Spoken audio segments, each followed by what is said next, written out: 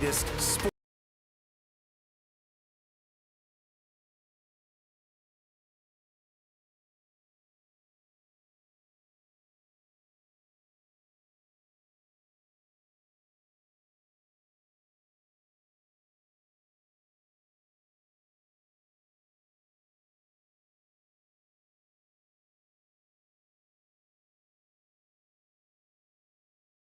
You know, like every year I've been here after my second year, it's like cup or bust, cup or bust. Well, we've won one cup. It's hard to win.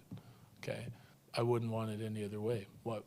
I don't think our players would want it any other way. I don't think the players that join our team at the deadline, the guys that have been here for years, would want it any other way. Now, you're leaving yourself open to a lot of criticism because it's always just like cup or bust. And every time you lose in the first round, second round, whatever it is, you know, people are going to get on you because you didn't win the cup. But I'd still rather be fighting for that, like having earned that type of reputation because of the way you play through the regular season and the group that you put together as an organization and the high expectations, rather than, well, let's just try and make the playoffs, you know?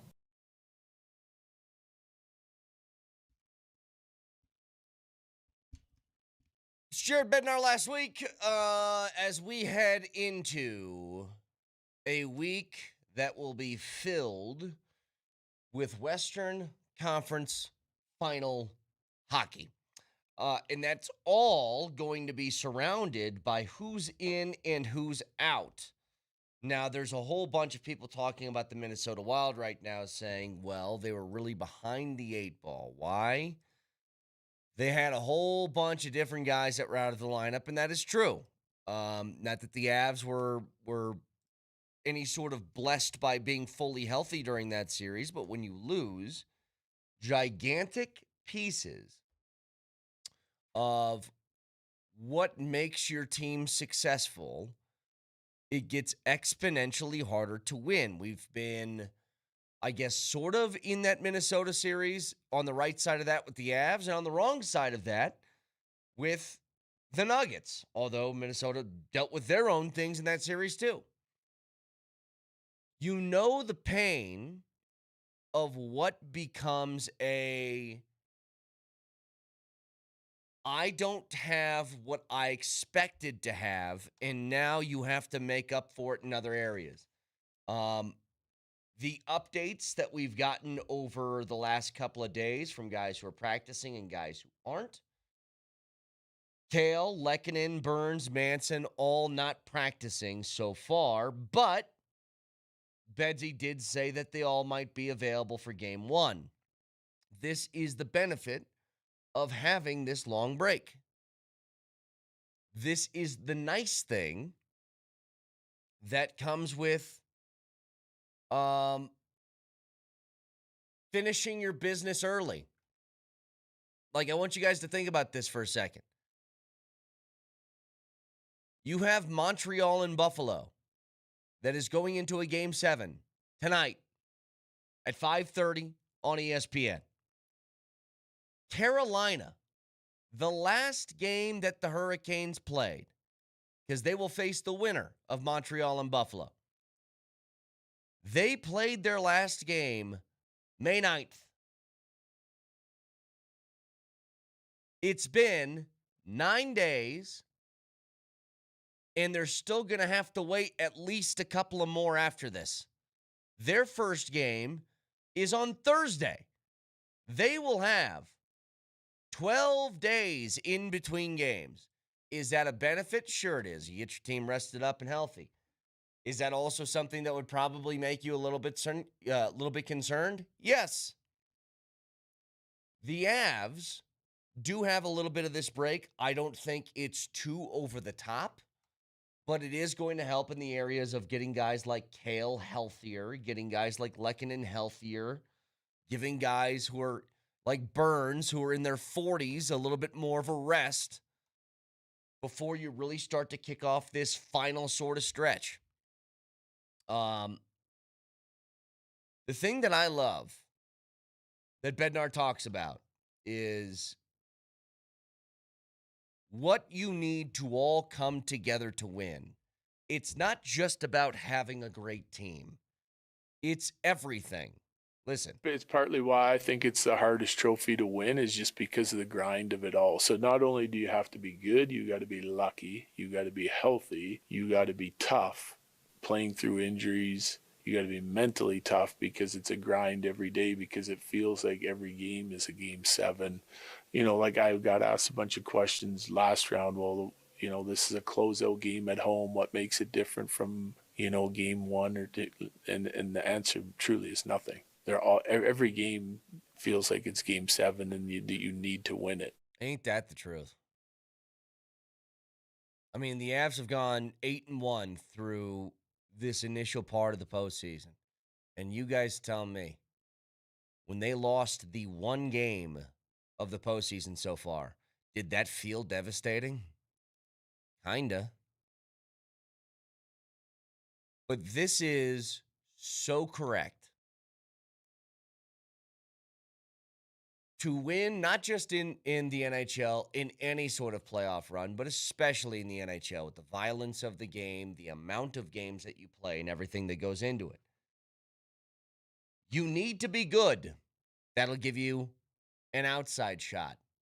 You need to be lucky with matchups, puck bounces, whatever. You need to be healthy. If you don't have health, it's a really difficult way to win. You need to have all of it. And right now, well, I guess after tonight, there's going to be 4 teams left.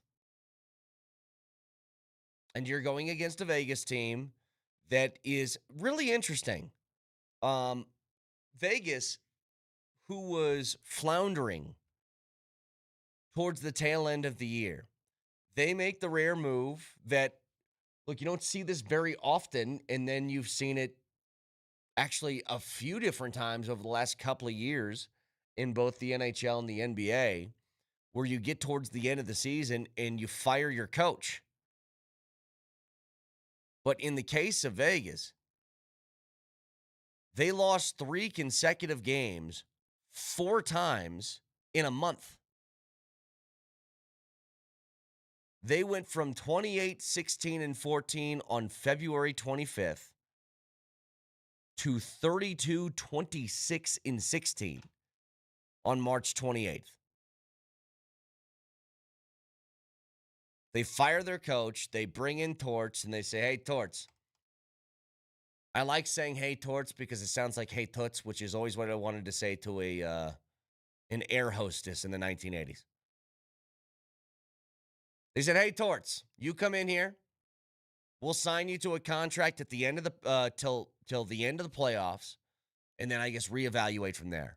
And since then, John Tortorella has been great. Gets them playing well towards the end of the regular season, goes into the postseason, wins in 6, and now he's got the biggest test that you can have, which is a game against the best team in the league, the Avs. What the Avs need more than anything is a healthy Cale Makar. You need to make sure that your back end is on their game in a series like this. Now, the Avs are going to be overwhelming favorites, and they should be. But the mounting pressure that comes in with a lot of expectation combined with good opponents that you play throughout the course of the postseason, combined with familiarity. These teams know one another very, very well. Even though some pieces of the roster have changed over the course of years, you've played in playoff series against each other, you've played against each other a number of different times. This is not going to be easy. But the Avs have the upper hand because they are the best team in hockey. If you take away a Cale Makar, which I don't think is going to happen, again, what was said by Bednar over the weekend was he thinks, I want to make sure I got this right. I don't know if I sent this to you or not, Nelly. I'm going to paraphrase because I can't find the quote in front of me. He thinks that everybody could be available by the first game. Here you go. From Evan Rawwall, Bednar says, quote, I think everyone's going to be available for game one, but we'll see regarding injury guys. Asked earlier if Malinsky is trending towards being available for game one, and he said yes. So, having everyone available, if you get that, then first of all, beautiful. Second of all, I think that is a direct byproduct of taking care of your business. You end series early, you get longer breaks, you get a chance to rest guys up because the physicality, as we all know, when the Stanley Cup playoffs start, it ramps up to a billion. Everybody's finishing checks, everybody's taking hits against the boards, and it's just different. The injury frequency is different than the regular season, and you see it play out right in front of you. And here's the great news. We got tickets. Now, it's Avs Alley tickets. Is that the ones that we're giving away today here, Nelly? For Avs Alley? Yes, Avs Alley for game one coming up on a Wednesday. So, for game one, if you want to be in Avs Alley, we're going to do our normal deal, our keywords every hour on the 20s. It'll get you a chance to be right there with the peeps. And if you guys haven't gone and checked that out yet, it's a really cool way to watch the game. Right outside the stadium, giant screen. Feels like you're in a mini outdoor ball arena, let's say. Right, just to the south of Ball Arena, isn't it? I will die on that hill, by the way. We're going to have to do this dance all day today, aren't we? If you make a 90-degree turn, you're facing west. So 90-degree turn back to where Avs Alley is south. And I will not hear anything else. That's it. And I know that because my house is east. And if I took a straight walk outside of Ball Arena to where Avs Alley is, I would be nowhere near my home. I can't read. Anyway, so I'll have keywords every hour on the 20s as we go along today. One more clip here from Bednar from over the weekend. And I remember in 2022, like we were 16-4, and it felt like when it was done, it felt like every game was must win, and we lost 4 games the whole playoffs. People outside of the competition would be like, well, you went 16-4. Like, well, obviously wasn't that hard. Well, when you're going through it, it certainly feels hard, and that's the stress of the playoffs and expectations. It's just, how one period or one game can be the difference or the swing of momentum. So you just feel like you're constantly under stress. So it's exhausting. Do you guys remember that, by the way? Do you remember both the Avs and Nuggets? Both teams go 16-4 on the way to championships. That is domination in the postseason. And your chest felt tight every night. You remember that? Remember how hard 16-4 felt? How every single game felt like the entire season was on the line? Because I do. And it's not going to stop. But it's so weird to think about. When you go back and you think about that series and in totality, 16-4, you dominated. You crushed it. And yet, you were having heart palpitations throughout the entire thing. So 303-504-0925. Shop Mazda text line, one price, one person, 1 hour. This from DMac. Manson and Malinsky didn't practice with the team Saturday. They were both full go yesterday. Malinsky was in a non-contact red sweater when he skated on Saturday. Manson skated before the practice on Saturday, too. Yeah, I think that a lot of these guys are ready. Now, the big concern I have is Kale. The Burns being out thing, I think that's just, hey, man, you're in sports terms, not in life terms, sports terms, ancient. That's just how it goes. When you got a 4 to start your age and you're still playing professional sports, you are a veteran.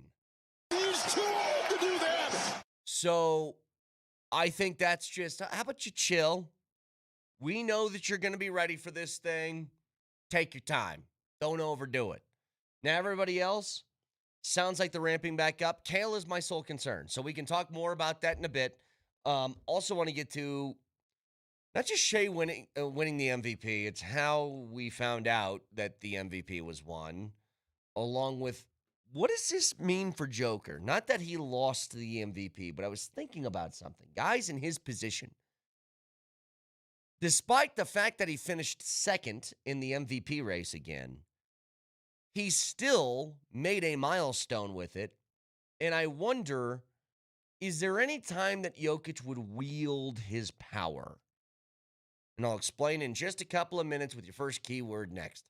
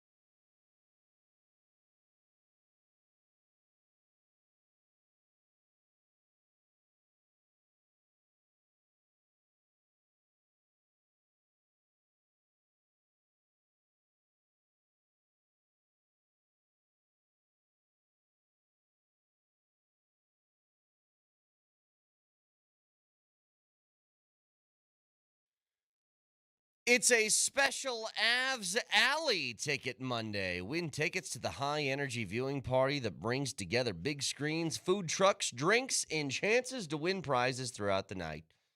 Tickets are $15 for the Western Conference Final, with the proceeds going to Kroenke Sports charities. To win tickets right now, text DARK to 303-504-0925 with your first and last name. For more info on Avs Alley, available at coloradoavalanche.com/playoffs. The keyword for this hour is dark. So text that in with your first and last name. Good luck. So, still got a couple of days before Game 1 of the Western Conference Final. I do want to talk about hoops for a minute. SGA wins the MVP. Jokic finishes second. That is not surprising to anyone who's been paying attention.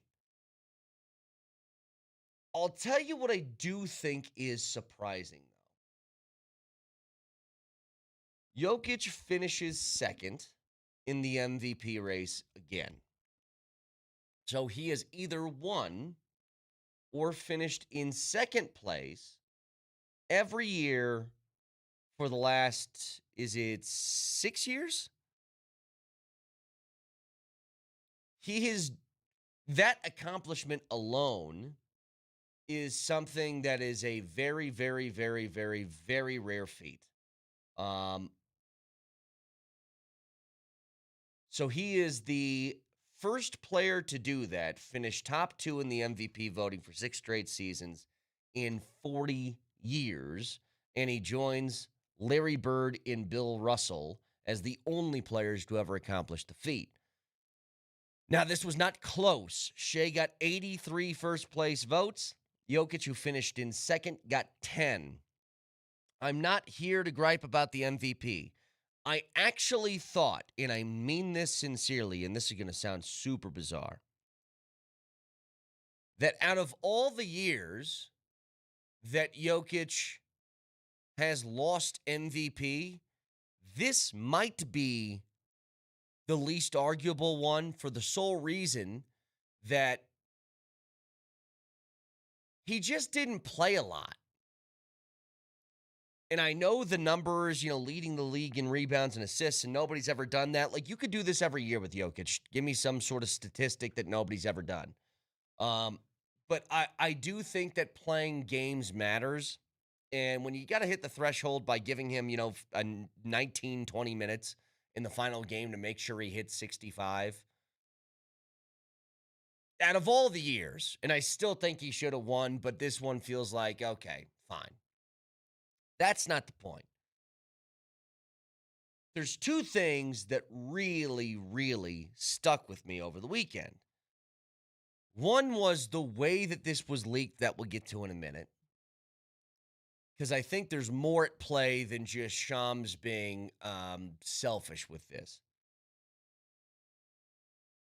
I was thinking about this from Jokic's perspective. He is still, even after that, a top 2 player in the game. He's an all-timer. Nikola Jokic is 31 years old. In February of next year, he will be 32. And I have this long-standing thought when you're in sports, if you start to see the 3 as the initial number of your age, you feel like athletic mortality is around the corner. Jokic has been a rare case, a unicorn in a sense, of players in his position, especially in the sport of basketball, in what they can do if they want, that he's never chosen to do. At least not through public information or anything that we've been told privately. Jokic has always been somebody that has said, I'm the employee, I do my job, I don't go above and step outside what those boundaries are. But we see this in basketball all the time. Superstars, especially of the ilk of Nikola Jokic, an MVP all-timer, will step outside the bounds of their employee status and start to wield immense amounts of power.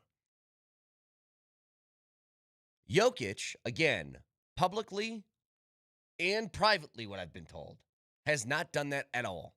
He did not have a hand in the firing of Michael Malone. He did not have a hand on how roster construction has gone about. He does not have a hand. I'm sure they talk to him when they make trades for like Aaron Gordon or big trades. That's normal. That's standard operating procedure. But he has not been, you know, the famous stories you hear of LeBron James when they're on a flight after a game and it's a day or two before the deadline, and everybody who's sort of a role player on the roster is looking at LeBron like, what is he saying to the front office about me? That's not the case for Joker. But should he? That's my question. Should Jokic play more of a wielding hand at this stage of his career? I would be the first to tell you I wouldn't blame him at all if he tried. I don't think he ever will, for the record. But being one of the all-time greats, the face of the franchise, somebody will have a statue outside that arena at some point. He has all this power. He hasn't used it yet. And I find, and most find, that to be an admirable quality within a leader on your team, is that he does not think he is above anyone else on the roster. He knows that he is.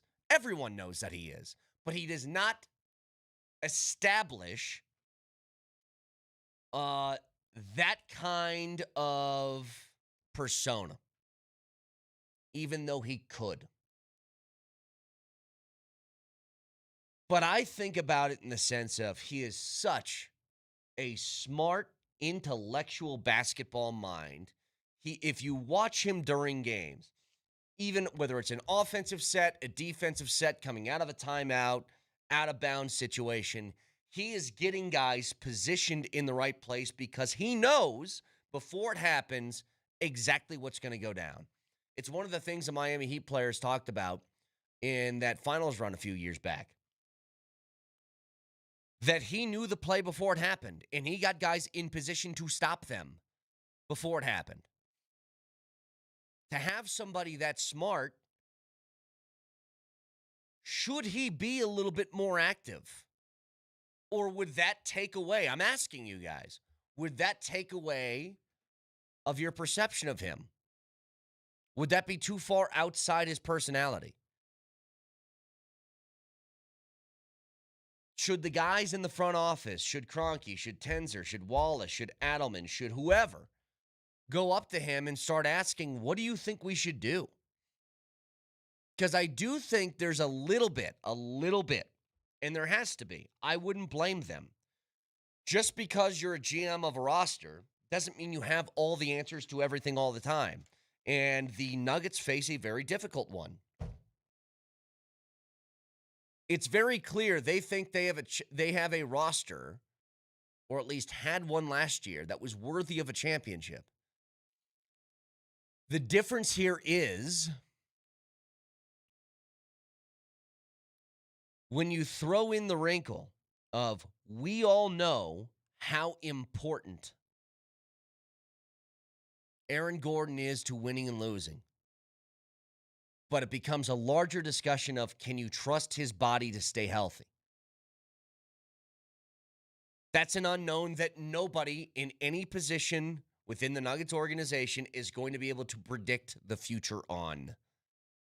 Hell, he could play 75 games in the regular season next year, and 2 games into the postseason, boom, there goes a hammy or a calf, and now you're in the same position that you were the last couple of years. Now, there are scary stories about this. Players who wield power and it doesn't work. We see this all the time. Giannis tried it. Go get me Dame. Well, that didn't work. Durant's tried it. Basically every stop that he's been in didn't work. LeBron's tried it in LA. And I suppose they got the championship in the bubble but for the most part, I think you ask anybody who's a Laker fan, did that Has this been satisfactory to you or not? The answer is no.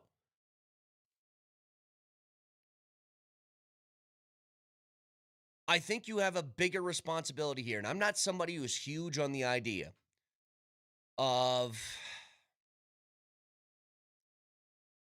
placating your entire sort of system to making one guy happy or you know, doing everything in your power to say, well, we pushed our chips to the middle of the table to try and get the most out of the X amount of years that this guy's got left because he's an all-timer and we feel a responsibility to it. Like, I'm not 100% in that door, but I'm a little bit in that door. I think you do have a little bit of a responsibility on your shoulders to make sure that this guy's legacy and how he's going to be remembered is not tied to bad decisions that you've made along the way. And I do think the Nuggets have done some of that. I think it's hard to say who's at blame. If this is a pie chart, I'll give it 50-50. The way that the roster was constructed in the years after the championship by Calvin Booth did not mesh with the style that Michael Malone wanted to play, which led to wasted years. It was too much pressure on like your top 6 players and not a deep enough bench. They changed that entire mentality this offseason, went out and got a whole bunch of people. You thought you had the deepest team ever. Injuries threw a wrench in that one. Like, if you guaranteed me health of Aaron Gordon and you bring back Peyton Watson, you guarantee me his health, I'm fine with running this thing back. But it's just hard to do. And this is where I think maybe it's time that you kind of force Jokic into being a more active part of this, which is a position he doesn't want to be in. Brett, can I ask you potentially a dumb question? Sure. So we aired the end of the season press conference, right? And in that press conference, Josh Kroenke said he thinks that if this roster stayed healthy and was able to play to its full potential, you're looking at 60 or 65 wins. Yeah.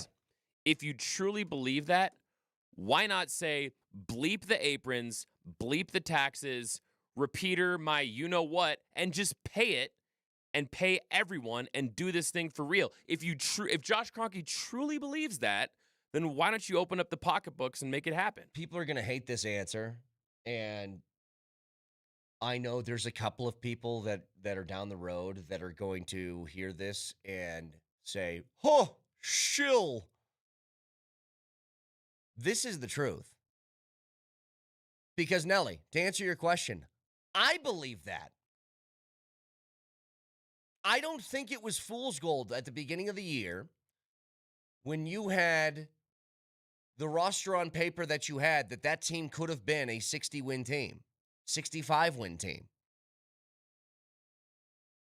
No matter how much money you spend, it doesn't tell me that Aaron Gordon's healthy. He's the linchpin in this. And that's the problem.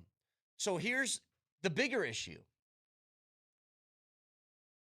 If you just want to go, all right, let's go into the apron, pay the taxes, do this, do that, you can easily do it. What happens if you get the same result? Now you can't move. You're tied into a roster that is flawed. You can't make a trade. You can't get a big free agent acquisition. You can't do any of it. So then what? Now you're stuck. Again, there are, I think, with these new rules in the NBA, there are situations where you can go as far into the tax and the aprons and the birds and all that different stuff that we talk about. But you have to be convinced that you're a championship team. Oklahoma City can do that right now. They can go into taxes and aprons because their team is just, they're unflappable.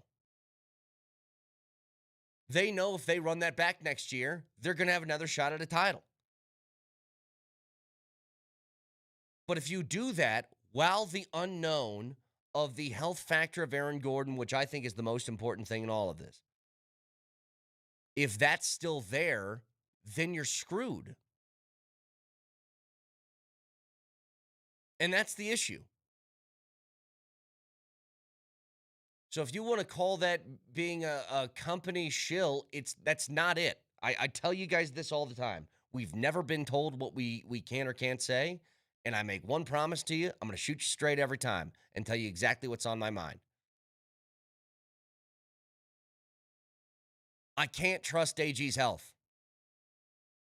And he is if this is a drink, Jokic is the actual liquor, Jamal's the straw, and I mean, AG's the bartender. You aren't getting the drink without him. And that's just how the team's built. But for the last couple of years, the bartender's been on a smoke break. And I don't know what you do there. This is what makes this situation that they're in so confusing.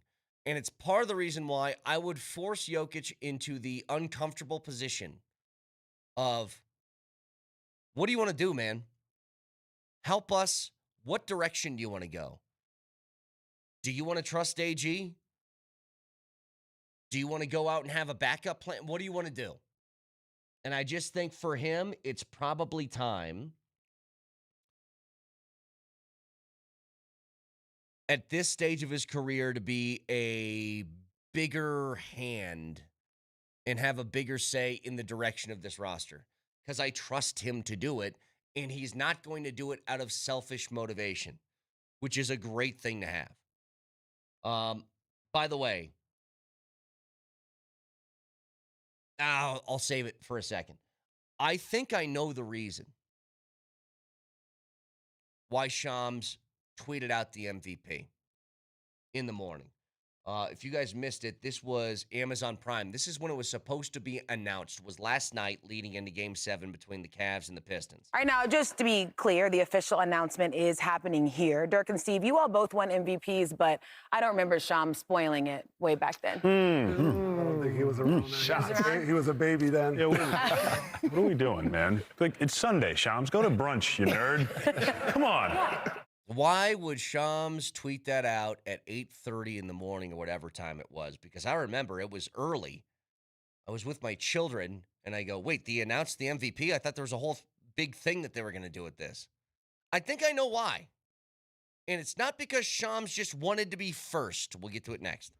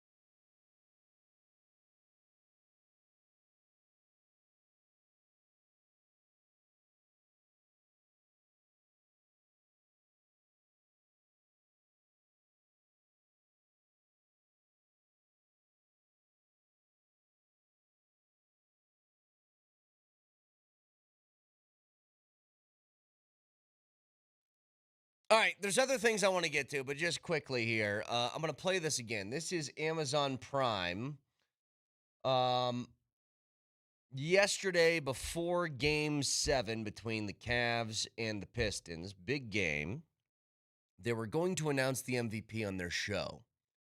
That all of a sudden gets thrown out of whack because Shams just tweets it out in the morning who the MVP is. So they said this. All right, now, just to be clear, the official announcement is happening here. Dirk and Steve, you all both won MVPs, but I don't remember Shams spoiling it way back then. I don't think he was around. Then. He was a baby then. Yeah, what are we doing, man? Like, it's Sunday, Shams. Go to brunch, you nerd. Come on.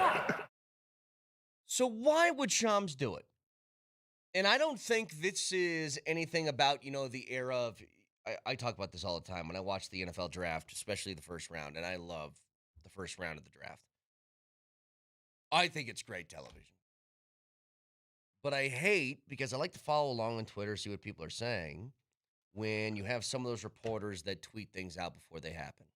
Woj was really bad at this with the NBA draft, where what would he do, Nelly? He would say something like, the Kings have their eyes on Domantas Sabonis or whatever. He wouldn't say that that's who they're taking, but he would basically say that's who they're taking.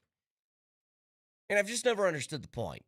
To tweet something out 2 minutes before it officially happens for something that's a televised product. And I think to do this, tweet out the MVP, and I want to see what time was it that Shams did this. Because it was early in the morning. Early. It was 7:50 a.m. Mountain Time, which would be 9:50 a.m. East Coast time. Yes. 6:50 Pacific. Why would you do it then? Well, I got an answer for you. It's just a theory. Who does Shams work for? ESPN.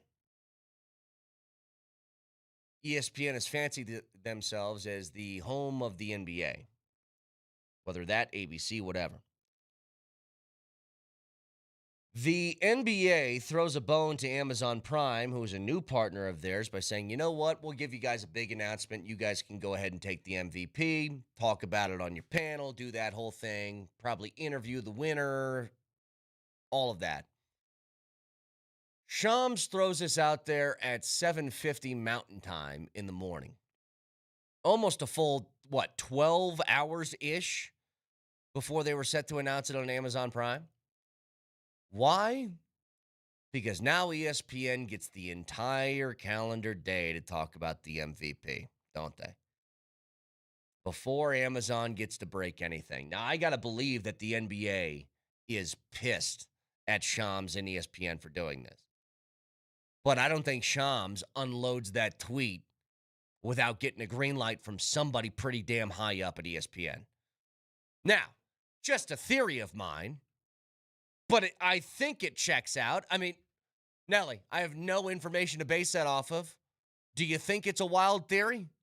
I heard some people thought that he just got his time zones mixed up. He meant to go with, not time zones, his AM, PM. Maybe he meant to schedule the tweet in advance for 6:50 p.m., but he got it swapped for AM accidentally. I've heard some of that too. We've all been there. You did the old Moser, I set my alarm for 6:10 a.m., but I accidentally did the p.m., so I slept in sort of thing? Yeah. Just another quiver in the arrow of the military time gang right here. I never screw up AM, PM, baby, because I can't. But that's what I heard, that Shams just got his wires crossed. I think that's a convenient excuse to use that I think is highly more unlikely than the theory I've come up with. I think ESPN wanted to stick it to him. I bet you they're sitting there at the NBA looking at him saying, we've been a partner with you for decades. This new kid on the block gets the giant announcement. I don't like that at all. No.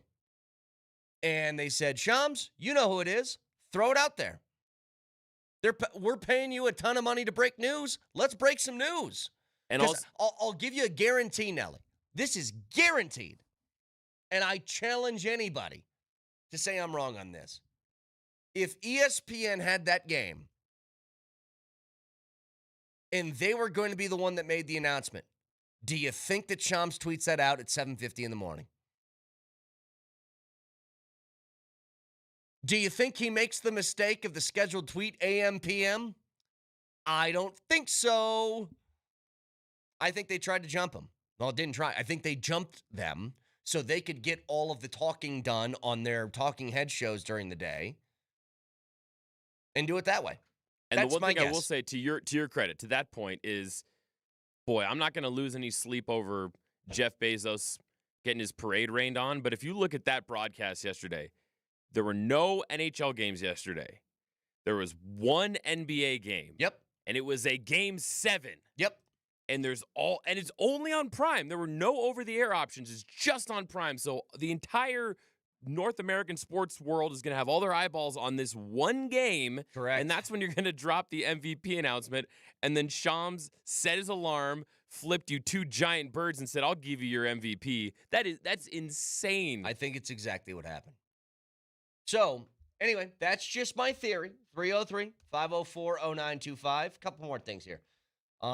Watched the PGA Championship yesterday, and it was crazy. You had, I think at one point, there was 19 guys that were all 4 under or better, and Aaron Rai was leading the way at 6 under. So it was setting up like you could have a 5-way playoff between a few guys, maybe. For him to bury what felt like a 500-footer on 16 for eagle and just throw a dagger at everybody else was pretty fun to watch. Now, Aaron Rai's been somebody who's been playing pretty well this year. But for him to win his first major in that fashion is pretty unbelievable. The putt that he nailed on 16 felt a lot like J.J. Spahn's last year in the U.S. Open, where it's like he had control of it, but it was just a giant dagger for everybody else.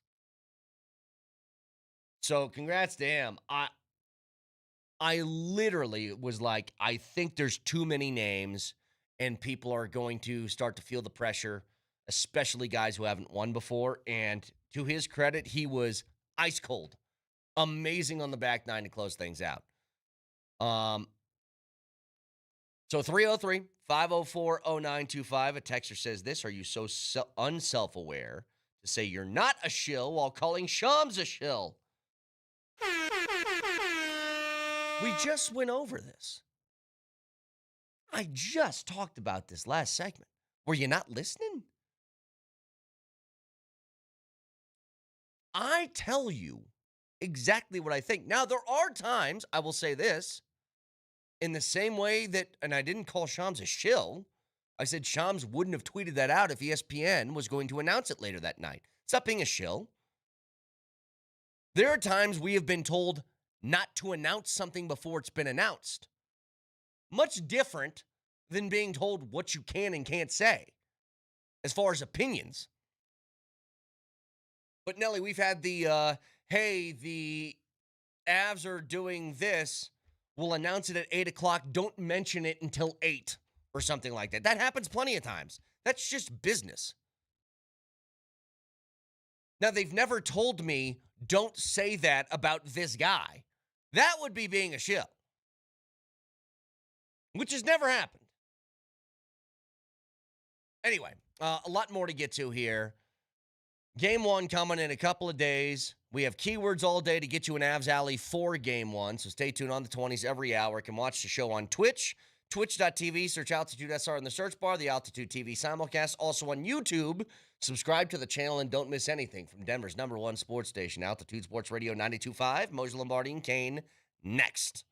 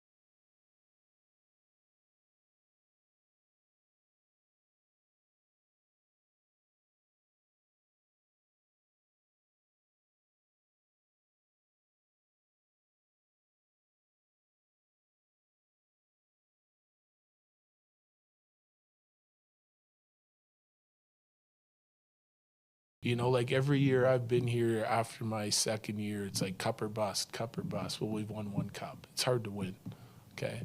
I wouldn't want it any other way. I don't think our players would want it any other way. I don't think the players that join our team at the deadline, the guys that have been here for years, would want it any other way. Now, you're leaving yourself open to a lot of criticism because it's always just like cup or bust, and every time you lose in the first round, second round, whatever it is, you know, people are going to get on you because you didn't win the cup. But I'd still rather be fighting for that, like having earned that type of reputation because of the way you play through the regular season and the group that you put together as an organization and the high expectations, rather than, well, let's just try and make the playoffs, you know? All right, welcome in. A couple of days away from Game 1 of the Western Conference Final against Vegas. The news from over the weekend basically had guys that were missing some practice time, the more usual suspects, I guess you could call them. But DMac did say that Manson and Malinsky didn't practice with the team on Saturday. They were both a full go yesterday. Malinsky was in a non-contact red sweater when he skated on Saturday. Manson skated before the practice on Saturday, too. The big concern that we all have, I think, to be clear, Moj, is Kale. And what's going on with him? Correct. And we don't know what's going on with Kale, but he is the main thrust of any sort of concern heading into Game 1 in a couple days. Would you like to learn a little bit more today? I would love to. You know, I went through the Vegas lineup, and I understand that they didn't do anything close to what the Avs did this season, but they've also won 15 of their last 20 games. Mm-hmm. They got some ballers. They do. They absolutely do. You want to learn a little bit more today? Yeah. Well, too bad, because they're not practicing today. Gotcha. So you're going to have to wait until tomorrow. You know, I'm sure they will get together. And maybe they will. Maybe today's just a total day off after a couple, 3 hard days of practice, right? A couple hard days of practice. Great. But they ain't meeting with us, certainly, and they're not meeting with you. They're not going to call out, hey, I wish Brett Kane would come over here and talk to us. They ain't doing that. Well, I think this is the benefit, though, of what you have by taking care of your business. You get this long extended break and chances for guys to get rested and healthy because you've earned the right to do so. Like, it still blows me away, Moj. I just looked this up. So Game 7 tonight between Buffalo and Montreal. The last game that Carolina played was on May 9th. Correct. They will not play. They already have their series start, no matter what happens tonight, until Thursday. It'll be 12 days off. That's crazy. That's unbelievable. That is crazy. Well, you have one team that won because they won their first round series the way they did in a sweep, they were able to start their second round series faster. Yeah. So as soon as Philly finished up with Pittsburgh, they were off and running for round 2. You sweep that one. Meanwhile, is that even Did you say meanwhile? Missed while? I'll show you meanwhile. You want some meanwhile? Pretty misty outside right now. I'll give you some meanwhile. Meanwhile, in the Ernstwhile, something with an NST in there in some sort of while. Sure. The other series is going 7, but long, and then 7, and then it's like, okay, just hang out and do your thing. But I tell you what, though, I don't care what anybody says about this, quote, avalanche rest this time. This is good. Yes. Pills are good.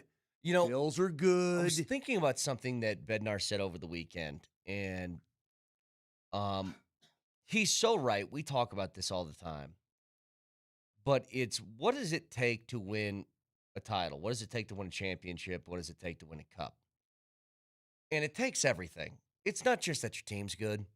It's all of it. It's partly why I think it's the hardest trophy to win, is just because of the grind of it all. So not only do you have to be good, you got to be lucky, you got to be healthy, you got to be tough, playing through injuries. You got to be mentally tough because it's a grind every day, because it feels like every game is a Game 7. Like I got asked a bunch of questions last round. Well, this is a closeout game at home. What makes it different from, Game 1 and the answer truly is nothing.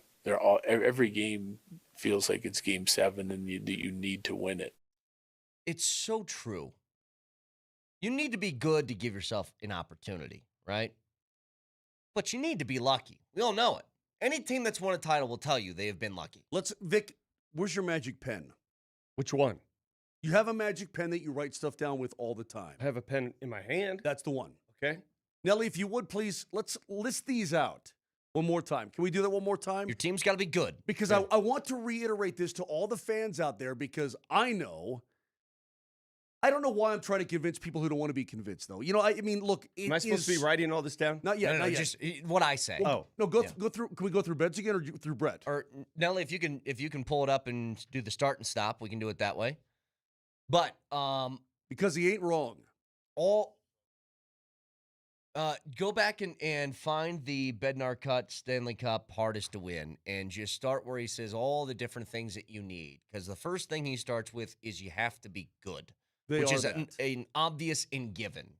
You have to be a good team. So, Nelly, whenever you find it, let me know and we'll start from there. Because that is true. You want to get in the dance? Your team has to be talented. This is where we teach. This is a teaching moment. Professor Vic. Just tell me when I'm supposed to start writing. I'm waiting for Nelly to get this pulled up.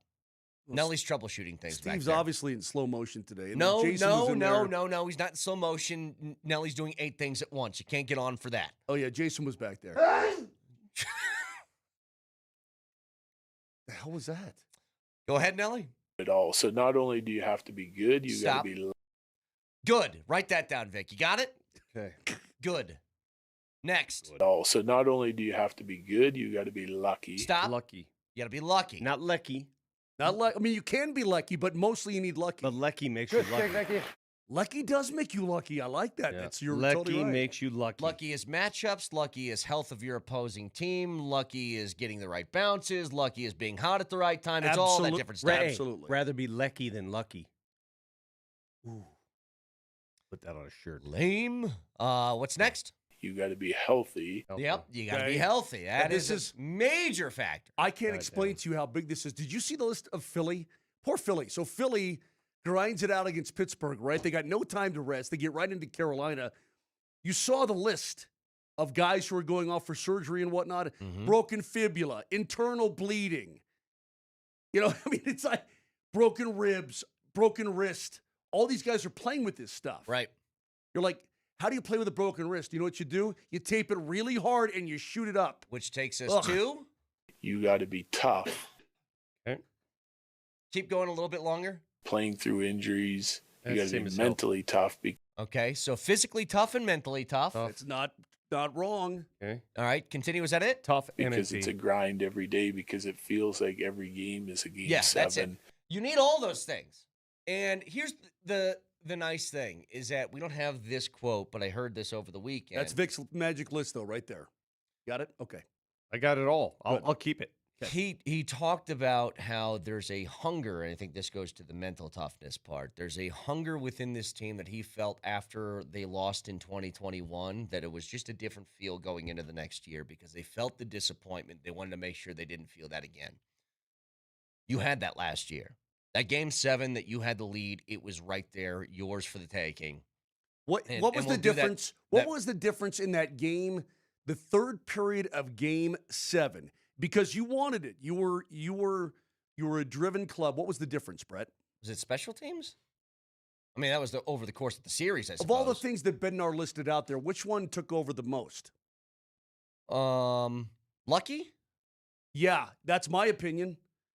Rantanen throwing himself into the end boards, just throwing a puck up ice and it ricochets off Gerard's skate and in is pretty friggin' lucky. Now you can say, well, he had the puck on his stick and he still made it play. He ran himself into the end boards and got rid of it. Sure.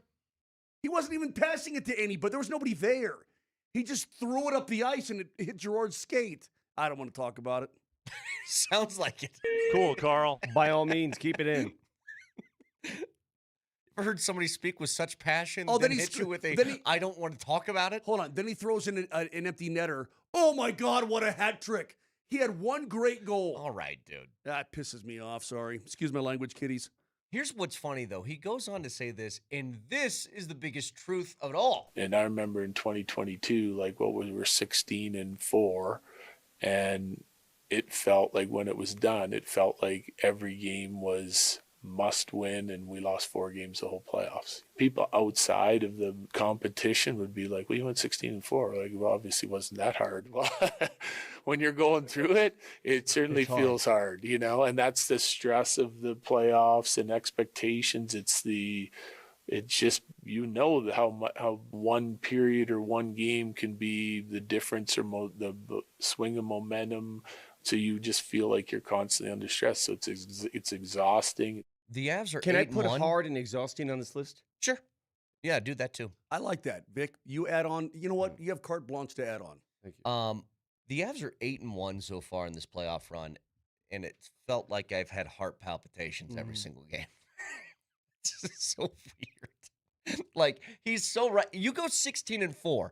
Outside looking in, you're like, man, you breezed through the playoffs to a championship, didn't you? I was like, didn't feel like it. And that's why the reverse is also true. You can have a very good club, and you lose in Game 7 in the third period, right? Because, Bubba, that's how slim the margin is sometimes between winning and losing. And we look at the 16-4 run.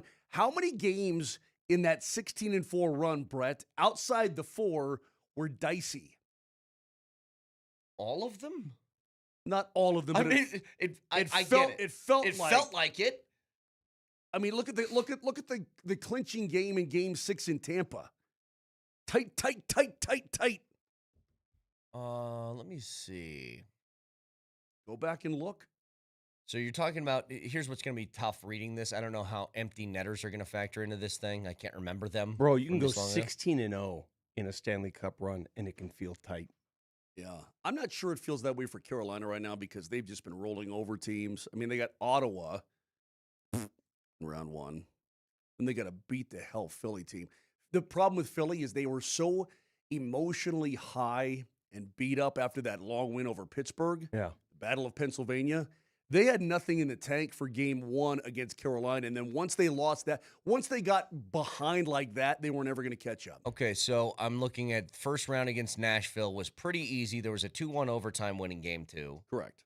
And then 5-3 to close it out in Game 4, but that was an empty netter at the end of the game. Correct. So 2 out of the 4, I suppose. St. Louis, 3-2 overtime win in Game 1. You lost 4-1 in Game 2. I can't remember these. 5-2 in Game 3, 6-3 in Game 4. Yep. Then what happened? You're coming home for Game 5. That 5-4 overtime loss, yuck. And then the amazing finish in Game 6, right? And that was, I mean, listen, that almost, that could have went to 7 games. Hey, we got a Game 7 tonight, correct? We do. Ooh. That Game 7 in the NBA last night was a dud. Total dud. I Dud. sat there and watched that game, and I watched UCLA softball for like 2 hours. Oh, God. Moj, I'm filled to the brim on softball, and I love watching softball. Uh-huh. My wife's killing me, though. It's on Is she TV. giving you play-by-play? No, it's just well, first of all, Nebraska's good for the first time in forever. Is And she so giving she's you, like- really into Yeah. it this year. Yeah. Can I say this, though? Can I let somebody talk to your lovely wife independently? Hope she's listening. Brett's wife. Give him a break. Okay? It's actually fun. It's like I can go to the basement, but on the weekends, kids are at the house the whole time, so we have to share these spaces. I'm trying to watch Just give your Sunday just give PGA Championship. Give your and boy a break just for a we're little battling. bit. It's a battle. Just a little bit. The PGA Championship was boring. I didn't think it was boring. There were so many guys. I was bored by it. There was like 15 dudes within 2 shots of the lead I'll on be Sunday. the judge of what boredom I is. was so bored. I'm with Vic. I was so bored. I'll be the judge. Are of you what- guys just into the name I'll value? I'll be the judge of what boredom is. Okay. Final 6 holes, dude. I bounced off it. Went for a walk. Nothing about the course it's just blah. Nothing there. I mean, Nothing to see. Okay. I had a good time. You know what? Maybe small, silly things excite you. Yeah. Maybe if you had a You're, larger you're easily entertained. If you Maybe had that's a- where your brain capacity is. if you had a larger perspective of what makes good tournament golf, perhaps you'd have a better appreciation for great tournament golf. And you don't have that yet. You know, Brett, if I ever have a question about your golf acumen, Yeah, all I have to I do. think you guys are anti-Schmids. No. I think that's what you All guys I are. have to do is and no. anti-Smallies and Brett, anti-Rise. Vic, I like the Aaron Rice story. I know the Oh, it's a story. great I mean, story. 2 gloves? Yeah. Johnny 2 gloves? Yeah, it's I great. I know the whole story. Working class. Yeah. Son of English immigrants. Him- Yeah, him blah, or blah, shark, him or blah. shark. Yeah. I'm sure. If I ever have a question about your golf acumen, all I need to do is wait 5 minutes, and you're going to reinforce it for me. Just a Sunday major with 15 people within 2 shots of the lead, late in the day. Yeah. Boring. Hammer Shark. So what did you guys do? Played dunk hoops. I know you didn't play dunk hoops. I know that because it That's- was that's raining neat. yesterday. We play through anything. Oh, do you? Yeah? I had a nice brunch with my buddy Jim Dalton. Wow, that's so much more exciting I than had Sunday. I had a mow. PGA I Championship. had a mow of my lawn. That was the most precise mow I've had in years. That sounds great. It feels good. We got a keyword for you guys. This is get you an Avs Alley for the game on Wednesday, Game 1. We'll get to it in a second, along with Jokic finishes second in the MVP race again. That's fine. We all expected that. I have a deeper question about, is there something Jokic should do in this offseason that he has not done yet in his career? Why are you pinching at me? Also, as we roll on, are the Avs going to have some unlikely allies as this series wears on? I'll explain. Next.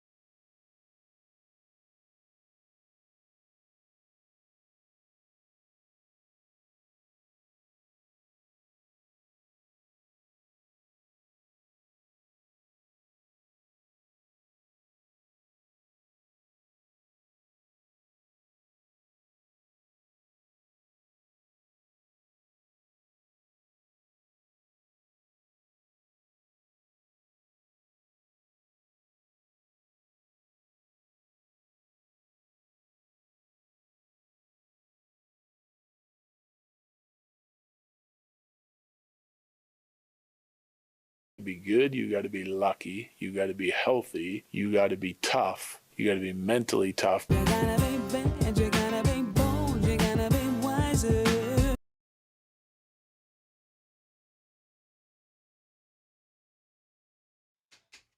All right, it's a special Avs Alley Ticket Monday. Win tickets to the high-energy viewing party that brings together big screens, food trucks, drinks, and chances to win prizes throughout the night. Tickets are $15 for the Western Conference Final, with proceeds going to Kroenke Sports. To win tickets right now, text BACK to 303-504-0925 with your first and last name. More info on Avs Alley available at coloradoavalanche.com/playoffs.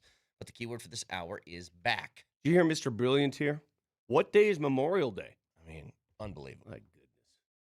History buff. What day is Memorial Day? Not only did you say that, Avs guy over here said they play Saturday. I was like, no, they play Sunday. I mean, how lost can you be? Well, it's the last Monday in May. What is wrong with you? So it has to be the 25th. That's this Monday. It's a week from today.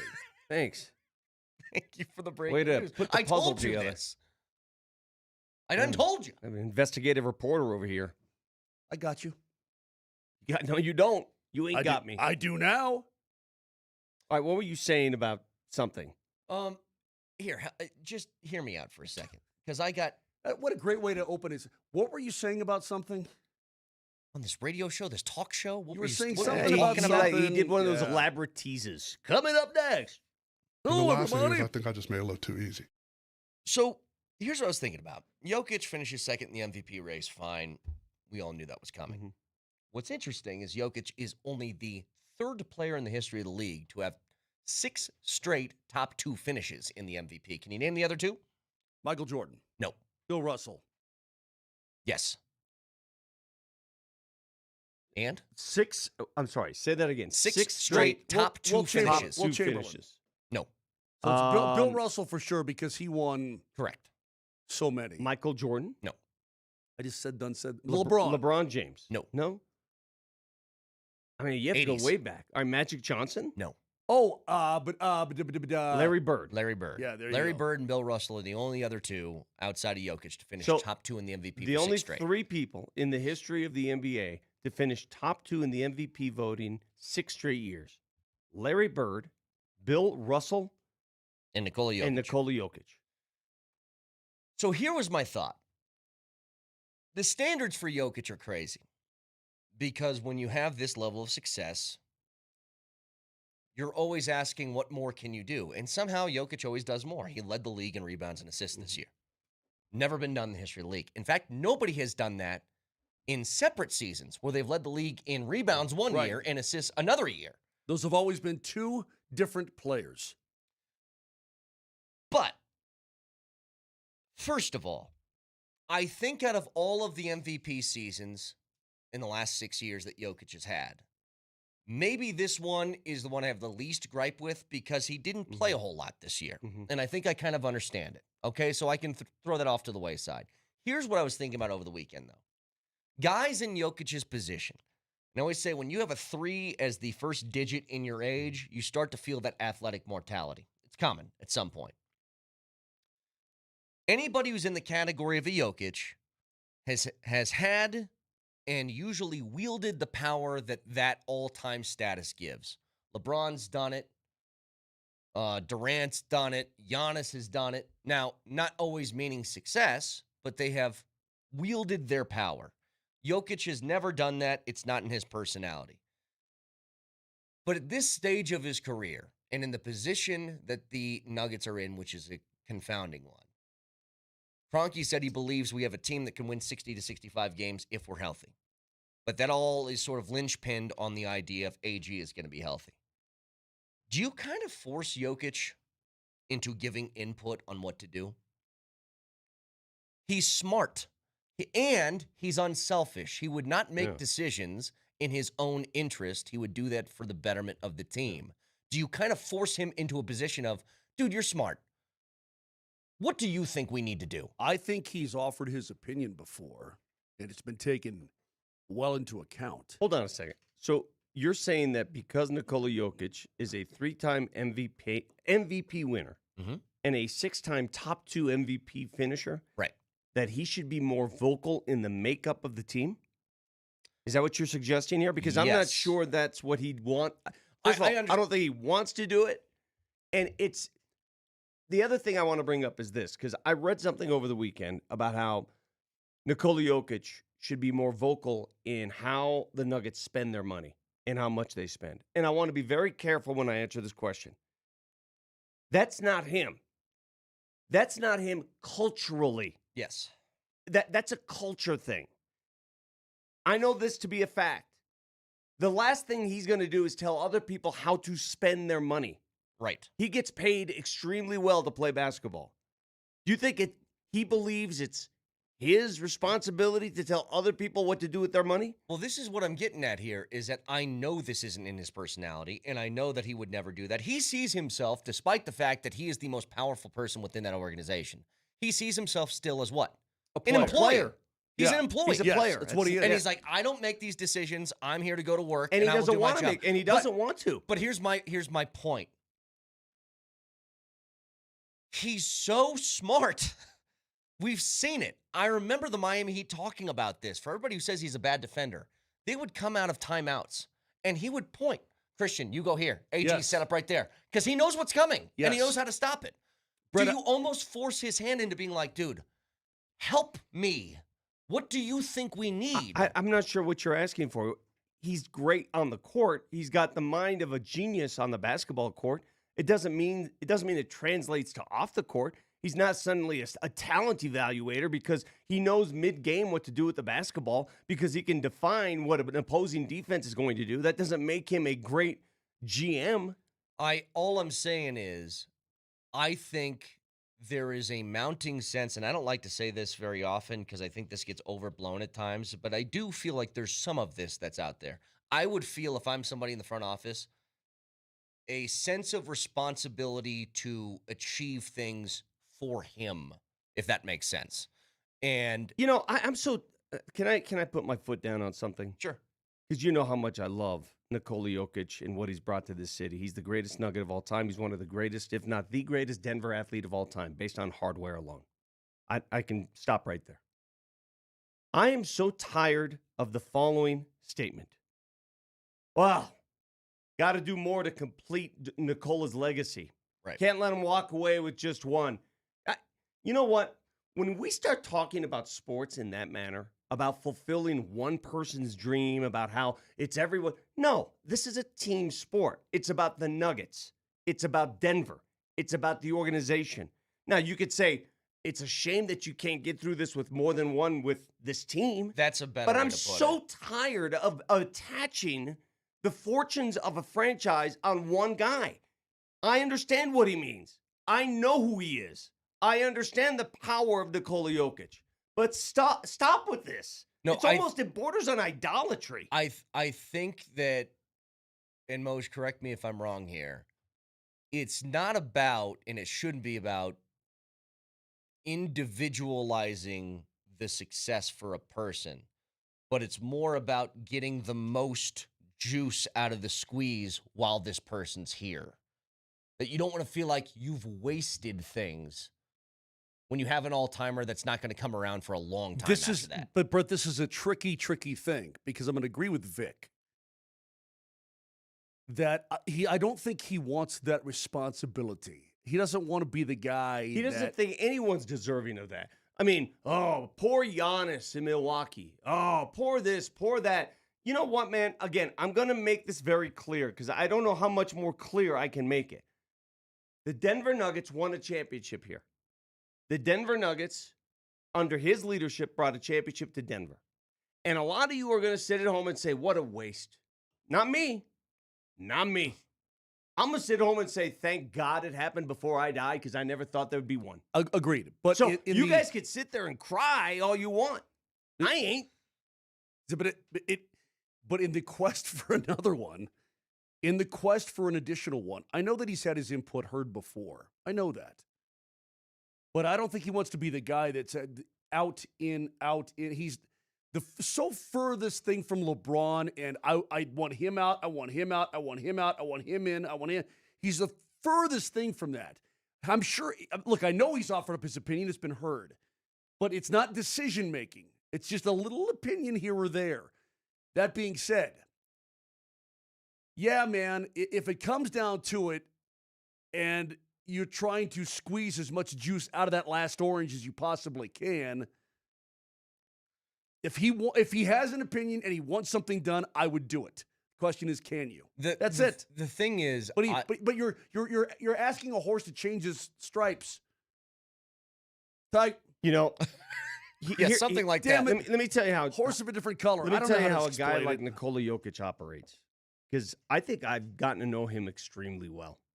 All right, not as well as many in that organization, but I've known him for a long time and I know him well. Here's how he operates. He's not an aggressive, hey, we have to get rid of this guy. He's not that dude. He doesn't go to the front office and say, I don't like what this guy brings to the locker room. However, if asked, he'll provide his opinion. If pressed, he'll tell them what he thinks. Yeah. That's who he is. He's not a let me run the operation guy. He's not. No, I agree with you. And it's never going to be in his personality. Here's, I guess, where my mind's at. I listened to the end of the season presser. I don't blame them for being this way because it's a very difficult spot to be in. Did they sound like they had a clear direction of what they're going to do this offseason? Do they have a clear direction? I think they do, but maybe, I don't think it's on the table. I don't think they let you know what their direction is, but I think they do. Okay. I think 100% they know what they're going to do or try to do. Here's what it sounded like to me. If AG stays healthy, this team is championship level. And I don't know if I want to mess with that. But we might mess with that. Sure. But if we can't find somebody to do the deal with us, then we can't really mess with it. That's what it sounded like to me. There's a whole bunch of ifs and ands and buts and what ifs and all that stuff. But that's such a huge if, though. No. I understand, Moser, but that's my question. That's what I'm getting at is maybe this is a time that I go to Joker and I'm like, what do you think we should do? That's all I'm saying. Like, get your input on this situation because it is a tough spot to be in. You're pressed up against the cap. You know you're going to lose a couple of guys from this roster. How should we go about this, and what do you think is the best route? Because I trust your basketball acumen. And you have the biggest helping hand in anything. You are responsible for 90% of the things that we do on the court. That's all I'm getting at. Listen, I know that big decisions that are made, there's always a conversation to be had with your best player. But he doesn't make the decision. He advises. He offers input. He'll provide his own opinion. But those decisions are not made by him, nor do they want to be made by him. It's not who he is. It's a cultural thing, guys. I'm telling you right now. Who he is and where he's from, that's not his job, nor does he want it to be. Now, if you're talking about this, if you're talking about persuading guys to come play for the Denver Nuggets, let's say you've got a couple of guys on the vet minimum who are gone, and you see pieces out there that you think you might like to acquire to go for a run. Sure. Could you say, hey, can you get on the phone from Sombor and call these guys? You know, that sort of thing.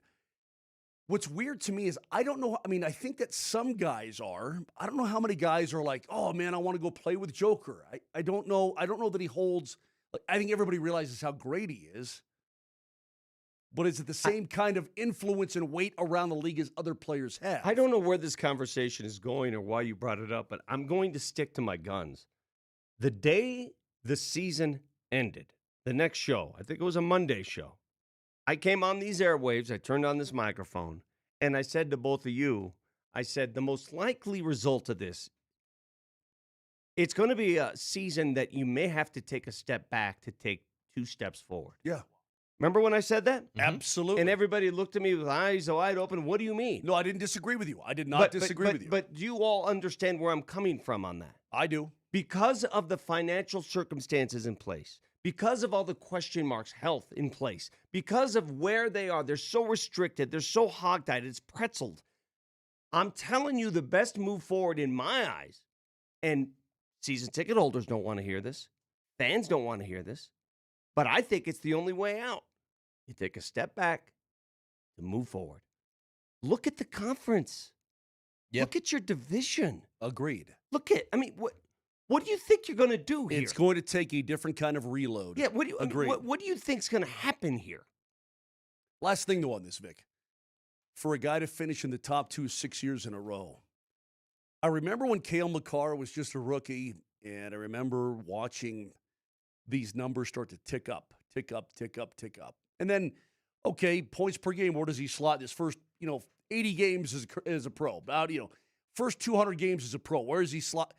And all the names around him are the usual Hall of Fame iconic subjects, right? Sure.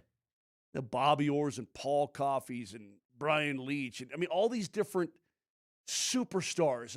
Just the royalty of hockey. And then one day, and I don't know when it was, maybe 4 or 5 years, I don't know when it was, I just go, you know what? I'm going to have to accept that this is who this guy is. Because I can't put him, there's no way I can slot him in here yet. No. I thought to myself, I just need to accept the fact that he's that guy. Yeah. When I look at Joker and all these things ain't done since Wilt, and he's the only guy to finish in the top 2 6 times besides Russell and Bird. Dude, when it's all over, we are going to have to, Vic, this is the amazing part. Yeah. We are going to have to look and go, damn, he's amongst that. This texter says it best. Texter 2302. What are we talking about here? We've been dogging LeBron for doing exactly what you're talking about doing here. And this texter's right, Brett. You're asking Joker to be more vocal about making moves and doing all this stuff. I don't like that. I don't like when players suddenly believe they run the team. I think Joker knows exactly who he is. He's a great generational player, and that's it. He doesn't run this team, and nor should he. Can I just point of correction? There's a difference. Point of correction. LeBron does things for LeBron. Well, what would this be then? Jokic, you know as well as I would. Yeah. When Jokic gives, if he were to give input on things that he thinks should happen. Sure. He's not bringing his boys to the roster. Understood, but he's doing it through the guise of this will make the team better. But what I don't like is that this narrative that exists out there, oh man, spoiling Joker's career. Spoiling this. Joker's fine. He's going to make $70 million a year.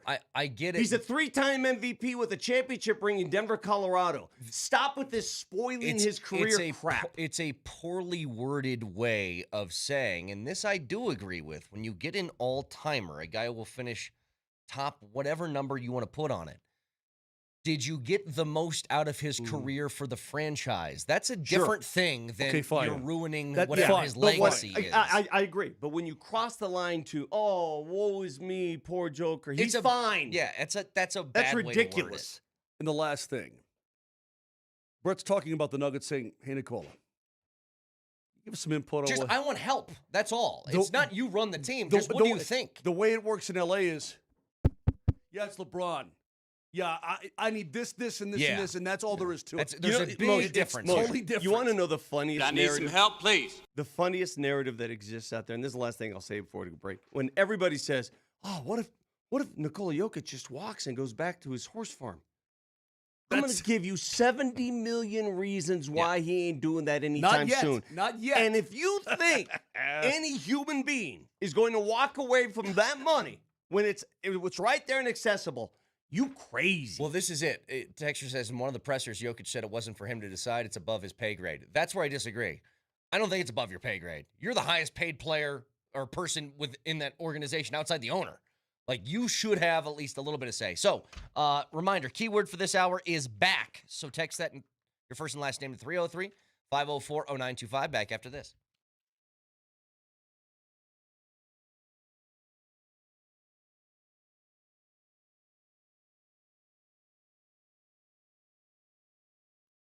Say it all the time, just because you're getting older doesn't mean you have to feel like it. If your energy is low, sleep is off, weight won't budge, your mind feels foggy, maybe you are dealing with low testosterone. It's more and more common nowadays than ever before, something men younger and younger are experiencing. So maybe your game isn't quite what it used to be. Do yourself a favor like I did and contact the Rocky Mountain Men's Clinic. Now, they are experts in men's health, and they're going to take care of you. Do yourself a favor. Go to their website. Take the low T quiz. Simple. 10 simple questions. Yes, no answers. Takes 2 minutes. Find out if maybe that's what you're dealing with. And they also have now these awesome, fantastic advanced medical strategies featuring TRT, GH, peptides, NAD+, GLP-1, PDA, and more. You treat your low T, other hormonal issues, and it'll also help you shed pounds, have more energy, enhance your body composition, improve sleep, increase your sex drive, and much, much more. Here's the number, 720-440-7900. That number again, 720-440-7900. 5 locations up and down the Front Range. Just go to RockyMountainMen'sClinic.com.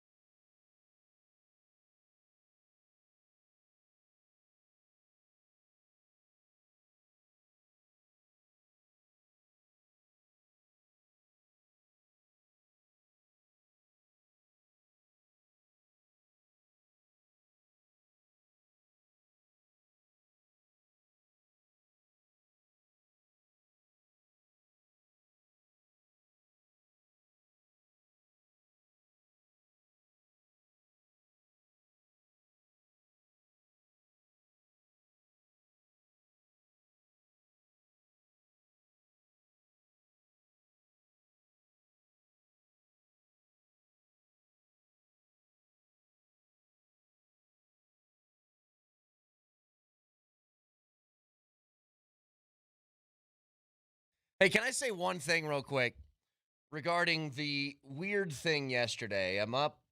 It's, I don't know, before 8 o'clock in the morning. I have 2 small children in my living room as I have golf on television. Just the oldest father move ever.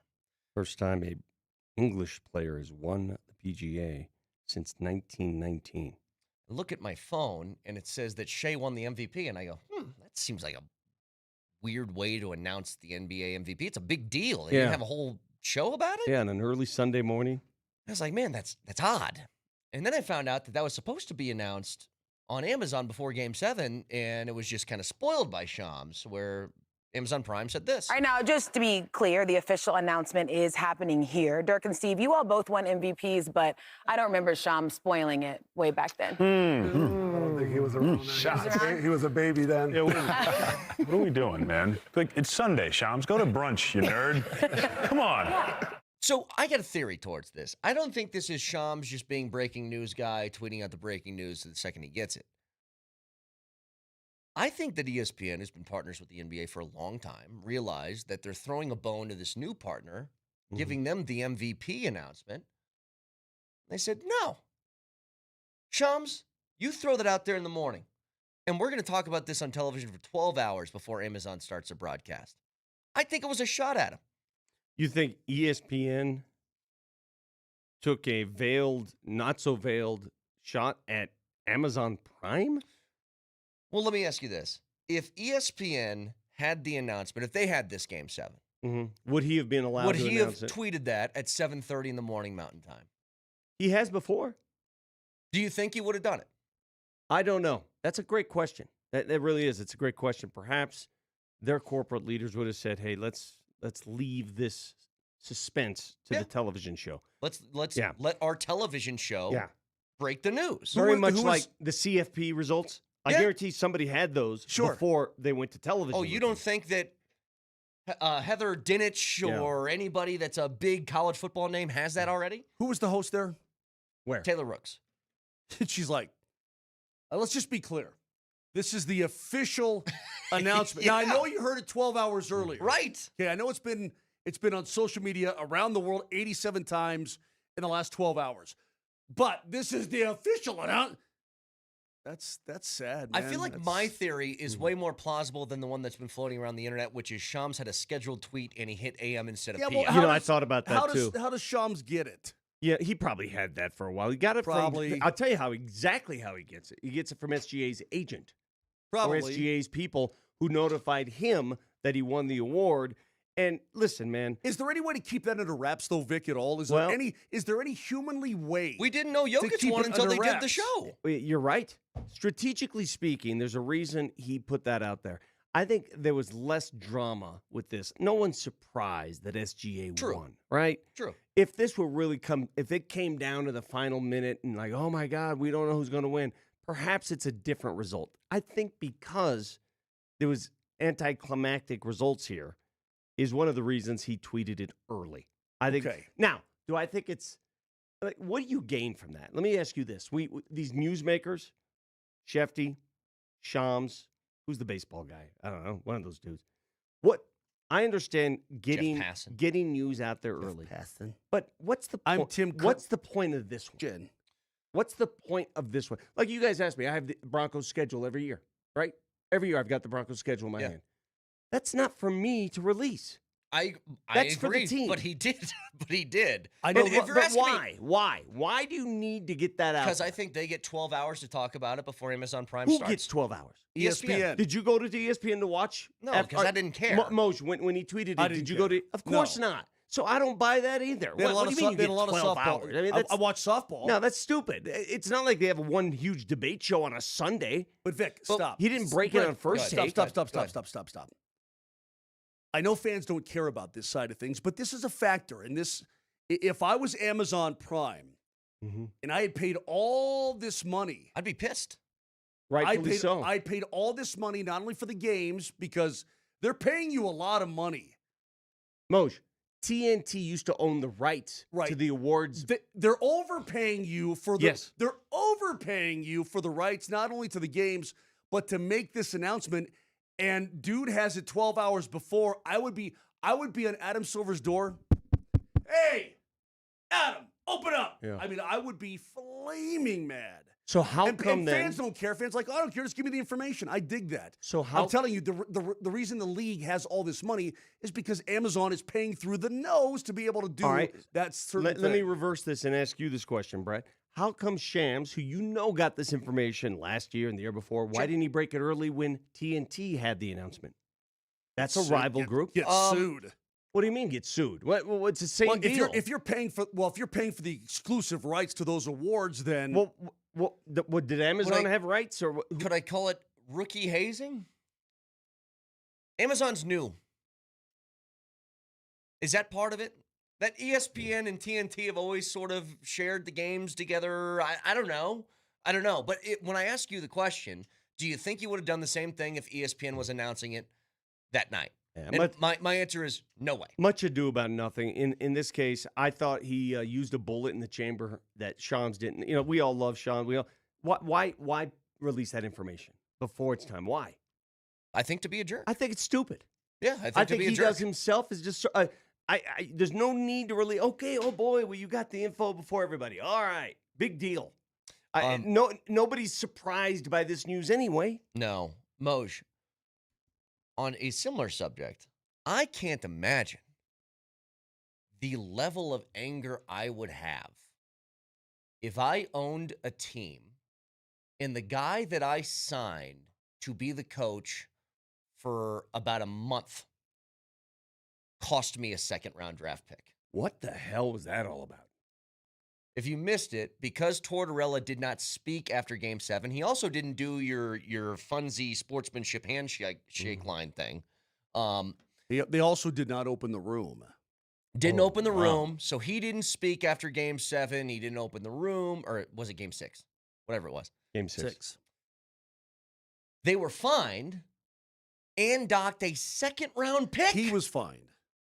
Well, whatever. They were docked a second-round pick, Correct. which is you had a guy who's on a rental for a few weeks, cost you a second-rounder. They fined him $100,000. Now, again, the team, I've never seen this before in my entire life, Vic. Like when a player's in big trouble. In fact, we'll get to more of this here. Yeah, in a second. We'll get to more of this in a second. But when a player's in big trouble with the league, what do they offer him? Huh? What do they offer him? They don't just, they offer him an in-person hearing. Oh, yeah, hearing. Yeah. Wait, did you look at me and go, huh? Yeah, it was such a broad-based question. Well, no. I could have said a lot of things. Okay, if you board a guy, okay, you're suspended 2 games and fined $10,000, whatever. But when you're really getting into trouble, like In you're going to be out. Forget the Zoom. 10 games. Yeah, you're all, well, we're handing down the punishment. You're offered an in-person hearing to come and explain your case. You know, you'll throw yourself on the mercy of the court, essentially, is what it is. Yeah. They, for the first time I've ever seen, maybe it's happened before, but I can't remember, they've offered a team an in-person hearing at the league offices this week sometime. Yeah. And I would imagine it would be before the damn playoff series begins on Wednesday, because you want to have all your peeps, all your owners and GMs and everybody lined up in Denver for game number 1. I'll get to more of that on the other side, because out of this has come something that I don't think is unique, but it's palpable. Get to it next.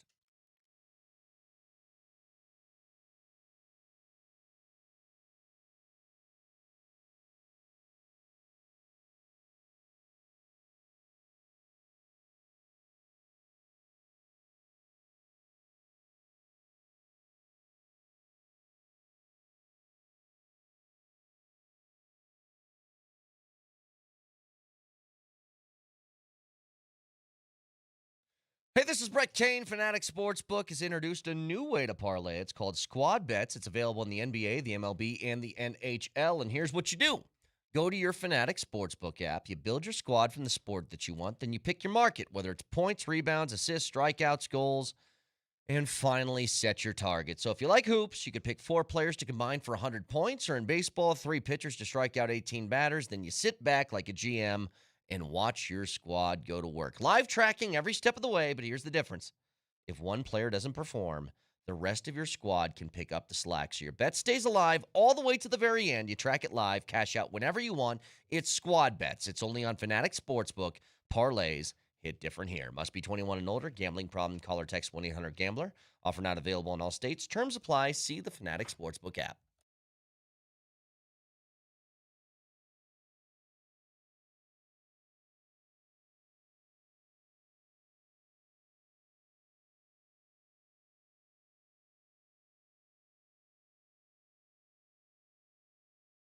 Vic Lombardi here. If your vision is having issues, and I mean watch and learn, I'm trying to read a commercial right now without my bifocals, and it's difficult. if you have to wear bifocals, if you have to wear reading glasses, if you have trouble reading your phone, I have a solution for you, and it's easier than you think. It's called refractive lens exchange from my friend Dr. Cudarelli at Cudarelli Vision.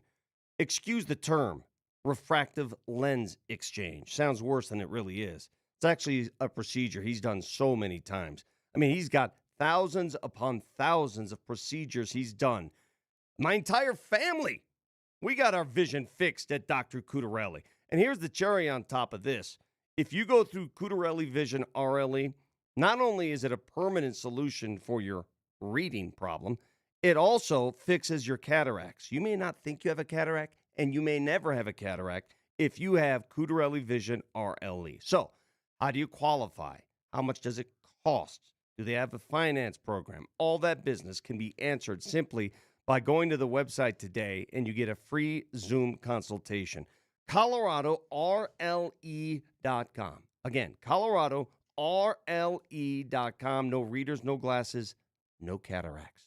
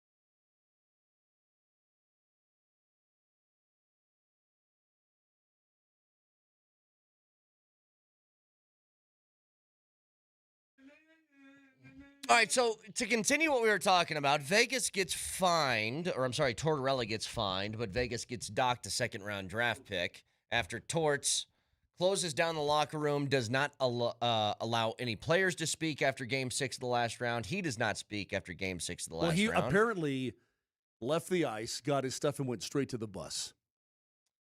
And what was his allegedly. beef? What was his beef with this again? I don't know. Somebody surmised, or people surmised, that they're mad at the league about the Braden McNabb suspension. Here's the deal. If I'm ownership and you just cost me a second-round draft pick because you're having a hissy fit, I'd be pretty upset about it. I have, I guess, a strong feeling, Moj, that this in-person hearing for the team is going to result in them saying, this guy just got here.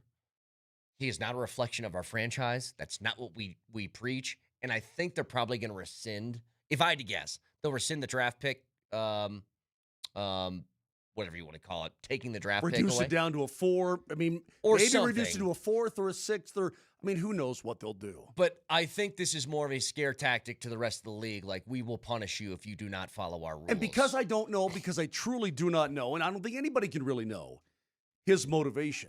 I'll ask you guys, what do you think his motivation was there? Trying to hide possible injury? He had to meet the next day with the media. He met the next day. Well, maybe that's not it. I just think he doesn't care. It's stupid. It cost you money and it cost your franchise, and whatever it was, whatever the motivation was, it's short-sighted and stupid. And frankly, I'm glad that they hit him hard. I've seen people, Golden Knights fans, and maybe even other fans, they're against the media. Oh, it's all you media. Who gives a rat's rip when you think, I don't care if, my coach doesn't talk. I don't care about player. All I care about is that they win. Okay, fine. Let me try to explain something. I don't care if John Tortorella talks or not either. I don't need to listen to Torts. Me neither. By the way, I like Torts. But that's a league who sanctions that. Do you think Jared Bednar wants to do as many media addresses as he does? Do you think he enjoys it? Do you think he looks forward to it? It's just part of the job. Let me expand on that. Do I need to hear Jack Eichel talk? Shea Theodore, do I need to see their faces? Me personally, I don't care. But let me explain something. I don't care whether you care or not, or I don't care whether I care or not. It is a league rule. It's your job. It's professionalism, number one. Number two, it's a league rule. The same as circumventing the cap or working out players when you shouldn't work them out, or your illegal equipment. I mean, whatever it may, hitting the ice when you're not allowed to, whatever it is, it's a league rule, okay? And if you violate a league rule, whether or not you think the rule is stupid, whether or not you care whether the league rule exists, it doesn't matter. It is a league rule, and everybody knows it's a league rule, and you choose to violate it. End of story. So there is going to be a punishment that comes down of some kind. This one is pretty damn significant. You make a lot of money. A lot of times people at their jobs have mundane things that they hate doing that they have to do. Torts, speaking to the media is a part of it. By the way, when you aren't a hockey coach, you're in the media. You speak on television all the time when you're not actively coaching a team. Shouldn't be that hard for you. Secondly, you wanted to get to something else, which I think is interesting, where you said maybe the Avs will have some allies in this series. Yes. Is it partly because of this or what? It's partly because, Vic, from day one, I remember the day one of the Vegas franchise, and their first social media person, their first Twitter person. Does anybody recall what that was like? Especially when we got to the expansion draft. My God, was it obnoxious. Yeah. I mean, it was unbearably obnoxious. So much so that person eventually got canned. Like even the team is like, we can't have this level of obnoxious nature representing our franchise. Sure. And then I'm sure there's some jealousy that has filtered in because they were good right away. You don't just exist. You don't just beam in from the Star Trek Enterprise and friggin' go to the Cup final. You don't do that. It doesn't happen, right? But they did because the league had an interest in helping that franchise out a little bit more than past expansion teams because you didn't want a team to just toil in mediocrity for a decade while they're trying to build their franchise. Want to give them at least a little bit of a puncher's chance at being respectable. Well, it was way more than that. And I credit Vegas because George McPhee at the time and company, man, they did a great job utilizing the rules presented to them in the expansion draft to get really good players on their team. They have success right away and so on and so forth. And then again, it's kind of everything that's involved. How loud is that building? I've never been, but I know it's loud. Loud. It's sort of everything involved. How they've treated some guys. Trading guys that have no trade contracts. Yeah. Right?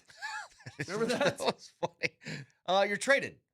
You can't do that. What did they do with Marc-Andre Fleury? Do you recall that whole thing with Fleury? Because they got him in the expansion draft. Remember, so much so his agent sent out the shot of Fleury with a knife or a sword in his back from the Golden Knights. Remember that?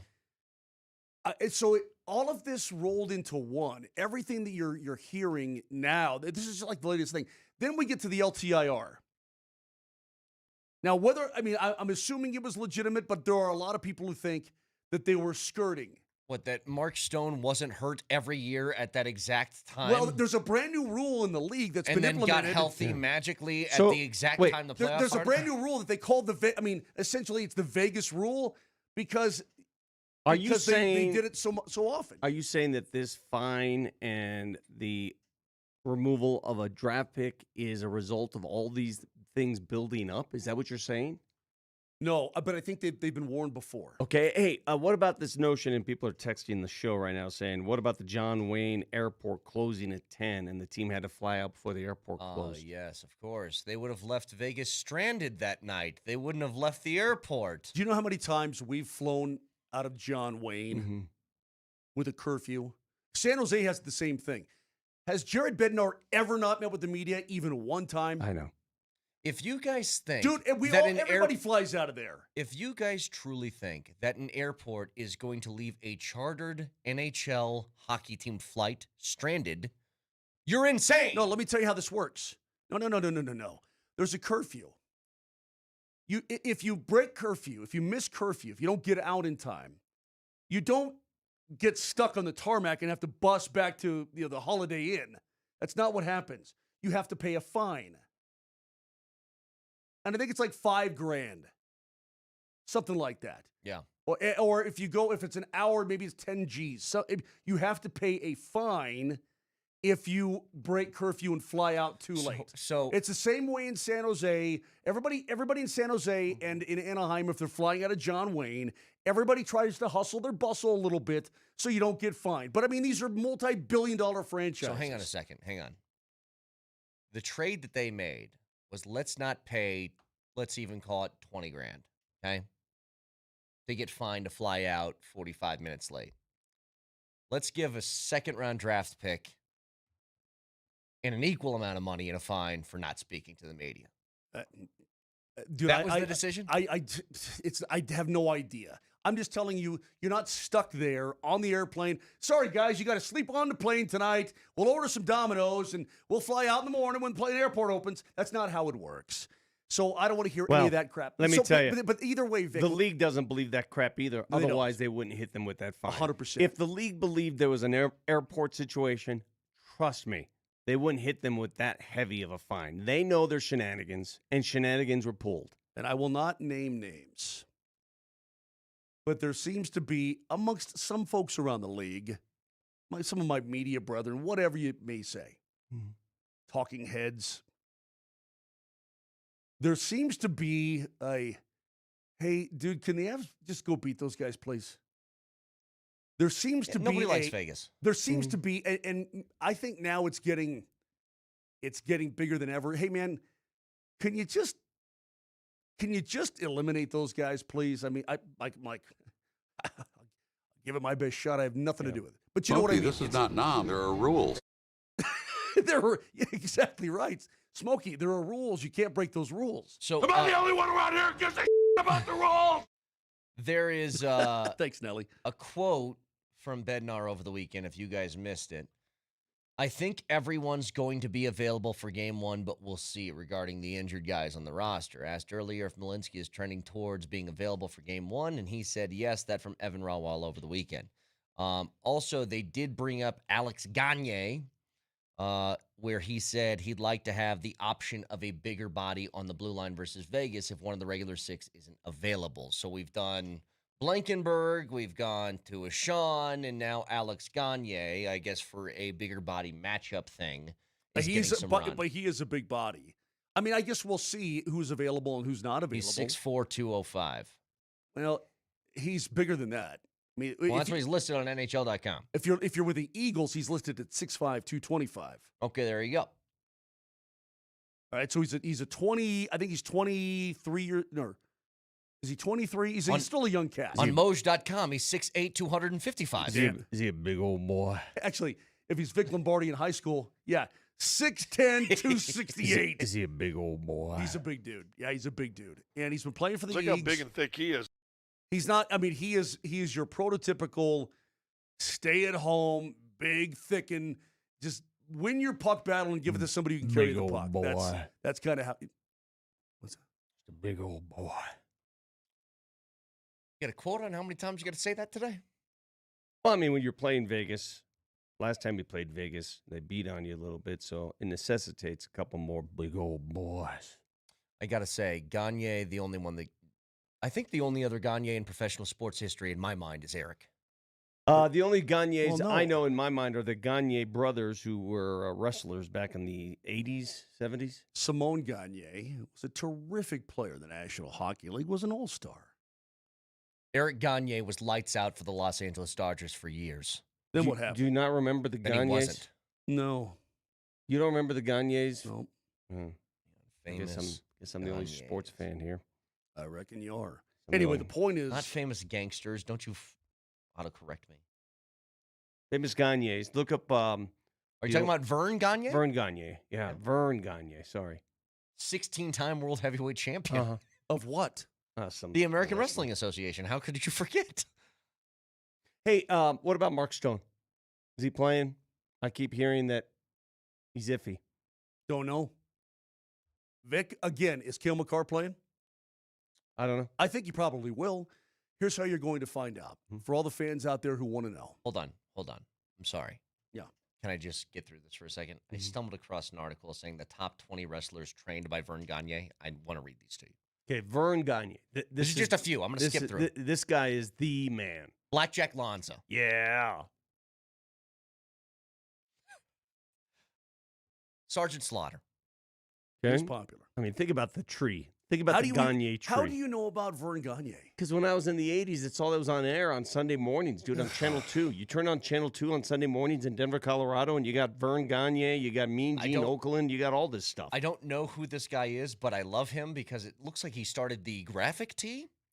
His name was Buddy Rose, big fat guy who's wearing a shirt that says, "I worked hard for this bod." That's nice awesome. job, buddy. How about Baron von Raischke? Oh, yeah. He was a badass.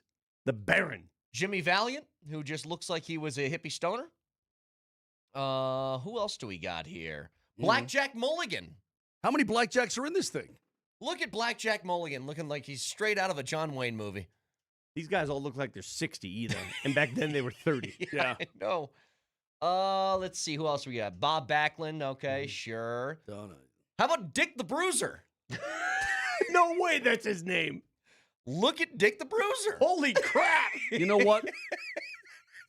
I take Is that like fake bake before fake bake? What is that? Listen, Brett, I take Dick the Bruiser carried with him an aura of legitimacy due to the fact that he spent time playing pro football with the Packers. Look, man, I don't like people ripping off my nicknames.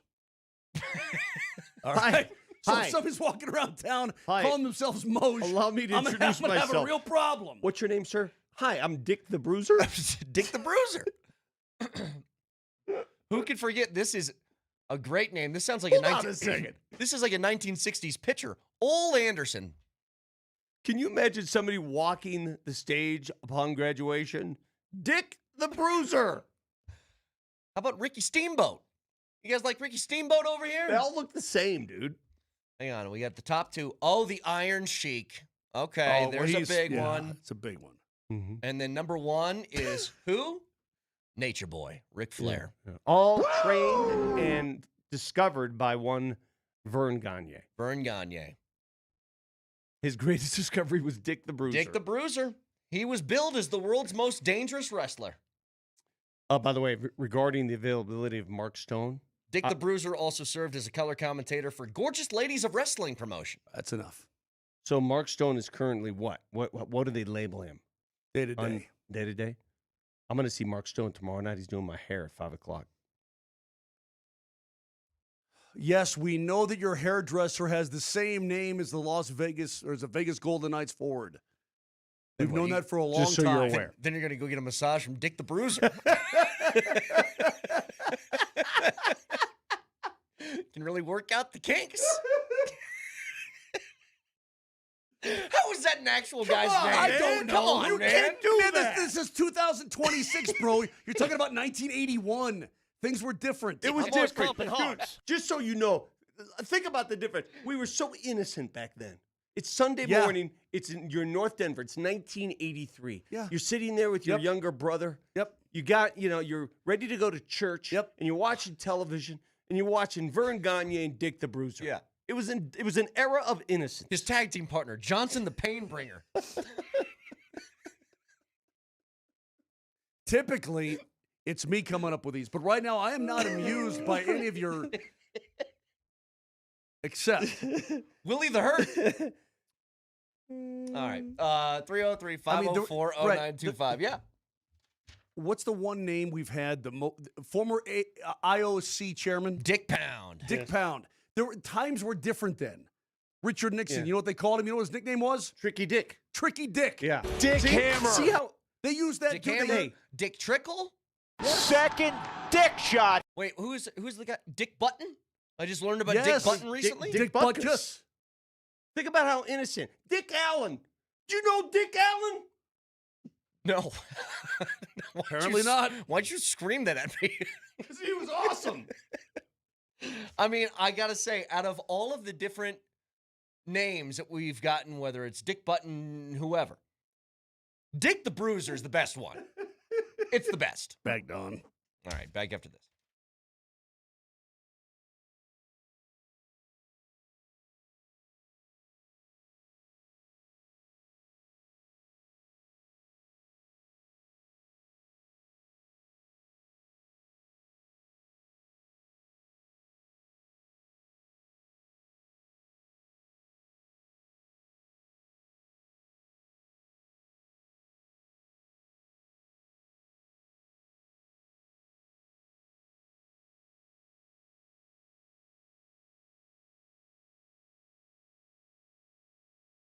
Hey, it's Moser. I don't have to tell you that everything today is more expensive, and you're having to spend more for the things you buy on a regular basis. It stinks. Your grocery bill. Just went to the store the other day. Awful. And if you're into decluttering your monthly bills into a single manageable payment, my friends at American Financing can absolutely help you. Give your paycheck a raise by lowering your debt obligations. If you're over 50, you have credit card debt, it may last you for the rest of your life. And those interest rates are 20% or more. A mortgage interest rate is much, much lower. You can use your home's equity to pay off that high interest debt. I've known American Financing for an awfully long time. Family-owned mortgage lender, not one of those big banks. You're just a person, a revolving door to them. You are real, and they're there to help you. They're helping people like you every single day, and that's the key. They're not there to judge you. They're there to help. So do yourself a favor. If you want to refinance, now might be the time for you. Consolidate, calibrate, and conquer. Give them a call at 303-695-7000. You may be able to delay 2 mortgage payments. You may close in as fast as 10 days on a refinance, and the average customer saves $800 a month. These are salary-based mortgage consultants, not anything else. No upfront fees, no obligation. That number again, 303-695-7000. Tell them that Mark Moser sent you, or go online at AmericanFinancing.net.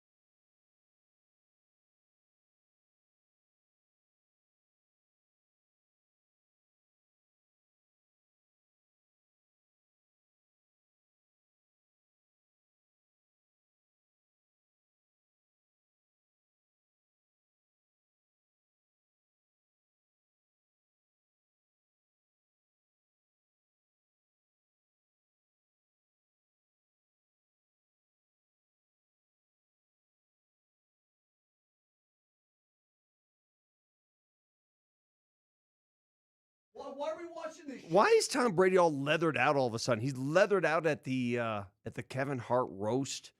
He's doing some Gucci modeling thing. Do you really want me to talk about It's Tom ridiculous. Brady? I'm not You even really looking. want I'm me not to even do looking. You know, for but it, you know man. what Tom is? Tom's that guy That's weirder. John Travolta looks insane. wearing that thing, that What is- French. what is French that? hat. I don't but, know, But you know bro. what's happened to Tom Brady though is his unwillingness to let go of youth. He's going to try to recapture youth for as long as he lives. You know the kind. I'm partially that kind. You try to hang on to it as much as you can. You do as many adjustments as you can. You do whatever you can to hold on to youth. I can't At some point, it's going to let you go. He's one Botox away. He's one from looking like one of those Real Housewives. Okay, he's one away. On the Bravo channel, He's like gotta he should be chill on the out. Bravo channel. The guy drives me nuts. Like he just gave a commencement speech, and it's exactly what I can't stand about Tom Brady post-retirement. Hey guys, you want to be like me? Do this and this and this. Don't worry, I got all the answers to life. You know what else helps? Being 6'6" and having a strong arm, that helps things. Not bad.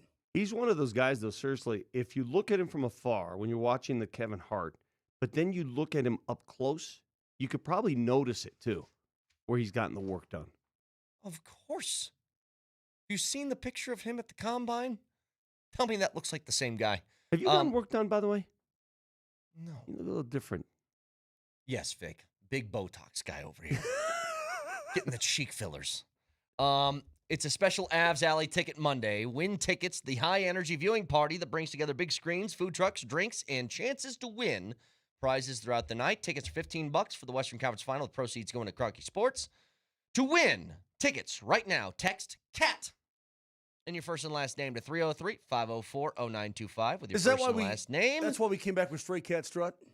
Yes, it is. More info on Avs Alley available at coloradoavalanche.com/playoffs. But the keyword for this hour is cat. Having experienced Avs Alley for that dramatic Game 5 victory against Minnesota, let me tell you, if you can't get in the arena, which is great, it is the next best thing for a community involvement. It is awesome. And I'm not just saying that. I experienced it. It is so cool being out there. They cage you up with drinks. Think about that. They cage you up with drinks in a game. Yeah. You're caged. You're a caged animal. Two things I want to ask you guys about. Number one, let me break this down for you because you guys, I guess, didn't watch. Aaron Rye is going into the 16th green. He's got a birdie putt, but he's 70 feet away. It's a really difficult two-putt. And if he bogeys it, he's going to be tied with John Rahm at 6 under. I thought he's got a par putt there. It was a birdie putt. Yeah. Again, let me educate you because you didn't watch. Buries this 70-footer, and that basically seals the deal. He goes on to birdie 17-2 and wins the PGA Championship. Now, Very reminiscent of J.J. Spahn's long putt at Oakmont last year. just to bury people with a big putt, yes. Now, first of all, Aaron Rye has he catches grief from some people because he's a two-glove guy, which nobody's really seen before. I really don't know the backstory on that. Tommy Two Gloves Gainey. There's a lot of stuff about how he was raised. He keeps covers on his clubs. Well, that's the other thing I wanted to get to because people make fun of people for having the iron covers. You know Mike from Computers? Yes. He has iron covers. Well, let me tell you I got to pick the gelato cart. Yeah. We make fun Clubs- of him incessantly. If you get fitted clubs, they're expensive. And they are. Iron covers, come on. I understand. yeah. Aaron Rye, now major winner Aaron Rye, has iron covers. And his explanation was, we didn't have money when I was a kid, so when I got clubs, I wanted to protect them, so I have the iron covers, and I've just never really stopped since then. Now it's just superstition. Well, yeah, he doesn't need It's get not, a new club tomorrow. You know, if he wants I to. know he's saying that it's an ode to my youth and my upbringing. I mean, that's all great. It's great narrative, but it's just superstition. That's why he's doing it. Yes. I will say I would not be an iron cover guy. Well, But there's he doesn't have to worry about it. His poor caddy's got to track down that cover every time. Here's the other thing I wanted to ask you about. You guys know me. I am not a fan of Rory McIlroy. I enjoy watching Rory struggle. Why would Rory, who was not playing, it wasn't playing terrible, but not to his standard, I guess, in this tournament. He duffs one into the bunker as he's trying to close the gap as much as he can towards the end of his round on Sunday. And after he shoots, it's one of the idiots in the crowd always yells something. You know, this guy yelled, USA! Did a USA chant. And Rory turns around, tells him, shut the bleep up, points at him with his club, and gets the guy booted. What is that? Maybe he said something else. Maybe he did something else. Everybody who's around him said that's all he said. I don't know, though. Rory is the source of a lot of catcallers during the course of a round. I think you've seen it. We've seen it. Sure. You're not there. That ain't a reason to get somebody kicked off the course. Come on, man. Can you at least admit that that's weak sauce? Please? I like Rory, so you're talking to the wrong guy here. You don't like Rory. I like Rory. I don't. I've admitted this bias. I can also tell you, whether I like him or not, you got mad because you duffed the shot into the bunker, not because some guy yelled USA behind you. Thank you, Nelly. It doesn't bother me. Rory stayed true to the PGA Tour when he could have gone for a ton of money, and he was the man at that point. Yeah. Had they lost Rory, you don't know what we have today. Sure. So I will always respect Rory McIlroy. There's something else. I don't like this. I didn't think this was allowed, but I guess it's allowed. Dan Gilbert not only bought tickets for Game 7 in Detroit, he shuttled people with, I think, it was 25 buses? 7,000 fans. 25 buses, I think, to Detroit to go to Game 7 to represent the Cavs. I did not know that owners can just buy bulks of tickets at opposing games. I didn't know that that was a thing they were allowed to do. Was the number 7,000 or 700? 7,000 would be nuts. You can't. You're not going to throw 7,000 opposing fans in Detroit. Let me see this. No way. I'll find it for you. It was, I know this, he chartered 25 buses. So however That's many like fit in 25. I'm sorry, 1,200 fans. 1,200. That's a lot of fans. And now word is coming down that he will be restricted from buying primary market tickets to Knicks games at the Garden. Here's the thing, though. They don't have to be primary market. Do you guys remember what happened, what Steve Ballmer did, when the Nuggets played the LA Clippers Game 7 here in Denver last year? Yeah, I didn't like that either. What happened? Tell people that don't remember maybe what happened. Bought a ton of tickets to give out to Clippers fans. And they were all behind the basket. Yeah. And let me tell you how he bought them. He didn't buy them on the primary market. He didn't go to nuggets.com. He went to the secondary market, and he basically said, I will pay top dollar for anyone in this section. Pretty damn cool. And he did that. And not only did he buy them, he flew out his fans and paid for their expenses. Should that be allowed? Can owners get involved? I don't. Why not? There's something that feels really weird about that. Like some sort of violation of another team's market somehow. somehow. Yeah, that's how it feels to me. That. Stay in your lane, man. You want to buy... why do you buy tickets to people in your own joint? Hold on. Listen to these two guys, everybody. They're suddenly anti-capitalism. No, I'm not saying that. But if supply and demand. Look, it's the same way that you have for like college football games. They have certain seats that are blocked off for opposing fans to buy, right? You have to do that. Yeah. But this is like a weird opposite thing that I don't think that should be allowed. It's the same thing as when you go to a Nuggets-Boston Celtics game. Do you see a lot of green in the arena? So what would stop a billionaire owner from buying nothing?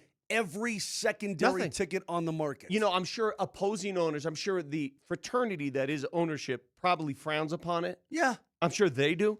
But in the open market, you can do whatever the hell you want to do if you have all that money. Okay. Do whatever you want. So let me give you an example. Hey, so if my kid, let me ask you this. If my kid plays high school basketball and they're playing in the state championship and I decided to bus 8,000 people there and pay for their entire weekends. I think it's a little bit different than professional sports, but sure.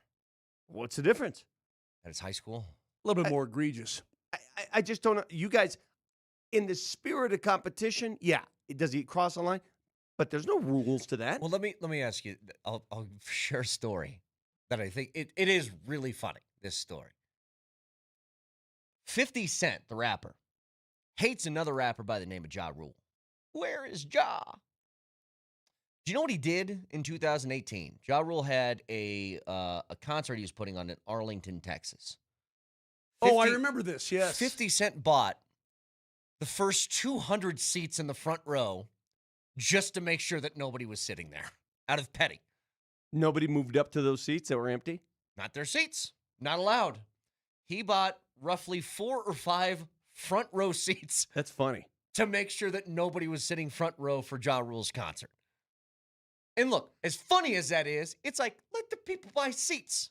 What are we doing here? And I think with Moj, when you earn the right to play your game at home in front of your fans and then some billionaire goes out and buys a block of tickets because he can, I feel like that's some competitive weirdness. Then that's a conversation that needs to be had between It's the against Detroit the spirit. owner. It's against the spirit of the I get rule. That's it. But then that's the owners having to talk to each other. Sure, yeah. Well, did he get busted? I mean, did he get banned No. from buying Knicks tickets now? Hey, you weren't here in 2007. There was a huge issue in 2007 when the Colorado Rockies made it to the World Series. Oh, dude. Back then, they sold tickets. You had to call this number, and they made tickets available. And a bunch of tickets were swiped up by Red Sox fans. Bunch of them.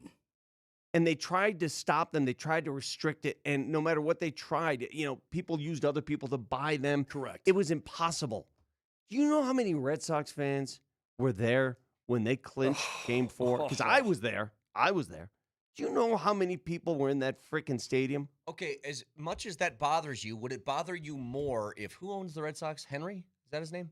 Yeah, so John Henry. Not anymore. I thought he sold it. Whatever. Whoever the owner is. Would it bother you more? Wait, who owned the Chiefs? Huh? The Hunts. No, that's from Slabshot. Who owned the Chiefs? Okay, to finish this. Owns.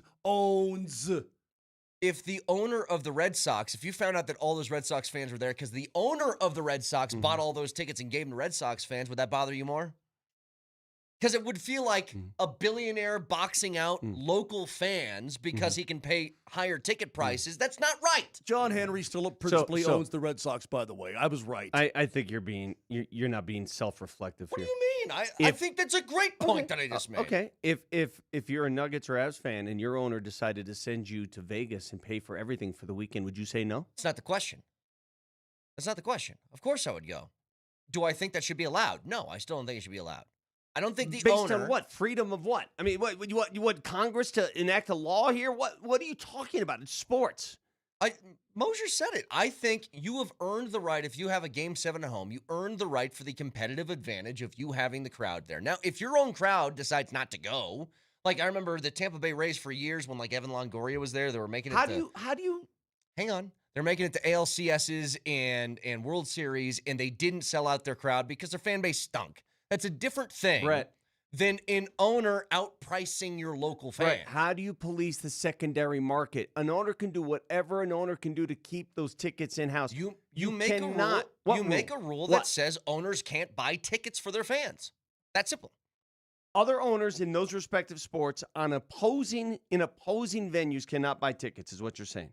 Yes. All right, that's up to the owners, not the leagues. Okay, well, that's what I'm saying. That's what I'm proposing. Is that if you Here's work what I'm for saying. an organization, you can't buy blocks of tickets to give to your fans. Let me be as clear as I can possibly be. If all of a sudden 12 buses, 25 buses. 25. Full of Lakers fans showed up at Ball Arena for Game 7 Nuggets and Lakers. Moj, I wasn't happy when the Clippers showed up with their I agree, fans. but if I see 1,200 Lakers fans pouring out of these buses, knowing it was bought by Genie Bus, I'd be flaming pissed. You'd be mad. I was mad last year when Ballmer bought those tickets for Clippers fans and they showed up and they got resoundingly lost, so they had to leave in silence. We're all mad. What are you going to do about it?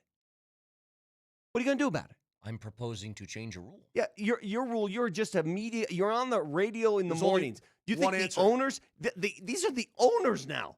Vic, I'm on an opinion show. I'm giving you my opinion. What do you want from me? I'm not saying I'm creating change. I'm not protesting. Let me give you my opinion. You asked me what I thought of it. Here's my opinion, Vic. There's only one answer. Drone strike. All right.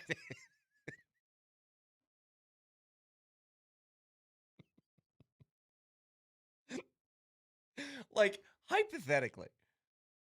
Hypothetically, drone strike? If an owner can just buy out 16,000 of 18,000 seats. You're like, yeah, it's cool with me. Whatever, it's capitalism anyway. No, that's not right. Technically, if an opposing owner wanted to turn another arena into his team's arena, they could. Yeah. What if the country of Brazil buys every ticket to the World Cup final? Yeah, I mean, hey, Brazil, what's your GDP? Sorry. What? Nothing. I can't even bring it up. No, forget it. Reminder, the keyword for this hour is cat. So text that your first and last name to 303-504-0925. Gets you a chance to go to Avs Alley for game 1. 1632. Why are these fans, in quotation marks, selling tickets on the secondary market? Money. The fact that you just texted me that question. Cash. If you let me do the math for you. Let me do the maths. If you own 2 tickets and they cost you $115 a piece. So, out of your pocket, that's $230. And someone offered you, I don't know, $1,000. $1,500, Yeah. $1,000. I'll take those tickets off you for that price. And you said no? Does that make you a better fan? Maybe. Also makes you financially stupid. Yeah. All right. Oh, by the way, next.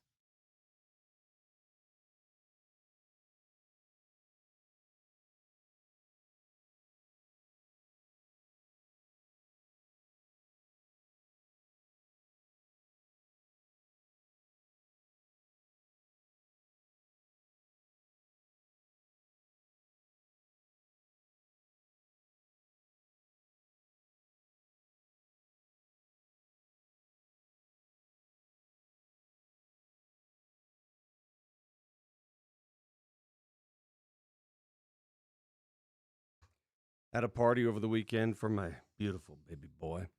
Graduated law school. People on the patio, imbibing. But you know what stole the show? My sauna. Everybody wanted to hop in the sauna. And I said no, because it's mine. If you want your own, I've got the place to go.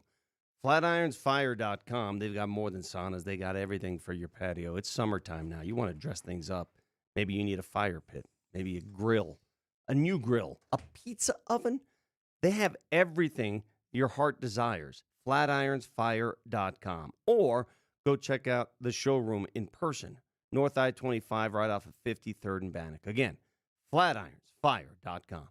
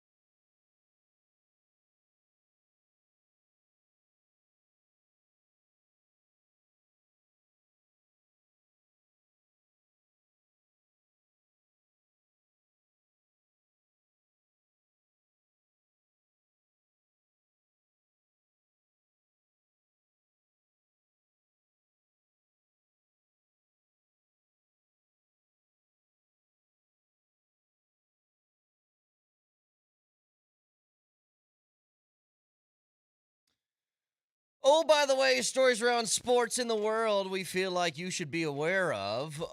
The Rockies are struggling. I believe they've lost 6 straight series, and they officially have a Michael Lorenzen problem because he just can't find it.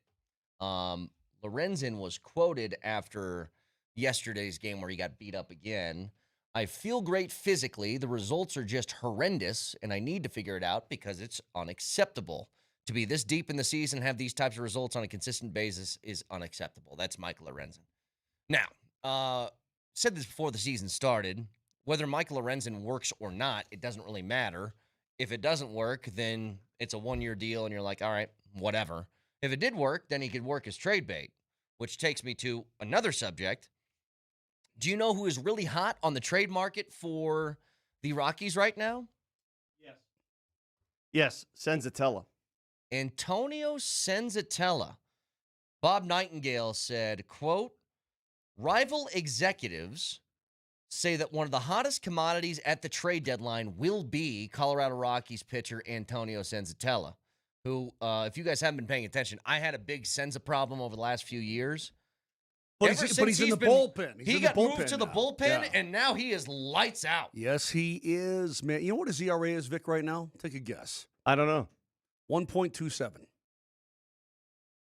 That's my guy. He's in the final year of his 5-year, $50 million deal, so you can expect some return here. 100%. The problem is he doesn't get in many positions where he can actually get a save. Yeah, but the That's beautiful the thing about baseball is you see that ERA, and that speaks volumes. Correct. So the good news, and this is what this season was kind of set up for. You should be happy about it. As a Rockies fan, Yes. you want to be able to trade some of these guys. You want your team to be a little bit better, but you want to find guys in Senza's position, final year of the deal, that you can flip for some good stuff in return. Okay, that being said, it doesn't give me a great deal of pleasure to talk about it, Brett, but here we are on May what? Say 18th. Okay. And the worst team in baseball is? Rocks. Yeah. I mean, so if you're talking about 100 losses, I mean, I don't know what you're talking about. Look, it doesn't make me feel good. I just wasn't convinced that they were going to make any kind of leap. And right now, the leap is better than it was last year, for crying out loud. Way better. They aren't the worst team in baseball, by the way. Who is? The Angels are. Oh, they are? Hang on, let me look. The Angels are 16-31. Are they really? The Red Sox are 19-27. The Astros are 19-29. Like, they are one of the worst, yes. Oh, I'm sorry. Yeah, they are. You're exactly right. So the Angels are the worst. They're the worst in the National League, just behind the Giants, who also stink. Yeah. Oh, by the way, you guys see what happened to that track and field team in North Carolina? High school track and field state championships. Mallard Creek. Mallard? Like a duck? Yes. Mallard? They're running the 4x400 relay. Prior to this race, they'd won 4 straight state titles. This would be number 5. At the finish line, the kid who won it from Mallard Creek, the anchor leg of the 4x4, raises his left hand and throws the number 5 out for maybe 2 seconds, real quick at the finish line. It wasn't anything crazy. Immediately, yellow flags went up. He and his team were disqualified from the state championship because of that act. They called that taunting. I call that ridiculous. Why did he? What does the 5 mean? 5 straight state titles. So it wasn't one So of let's those in be your honest. face. It wasn't. Yeah. He didn't No, I turn watched around. He didn't pull a Tyreek Hill piece. He didn't turn toward the field of play. He just threw his left hand up with the number 5. So this is a classic example of somebody is about to accomplish something really cool, and somebody who has nothing to do with that steps in and says, "Let me make this about me." I hate this. Isn't that great? Or let me make this about morality. No. For them, they're going to do it in the act of, well, that's unsportsmanlike. What the translation is, I'm the judge and the arbiter of sportsmanship. Mm-hmm. It's about them. I think that's insanity. Yeah. And that is classically, I guarantee you, that's somebody who's never competed in a sport before that did that. No one. Because nobody who's ever competed in a sport would ever take that away from them for that. Let me explain, man. I'm all about sportsmanship, tact, and all that kind of thing. I saw the kid. It wasn't anything. I said to myself, it can't be that. Because the kid he didn't do anything. He threw his hand up literally like this. It was 2 It's seconds. like high. It's like high. It was like this. It's like high. 2 yeah. seconds, like that. He just threw his hand up. It's That's ridiculous. it. It's so ridiculous. I mean, this is taunting. I'll show you the difference for those of you watching online. All right, doing what he did, this, all right, good. Let me show you what taunting is. No, why you're taunting licking your is hand. he had a nice lead. Taunting is getting to the end, stopping, turning around, and walking backwards over the line. The kid just ran. I mean, I feel How so about bad this? for those kids. Would you guys DQ my team if I was getting towards the finish line and I knew that I had the race won and I finished the race like this? Yeah. Crotch chopping across the line. Did a Yes, crotch I would chop disqualify you. You know what I would like? I'd like to nominate myself for this role. I want to be the taunting judge of all sports. No. Like what makes a good taunt? What makes an effective taunt? What is a taunt? What is a punishable taunt? I want to be that. I want that to be my role. No. Why? Because I'm loose with that rule. No, because that's my rule. And if I were in charge, See, taunting would be gone forever. You know what I would do? I would. There'd be no rules. No rules. No Right. rules. You do whatever you So- want to so do. my counter to them getting penalized is taunting the person who raised the flag. I agree. Yes. You know, I don't think you're the best one to be the arbiter of taunting. Why? Because number one, you'd eliminate all of it. Number two, you crotch chop the bag, the checkout lady at the grocery store. You're terrible that way. You don't like it? Stop me. Couple other things. I mean, you fill up your gas. And Do you're you like, have, do you have, hey, let me ask you this, though. And again, this is a very slippery slope. When you're watching a youth basketball game, they're 10 years old. Kid hits a three and then does like a little crotch chop or something. How do you feel about that? I don't really like that. Why? I'm not a big So fan. so you said you don't mind taunt. What's the difference? then? this kid didn't taunt though. But I'm asking this specific thing. I agree with you. I hate it. I hate it. But you know what I'm talking about. Yes. The difference is, I think if they're two adults or close enough, you're fine. Okay? You can get your feelings hurt a little bit. I think it's just bad form for a 9-year-old to haul off and start crotch chopping a crowd when they're 9. Have you seen some of these youth I told football you, celebrations? Yes, I've seen Have you them. seen some of these? Not a fan. Not a fan. That's taunting, right? Look, I think if you're a college baseball player and you hit a walk-off home run, you should be able to moonball your bat, okay? I see. If you're 9 years old and you hit a home run, then you shouldn't. But those 9-year-olds are watching those 20-year-olds. Okay, then the adult says you can't do that. I agree. I've seen like 10-year-olds. I agree. Videos online up at the plate. And he's got a $1,000 bat. He's got all the elbow, all the gear. Cranks one and he does the whole. And I'm like, just teach the kids some sportsmanship, man. Two things. Please. Two things, real quick. Number one. Oh, by the way, this just breaks. The Pelicans have hired Jamal Mosley as their new head coach. Oh wow, from Orlando to New Orleans. So that's one. Number two. I'm assuming you guys didn't watch this. I didn't either, but it was a big thing that Ronda Rousey was fighting Gina Carano. Couldn't give a rip on less. Netflix. Couldn't give a rip less. The fight ended in less than 15 seconds. Yep. And it felt a little. Who won? Ronda Rousey. Okay. So she puts Gina Carano in an armbar, and in less than 15 seconds, the fight is over. It felt, I'm not alleging that this thing was fixed, but it felt kind of like fixed to a lot of people. I thought isn't Gina Carano an actress? She was in thought so one of the too. Star Wars TV shows, and then she was not in that because she said things. I don't know what happened. I don't know the full backstory. Can I put you in an arm bar or whatever the hell that is? I'll put you in the hammer bar. I'll put you, don't make me go full Dick the Bruiser on you. Oh, yeah. If only Dick the Bruiser knew how an arm bar worked back in the day. I thought is an arm bar the same as a headlock? What's the difference? I don't know. Dude, Is it a fancy way of saying headlock? They got your arm. Your arm is extended this way. They got a hold on it with their legs trapping around your shoulder. Do it to Moser real quick, just to show us. And you arch, and if you keep bending, your arm's gonna break this way. Oh, yeah, it's really bad. I just say, hey man, didn't Ronda Rousey fight Angelina Jolie this weekend, man? Did you watch that on Netflix, man? What are we doing? I don't really care. 303. Hey man, did you see Ronda Rousey? beat the face of that chick that was on Stranger Things, man. It was rad. I paid $80 for it. It was cool. It was free. It was on Netflix. Whatever. That doesn't... Dude, I am so out of the fight game now, I can't even believe it. Oh, by the way, is brought to you by Rock Plumbing, Heating, Air, and Electrical. You're a local home comfort specialist. Visit rockheating.com. Hold on. Rock, bringing comfort home and simplifying your life. Jeffrey writes in. Oh, Jeffrey. I was watching a golf pro-am at Castle Pines when the local sports guy took a victory lap after making a putt. Is that taunting? Well, no, because you're only no, because it's just your group. You don't have another group on the green with you. Am I celebrating a victory? No, I'm celebrating a 62-foot bender over a hill with water behind the hole. I don't know why good things happen to you in this regard. I don't know why. I'm very important. There are so many examples over the years of good things happening to Vic. Who am I taunting exactly? Hang on a second. Who am I taunting? Here's the difference. Remember the putt I hit at Rolling Hills? That was the impossible putt you said? Yeah, and you taunted your way through that. The first thing I did was yell at Moser. Exactly. And I gave you a high five. Exactly right. Was Dude, I let Moser I could give you 200 putts from there, and you would never do it again. Oh, but he did it. Ever. That's really interesting, Moser, because I think I'm 100% on that putt. Back to front, down, over the hill. It came over the hill. Yep. 303. It was impossible when you know it. 925. Well, nope. It is possible because I did it. Back after this.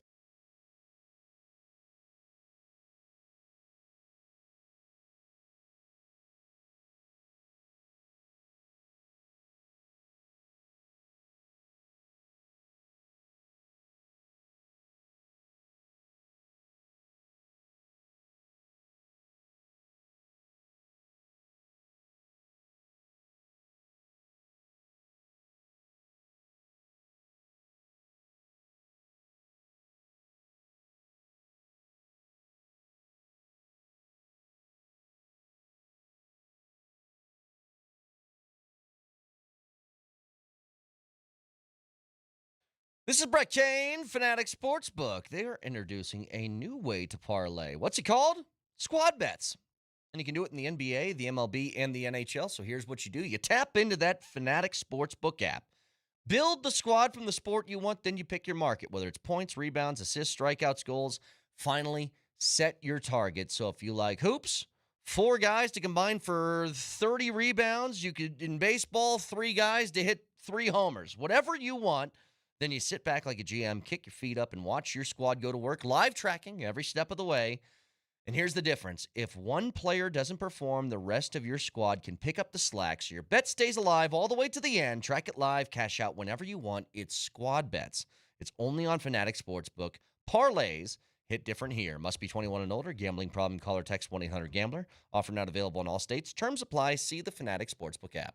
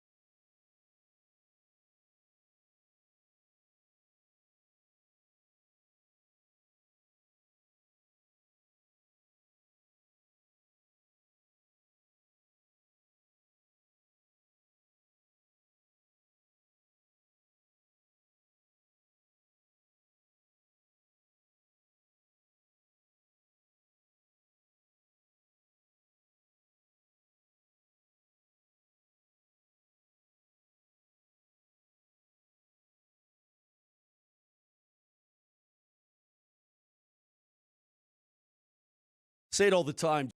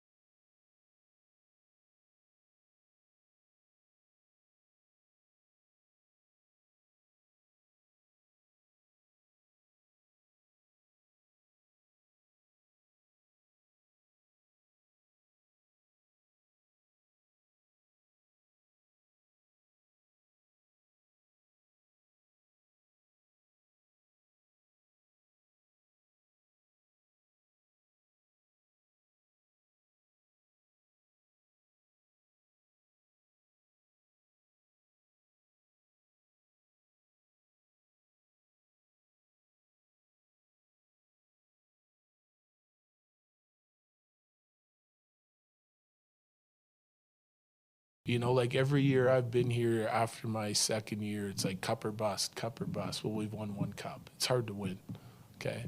I wouldn't want it any other way.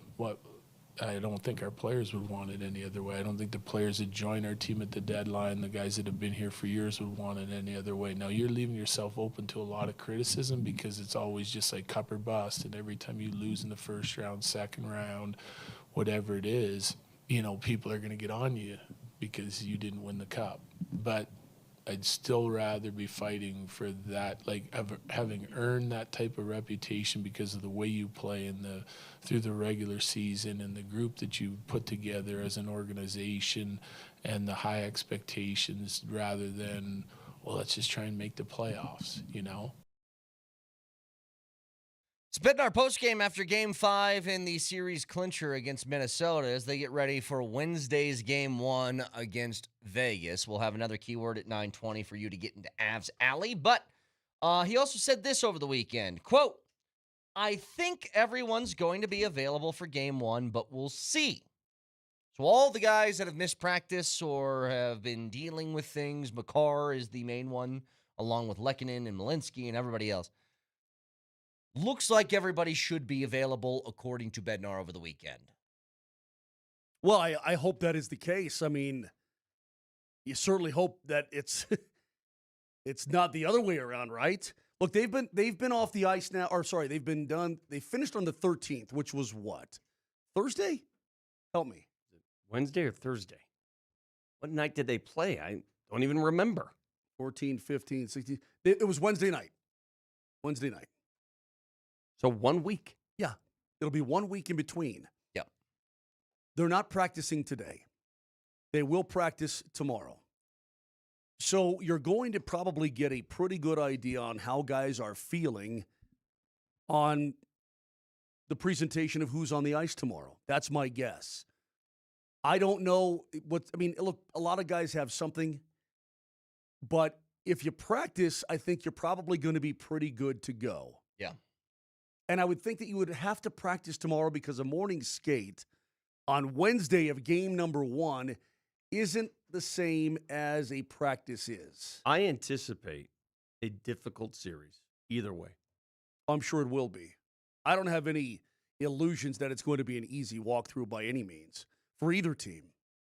I have in front of me a list that you guys had me notate during Jared Bednar's interview. 6 things, according to Coach Bednar. What do you call that person? Not the scribe. What do you call him? The court stenographer? Yeah, your stenographer. The steno? Okay, yeah, steno. I was the steno. So 6 things that you need to survive the Stanley Cup playoffs. The person who takes minutes at like a meeting. Okay? You want me to read them? Please. According to Coach Bednar. You got to be good. First of all, you wouldn't be there. Right. Got to be lucky. Give me an example of lucky. Lucky with health, I think. I mean, no, because healthy is a different category here. Lucky is what? You got to be lucky that way. Lucky in bounces. Puck luck. Puck luck, absolutely. Okay. Lucky that McCarron's brain short circuits when he has a wide open net in overtime. Lucky. That's lucky. It's pretty lucky. Got to be healthy. That's for sure. Somewhat But in the luck, he also included, I think, health in luck. Okay. Got to be tough, both mentally and physically. That is true. 100%. Mentally tough because it's a grind. Physically tough to play through injury. Got to be hard. Yeah. Yep. And the last one, well, this is not a quality. It's more what it is. Exhausting. It is. I love his comment about the Avs going 16-4 in 2022. Do you have that cut, Brett? Because if you do, it's a great cut. And I remember in 2022, we were 16-4, and it felt like when it was done, it felt like every game was must win, and we lost 4 games the whole playoffs. People outside of the competition would be like, well, you went 16-4. Well, obviously wasn't that hard. Well, when you're going through it, it certainly feels hard, and that's the stress of the playoffs and expectations. It's just, how one period or one game can be the difference or the swing of momentum. So you just feel like you're constantly under stress. So it's exhausting. It's stressful no matter what. It sure is. No matter what. Again, Darren Helm doesn't score with 4 seconds left. You That could be 16-4 going. You could could be different. Yeah, you could be coming back home Yeah. for a game 7, Yeah. and who knows what Yeah. happens. I went through. Excuse me. Last year in Game 7 against the Stars in that third period, Rantanen came in, made a great shot. Bam, good stuff. His second goal, crashing into the inboards, falling down, throwing the puck up ice. It ricochets off. Sammy G goes in. Blah blah blah blah. I mean, these things happen. So you have to have all of that. I'm telling you, somebody is going to win every single year. But when that somebody looks back, they say, That was a tough my road. God, that was a pain in the butt. My God, that was hard to do. And it should My be. God. It's designed to be that way. If it isn't, what's going on here? I told you about Adam Foote in 2001. Brett, this is 25 years ago. Can you do math? Sure. Okay. 25 years ago. Dude, he was a small, wee little child. I know, he was just a little infant. Little baby. Little Baby. Hey, yo, bubba, what's some goldfish? Baby boy. It was 11. Little baby You're boy. probably still, Pinch yeah, your you're still cheeks. horking goldfish and Probably had a full beard. playing with frogs and Got whatnot. done milking that goat. I still can't have a full beard. Go on. So I'm on the ice Did and you say goat? Go on, please. whatever you can milk. Milk whatever you want to milk. And I run on the ice and I'm talking to the guys and blah, blah, blah. And Footer, and he's just exhausted, right? He's just panting. I said, Adam, you did it. Whatever I said. He goes, Moj, I'm sorry. I've been lying to you for the last 3 months. It's the hardest thing I've ever done in my life. And he's like, I'm sorry I had to lie to you, man, but I was lying to you. I remember that. Yeah, when I say, I remember that. because he would say, no, we're doing great. Everything. Everything's cool. I had to lie to you, Mose. I'm sorry. Meanwhile, his inner voice is panic. Yeah. Did you guys not? Dude, that's the way Moj, it is. That's the way it is to Moj. win the Stanley Cup. I don't know how to tell you how friggin' hard it is. I'll say this again, and for those who don't recall, do you remember the microphone in front of Nikola Jokic after they finally won the NBA title? That was a man who was more relieved than joyous. Right. It wasn't joy. Correct. It wasn't joy. It was relief. Jokic had, I think, what will go down in history as the most unique reaction to ever winning a title. He literally said, "The job is done. We can go home now." I mean, is that not relief?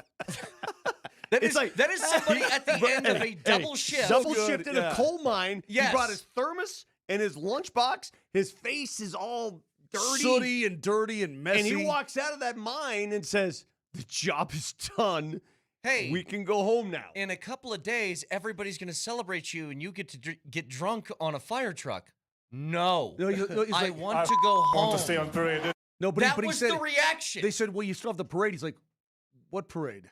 Win this parade. When is parade? So good, man. No. Yeah. Yeah, get I to think go home. you're so right, Moj. For the people that are in it, as Coach Bednar explained, the people that are on that journey and doing the work, we're joyous because we're not doing the work. I think most of it is relief. I really do. It's relief, and what's another word that you can explain? They're halfway. Think about it. They're halfway through a Stanley Cup right now, and it's felt like a month. It felt like 2 months already. I'm going to give Nelly, every day at the end of the show, I want to leave the show with the last thing being said. The job is done. We can go home now. The job is done. We can go home now. Yes, that's so that good. is our goodbye. So good.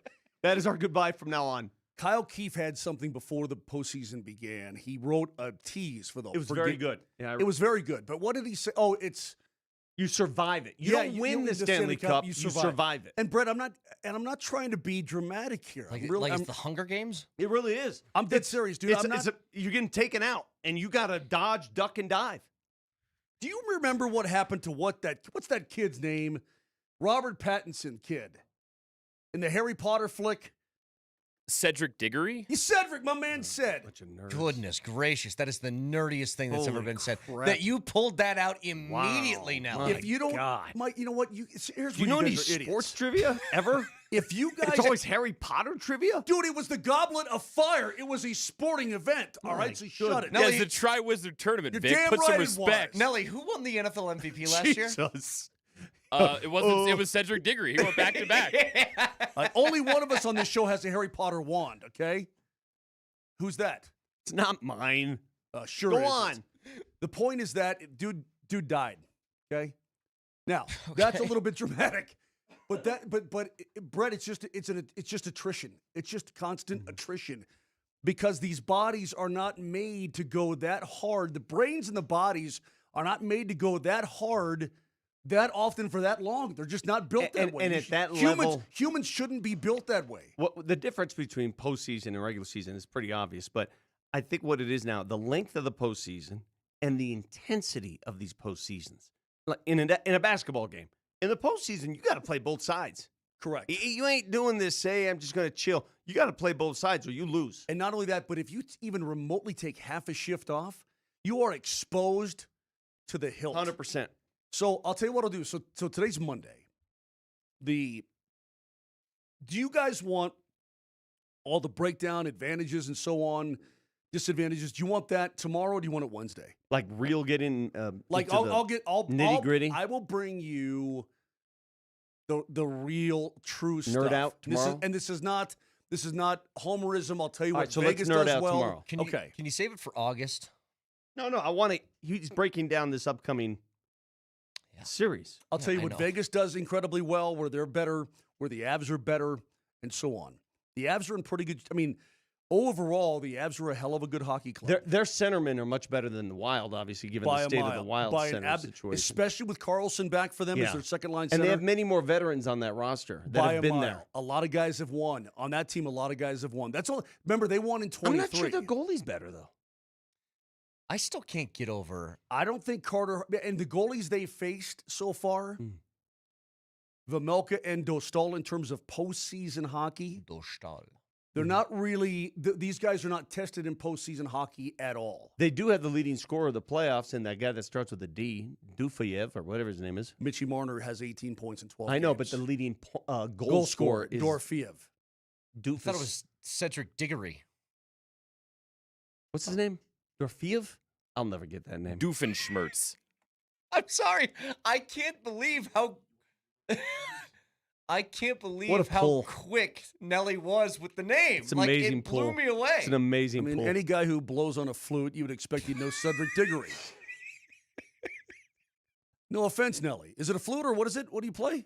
I play saxophone, but I that's like what I this meant. flute myth you've Okay, that's what I created. meant. Saxophone. My bad. Oboe, whatever.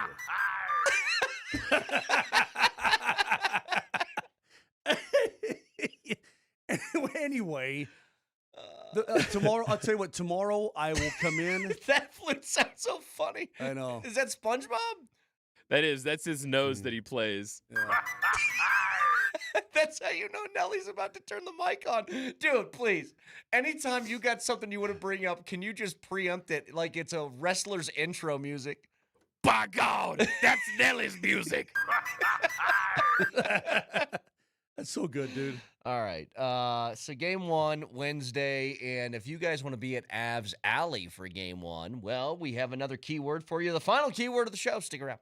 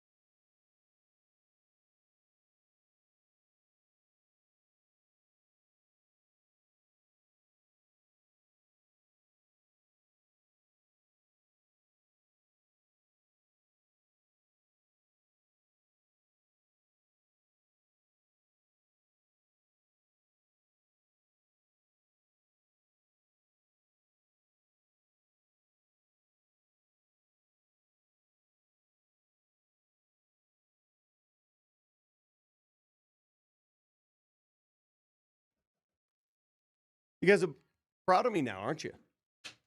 I'm actually shocked. I kind of am. You know, I'm shocked as well. Yeah, but I'm proud of you. You know what? Your video didn't load, so I still loading. don't believe it. I still don't believe it. Here it is. So Vic, over the weekend, celebrate your baby boy for a second. What'd your baby boy do? My beautiful baby boy. Graduated from law school, so I'm pretty proud. I And saw so the you video. guys had a big party after Thank he you. graduated. Brothers BBQ for the hookup. video of him walking up to the stage and he's doing all the "What's up? What's up?" I'm like, you little Dante. beautiful baby boy. I remember when you were just a little guy. Now look at you.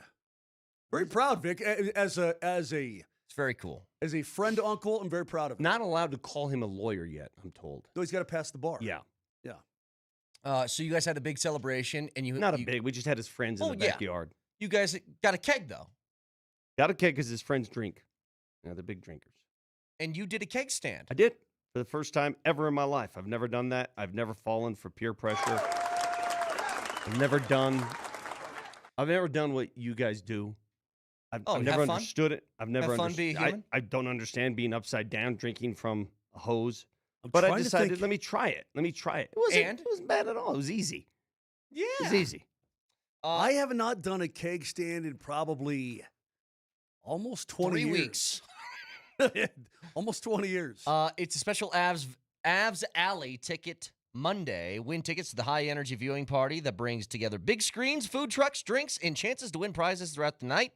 Tickets are $15 for the Western Conference Final, with proceeds going to Kroenke Sports. So to win tickets right now, goodness gracious, text bowling and your first and last name to 303-504-0925. More info on Avs Alley available at coloradoavalanche.com/playoffs. The keyword for this hour is bowling. Wait, we've had nice and cat and what else?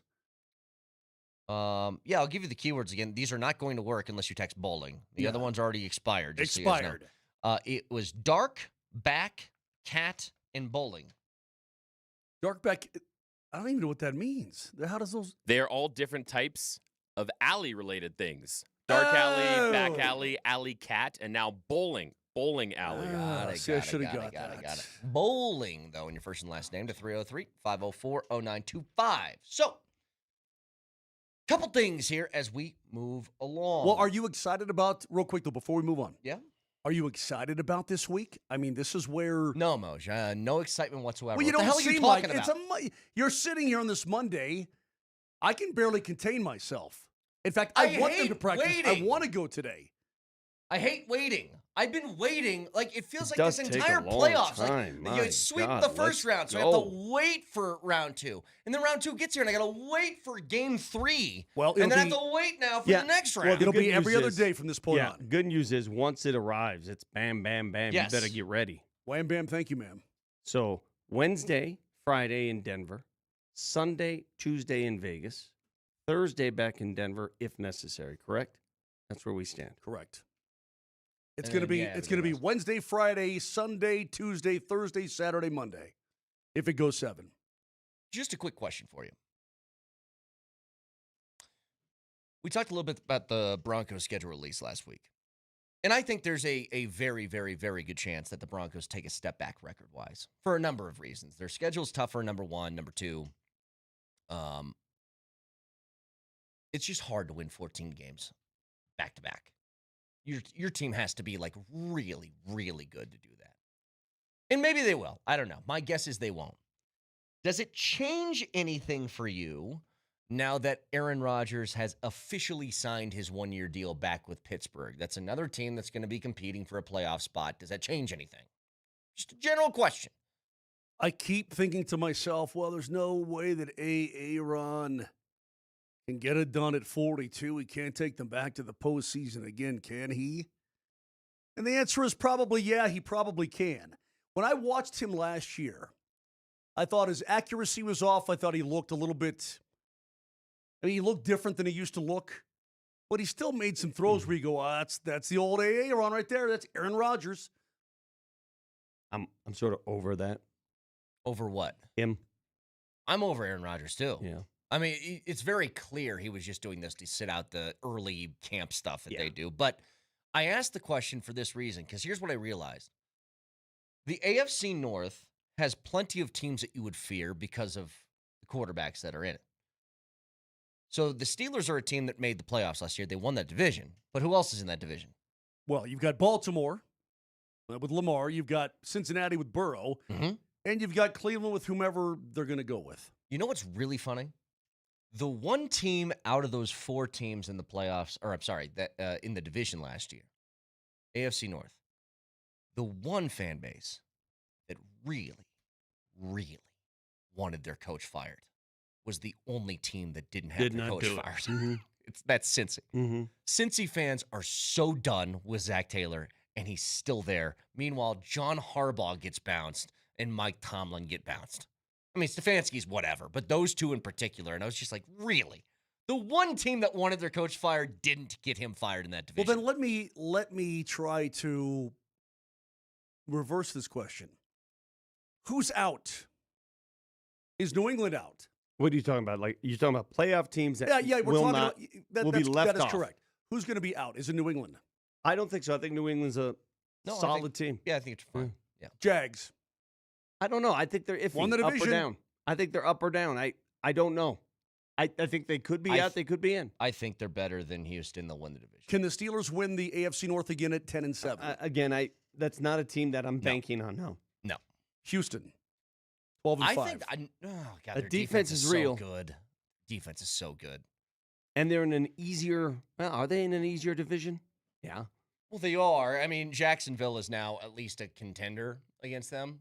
But Jacksonville went 13-4, bro. I know. The reason why I bring this up is because there is no guarantee you're winning the division again. No guarantee you're making the playoffs. That's it, though. I think everybody kind of assumes a playoff spot, and I'm like, guys, the AFC is still pretty loaded. What? Okay, Buffalo. Are they going anywhere? Yeah, they're going to be in the playoffs. Okay. How about the Chargers? You know the Chargers. They're They always make the playoffs. though. Yeah. But here's who missed. Baltimore missed. Cincy missed. Kansas City missed. Yeah. I mean, you've got to think that all of them are going to be back in some regard. Listen, if you got Lamar Jackson and Patrick Mahomes, and I was watching the thing, and Joe Burrow, you got a puncher's chance at the postseason every year. But I was watching the thing on Good Morning Football. It said Patrick Mahomes' knee sure looks pretty good with his golf swing. He's out on the course, and they're videoing him and all this kind of thing. He's golfing up a storm. He's going to be putting pressure fine. on the knee. Blah blah blah blah blah. Sure seems like it, doesn't it? Yeah. I have a question for Vic. Vic, you are a huge proponent. You bring this up all the time. You love this about Nikola Jokic, who, if you guys missed it, which he didn't, but he finished second in the MVP again. One thing you love about Jokic, win or lose a playoff series, what does he do? He always goes to the opposing team up and down the bench and shakes hands with everybody. I bring you game 6, Spurs T-Wolves. T-Wolves, once again, are getting absolutely housed by San Antonio. 8 minutes remain in the fourth quarter. Minnesota's going to lose, but 8 minutes remain. Timeout. Anthony Edwards is getting pulled off the floor. He walks to the Spurs bench with 8 minutes remaining and daps everybody up. What you think? I think two things. Part of me doesn't mind it because he knew the game was over. The other part of me said, well, why can't you just wait till the game ends? So I'm not offended. I'm not like, oh, my God, that makes him. He was doing the right thing at the wrong time. Is that fair? He was doing the right thing at the wrong time. I got to be honest. I would rather him not shake anybody's hand than do it with 8 minutes left in the game. The game was over. Understood. I've never seen that before. He was doing the right thing at the wrong time. Would you LeBron goes straight to the room? Yeah. Probably so. I think I'd rather have him do that than with 8 minutes left. And I know the game's over, but I do not like that at all. The bigger question here is, why are the Timberwolves getting absolutely, as Vic would say, ear-holed? Well, it's happened in a lot of these elimination games in the NBA. I mean, it happened last night. Game 7 at home, Detroit was awful. They got pulverized. The Knicks beat the snot Pulverized out of Philadelphia in that final that game 4. I'll tell you why. The sweep. And I don't think Nuggets fans are going to like this answer. Minnesota wasn't very good. They were tough. They were good against the Nuggets. Now, hang on. They weren't very good. They were tough. And the Nuggets yes. weren't. Yes. That's the answer. I will agree with you there.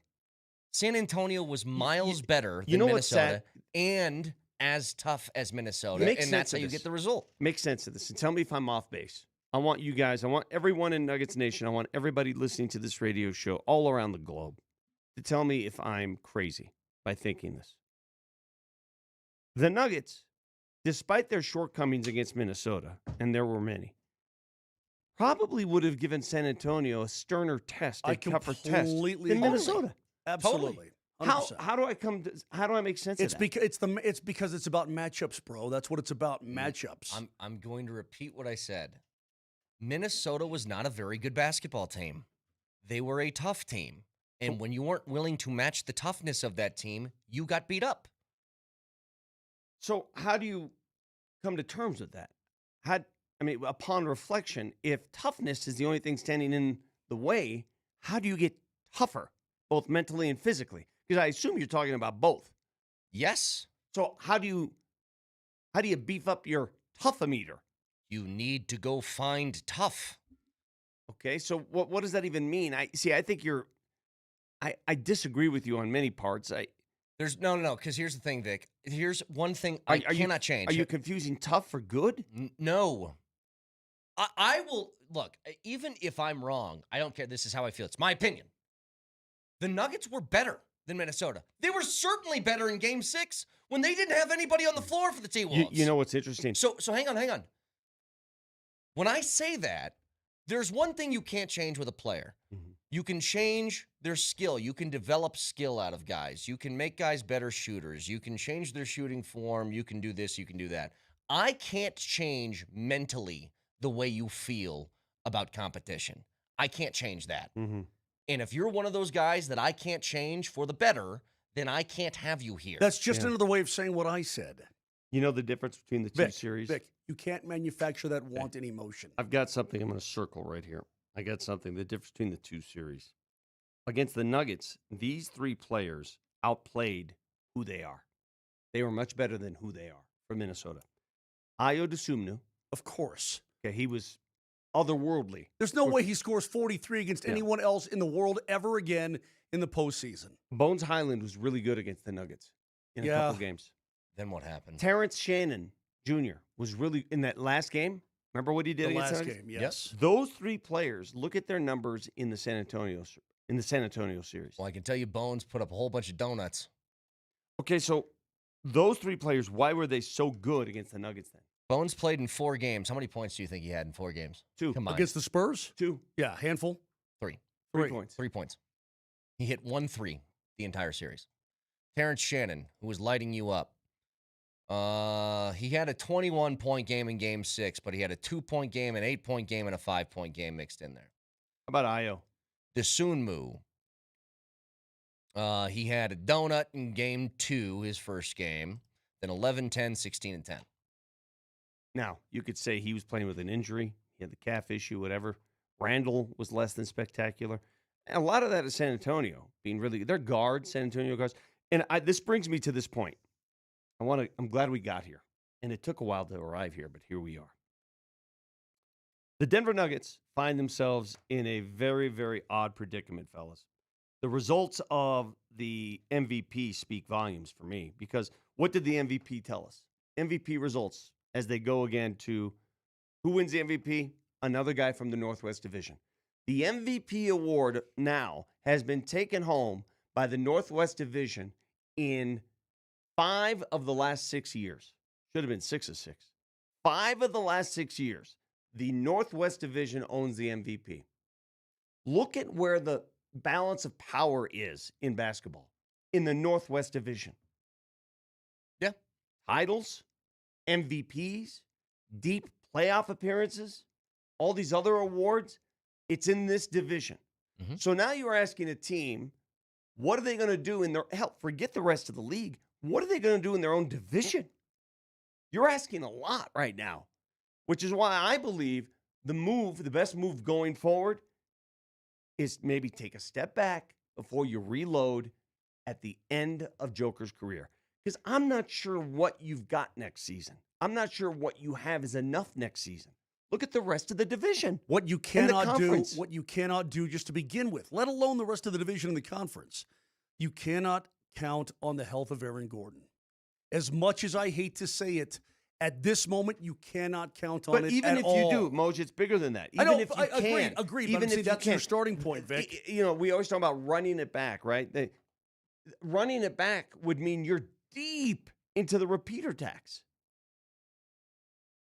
And I don't think they're going to go there with a wing and a prayer, and that's what it would be. Correct. Like I heard you mention somebody in your The appetizer hour. Somebody said, why not just, Nelly asked the question, why not just spend as much money as possible? Nelly, I think the answer is simple, because it's a risk that could set you back a long ways. Because if you go into the repeater tax again, you reset the clock again. And it means you're in the repeater tax the next year and the following year. The likelihood of then, getting a return on that, yes, Vic, is low. And if it means you go into that repeater tax multiple years, you're stuck there. And it financially binds you, which is why I think the best move forward, take a step back before taking 2 steps forward. You're not going to want to hear that. I know nobody does, but I just think it's the only way out of this. Look, man, reality of it is you lost to in the first round at best,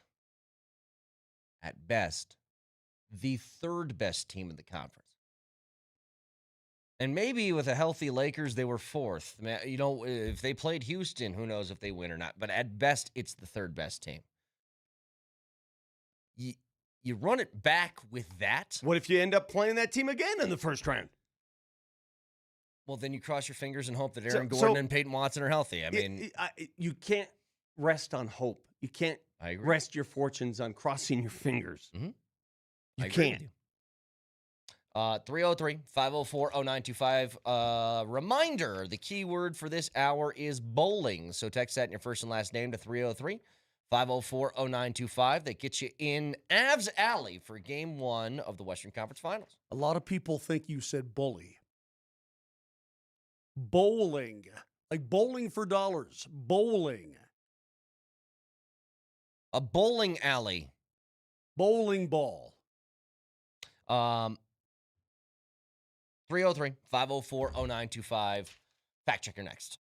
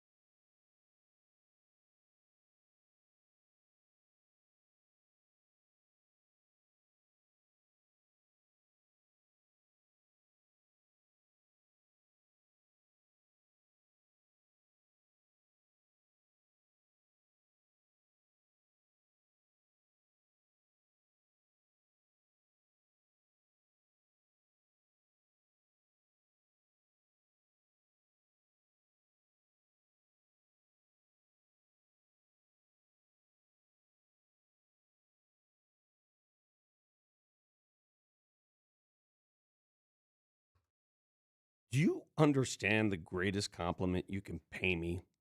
Oh, man, love your radio show. Great. Oh, love your kids. Good kids. I don't care about those people.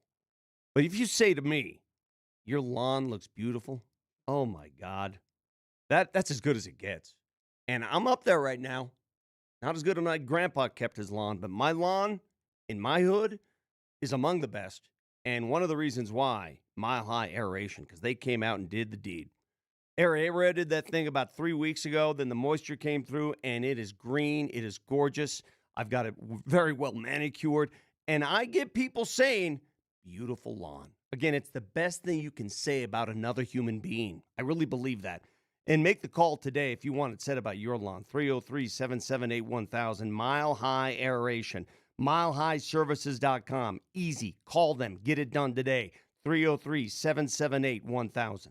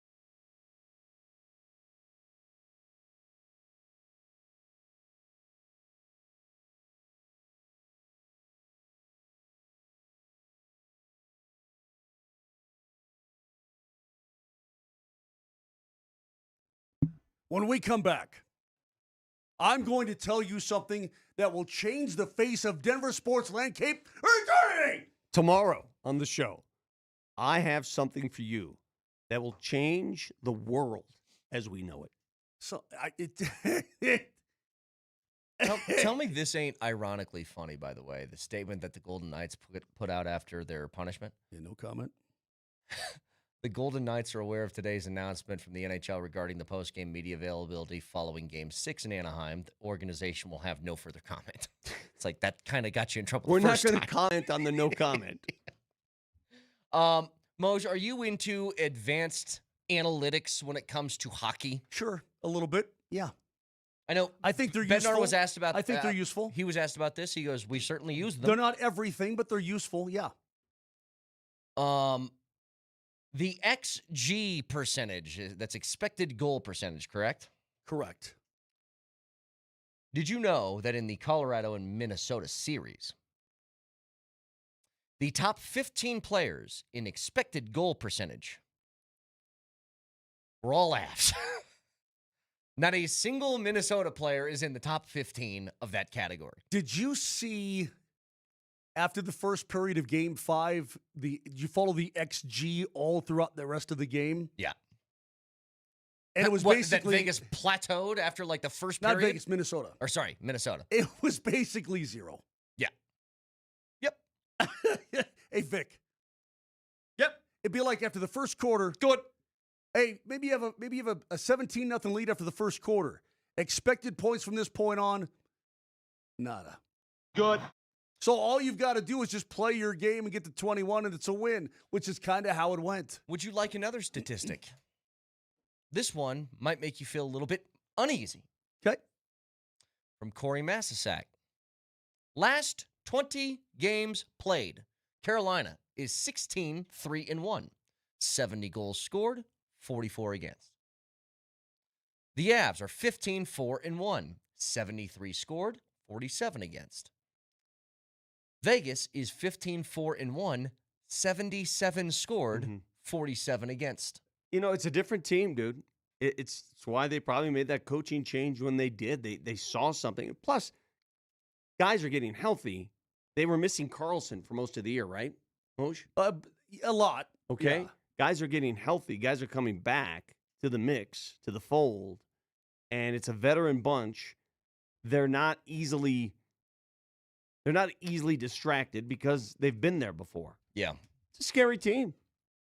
It really is. And let me also explain the opponent situation for both of these teams. And when Jared Bednar, do you have the quote about Torts? What quote? Well, basically, he says Torts is an excellent hockey coach. And he's absolutely right about that. He's an excellent hockey coach. He's made a difference. And they're a much better team because they already had the players. They just had to be properly motivated and so on and da-da-da-da-da. But the opponents that those teams have faced, again, I would like to have seen what Carolina would have done against LA and Mini.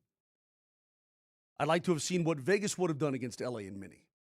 Now, again, the LA Kings, their expected goals, Brett, not a lot. Yeah. But I cannot stress to you enough how much DJ Smith and the Kings emphasized defense in that series. I can't stress to you enough how they sacrificed virtually everything offensively. What do you think Vegas will emphasize? They got guys who can score, Vic. Counterattack, though? Yeah, are they a counterattack team? They are, yes, and they're very good at it. Like Dallas was last year? Does that scare you a little bit? They sort of, you do your thing, right? And then as soon as they can pounce, then it's up to you to not turn the puck over in the neutral zone because that's where they love to turn you over. They love to turn you over at your own blue line. They love to turn you over at the red line. They love to turn you over at their blue line, and then you got guys who only can go. Yes. You can be dominating a game with all the analytics you want, but at the end of the day, they got 2 goals, you got 2 goals, and you're going to overtime. Correct. That's what scares me. Minnesota had Hughes, Kaprizov, Boldy. Who are the top 3 to be worried about for Vegas? Eichel, Dorofeev. Howden is going crazy this postseason. Let me give you a little bit of Brett Howden. Let's see if I can find him real quick. I got him. What you need? All right, what was his total? The last 3 seasons, what were his goal totals? Point totals. He had 12 this point totals. Points? Let's go total points. 22 this year in 58 games, 40 last year in 80 games, and 19 the year before that in 72. What's his total this year in the postseason? 10. How many goals? 8. He's playing way above his pay grade. Yeah, it's one thing and listen, I'm not saying that he's going to come back to reality. I'm saying that watch out because that son of a gun's on a run. He is on a run. The top 3 guys for Vegas in goals scored this postseason: Howden, Marner, and Dorfus. That's what I'm going to call him. Why? What's his name? It's Dorofeev. Because it sounds like doofus, but I can say Dorfus. Is he Russian? I think he's probably got to be from Russia. His I'm name's sure Pavel. he is. He's Russian. I'll tell you exactly where he's from. Where's he from? Nizhny Tagil. Yeah, Nizhny Tagil. The top 3 guys for Vegas have all combined for 24 goals. They've scored 44 the entire postseason. They get a lot of their heavy lifting done with the tippy top of their lineup, which juxtaposed with the Avalanche, they have only 4 guys who have not scored this postseason. 2 of them have missed half the postseason. The other ones are Burns and Aiken, who played like 10 minutes combined. You know what else scares me about Vegas? After reading a few of these articles, Their PK is amazing. Hold on. Or Ashan, sorry, Ashan. Jesus God. Lord deliver me. The Knights' PK is really, really good. Like at 86%. They got 4 shorties in these playoffs. Howden's got 3. They have 4 shorties. And if there's one thing that the Avs have been vulnerable about, it's shorties. Yeah. A shorty hurts. A shorty runs deep. All right. Most painful things you can do. 3-putt, Yeah. give up a shorty, Shouty. throw a pick 6. Miss a field goal from 20 yards out. Sure. If you had to rank them, those are dire. Miss 2 free throws late. Walk in a run in baseball. Oh, mamma mia. Mm-hmm. Dude. Yeah. You ever seen a guy run a guy 3-0 and I'm like, just throw it down the middle. I don't know. Giving up a shorty. Inside ball for him. Like, Giving up a shorty is such a backbreaker. Hang on, power rank those, okay? Give up a shorty, walk in a run, miss 2 free throws. Let's assume everything's a tie game. Okay. Everything's a tie game. Everything's a tie game. Give up a shorty, walk in a run, miss 2 free throws, 3-putt for a bogey. From what, 10 feet? And what else? What'd you say? Missed extra point. Missed extra point. Yeah. Oh, God. I would say the shorty's the worst because it's not only You have an advantage. Let's send it out there. Power rank these 5 most painful. Yes. Yeah. Is it? All of these are tie games. Dude, why do you do this to what you? No, he's right though. All of these are tie games. But I've got examples of all of these that have hurt me in the Hang on. Let me get it out. All these are tie game situation. Crunch time. It's late in the game. Crunch time. You aren't dead. And it's playoffs. You aren't dead, but it really throws a wrench in your chances to win. So power rank these 5. Shorty given up, missed extra point, walk in a run, missed 2 free throws, and what else? What am I missing? 3-putt. And 3-putt for a bogey. What about a missed PK in extra time for soccer? Too many now. Just 5. You We're got gonna do limited. the 5. Okay. So everybody rank your 5. What about drop the baton in the 4x4? Nope. Power rank too the much, 5. Too much. What about a slow pit stop in a NASCAR race? Nope. Not going to work. Okay. No. I'm going to tell you right now, it is the shorty because you have the advantage. You have a distinct advantage. You have a man advantage, and you are trying to score with a man advantage. And not only do you not score with that man advantage, but you give up a goal. It's got to be that. Yeah, in all other sports, everything's just is even, right? I mean, in golf, the 3-putt, you're your own dude. You're just doing your thing. In baseball, it's still the same amount of guys on the field, right? In hoops, it's still the same amount of guys on the floor. Throw it over the plate.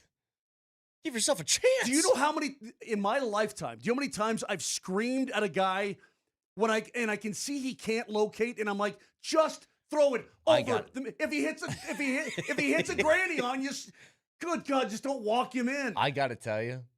Nelly, see if you can pull this up real quick. Paul Allen's call on Blair Walsh's missed field goal that lost them the playoff game. And that's when the extra points were like 20 yards out. Good Lord. All right, let me respond to Joe and Parker. 4220 Joe and Parker. You guys even enjoy sports, or you just sit around waiting for the roof to cave in? You know the Avs are pretty good too, Joe and Parker. Yeah, Joe. For the love of God. Yeah, Joe. Where's Joe? This is called respecting your opponent and painting a picture. Do you want us to just sit here and go, oh, okay, let's prepare for Carolina? I can do Everything is Awesome radio if you want me to do it. Joe, fix yourself. All right, I live in Parker. Where's Joe? Let me see this text. What's the number, Vic? God, that really reeks of. What's the last 4 digits? 4220. Just, I mean, what? Okay. All we're doing is Joe. The question was, how can Vegas pose a problem? Joe, that's it. You meet me at Parker Poorhouse. Joe, you meet me at Parker Poorhouse. We'll have a talk. You and me, Joe. I live in Parker. Texter says, what about a chest pass that becomes a fumble and a touchdown in the AFC Championship? Oh, my God. The only touchdown scored for that team. It hurts. Dude, come on. Hey, it hurts. What we're talking about, tomorrow I'm going to lay it out for you. I'm going to tell you more of what Vegas does well, where the Avs have an advantage and so on. The Avs are Joe and everybody else, the Avs are the better hockey club. We all know They have been the better hockey club. But this is Stanley Cup playoff hockey, and you got You better have your ducks in a row, which I'm confident the Avs will. It ain't going to be easy, bro. This is going to be difficult, but the Avs are awesome. Joe and Parker, is that Joe Sakic? I don't think so. Fact checker, please. Blair Walsh from 27 yards left hash. Snap good, spot down. Walsh's kick is up, and it is no good. He missed it. Are you kidding me? The season can't end like that. He missed it left. There you go. The great Paul Allen. That's got to be brutal. Go ahead, Nelly. Anyway, Fact Checker is brought to you by Backus and Shanker. Here's a fact for you, Moser. When those little red lights are on the microphone, we're on the air. So this is a clip from earlier in the show. We're coming back from commercial. I boosted the audio a bit, but aside from that, I haven't edited this in any other way, Moj. Why are we watching this? Why is Tom Brady all leathered out all of a sudden? Why are we watching this? Why is Tom Brady all leathered out all of a sudden? That close, Moj. That close. Woo! I mean, Vic. Let me apologize. Good save to your teammate. You tried to say it, but you didn't say it. Yeah, well, let me apologize. I didn't say it, but let me apologize anyway. But watching Tom Brady strut down a runway in full leather bothered me. I'm sorry. Leatherface, too. It bothered me hard. I got to tell you, there are so many moments when I'm watching games where I've yelled that same thing. Basically the entire Nuggets and T-Wolves series, I was yelling that at my TV the entire time. All right, iTunes, Spotify, Moser, Lombardi, and Kane, have a wonderful Monday. We'll talk to you tomorrow. Love you. See you. The job is done. We can go home now.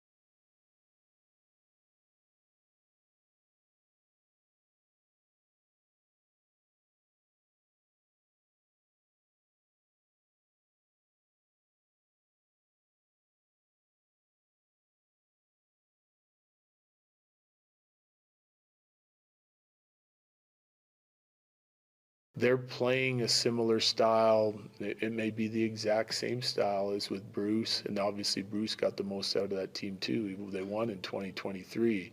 I see this as a little bit maybe of a veteran group that was pretty comfortable through the course of the season, and then they add the coach that's going to push them out of that comfort zone. It's also timing, like veteran team, guys that have won, not in a panic, in the playoffs, wherever we seed, and then like dialing it up at the right time. Just 2 days away from the Western Conference Final, Alex Reinemi alongside the coach Mike Sanford. Vegas and Colorado Wednesday night. We've been off for, it feels like a million days, not quite as long as the Carolina Hurricanes, though, Coach. I feel like I haven't been on the radio with you in about 10 days. But apparently your chest and your throat and your cough feel about the same as they did 10 days ago. This is, I don't know how to get over this. You ever heard of the Hana virus there, Raj? Something's happening, man. What are we doing over there, man? I'm getting 5% better every single day. I don't know about that, man. I had the same thing. It sucks. Yep. You know what, though? The thing about the morning sprint, man, for the most part, we don't miss a bunch of time with upper body injuries. We just find a way to just push on through, man, because we know the championships are on the line. It is a special Avs Alley Ticket Monday. We are giving away tickets for Game 1 of the Western Conference Final between your Colorado Avalanche and the Vegas Golden Knights. Your first keyword comes up in just about 15 minutes from right now. We're going to have Christopher A. Dempsey join us to recap the West and the East finals in the NBA. Minnesota is now toast. Game over. Yeah, it was ugly. Anthony Edwards dead. Detroit Pistons, a franchise that is legitimately built to lose. Dude, with James Harden doing his very best to lose that series. Oh, yeah. Like, James Harden did what James Harden does in clutch game playoff scenarios. Game 6, he had 8 turnovers. Spidey did Spidey things, though. Spidey was great. He was that great. entire series. But Harden goes 0 of 6 from 3. He goes 2 of 10 from the field in game number 7, and it was a 20-point game the entire game on the road. Yeah, the NBA Finals are going to be played in the Western Conference Finals. That's what's going to happen. And the disparity right now between San Antonio, Oklahoma City, between whatever's going to happen in the Eastern Conference, to me, it's like the champion's going to come from the Western Conference Final, and to me, it's not even debatable. Will it be an interesting series? We'll see. I'll believe it when I see it. I feel like Oklahoma City is just a wagon right now. They just feel stunned. No, this is the West Final that NBA fans should have seen coming and quite honestly deserve. Yeah. They deserve. They do. Will be, I completely disagree with you. I think it's a 7-game series between San Antonio and Oklahoma City. The Spurs played Oklahoma City better than any team all year long. So for you to be like, I don't understand what your thought process on not trusting the Spurs is. Because you didn't trust them against the Timberwolves, and they beat the living crap out of Minnesota. It was a 6. That wasn't a 6-game series. No, it was a 6-game series. Hold on, can I go real quick on? Oh, shut up! Can Don't I go to ESPN.com Don't and see? Do that. Oh, wait, hold on. San Antonio. That was a 6-game series. Wins 4-2. 4 plus 2 equals. That was an easier 6. series. The San Antonio-Minnesota series was an easier series than Colorado and Minnesota had in the NHL. That's true. That's true.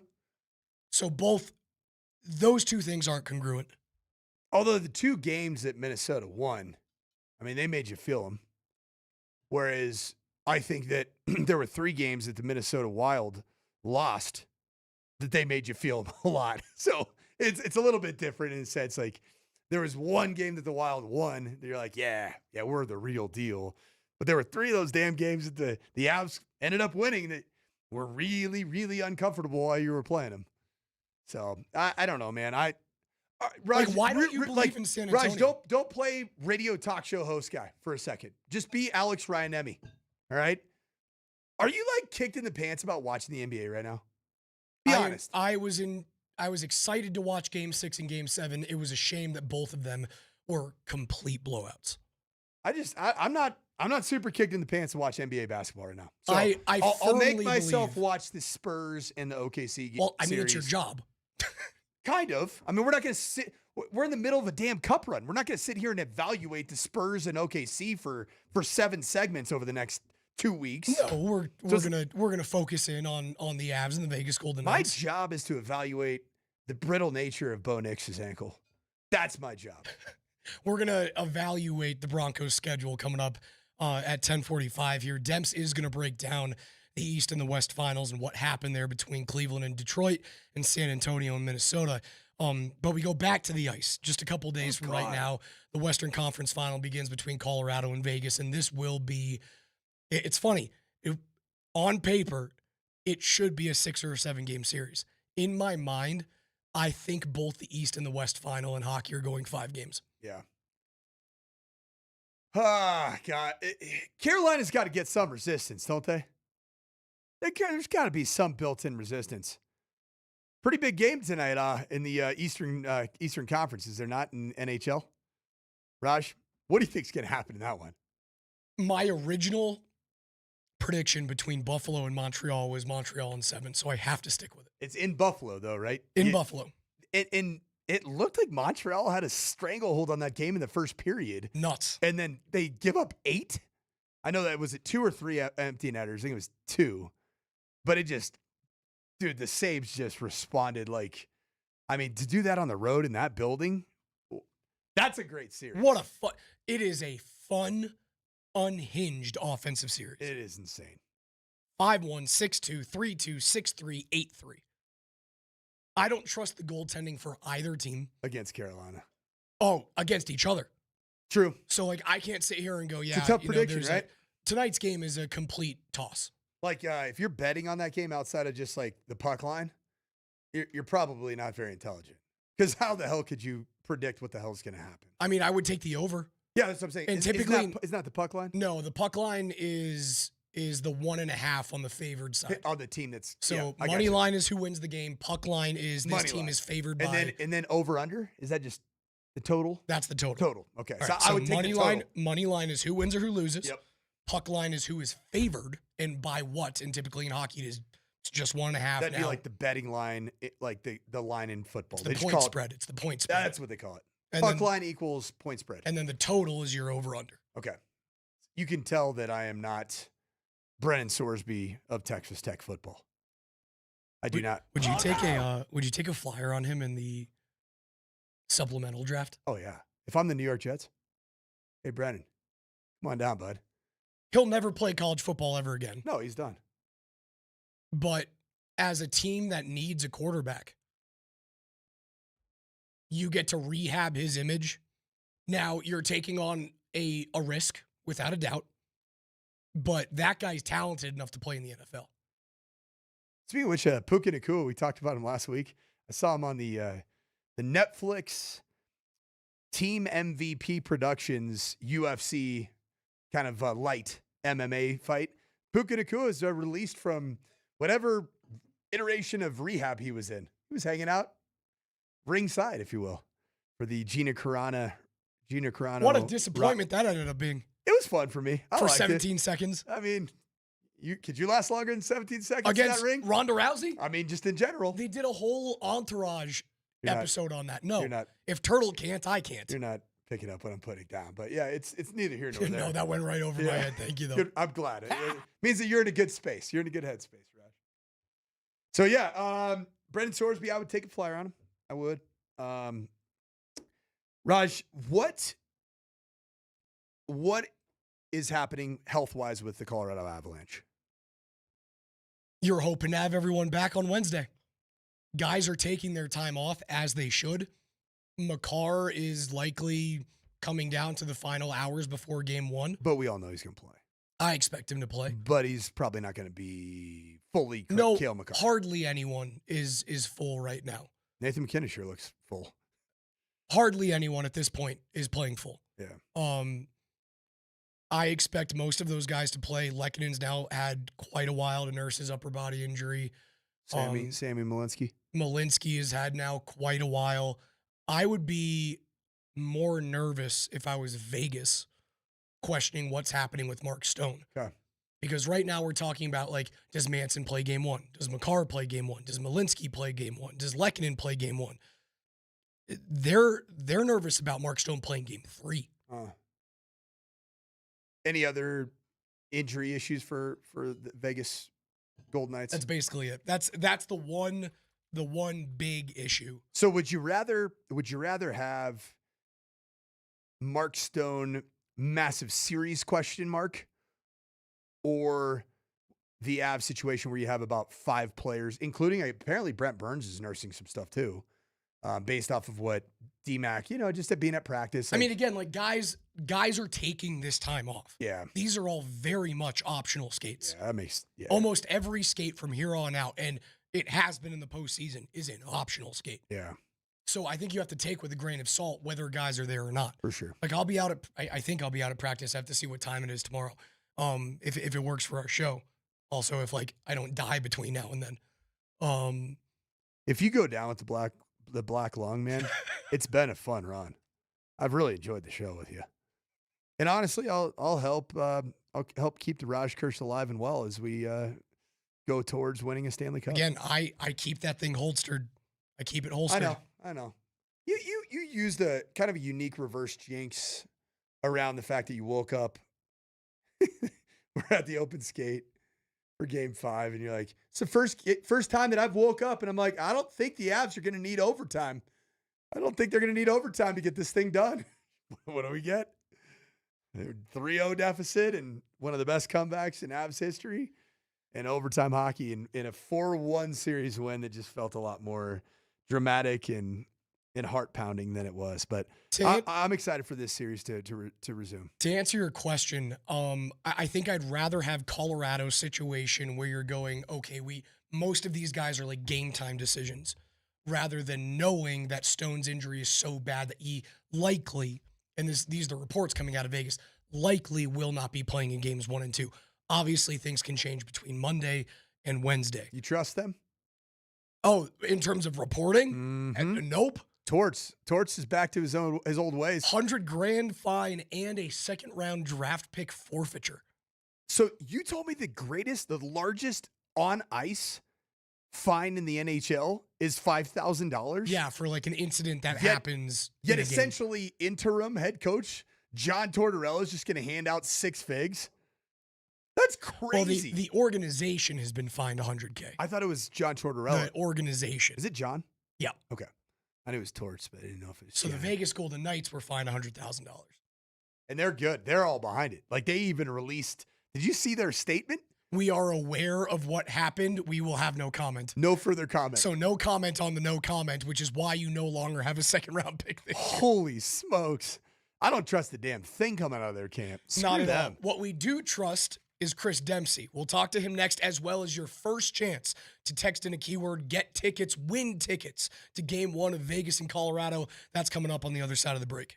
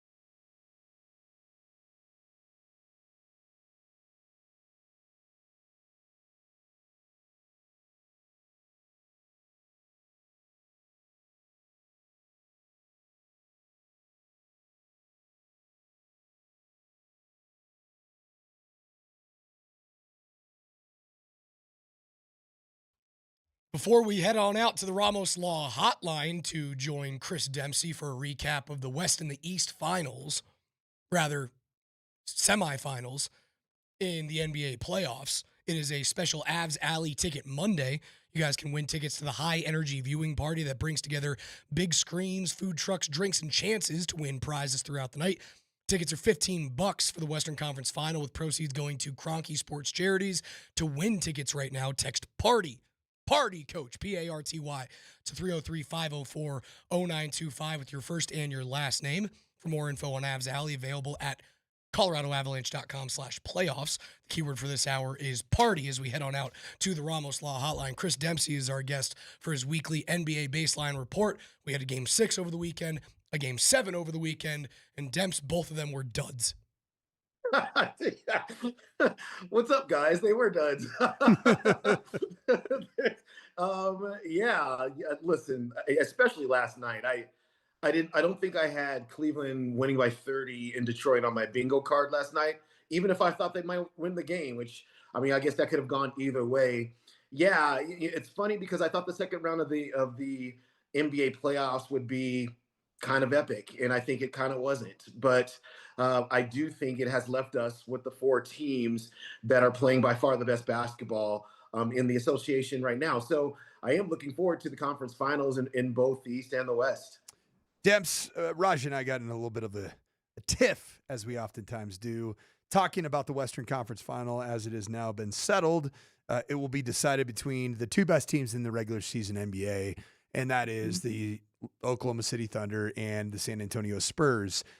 Do you believe that this is going to go greater at 6 games or more, or do you think that this is going to be won convincingly by Oklahoma City?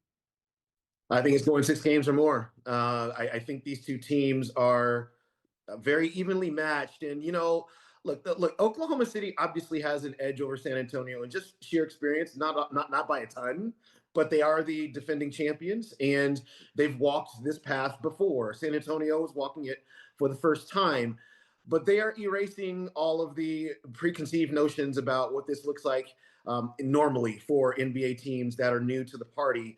They're just so good, man. It's Wembanyama obviously gives you a cheat code advantage player that can do pretty much everything on a court and really impact to a high degree what they're doing offensively and what Oklahoma City is able to do on their own offensive end, given that he can block and alter.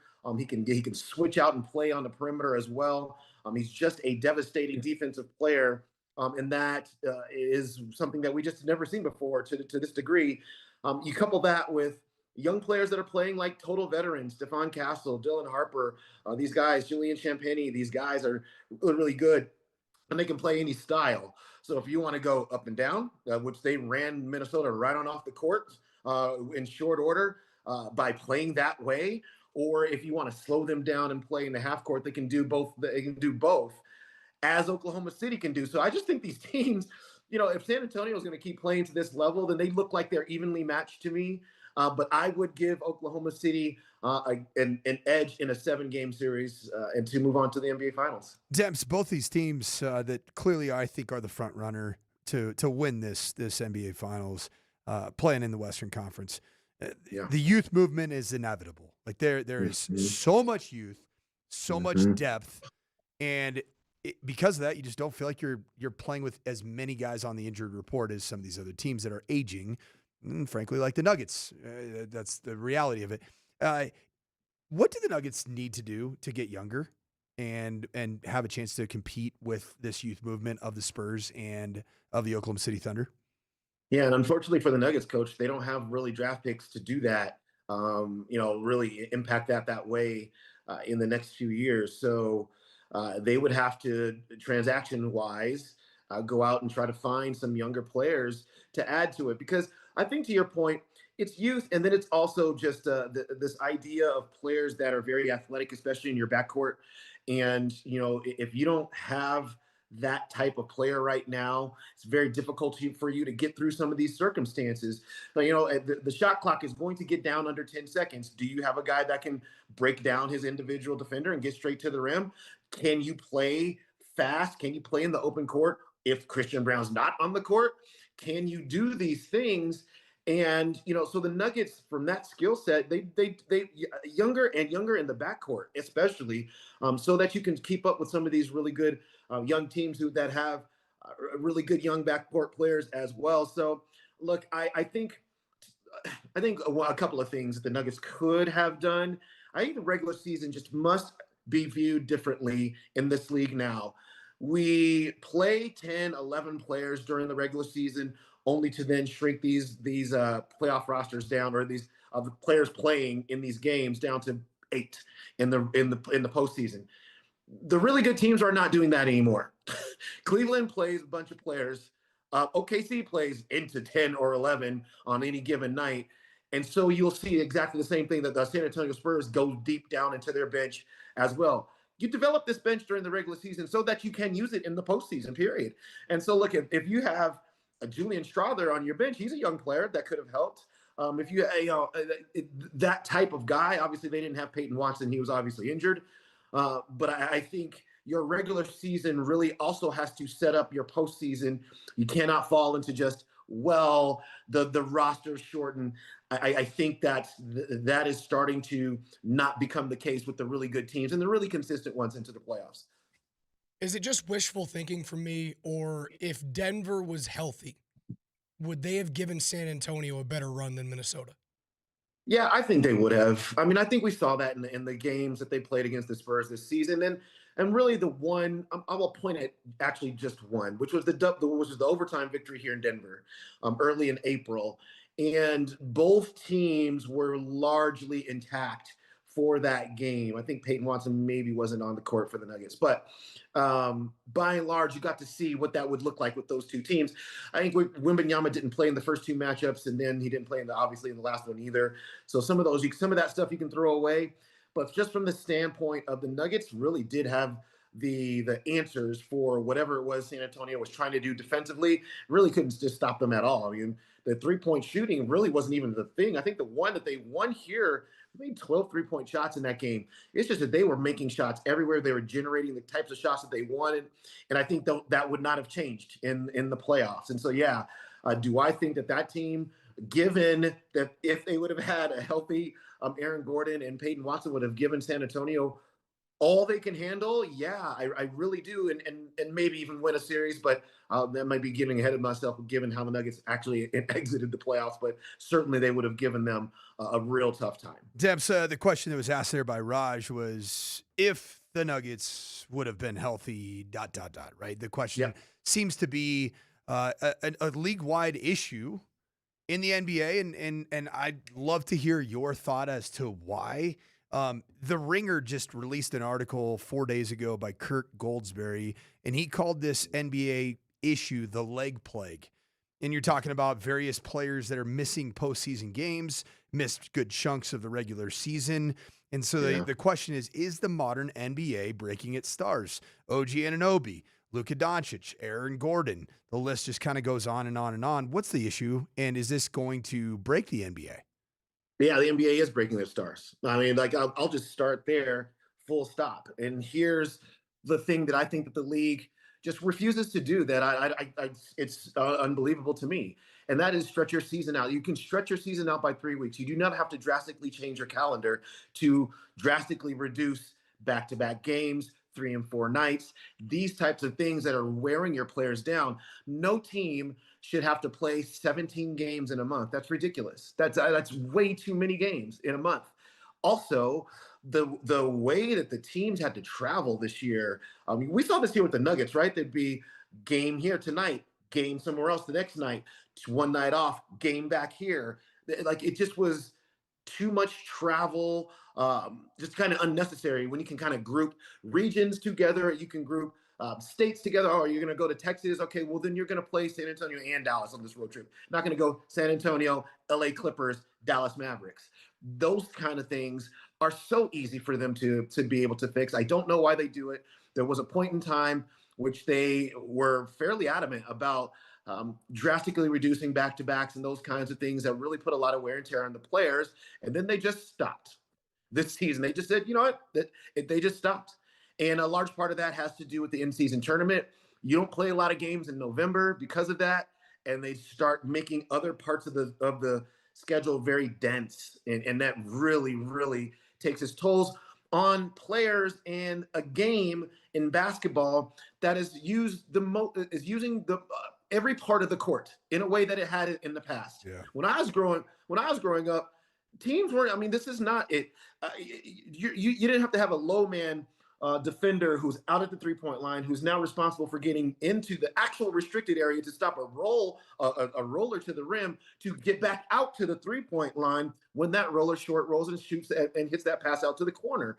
And it's just so much more running and demanding and using of the court happening that studies should show that they should space out the games a little bit more. You do that a little bit more, you save some of these players, some of these injuries, and then you're able to have a playoffs that look a lot more.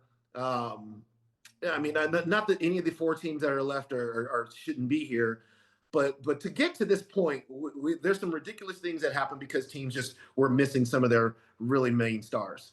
With all of that wear and tear talk and the fact that you need to have deeper benches now to compete in today's NBA, we always talk about how the Nuggets have to stay out of the second apron. Why has it worked for Cleveland and it doesn't work for anybody else? Well, Cleveland is the only team in the second apron that is in the NBA, and it's working right now. It's working right now. They didn't.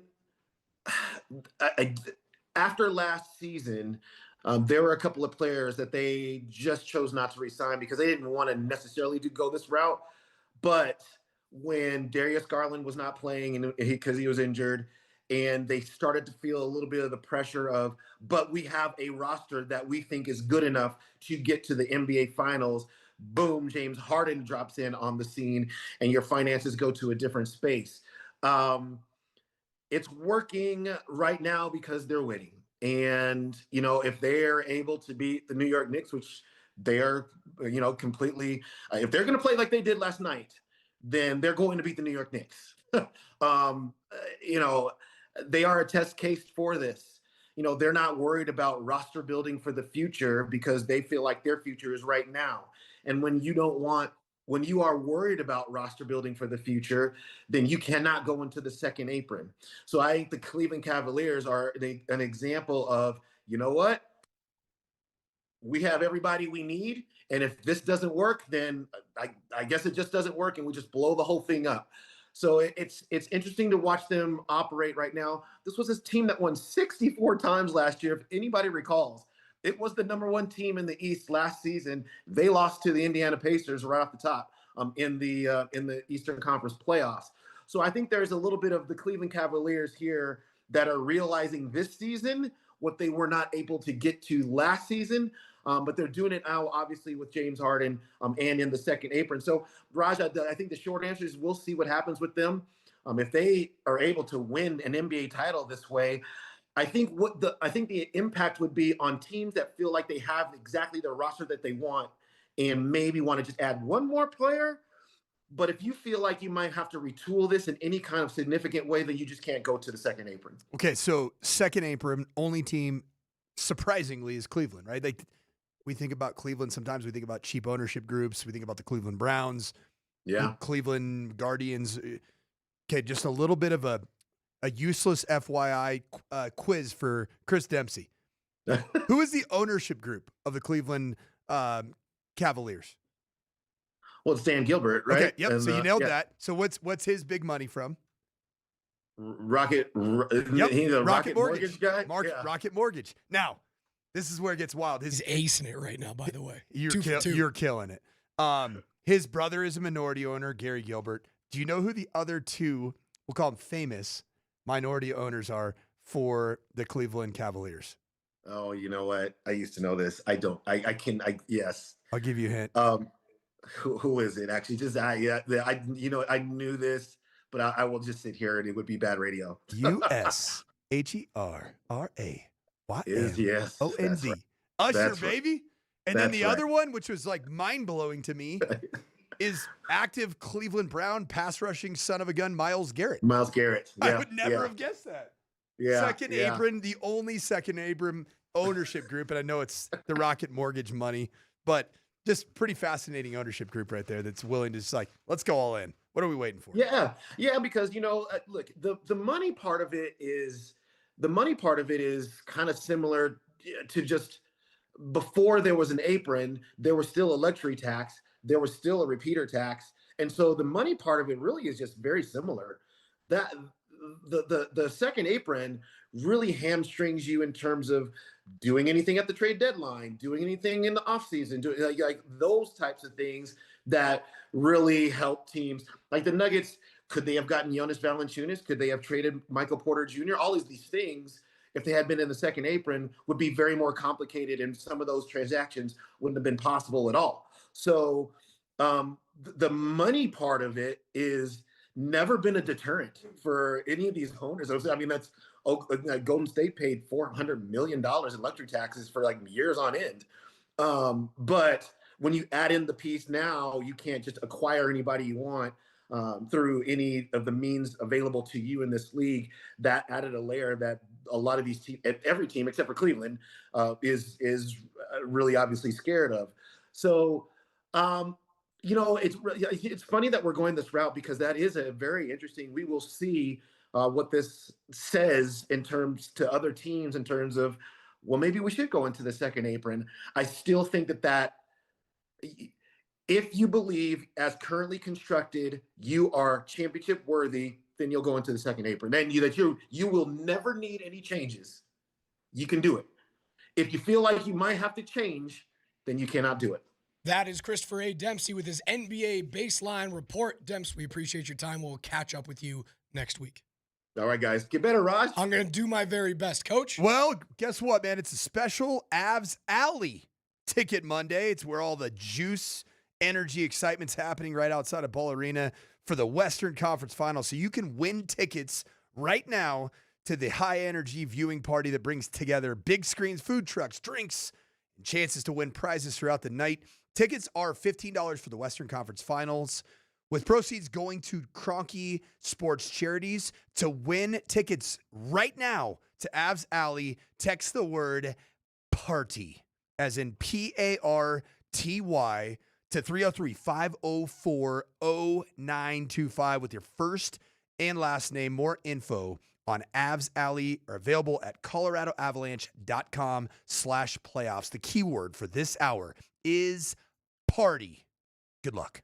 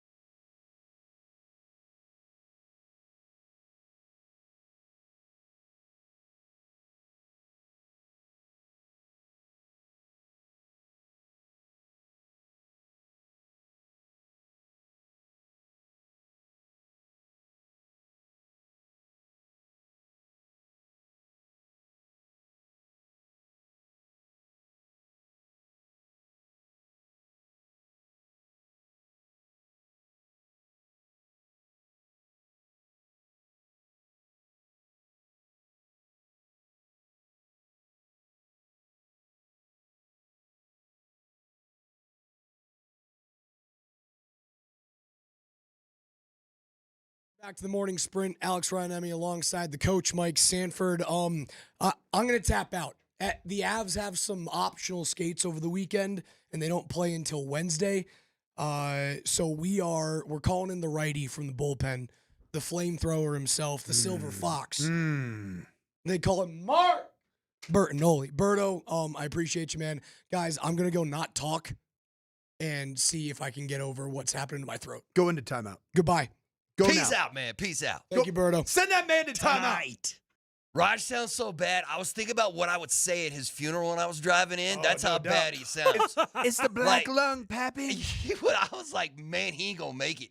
He's not going to make it. And it made me think, like, I don't think I would be able to give a good speech at his funeral, but I could sing. Like, I would come up with my own, like some kind of hip-hop song that I could play right there in memory of Raj. I think you would go with Cisco's very own The Thong Song for Raj's his epitaph at his funeral. He as a football coach, like you often stand up and give speeches in front of. Oh yeah. Like so. Oh yeah. Yeah. Can you imagine Berto singing this at Raj's funeral? Mm-hmm. Thong Song, baby. Dog, how old is the Thong Song now? And it's a classic, man. It's a classic. Berto, has it ever been uncomfortable for you to just start playing this as background music when you have a young lady come over to come hang out? Now, I do have a playlist that I just throw on, but is it a cassette tape? Did you make it back in the day, man? Nah. I haven't. Man, cassette tapes, brother. You know what? The first type of media like that I can recall. Obviously, my dad had a record player when I was young. But in the truck, in the Ford F-150, he had an 8-track. Remember the 8-track, brother?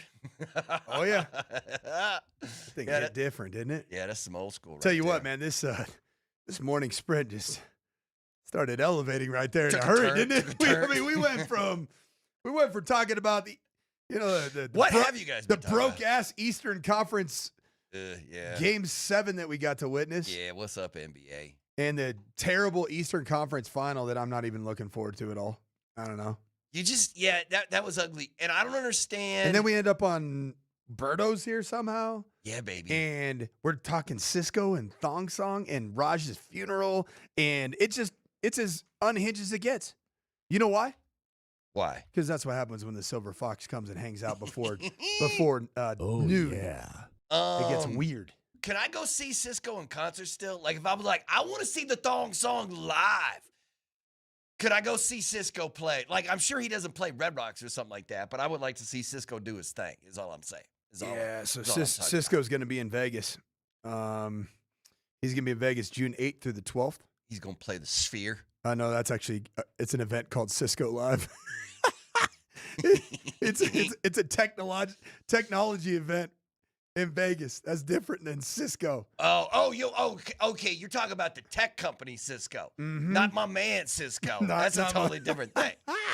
All right. You know what? Right out the gate. I want to do this. I want to ask you this. What's your hottest Denver Bronco take going into the summer? What's your hottest Denver Bronco? What's got you bubbling when it comes to the ponies? Give me that. We have a candle here at the Morning Sprint, and it's here at the Backus and Shanker studio in Lone Tree, Colorado, and it's called the Archbishop Bow. Patron saint of Talus over ankle longevity. Is that Bo Nix is not just going to stay healthy through all 17 regular season games and, 3 postseason games. Bo Nix is going to be in the MVP conversation. Oh, that is a bold damn statement. That's a bold damn because if Bo Nix is in the MVP conversation, that means he has put up a top 3 QB season. He has to do what Matt Stafford did last season to be in that conversation. Gonna have a chance to play against all of them. Wait. Are you telling me? You know what that says to me is that you're a big believer in Davis Webb, because that means, if you think Bo's going to be, Yeah. There's synergy between play caller and quarterback. But listen, everybody's been talking about the start of that Broncos schedule and how nasty it looks. It's like this is a tough ask for your man D-Dub. Like, hey, Davis, we need to see a marketed improvement from the offense right out the gate. And you got tough opponent after tough opponent. Like, I'm not sure what the offense is going to look like because I'm not sure. I mean, the Broncos have some bad dudes coming into town, and you're going to go play. They do. So you tell me, like, what's that trigger look like for Sean Payton when it comes to freak out territory with the new offense? It's gonna be tested. The patience is gonna be tested. The trust level is gonna be tested. Yeah. One thing that it appears is that ownership here in Denver is not gonna allow Sean to go in and out. Like I think that there's some clear synergy between Davis Webb and Bo Nix, and I think Sean Payton bought into it. Whether ownership played a role in Sean Payton buying into it, we don't know. Yeah. So that's all conjecture. But I don't think that you're going to make that move and then undo that move because you're starting out with, frankly, I think 9 pretty challenging contests to start the season. And by the way, the last time that Cisco was on tour was 2017.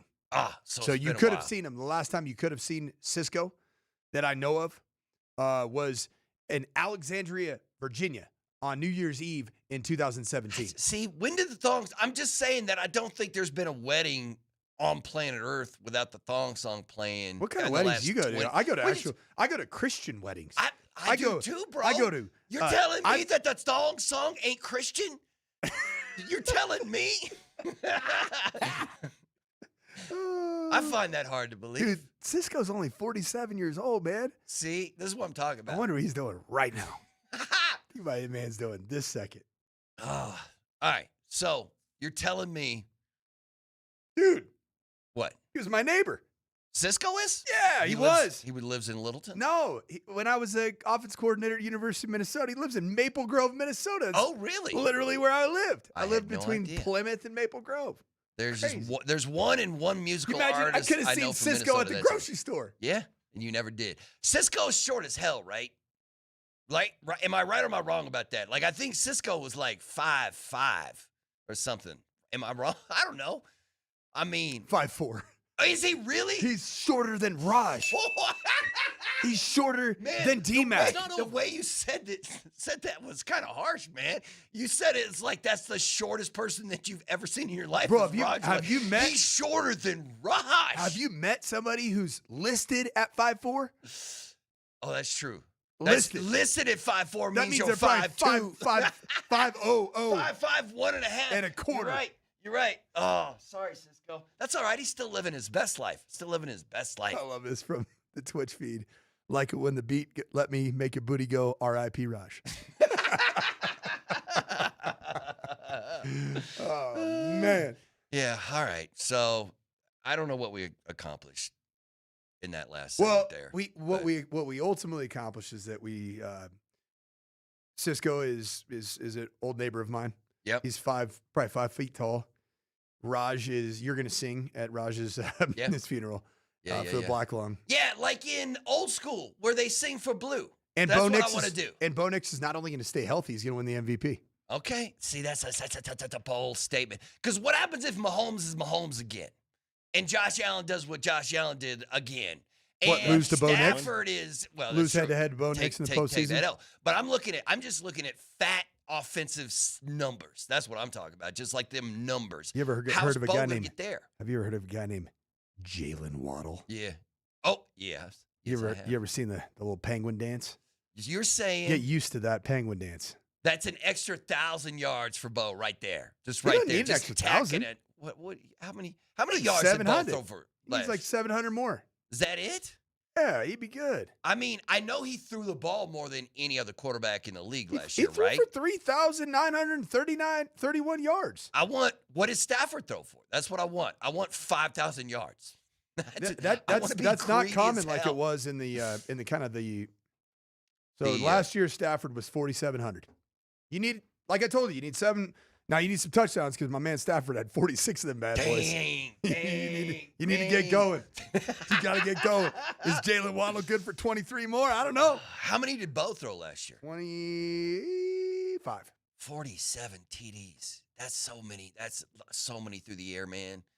They're going to be so good again. It's going to be ridiculous. He's getting old, though. No, I know. What did you, I don't think we talked about the Ty Simpson thing. What'd you think about that? Weird. I mean, it is weird, but it feels like, man, or at least they're sounding like they were all on the same page. Like, yeah, let's do it. This is it. This is our dude. But it is weird. And there's no way that Matt Stafford and Sean McVay were completely on board with it. There's no way. I know, but read the body language on the night it happened. I get it. Everybody can go back and after the fact come back and say, "Oh yeah, kumbaya, we're good." Yeah, I didn't saw, believe like it. Sean came out and said, like, "Hey, we met, and we told him to keep it secret. We love him. We'll see." I don't know, man. But if you don't win the Super Bowl next season, the people are going to ask questions like, "Hey, how come you got a backup quarterback instead of somebody who could have just taken you to the promise or helped you get to the promised land this year?" But whatever. All right, we're going to do this. We're going to take a timeout. It is the morning sprint, and we're sprinting. I don't know what the hell we're doing in the next segment, but it's going to be awesome, so stick with us.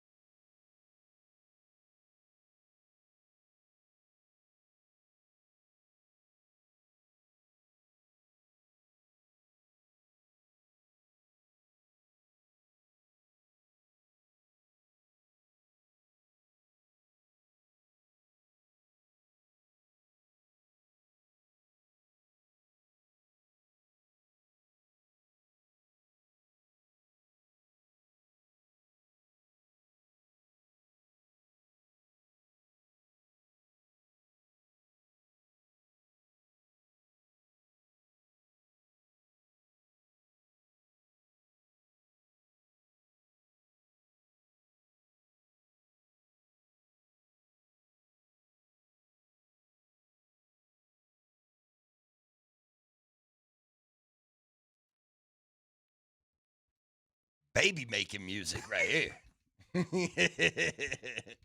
This is that baby making music. I might call my shot and go for number 4. 4's a lot, Coach. It's too many. 4. 3's a lot, man.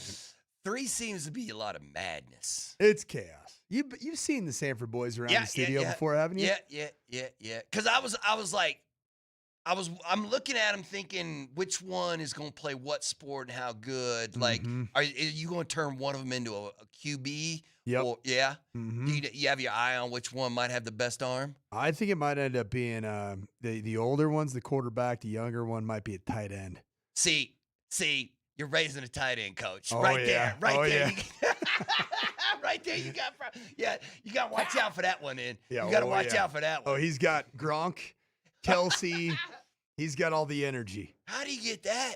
How do you fall into that trap, man? Because you know who his father is? Yeah, that's what it is. His father's unhinged. All right, people, welcome to the morning sprint. Raj is barely able to speak, so he's going to head home and have some hot coffee or cocoa, whatever it is. I think he's gonna have a hot nap. Sleep for 12 hours. This is the perfect weather this is napping weather, man, right here. I can nap for hours in this stuff. He's been hanging out with rat doo-doo. He needs to get away from that rat doo-doo. The hantavirus is coming for him, man. He's got to, make sure. Oh, no. Do whatever you want to do, but just don't eat that doo-doo.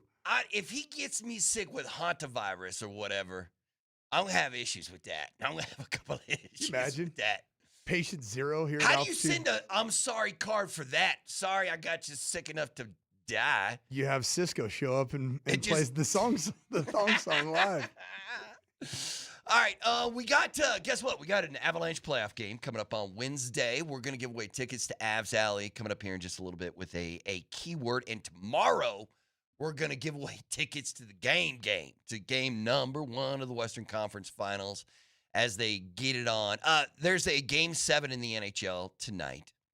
Fun one. Yeah, it should be a lot of fun. Man, Carolina has been. When did Carolina win that series, Rod? Oh, it's like a month ago. It's seriously like it wasn't. I think it was back in 09. It wasn't this Saturday. It was last Saturday, right? It's a long time. It's ago, been like man. 9 days ago when they closed out that series. That's so crazy. Yeah, and yeah. You want to talk about a little potential rust? Yeah. How do you even I'm sure they have the coach and the staff has a game plan how to ramp up the energy going in. But, yeah, they've had a lot of time off. I mean, the Avs have had a lot of time off. They're going to end up with 6 total days off, right, before they play game number 1 against Vegas. So we'll see how it all plays So did out. the Sabres and the Canadiens, did they both play 6 or 7 game series in their first series? Am I right in saying that? I mean, yeah, I could. Well, let me felt look like before I it start was. making stuff up. So if you look at. Because, I mean, well, let's see. Let's see what the full bracket looks like.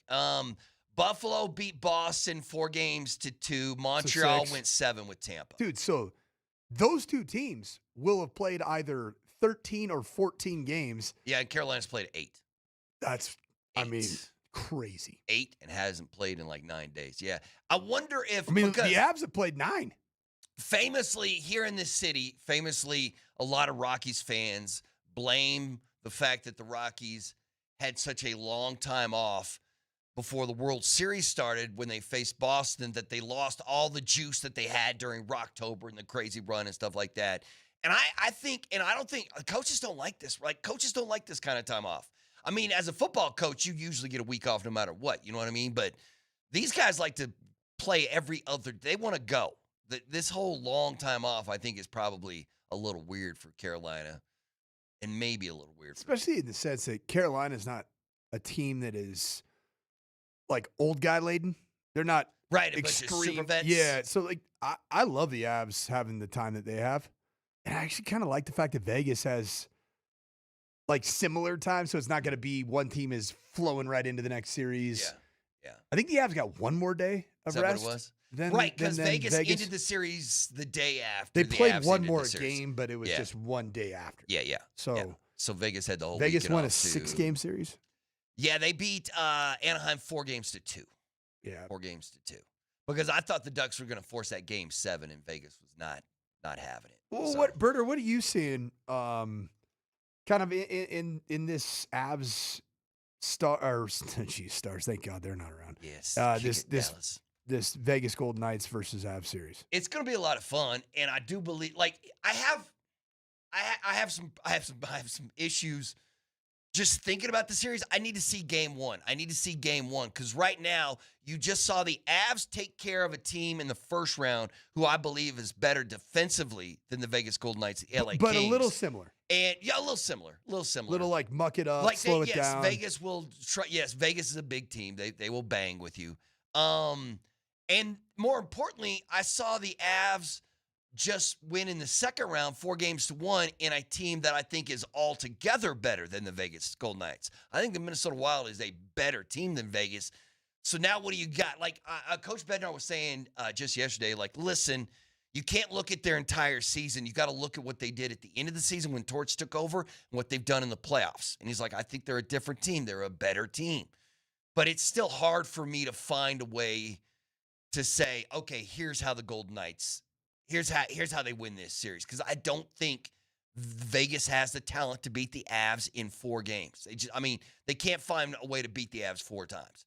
I mean, even if the Avs put together their first 4 games of the series or their 4 worst games of the season, I still think that there's no way Vegas, not after what we just saw. I want to know how out of pocket this series gets, though, because the Colorado-Minnesota series had 2 of the stupidest, dumbest, drunkest playoff games I've ever seen, and that was a 5-game series. You know, the first and last game of that series was absolutely stupid drunk. So what are we going to get with Vegas? Vegas is it's us against the world type of team right now. Well, and Torts is playing that up. Yeah. And obviously he got cranky, got in his feelings, and then the NHL dropped a hammer on him and his team for getting his feelings and not letting the media talk to anybody, and he didn't talk to the media. But don't you think that was all fairly intentional? It's like this guy's been coaching forever. Think about like the Nick Sabans of the world that talk about rat poison. And, you know, you try to do massive things like this. Yeah.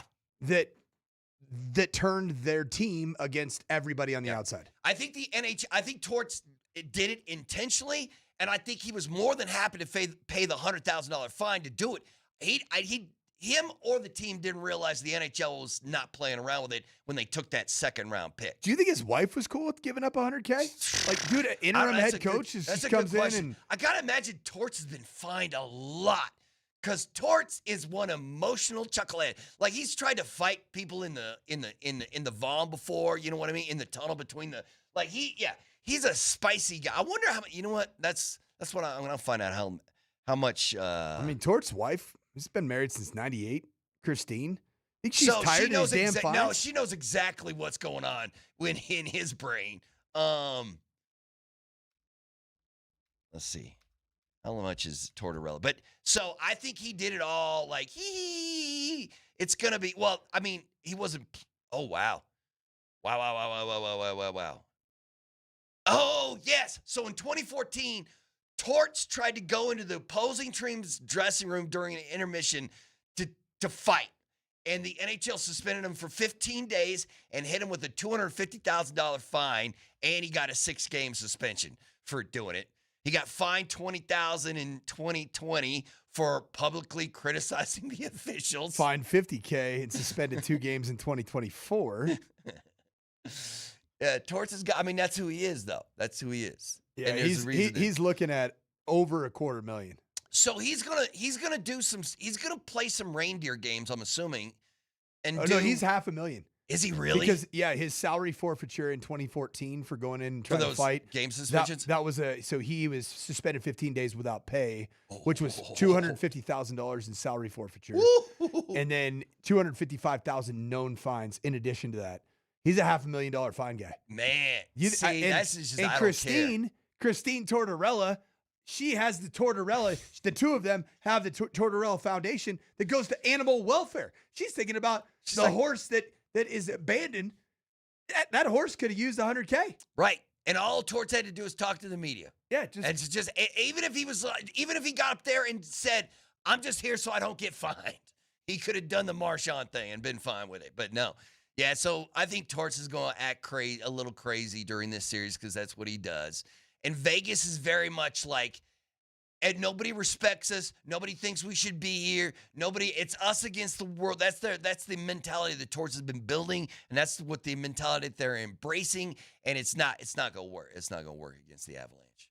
It's there. I mean, the Vegas is like it's us against the world, and the Avs are like we're the best team in the world, and we're gonna show you. Yeah, and it's almost as if I hate to say this, but the Torch us against the world works for them against teams like Anaheim.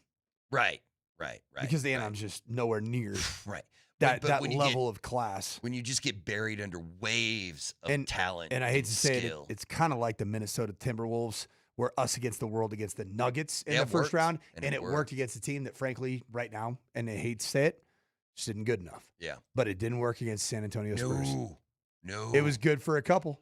No. But it was good to also get your absolute tail kicked in. Like that closeout 3 game was times. embarrassing. They lost that game by 30 points, I think it was. Like that is just, that's embarrassing. If like, I'm so upset with the Timberwolves, but what it is, as the kids like to say. All right, let's do this. Let's take a timeout. Shall we? When we come back, we got what all the kids are cheering for, and that's KJ's NBA, NFL, and NHL. What's NFL? And the NFL? I haven't heard that. Is that French Canadian? No. I can't do a French Canadian accent. Those are people think a French Canadian accent is easy to do, but it ain't. You got it. See? You know what that accent is right there? What? That's a hill country accent right there. That's exactly hill country of Texas. That's exactly what it is. What's the hill country doing with San Antonio Spurs being back in the Western Conference Loving it. Yeah, because I mean, the hill country's right outside San Antonio. So they loved him some Spurs, man. Where all the wealth is. Yeah, I mean, does that series starts tonight, right? Spurs Thunder starts tonight. Am I drunk? You are drunk. When does it start? There's no way it starts tonight. Is it? When's it start? I'm serious. I think it starts tonight. It does start tonight. Yeah. So So 6:30. we got ball tonight, baby. We got to do this. We got ball Wait, tonight. so when does the Western Conference Finals start? Tonight. Oh, wait, dude. my bad. You suck, My man. bad, I'm done I with did. you. My bad. I'm never gonna have you. bad. I'm never gonna. Tonight. My There bad, you my are. bad. All right, yeah. my bad, my AI bad. version of My bad. Berto's way My better bad. than real Berto. Tonight. Yes. There you go. My bad. We'll be right back after this. Tonight.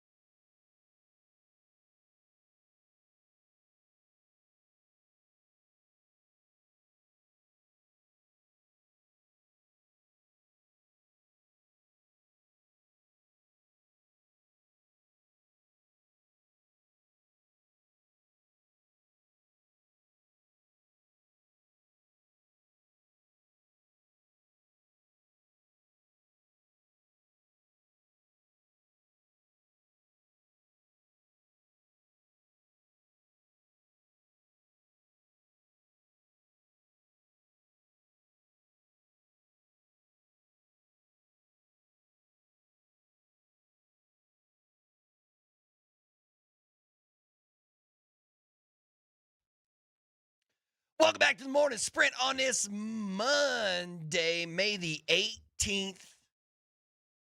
That's the coach, Mike Sanford. That's KJ Granderson, the award-winning producer. And I'm Mark Bertinelli. And I've won an award before. What? Which one? What was it? I was footballscoop.com's quarterback coach of the year. I forgot. I knew this. I knew this. 2015. Did you get that tatted somewhere? Yeah. It's a tramp stamp. I have the actual trophy, the plaque on my lower. See, that lower would back. be great. And then we break out the thong song, and then you're like, "Check me out." Yep. And then it gets awkward when I bend down to pick up my phone if I drop it. Yeah. And you can see the. What the? Oh, what's that? What did you? Why do you got a footballscoop.com Coach of the Year award on your? That's on your like that lower era back. of boxing when these websites were paying these boxers to get their website tatted on them before a big game, like a big fight or whatever. That era. And it was just like, what? That era. Did you watch any of the Ronda Rousey? No, and I saw Gina Carano? no. I saw the highlights, and I mean, but it was one highlight because it was like. Are you an 15-second MMA fight. guy at all? Into it? I like watching people get punched in the face, but no, I'm not really sitting down and tuning into MMA. Yeah, if you're a real sicko and want to watch people's lives basically near an end because of what they're doing inside of an octagon or ring or hexagon or whatever the heck they called it with this organization, watching Nate Diaz he put on a crimson mask of just blood. And it was like, this guy's going to die. He's literally going to die. 41 years old. Wow, just keep on keeping. Isn't Conor McGregor gonna fight? Yeah, they announced it right during the fight. He's gonna fight. He's gonna fight in the against Hawaiian guy Max something. Some big Samoan dude's gonna No, smoke him. he's skinny. Yeah, They're both little guys. It's an special Avs Alley Ticket Monday. Win tickets to the high energy viewing party that brings together big screens, food trucks, drinks, and chances to win prizes throughout the night. Tickets are $15 for the Western Conference Finals, with proceeds going to Kroenke Sports Charities. To win tickets right now, right this very moment, text this word. Text outdoor to 303-504-0925 with your first and last name. More info on Avs Alley available at coloradoavalanche.com/playoffs. The keyword for this hour is outdoor. Good luck to you. KJ, play the music.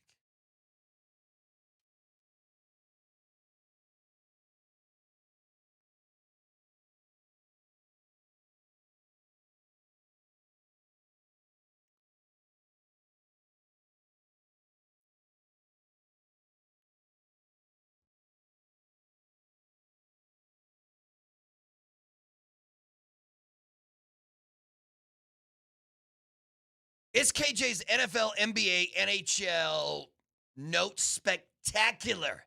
It's where he makes his money, people. Really, actually. That's why he gets the big bucks. What you got first? Well, Altitude Sports Radio 92.5 did a fantastic job on Friday detailing in full the Broncos' 2026 NFL regular season schedule. But one thing slipped through the cracks, and that was national media personality Colin Cowherd saying this about the Broncos and why they're experiencing such a tough start to the season. Now it's interesting. Who are they punishing? And I believe this. I'm not a conspiracy guy, but I believe this. I think Sean Payton has a mixed relationship with the league office. He's taken shots at quarterbacks. He's taken Russell Wilson. He's taken shots at coaches. NFL does not like friendly fire. Zip it. Look at Denver's schedule. They're punishing them. The first 6 games, that's the toughest 6-game schedule I have ever seen in my life, and I'm a geek on this stuff. I am a nerd on schedules. I've never seen anything like that. At Chiefs, Jags, Rams, at Niners, at Chargers, at Seahawks. They could have thrown an Arizona game in there, a Panthers game in there. They could have thrown that Steeler game in there, the Raider game in there. Nope. Front heavy with Bo Nix coming off a surgery. There he is. So weird flex by Cowherd. But where who's he's kinda Cowherd like, tight with? Nobody. Oh, yeah, but with Sean. Yeah. Do you you think there's any texting that happened between I was Sean going to say, do you think Colin Colin texted Sean and was like, how do you feel about that schedule? And Sean's like, I'll tell you how I feel about that schedule. And he went off. You know what else has been lost in translation with all the craziness of Diana Rossini and Mike Vrabel? What's that? Is the genesis of the relationship between Sean Payton and media member when he allegedly gave Diana Rossini a call late at night and said, I love my cue. I love my cue. I love my cue.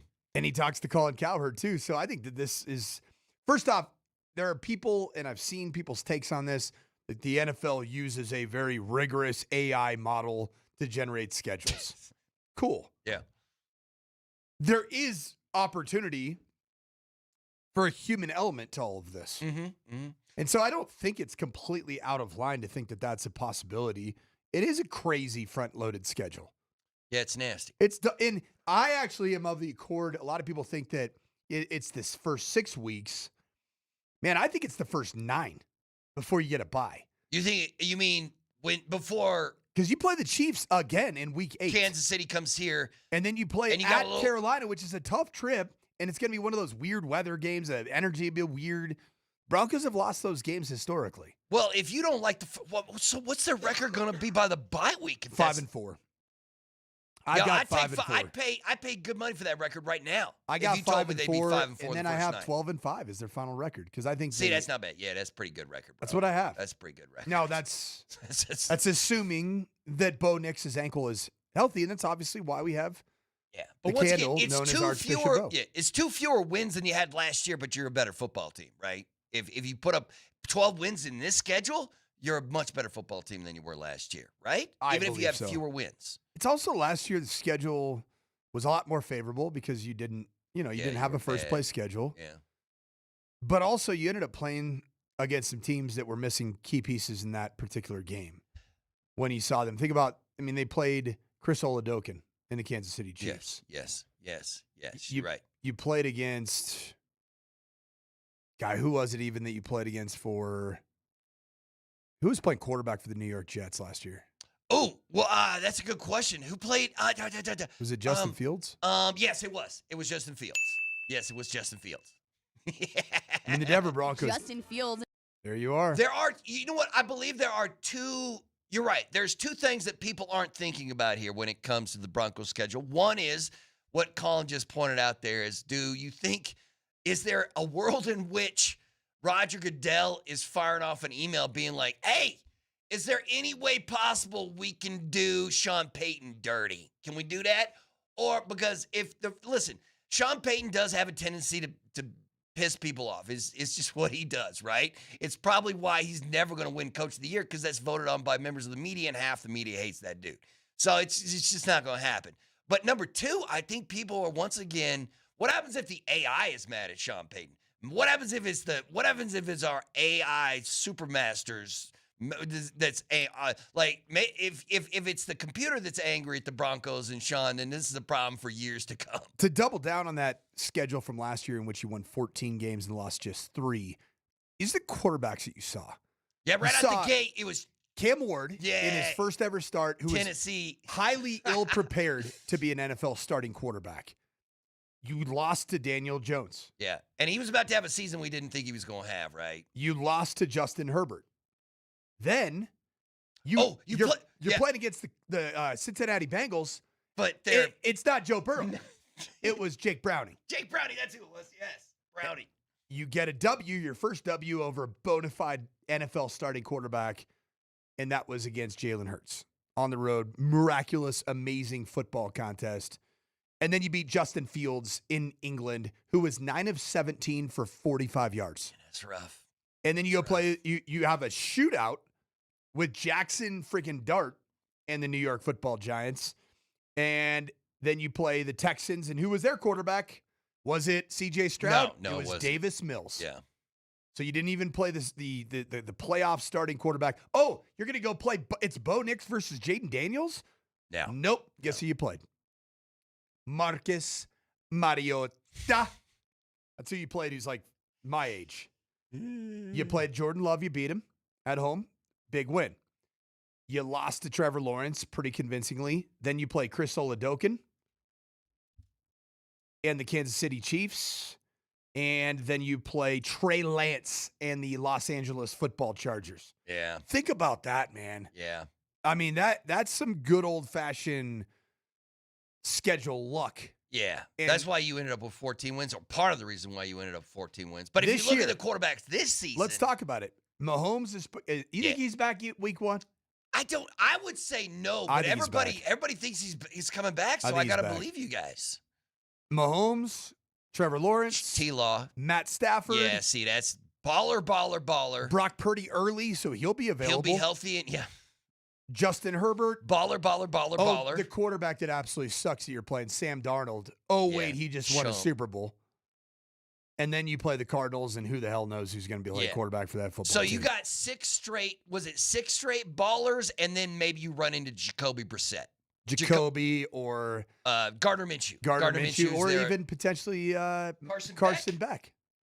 Might see him. That might be if Carson Beck beats out Minshew and Brissett, then you're more than happy. And then you're back to Patrick Mahomes and you're Bryce Young, who is a playoff starting quarterback. Yeah. So yeah, that's a yes. So I 8 get out what of your you're first saying. 9 are essentially quarterbacks that have just brutal. Have been in the postseason with some form of frequency and regularity. Yeah, that could get rough there late. But I mean, guess what? Welcome to the NFL. This is what happens when you win 14 games and almost make it to the Super Bowl. One chest pass from Stiddy away from one What's field more goal from, likely this year? 14-3 again, or because of the schedule, something goes awry and you have a derailed 2026 season? Ooh, a derailed. But what does that mean? Like 9 wins and miss the playoffs? Miss the playoffs. Yeah. Well, because once again, in the NFL, the injury monster can come up and bite you. At what position in particular? Right. We like just went through if Bo's ankle goes out and he misses 5-6 games, you're probably missing the playoffs. Yeah, especially if it's early and you got Stiddy playing against Stafford and Purdy and Lawrence and all those guys. Yeah, not ideal. Not ideal. All right, KJ, what's next? Oh, what a relief! After another prolonged decision-making process, the 4-time MVP has finally signed a 1-year deal with the Pittsburgh Steelers. And yes, I am talking about the aforementioned Aaron Rodgers, a $25 million deal on 1 year with a base between $22 to $23 million. He was at the facility today for OTAs, and he was seen out in public getting ice cream with several teammates on Friday. So he wanted to let everybody know, hey, he's back in Pittsburgh, and he's doing what he's supposed to do. But on this show, Berto, I know you don't know this, but on this show, we're not supposed to talk about Aaron Rodgers. So let me ask you said like his name this. like 3 times. Yeah, in this you're damn breaking read. rules left and right already, bro. Well, listen, I got to mention the story, but that doesn't mean we have to talk about him. How much does this move the needle for the Steelers to compete for the AFC North? Ooh, I think the Steelers are going to be buns this year. Yeah, right. Their first year without Tomlin. And Look, who's the head coach? I have no idea who the Steelers head coach Okay, is. good. I like that we're doing this. Who the hell is the Steelers head coach I do this right to now? Raj all the time. It's Tom, right? I mean, listen, it was Tomlin's not there, and he's been there since you were 4 years old. Yeah, I have no idea. I Like, have no he idea who the himself Steelers is only hired. 45, They but just he's been the head promoted coach for somebody 5 from within, right? They just No. who'd they bring in? I have no idea. No clue. I'll give you a hint. He's a big man. He was at the Dallas Cowboys. And before that, Mike McCarthy? Yes! They hired Mike McCarthy? Mike McCarthy is How the did head football coach. How did I not know this? Mike McCarthy annoyed the hell out of me when he was in Dallas. So Mike McCarthy is the head coach of the Pittsburgh Steelers, and I brought this up with DMac. I didn't even put 2 and 2 together that Mike McCarthy, in his best years as a head coach, coincided with Aaron Rodgers' best years as a quarterback. Yeah. But does it feel weird that you hire that guy Yeah. in the 42nd year of Aaron Rodgers' life? Like it doesn't feel like Aaron Rodgers is going to be the starting quarterback for the Pittsburgh Steelers for, 17 games, let alone for the next 3 or 4 seasons. Right. But yet it's this weird little kind of quirk that obviously there's some congruence between a Mike McCarthy offense and Aaron Rodgers. You think it's gonna? I but don't what know. Does that mean? It just feels weird to me. Yeah, Like I'm he's not old. sure. Yeah, he is now entering the point of his career where I'm scared every time he gets hit, he's not going to get back up. That's where we are. You're worried with that Aaron. he's going to have an on-field darkness retreat by himself? Yes, just in his own brain. I think his brain's going to retreat to the darkness is what's going to happen. Because I mean, I'm shocked that he's 42 and can still start in the NFL. But so let me ask you this: like, they still got Mason Rudolph, and they drafted Drew out of Penn State. Eller. Yeah, there you go. And they're deprogramming everything he learned at Penn State. So apparently they hate James Franklin, and they wanted everybody to know he's a terrible football coach. So is that what I mean? You want Drew to learn under Aaron to become I don't know how that's going to work out, man. I don't know how that's like that. I'm not sure that's a path to success. But I guess the Steelers are like, let's take one more swing at it. Yeah. I mean, what's the best case scenario for Pittsburgh? I mean, do what they've always done, which is essentially like back their way into winning the AFC North and or make the playoffs. Yeah. And then lose in the first round. Yeah. I think that's best case scenario. Okay. But I actually think they're going to be like a 7-win team. Yeah. That's so weird. Like, I agree. The Pittsburgh could win 7, but I guess if they won 12, I wouldn't be like, what's going on? Yeah, like, wouldn't shock me either. I don't know. It's a weird situation. But, oh, well, Aaron Rodgers is going to do Aaron Rodgers things. I hope he's enjoying his ice cream. What you got, KJ? Oh, what a release! Dun-dun-dun-dun.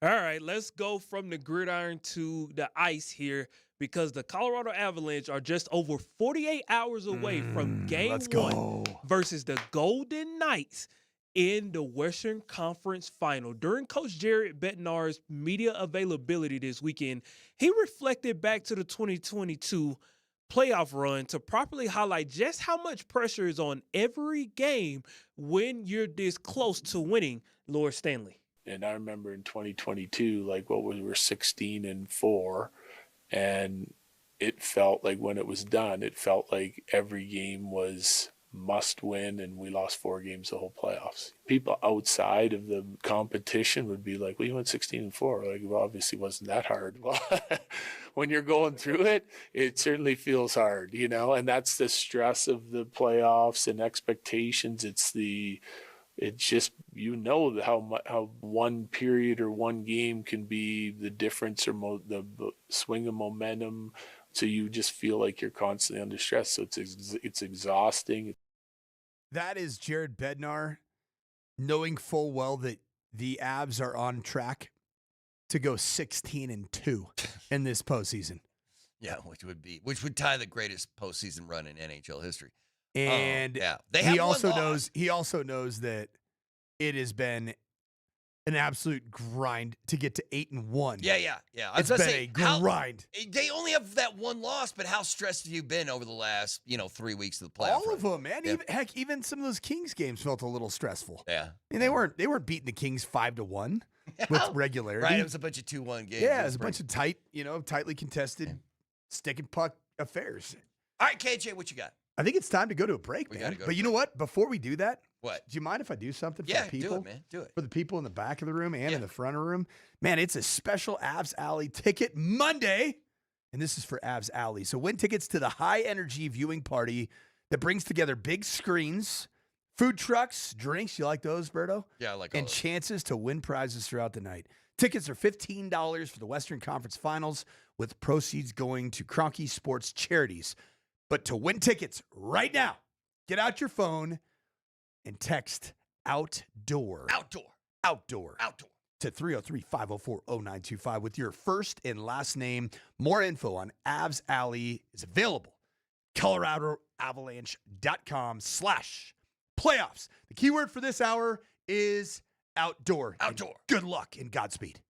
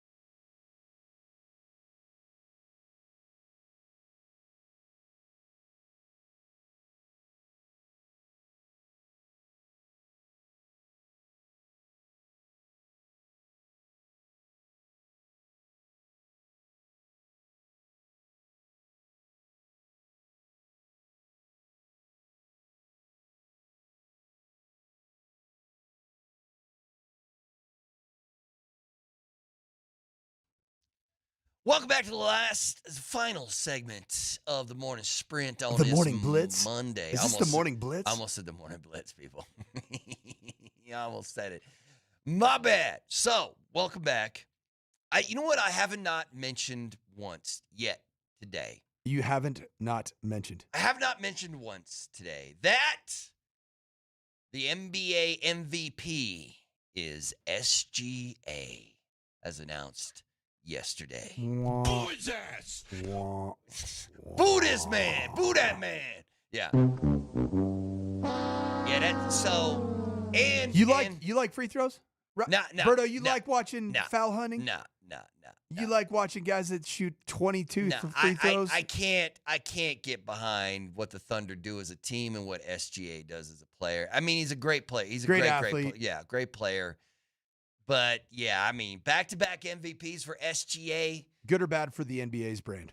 It's probably bad. It doesn't feel like it's the most aesthetic. It's probably bad. Like, just remove your Nuggets hat. Remove whatever local team that you might root for across the United States or in Canada. And they're gone from the playoffs. Take away your own emotions about being pissed off that your team got eliminated or didn't make the playoffs at all. And just tell me right now that you love watching the Oklahoma City Thunder and Shai Gilgeous-Alexander play basketball. No. This is no not fun. as much as you here in Denver, you hated the Splash Brothers and you hated, say Draymond Green or Klay Thompson. And like, that was hard to argue that was fun basketball to watch. Yeah.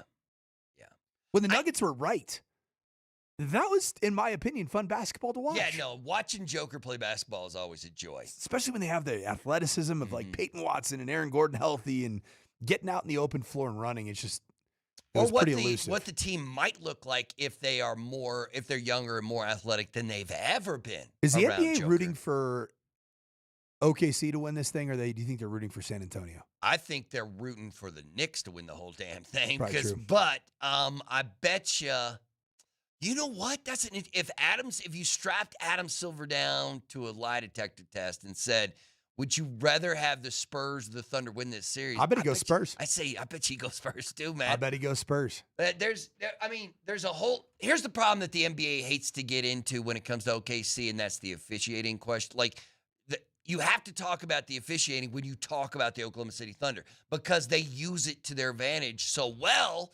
But it's something that has to be talked about, and the league doesn't want to have. They don't have time to talk about these. Do you also find it interesting that there's a lot of narrative surrounding you when the Denver Nuggets won the world title that it's a small market team, air quotes small market team. Yeah, three of the four teams, as I see it, in the remaining teams in the NBA playoffs are small market teams. Yeah. I mean, I don't think of Cleveland as, I know that it's probably a more established, old school Rust Belt market, but I don't think about the Cleveland market as a major bicoastal market. No. And then Oklahoma City, tiny. Right.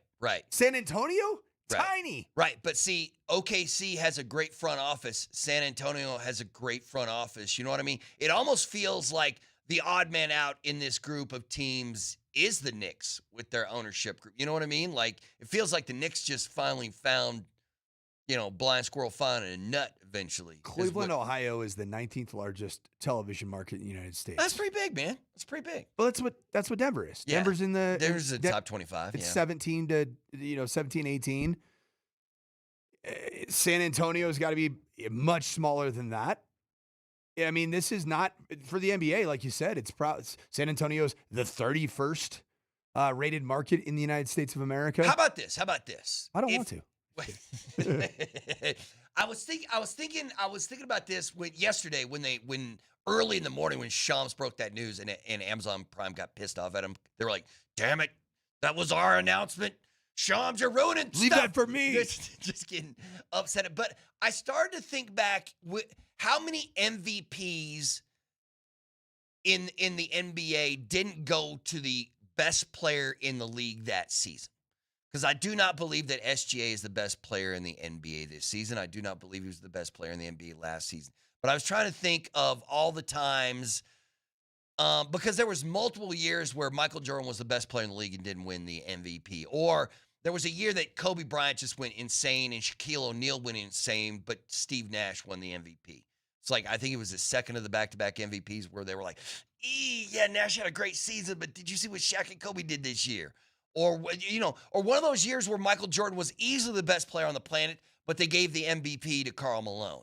And I'm just wondering, like, how often do we give the MVP to somebody who is not the best player in the league? And it probably happens more than we might have. Like, there was that year that Wilt Chamberlain averaged 50 points a game and didn't win the MVP. They gave it to Bill Russell, but Bill Russell won more games than anybody, and then it was part of that, he won 11 NBA titles. So, I don't know, man. I'm just saying that I've made peace with the fact that Nikola Jokic is the best player in the game, but nobody's recognizing that currently. But I think as a basketball watching community, we can all agree that there's better players in the league than SJ currently. Winning matters. Current form matters. And I know this is a regular season award. I get it, but if you're the best, you can't just be the best player on the team with the most wins. That's not the MVP, man.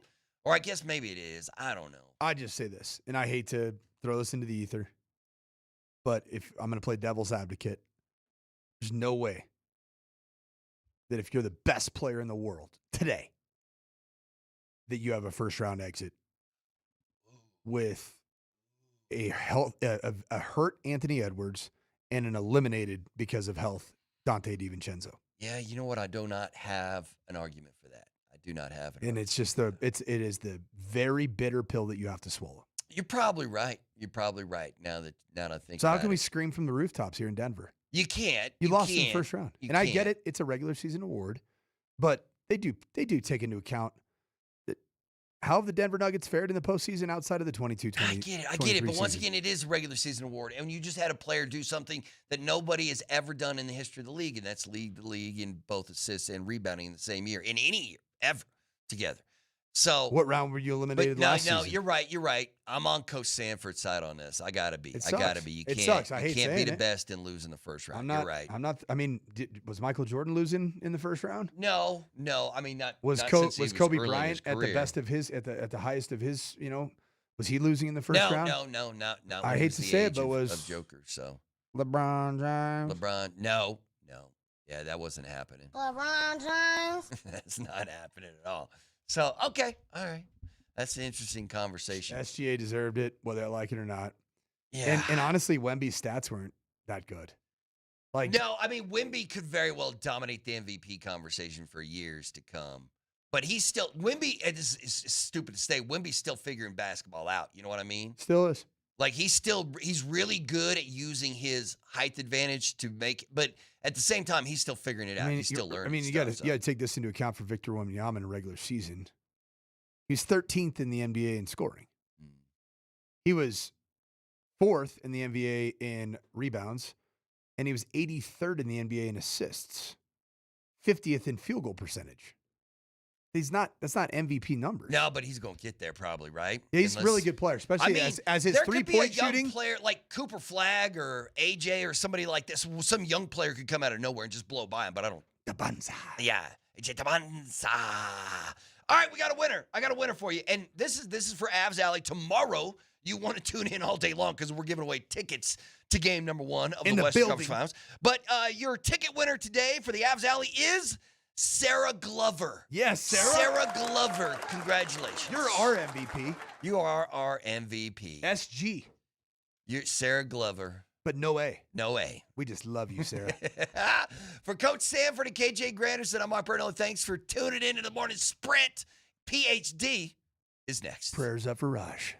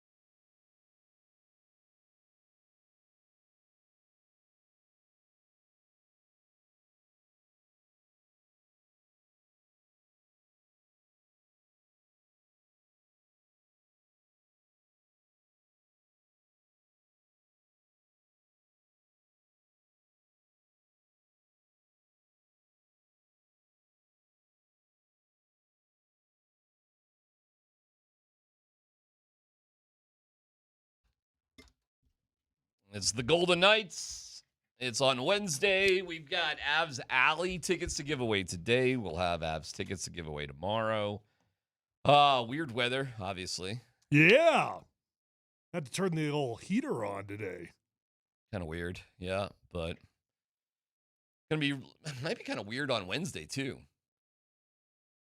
So Avs Alley, just buckle up, Buttercup. But it'll be out there. It'll be happening. It'll be fun. It's a blast to go to, and we'll have a keyword for you here in about 17 minutes. So the Avs, man, I was hanging out with the Avs this weekend. Oh yeah, what you doing with the Avs? I was just hanging out. You know, it's funny because whose house were you at? I was at the House of Family Sports. Oh, okay. The Family Sports House. I thought you were over Gabe's crib, just chilling in the basement down there in the man cave, hanging out with the Avs. No, I have not got that particular invite. No. But, I'm open. But, yeah, it was funny because we heard, Family Sports, they have 2 sheets of ice. And you go over there, and the other sheet was melted, and they're putting new boards in. So 1 sheet of ice. Well, it'll be ready by Wednesday. I think that might be it. Well, I don't know. I don't know what they're going to do on Tuesday. But the ability to go watch the Avs practice is kind of insane. That you can do that. Anybody can do it. It's free. Open to the public. You can watch everything that's going on there. And so they had practices on Saturday and Sunday. And Cat Cave, my lovely wife, and her father-in-law, my father-in-law, her dad wanted to come over. And Gary's a great guy, and he's got some serious advanced Parkinson's right now. So getting out and about for him is really hard. And he really wanted to go to the practice. And I thought that was so cool. And he was super engaged with it and watching everything and asking questions about this, that, the other thing. And there was some changes. There was some things that were going on that was like, oh, well, that's interesting. Talk to me. Well, there's a new defenseman everybody should know. And it's funny because how to pronounce his name is a little bit of a debate. His first name is Alex. We got that down. We figured that out. And it's spelled Gagne, but he's from New Hampshire. So he's not Quebecois. He's not from Montreal, anything like that. So I was told by our guy Jesse over there at Gorilla, it's Gagne. Like you say it, Gagne. But you really would think of it as Gagne. And there's been a bunch of Gagnes over the year, from Vern Gagne to Eric Gagne to, there's Gagnes that pronounce it Gagne. Wasn't there a baseball player, Gagne, though? Well, there's Gagne, Eric Gagne. Well, he might have been with the Twins, but he's with the Dodgers. For sure, he had glasses and stuff like that. But I was told that it's pronounced Gagne. Now, who is this dude? Well, it's pretty amazing when you see a guy out there that's been skating with the Eagles. He's 23. Like I said, he's from New Hampshire. Hasn't played with the Avs yet. 6'5", 220. Nice. And you want to talk about night and day. And I'm in the Avs locker room over there at Family Sports. Listen, man, Blankenberg is one thing because he's not the biggest guy. Yeah, he's smaller than you said. The guy who's definitely smaller than me is Ashawn. That I'm like, I cannot believe this guy is a defenseman in the National Hockey League. Props to him. But you saw what they thought of him too in the last game. He was on the ice for 3.5 minutes. 7 minutes a game before. So you want to see, and so the next guy after these two is 6'5", 220. And you're like, well, okay, I guess that's what it's supposed to look like. He now would be the tallest guy on the Avalanche. Nobody's 6'5" on the Avs. Manson's like 6'3", 6'4", something like that. He's close. Wedgwood or Blackwood is probably 6'3" and change, like that. But nobody's 6'5". Nick Waugh is pretty tall. Oh, yeah. 6'5" is pretty legit for a hockey player, that's for sure. Of course. Yeah, of course he can skate. He can do all that stuff. These guys are good, man. These guys, they can do all that stuff. But, hey, why should we know his name? All right. Well, Cale Makar, my friends, is dealing with something.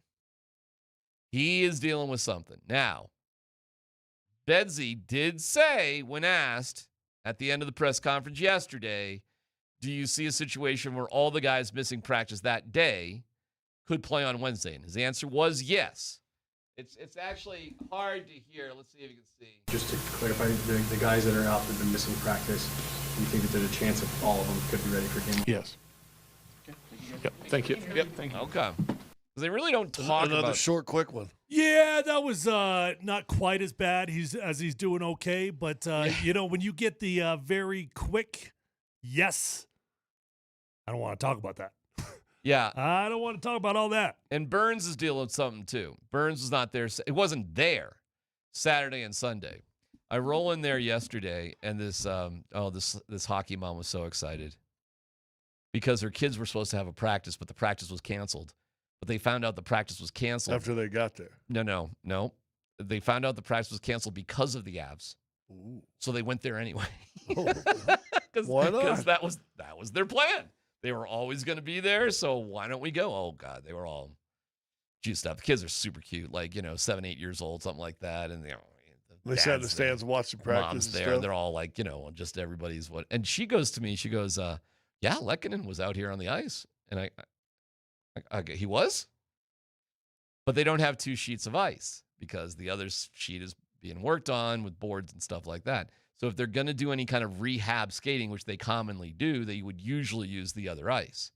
So they would have an entire sheet of ice just for one guy to work with the trainer to do the rehab. Yeah. But they would do that more or less around the same time. Well, they wouldn't do somebody who's in the beginning stages of rehab do skating stuff while the team is out on the ice. You just wouldn't do it.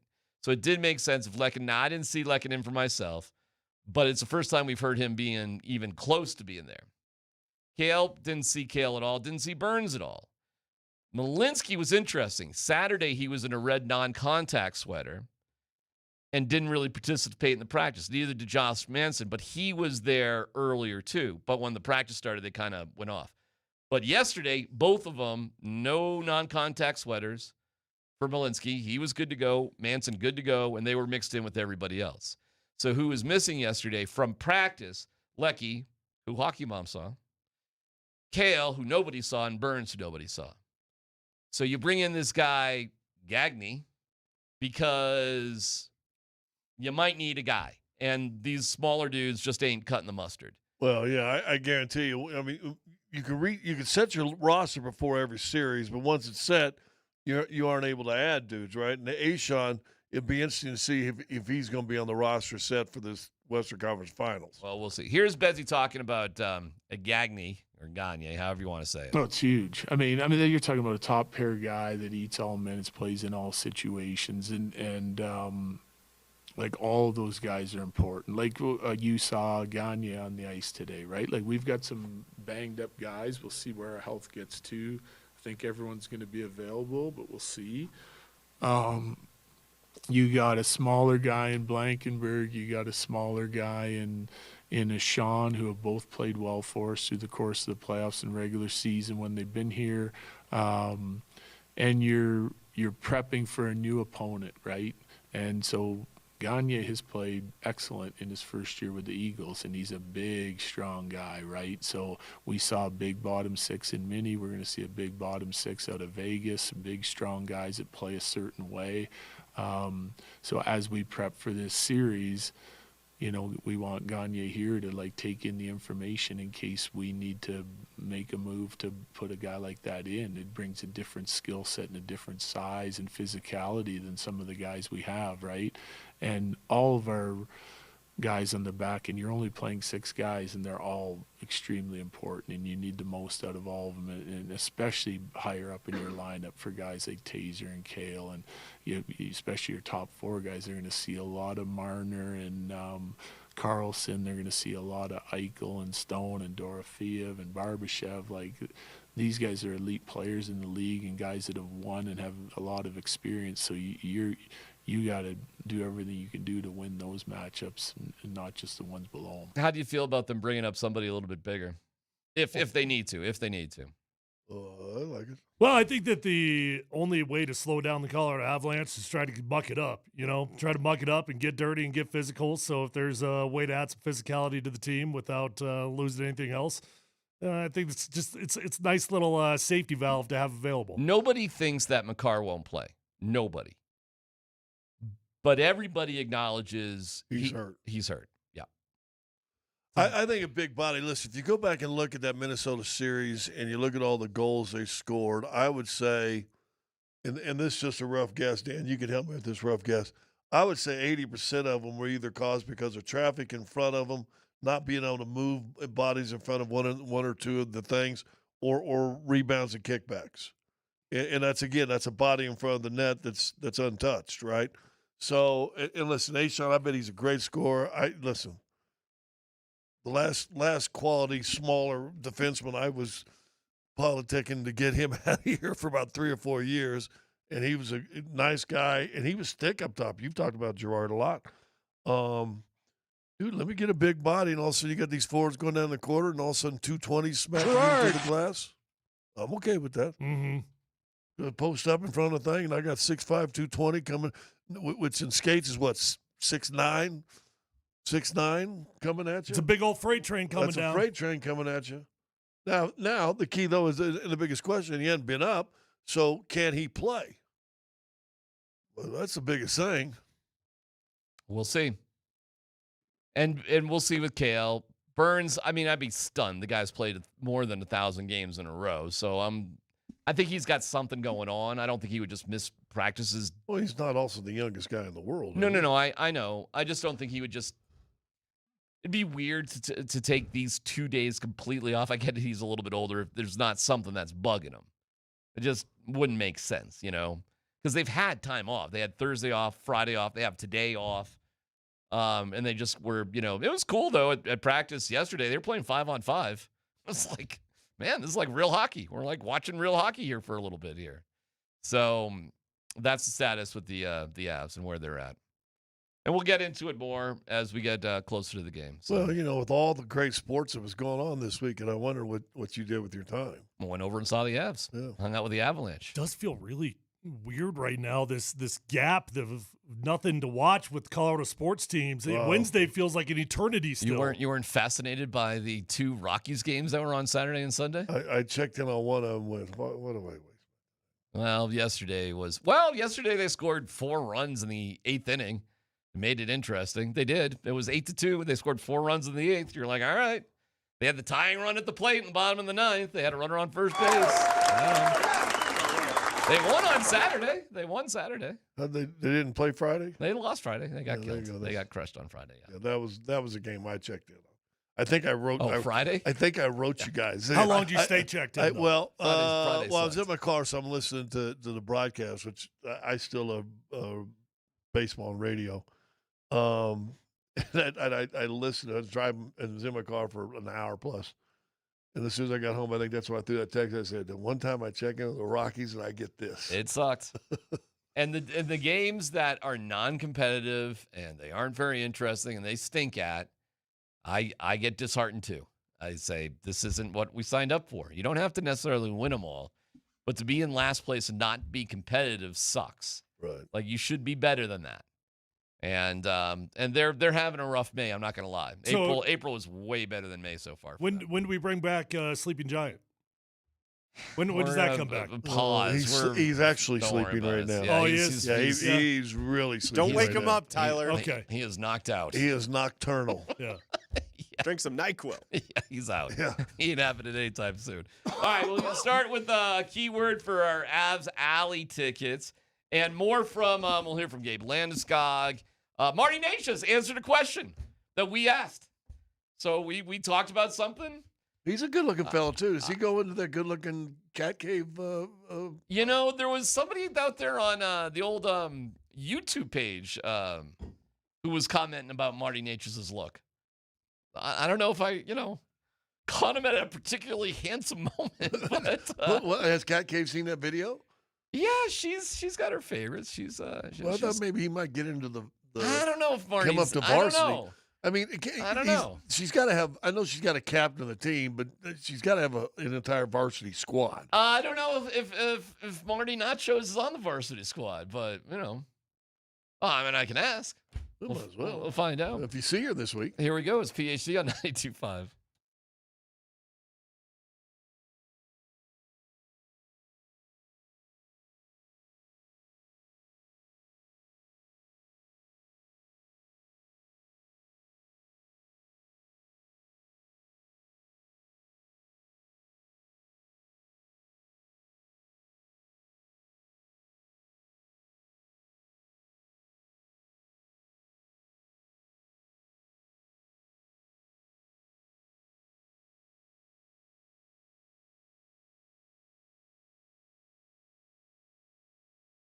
Well, hopefully you had a great weekend, and the week is going to be absolutely. In fact, I hope the rest of your life is going to be great. If it isn't, if something happens that some's under your control, and obviously some is not, and you need a good law group. Let me tell you about the Reputation Law Group. Now they specialize in divorce and DUI matters, and if you know someone or it's you and you're facing that tough time going through one of those two things, divorce or DUI, the Reputation Law Group, get them on your side. Schedule a consultation. These attorneys are absolutely fabulous, and they will hold your hand and walk you through this terrible, terrible time in your life. Easy to find them, thereputationlawgroup.com. That's thereputationlawgroup.com. They can help you through tough times, and trust me, you do not want to go through either one of these by yourself. Get online, get a consultation. It's thereputationlawgroup.com.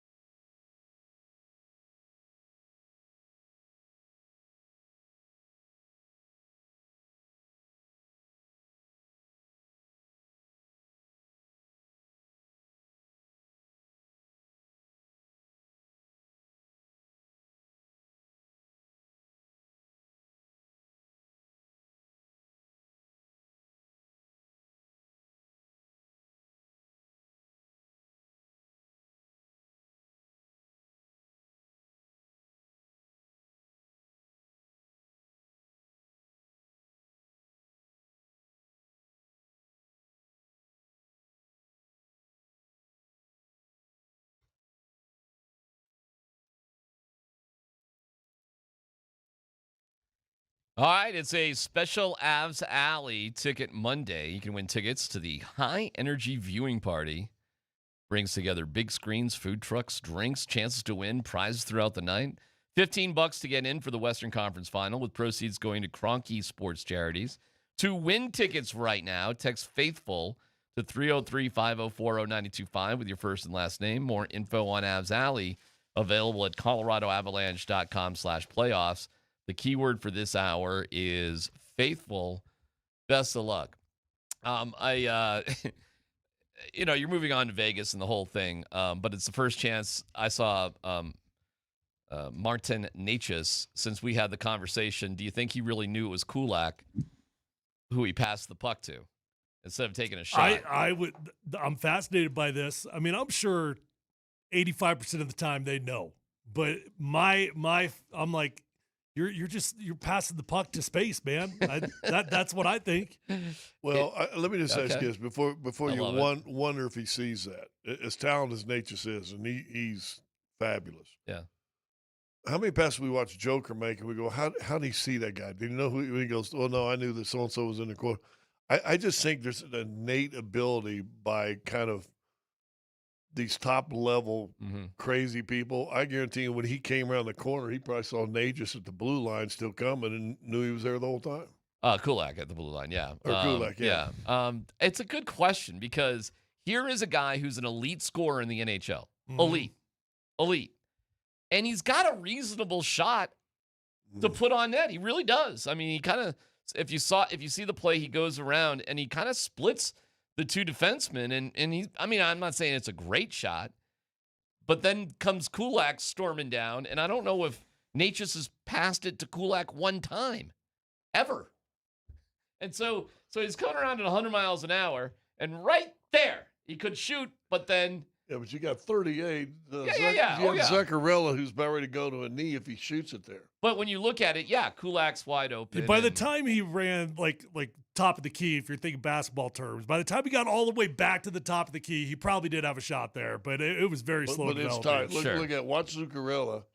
He's ready to go down if he shoots it there. I think that's the perfect play. All right. So do you think he knew it was? Not only did he see the teammate, obviously he saw his teammate, but do you think he knew it was Kulak? Oh, I think he's definitely going to say he knew. Okay. I think he knew because all those guys know everybody. All right, let me tell you, I felt slightly stupid asking this question too, because I just didn't frame it the way I really wanted to frame it. Well, you'll understand how this is a little bit embarrassing on my part, but here we go. When you were whipping around, did you know it was Brett that you were passing it to, or did you just see it was a teammate?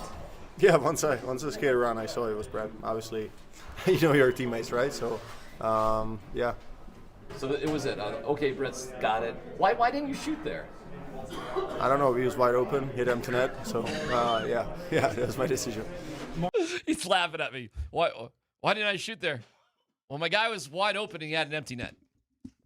And I felt kind of... And I'm unselfish and I had 103 points this year. Why are you questioning me? But see, that's funny. I really wasn't trying to question him. I was more curious about his process and like how he is as a hockey player and all that. But like, you're in the lock. It's hard to like, you know what I'm saying? It's easier if he was a guest on the radio show. Yeah. We could really sort of dial it in. Thank you. This is such a quick bang play. When did you know pass over shoot or was there shot over pass in your mind? How did that process in your mind go? I know. And see, that's... What you really wanted to ask him, did you think for a second about not passing it because of who it was? Well, right. Did that enter your mind that maybe I shouldn't pass the puck? Right. Well, that's where it came. Did you know it was Brett? So you knew it was Brett, huh? A guy who scored 3 goals ever up until that goal ever in the playoffs over like a 10-year career or whatever Kulak's had. And you, Marty, who's, you score like 50 goals a year. But you knew that was Brett. But he did. He said he did. I think he did. I think these guys just work on this different level. Yeah, I think they're on a different level. I think he knew exactly who it was. And you know what he did? He made the right play. Yeah, of course. But Necas has been criticized during this playoff run of actually not putting the puck on the net more. People are like kind of dying for him to do it. But no, I mean, and of course, what he's looking at me like, Hey, moron. The guy was hey, dummy, wide. did you see the puck go in the net? Right. Do you not like my decision? Are you really asking me a question like this at this Stupid ass questions. What are you doing? I would ask you something like, on the pass to Kulak, how important was Drury crashing the net to pull a defenseman?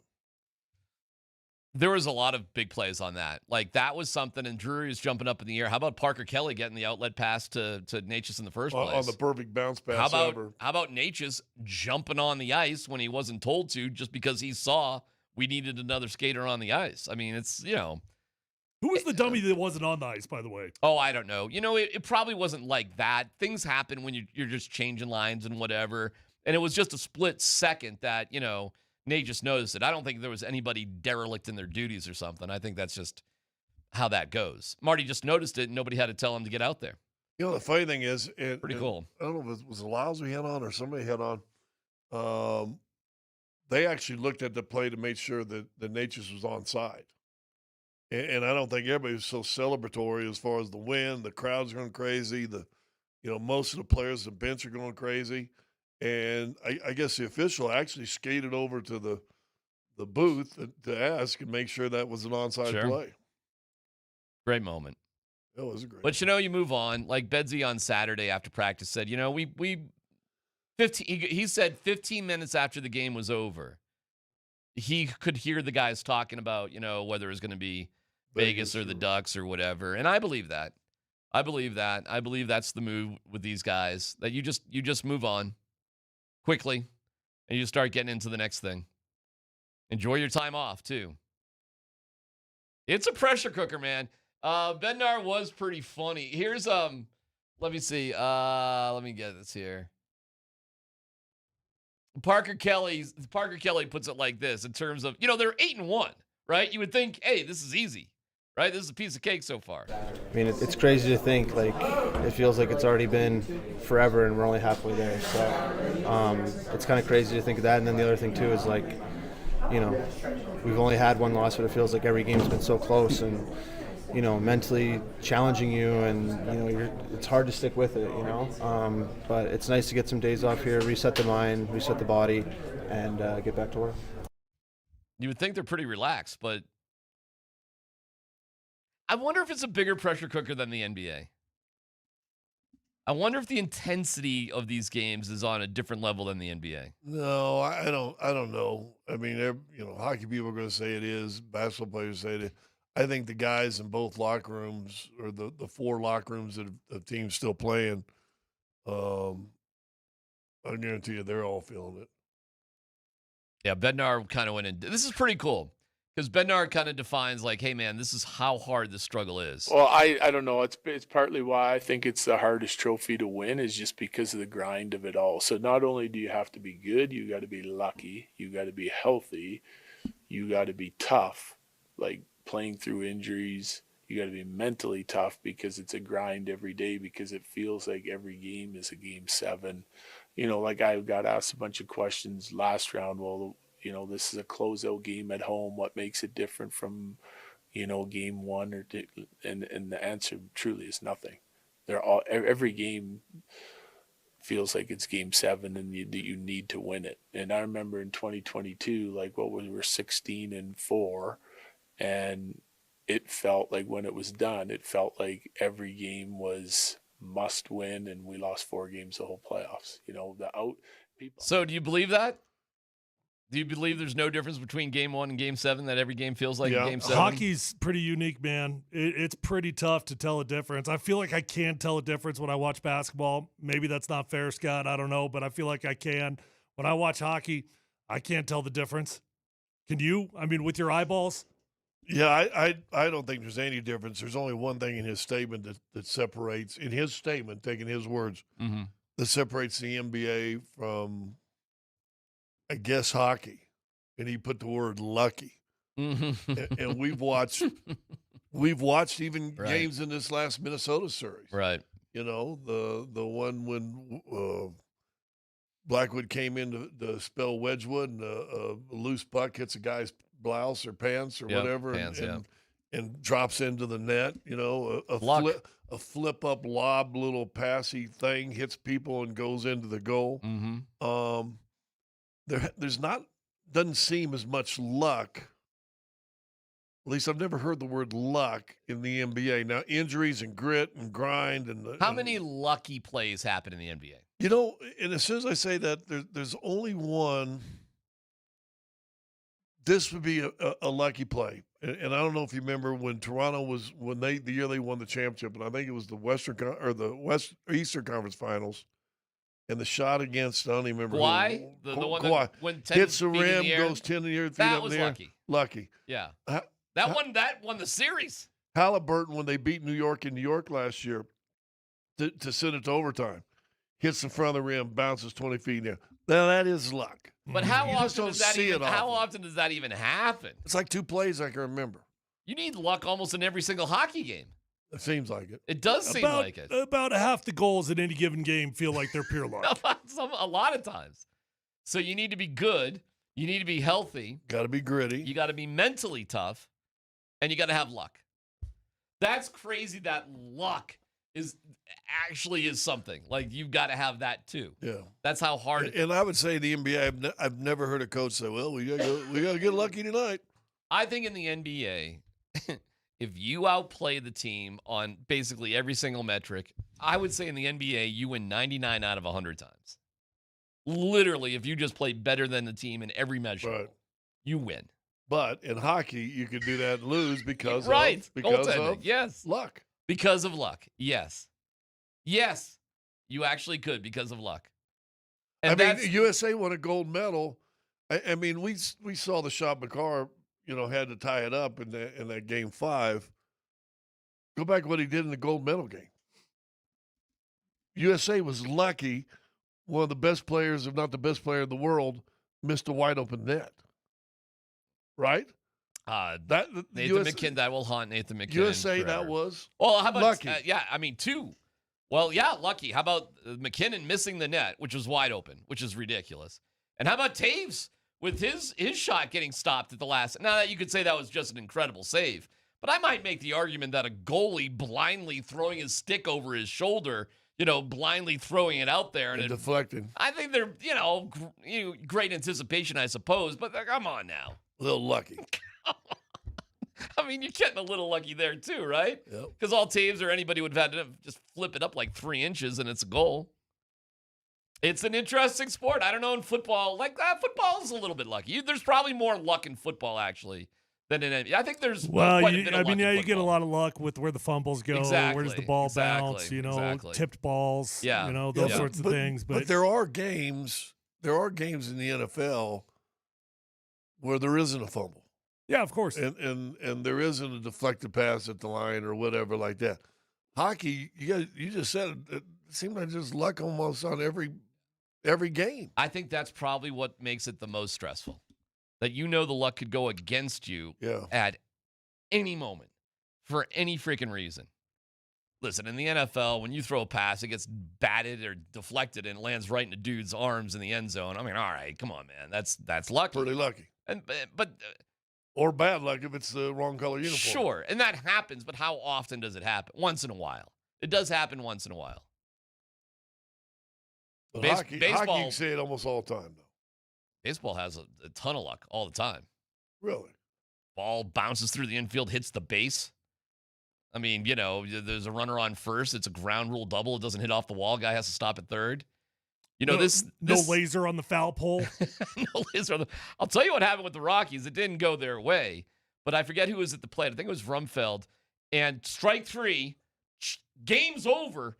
Challenges it. Ball 4, go to first base. Brings the tying run to the plate. I mean, I guess that's not luck. It's the ABS system.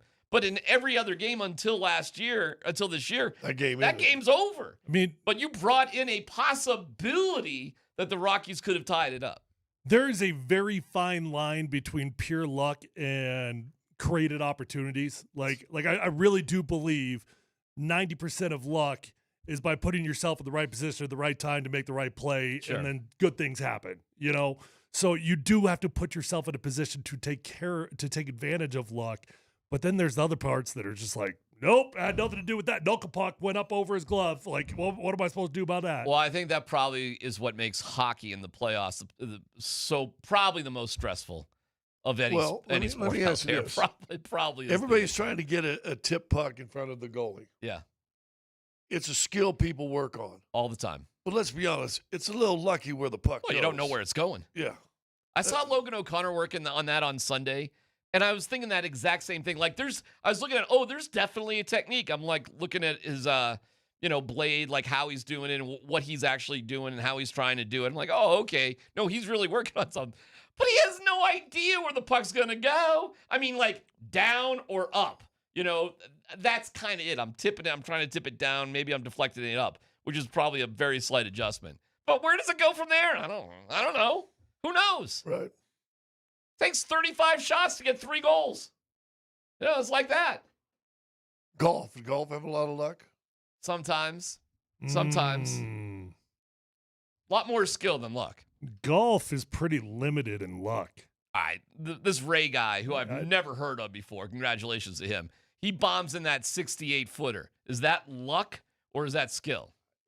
Again, I mean, I think that's one of those things where, like, hard work and preparation and course knowledge and good caddy, like, you put yourself in a position to take advantage of a bit of luck, but you created that. Like, you created that based off your knowledge of the green.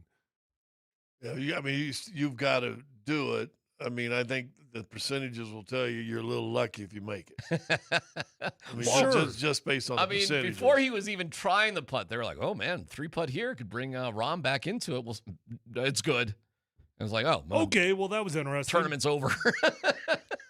Look at this thing. I mean, sure, there's a lot of Look skill. at how much power you had to put on that putt, too. Right, but that's 100%. That's not a little lucky. Boy, that thing was cooking, too. Yeah, that was going to go way past the hole. If he missed it, he got about a 6-footer coming back. Yeah, he put some heat on that. Yeah. It could have, you know what? It could have gotten interesting if that ball went past that hole. Yeah. Well, good for him, man. Good for him. Unfortunately, it made the rest of the back nine a little boring because he was like a couple of groups ahead. So how many groups ahead was he? Like 4? I mean, good for him, but it just made, the TV viewing of it kind of like a snooze fest after that particular shot. It's a perfect hand down the pants. Perfect nap, hand down the pants, a sport in the world. We'll come back and more on the Avs, what they're going, and college football has an interesting concept. Basketball does too, which, you know what it's driven by. Details next.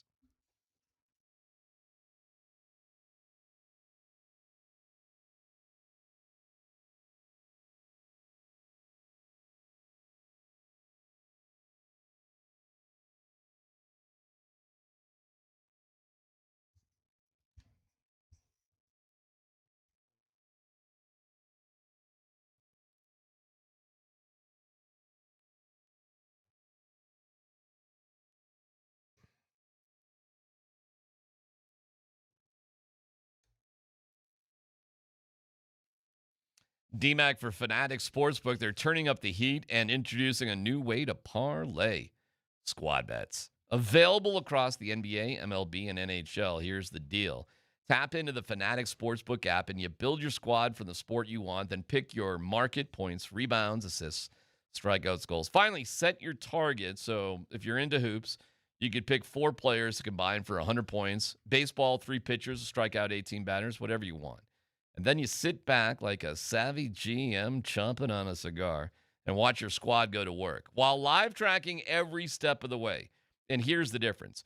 If one player doesn't perform, the rest of your squad, they can pick up the slack. So your bet stays alive all the way to the very end. Track it live and cash out whenever you want. It's squad bets. Only on Fanatics Sportsbook. Parlays hit different here. Must be 21 plus. Gambling problem? Call 1-800-GAMBLER or text 1-800-GAMBLER. Offer not available in all states. Terms apply. See Fanatics Sportsbook app.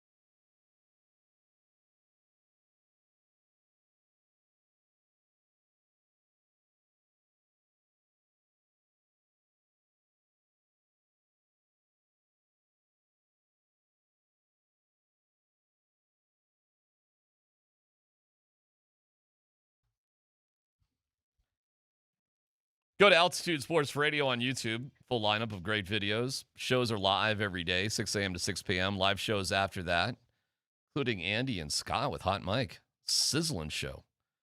Fun shorts between the pipes after every Avs game. Subscribe for a chance to win prizes like playoff tickets and search Altitude Sports Radio on YouTube. Full coverage of what the Avs are up to this weekend on there as well. Nick Waugh, I don't know if you guys realize this or not, but he was on Vegas when they beat the Avs. Remember that? When the Avs were up 2-0 and they got swept? Like a 4-game, I don't know what you call that kind of sweep. Oh, God. Yeah, it was terrible. Remember how cocky everybody was? Like, oh, here we go, back to back, no problem, 2-0. No. Cool expansion team, Vegas, whatever. See you later. What a nightmare that was. It was just like, you got to be kidding me. This cannot be happening. And he was on that team. He was asked about, he has a house there. He has friends there, there's a bunch of guys on the Avs who were part of the 22 Cup Championship, a bunch. And I'm sure that's the same there in Vegas. I mean, it was a good series. I remember just playing at Ball Arena and obviously this team buzzing. It was a lot to take in, but it was a good series. I mean, we came back, but from the start till the end, it was good for sure. What's it like to go back and play in a meaningful series against people you won a championship with? Now, it's a little tricky because, Tyler, you retired, so you didn't have to do that. No, I mean, the closest thing I ever had to that obviously was not a championship, but, when I got cut and traded from Denver, a week and a half later, I was starting for the Seattle Seahawks week 1, opening day, in Mile High against my team that I was just in training camp with. That is so weird. So, I mean, you were the cat that kept running by McDaniels and doing that triple, that's right. That Triple H thing to the crotch. Yeah, right there. Yeah. How you feel that one, McDaniels? Yeah. So that was a weird feeling, but we hadn't accomplished anything as a group. So I can only imagine what it's like when you've done that. It's when I will say this. When the first time I came back to Detroit, 'cause we won a championship, and it was 2 years removed. All the support people were still there, the coaches were still there. Most of the players, the core bit of the players were still there, and it was a cool reunion. I think the one cool thing, and it may happen to him when he goes back there and gets introduced, Vegas fans may be excited for him, and they'll give him a little cheer, but they don't cheer for him to win. No, it's just Sturm was on Minnesota. He didn't even. Abe Kubel played for Minnesota. Got scratched every game though. Remember Abe Kubel dropping the cup? Yeah. Ooh. Party foul, buddy. So it's not like it hasn't. Burakovsky. It's happened. There's Wait, guys. Who's the one that did it on the ice? Abe Kubel. Okay, and then there was another one though in the bar, like Curtis McDermott. Okay, Tim Burr. Right. Backwards. A few libations and a Curtis McDermott, perhaps that night. Oh, the Cubs. I'm sure the Cubs. It was crazy. It was crazy watching Abe Kubel though. Literally drop it, slam it on the ice as they were about to take the picture with him. Yeah. Like, oh my God. It just, and the reason he had it is he was pretty low on the pecking order of, who gets to hold the cup. You know what I'm saying? So. Well, they thought everybody had gotten to hold it, so he's probably near the end. Yes. Now let's take a picture. Yes. That would be like the equivalent of me carrying the Lombardi up the stage. Somehow they had me doing it to hand it to Peyton Manning. And me tripping and falling on the stairs. Be like you on a parade, and you've got the Super Bowl trophy, and you're on a boat, and you toss it 15 feet to somebody else to catch it. Oh, you mean Tom Brady? There's a we'll get back to the Avs here in a little bit. There's this story. College football is thinking about going to 24 teams, and I'm just laughing at this story because I guess the way you would do it, is you would give the top 8 teams a bye, and then you would have 3 games for 6 teams to sort of eliminate themselves, and or 8 teams rather. So you'd cut it down. I guess I'm guessing on all this because somehow you'd have to get it down to 16. Now, if I'm wrong on how it works, you got 8 byes, and then you play the other 16, so then they'd be down to 8. And then you match up 8 versus 8, and then you just play. Who knows? But obviously, All revenue, though. Exactly, because they're trying to make these what are now really meaningless bowl games. They're trying to get, I don't know, how many games, 24 teams, buys for the top 8, whatever it would be. Like, it's probably like 18 games, something like that, something along those lines. So you're trying to make all of those games interesting. And I'm laughing at this because it's just like, why don't you just tell Notre Dame, Alabama, Georgia, Ohio State, and Michigan, Sorry. No, you're in, no matter what. Sorry. Exactly. For you teams that have been getting screwed the last couple of years, sorry, we figured it out, so you're going to make it in. Don't you feel like that's what this is? Like every year we're going to have those, and tell me if there's another one. But remember Well, I mean, if that's a good thing, though. I mean, that's absolutely a good thing to have those teams be included. So if this is what it takes to get them in, it's like when the NFL expanded their playoffs. They're like, oh, we want the best teams to make it. No, you just wanted to watch playoff games. That's what you wanted to watch. If you expanded to 24, what year would those 5 schools not all be in it? Seriously. Well, that's good, though. There probably should never be a year in which they're not in it. Those 5 teams you make it. Georgia, Alabama, Ohio State, Michigan, Notre Dame, you're just in. I think you just go to a tournament. Probably, yeah. A tournament of 2 teams, and you just play a best of 3. Yeah, okay. That's happening. It's all about the money. And what does basketball want to go to? All I know is what college football really needs to figure out is the 6-week break between the semifinals and the championship game that feels like an absolute eternity, and we all lose steam and we all lose interest, and you forget that there's still a national championship game to be played. Yeah, well, that ain't changing because the money rules in that one too. I mean, look what they've done there. I'm telling you, though, that's a real problem for college football. People lose steam. Well, because you're starting to crank up to the end of the NFL meaningful part of their season, right? When teams are starting to, in fact, the playoffs have even started, right? I totally forget the games even happened at that point. The Broncos and the NFL in the playoffs. I'm not paying it. The game's tonight. It's like that. Yeah. But we don't live in that college football world like they do in the Southeast Conference and Prime's trying to help that though. Prime? Yeah, he's doing what he can. How's he trying to help? Just being Prime.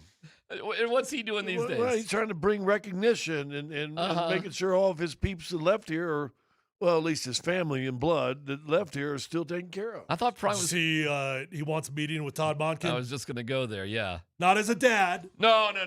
Not as a dad. No, I don't want to meet with the head coach of the Browns as a dad. No, I want to meet as a coach. Yeah, as a Hall of Famer. As a coach. As somebody who just wants to help out. Yeah. Just want to volunteer my time with the Cleveland Browns. I saw that too. How ridiculous is that? Well, the funny thing is... How silly is that? How many people actually fell for that? Oh, God, there can't be that many. Oh, I'll bet you there's more. People aren't that stupid. What do you mean fell for what? That he just wanted to talk to him as a coach to a coach, not a dad to a coach. Oh. Well, I mean, on the surface, it's not a crazy idea for a head coach of the Browns to talk to a coach of one of his players. Like, I'm sure that happens a lot. Now, not very often does it happen to be the dad. It happened to be Deion Sanders. It's the Deion world, man. It's just too funny. All right, more on the Avs and what they've got going on. Plus, NBA, we know more about that. I got to say, that might have been the biggest home choke job in Game 7 of all time. By the Pistons? Holy cow. Yeah. I don't know if we're going to top that. Details next.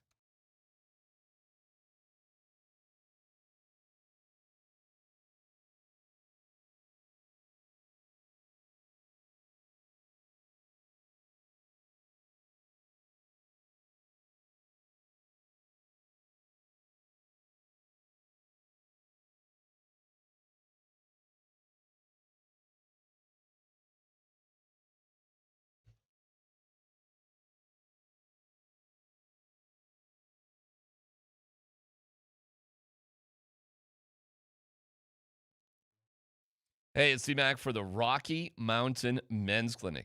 Just because you're getting older does not mean you have to feel like it. If your energy is low, sleep is off, weight won't budge, your mind feels kind of foggy, that sex drive, where is that? It's time to switch things up. It's the Rocky Mountain Men's Clinic, where their advanced medical strategies featuring TRT, GH peptides, NAD+, GLP-1, PDA, and more. Treat low T and other hormonal issues to help you shed pounds, have more energy, enhance your body composition, improve sleep, increase your sex drive, and so much more. Don't be older. Take control. Stronger in the gym, sharper at work, better in the bedroom, and more confident in every part of your life. Just call 720-440-7900. Go to RockyMountainMen'sClinic.com and take the low T quiz. It'll get you there. You'll see what's what. Again, the phone number is 720-440-7900. RockyMountainMen'sClinic.com.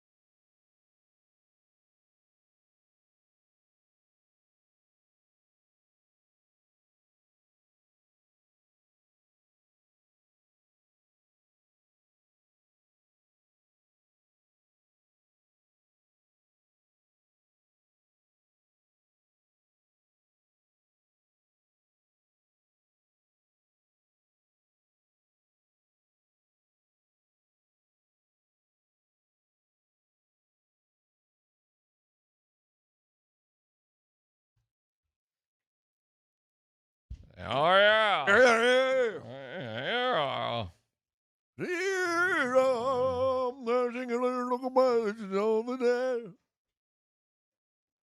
Oh, yeah.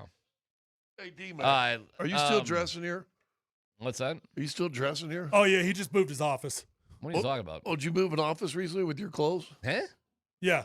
The hell are you guys talking about? Don't act like you don't know what your office is. I found this in the hallway, and the only person I could think about it might be You're a jerk. Might be lost an athletic sock would be you. Jerk. Oh, that does look about D-Mac size. Does this not look? Well, I mean, it's probably about a 9. You're something else. Is this not yours? That's not mine. You're the only guy that knows it changes here. Yeah. So okay. It was. But that's And not it was sitting in mine. the hallway, the doorway coming in. What do you think? You think I change in the hallway? No, but I think you're carrying a bundle of clothes and one falls off. That's why he's acting like he doesn't know what his office is. No, I know what my office is. It's upstairs. I went up there the other day. I had to do a little Zoom call, so I went up to find some privacy. Went upstairs where I knew there's never anybody. Right. I go in there. You know what I found? His office. I found a backpack, some shoes, some underwear. I found underwear. So were you digging in my bag? No, it's just laying on the floor. There was definitely not underwear. Yeah, laying there was on the underwear. floor. There was some Tyler, spandex. if you want to dig in my Half-used bag, joint. Yeah. A half-used what? Joint. Hey, Dan. Call I saw on the some phone and Depends put in yourself there. on the phone and go up there and see if this sock matches anything of D-Mac's upstairs. Or maybe we get KJ. Guarantee you that there's not. Are you sure? But isn't that weird? But you are the only guy that dresses here. I probably am the only guy who changes clothes at work. Yeah. Probably, yeah. He just rephrased what you said. Yeah. Don't you think maybe this is your... You don't have any socks like Yeah, I this? guarantee you that's not mine. You can go around and poke upstairs True in my or false? office. You what you own want. are those Under Armour? Yeah. Do not True own. or false? You own Under Armour socks. Oh, I own Under Armour socks, but not gray. Oh. True or false? You own Under Armour socks that look similar in nature. False. Okay. Go upstairs. Look. Let me go check out your closet really hunt quick. around in my Go grab backpack. that other half. You know what? Let me tell you something. I'm not making fun of you. I was I was doing Of course you're making fun of me. No, I thought I was Of doing course you you're a making fun of favor. me. I want to tell you about people here. Okay? Tell us. The unwashed? I used to be able to I took my bike through the front entrance. Don't do that anymore. Because somebody yelled? Right. Then I used But he's to. gone now, isn't he? Yeah. Well, then it was like, can I put my bike in the office? Oh, no, don't do that. And then my clothes stink. Oh, don't put your clothes in here. And I found a spot that literally nobody uses in this entire building. Mm-hmm. And the amount of times you've gone upstairs to do anything there, we're counting 1. We'll wait for number 2. That's true. I just wasn't expecting to find underwear with skid marks on the floor. Yeah. I'm at 0, by the way. Definitely would not find. You've never been upstairs, right? No, I've been up there, but I've never, Right.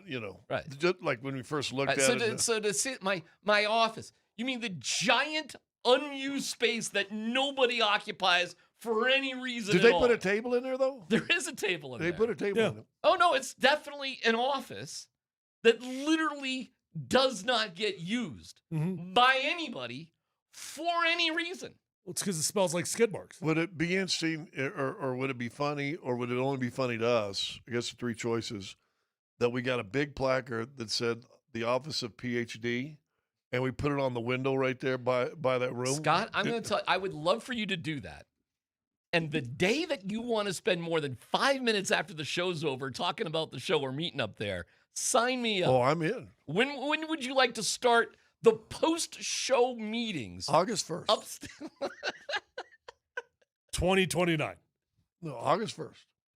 I've never been in a place where people are so I tell you- preoccupied by something that has nothing to do with them and doesn't get in your way like this place right here. Can I tell you just my opinion? The weirdest thing he does with his routine, just my opinion. Okay, it's not the office. I get it. Nobody uses it. Okay, it's reasonable. He goes in there. He found a spot nobody uses. He changes. There's clear glass there, by the way. That do you change in the clear glass room? Yes, nobody's up there. Yeah, there is clear glass, but he does do that. That's not even the weirdest part. The weirdest part is he brings the bike in, and he locks the bike up inside our office as if somebody in our office is going to steal his bike. Well, do you want to know why I do that?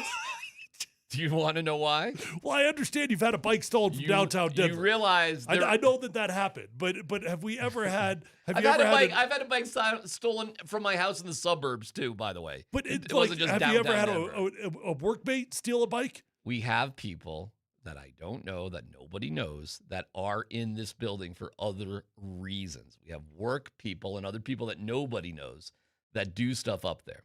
But you wouldn't know that because you guys never go up there. Oh, so the Unsullied works up there. What's going on? It's not the Unsullied. It's just people that aren't employees specifically here. Contract workers who do other things. It just goes to show you what DMac really thinks about us. And there's a separate entrance up there that anybody can get into with a key card that I'm not going to leave a bike that's worth thousands of dollars just sitting around. So yeah, I throw a lock on it. Do you like lock it to a chair up there? So if they He steal locks your it to the bike, you're gonna have railing. to wheel the chair I out lock with it you? to a grate. There's a grate on the railing, and I throw it in there. And yes, it's chipped a lot of paint off that grate. So I look at that, I'm like, that's not good. You can touch that up just a little. Yeah, you can just. Now, wasn't there in one of those rooms up there in your office floor? Actually, his penthouse floor. Yeah. It is a penthouse floor. Yeah, You're right about you're that. Right. You're right about that. Isn't there like one of the rooms plumbed for a bathroom? Have you talked to him about that? There is a place that they could easily throw a shower bathroom in there. That would be nice. Have you That would be requested that? unbelievable. No, I have not requested How about a small kitchenette? We could get our guys from the. I've not Put requested 6 packs soda in here. The only thing I request is that I'm to be left alone from doing what I've done that doesn't get in the way of anybody that works here. How about curtains? That would be good.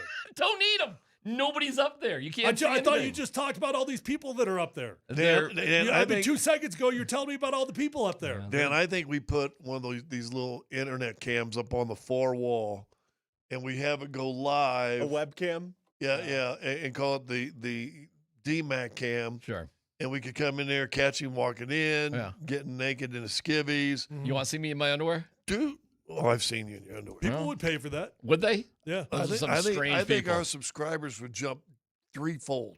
If people want to see me in my underwear, changing from bike shorts to other shorts, you are sad. But sure, bring it on. Do you wear underwear under your bike shorts? Of course. Of course. There's been no nudity in this building by me whatsoever. None, ever. This is not the Broncos workout space. That's where I take showers. Oh, yeah, That was an all-timer right there. All right. Well, That I is know an this. all-timer. We got a little conversation. I really did think that you probably just carried some socks and stuff down and you dropped one. Yeah. So I was going to make fun of you, but I also thought I was doing a service by bringing you a sock because one of the worst things that any of us have in our lives just that one sock. everybody has is the one sock. Yeah, that's a problem. Somebody like Mark Moser left a half-eaten burrito. By the way, did that get cleaned up? I didn't even notice. I didn't see it in there. Well, they today, do have so- somebody threw it away. cleaners come in once a week, so I bet they threw it away. So to go along with Moser's half-eaten burrito is a one sock that was out in the hallway. Mm-hmm. I don't know who that person is. Good luck finding out who that is. I really did think I was doing. There's it- other doing small you right. people in this building. I'm not the only one.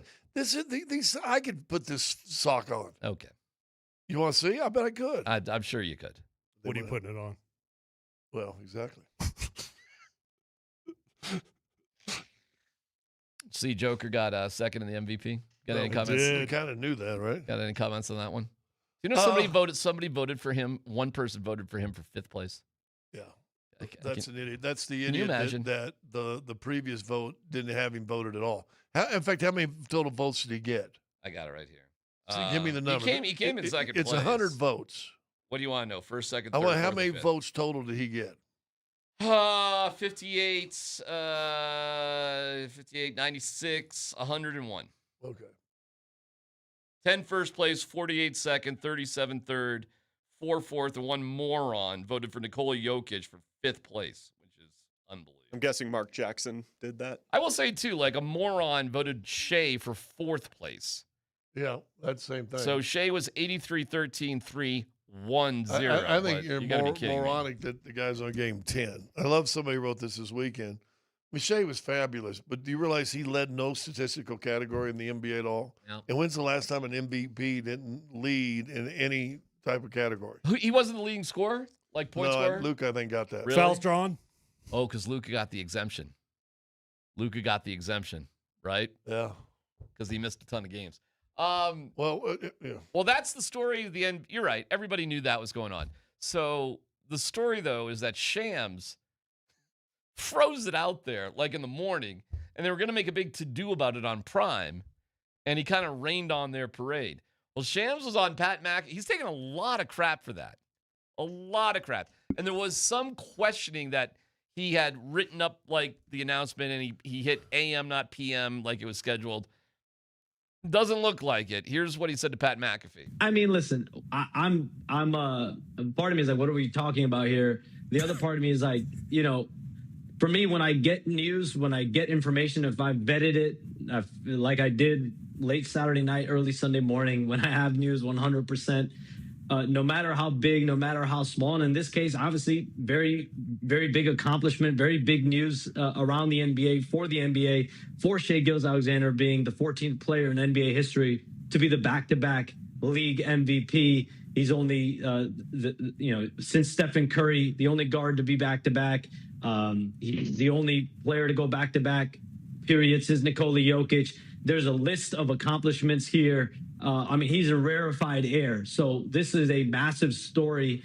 And when I get it, I vet it. And then my job is to report the news. And so that's all I focus on. That's what I wake up thinking about. That's what I go to sleep thinking about. I feel a responsibility. And like you said, Pat, this isn't the first time necessarily, but it's not going to be the last time where I'm just going to try to do my job to the best of my ability. All right, so that was no accident. Who was PO'd at him? The MVP? We present the Prime crowd. Dan, go ahead, roll the Prime crowd. All right, now, just to be clear, the official announcement is happening here. Dirk and Steve, you all both won MVPs, but I don't remember Sham spoiling it way back then. I don't think he was around. He was a baby then. Yeah, what are we doing, man? It's Sunday, Shams. Go to brunch, you nerd. Come on. Go to brunch, you nerd. Yeah, so Prime people just PO'd because now this either happened. It's a little bit surprising that there's not more control over that. Like the Hall of Fame stuff. You guys remember how bent out of shape they got over the Belichick thing, and all of a sudden we got Jeff Legwold on the show, and he's terrified to talk because he's a voter, and a little bit surprised. But why are we mad at the messenger? Because someone had to give him the message. That is true. Well, that's true. That is correct, too. Somebody had to give him the message. Yeah. There was the same thing that was similar a bunch of years ago, and I don't remember if it was the NBA or the NFL draft that basically people were leaking out who got picked. It was the NFL draft. It was awful. And the NFL ruined the whole draft. Kibosh, ESPN, you can't report it, which then the next year ESPN or whoever didn't report it, but the NFL Network was still reporting it early. It was an absolute mess, and it ruined the broadcast and the whole thing. And I'm glad they straightened it out because you're just finding out like 2 or 3 minutes ahead of time. But this you found out hours ahead of time. Should journalists, if there's an official sort of sanctioned thing, even if they get the information, hold their tongue, bite their tongue? You know what? Unless it's an invasion of Europe, no.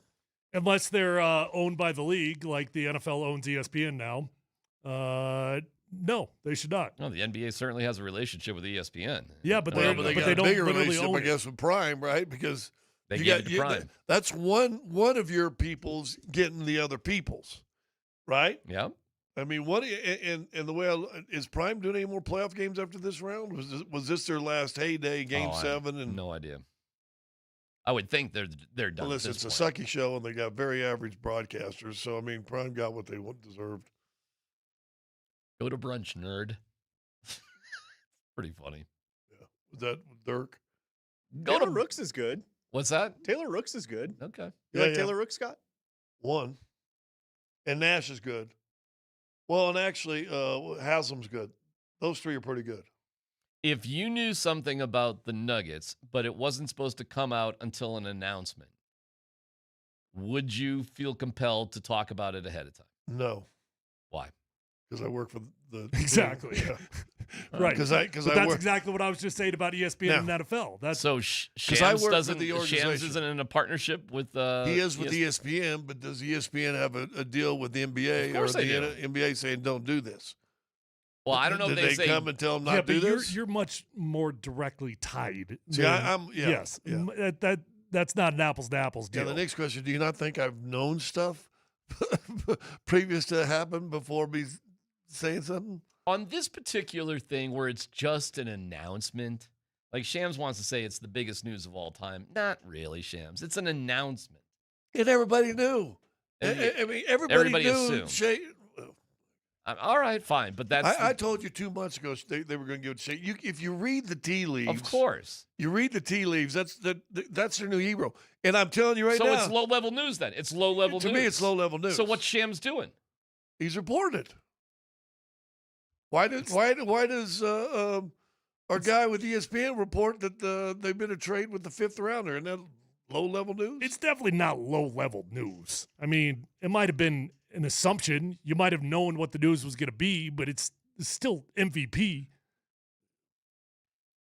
Listen, I think he was trying to rain they on have a parade. politicized and taken the MVP vote and Also, what was his agenda then? Well, I don't think it's If he was trying to rain on the parade, I what was don't his agenda? I don't think it is his agenda. I say I'm pretty cynical on this.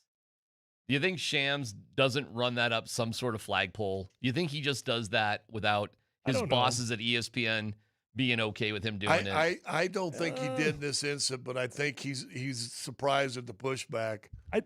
So I don't think so. No, like I don't think okay. I don't think Adam Schefter is calling his bosses before he Right. tweets out news when he gets information. He's And not he's got in asking for trouble a couple approval from times, too. somebody. I think this is different because it was a scheduled announcement on another network, not On a ESPN. competitor. That's right. So to me, this isn't just news. This is raining on the parade of somebody else. I'll bet there's people at ESPN going, Way if to he go, did- bud. If he did run up that flagpole, are you a reporter? Did you get this news? Is it confirmed? Go for it. So I'll bet you ESPN told him to go for it. I agree. I totally agree. Plus, they're putting him on with Pat McAfee to talk about it. Yeah. And he's talking about what a great reporter he is. I'm rolling my eyes. You probably got fed the information by ESPN in the first place. Right. So to me, I think this is phony baloney. And this is ESPN Going after Prime. I think so. I think that's exactly what it is. It's not journalism. This is all just hype and competition between two very powerful networks. That's what I think this is. I don't think this is some incredible moment for Shams. Well, this is ESPN telling the NBA, we're the big dog, not this. They're probably pissed. If it was radio wars type stuff in the past, and you have an ESPN doing a quick thing, you heard it here first. Shams, the MVP. There's a lot of competition in that world. A lot. So that's what I think this was all about. I don't, but I'm fine. I don't care. Yeah, I don't care either. I don't care. It's no big deal. But I'm not, I'm not a rube here. I kind of understand what's going on. Just know that they've already started putting the kibosh on Shea winning it 3 times. Oh, yeah. That heat That's has already done. started. Look who's third. Look who's in third. Yeah. Look where those votes are for Wemby. Yeah. Get ready for the Wemby train for the next, at least 3 years. And the 7'5" guy led the league in block shots. It's a special Avs Alley Monday. Win tickets to the high-energy viewing party that brings together big screens, food trucks, drinks. Chance to win prizes throughout the night. We've talked a lot about how cool Avs Alley is. Tickets are $15 for the Western Conference Final, with proceeds going to Kroenke Sports Charities. To win tickets right now, text CAT to 303-504-0925. I love it. CAT 303-504-0925, first and last name. More info on Avs Alley available at coloradoavalanche.com/playoffs. The keyword for this hour is CAT. Good luck. Yeah, we'll have the latest news on the Avalanche from over the weekend for you next.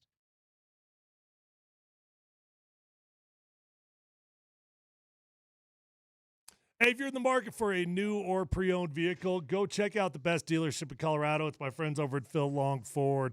Guys, I've been a customer for a very long time over at Phil Long because relationships matter to me. And if you're anything like me, you're going to become a long-term customer at Phil Long Ford. I've bought many vehicles from Phil Long Ford. I know them, love them, trust them. And I know that you're going to find the vehicle of your dreams at the best price. You don't have to drive all over the state. Just go to Phil Long. There's over 1,000 cars, trucks, vans, SUVs, electric vehicles, even commercial fleet vehicles on their lot right this minute. So whether you're looking for a new vehicle or pre-owned vehicle, The vehicle of your dreams is already at Phil Long Ford, and they've already got the best prices at Phil Long Ford.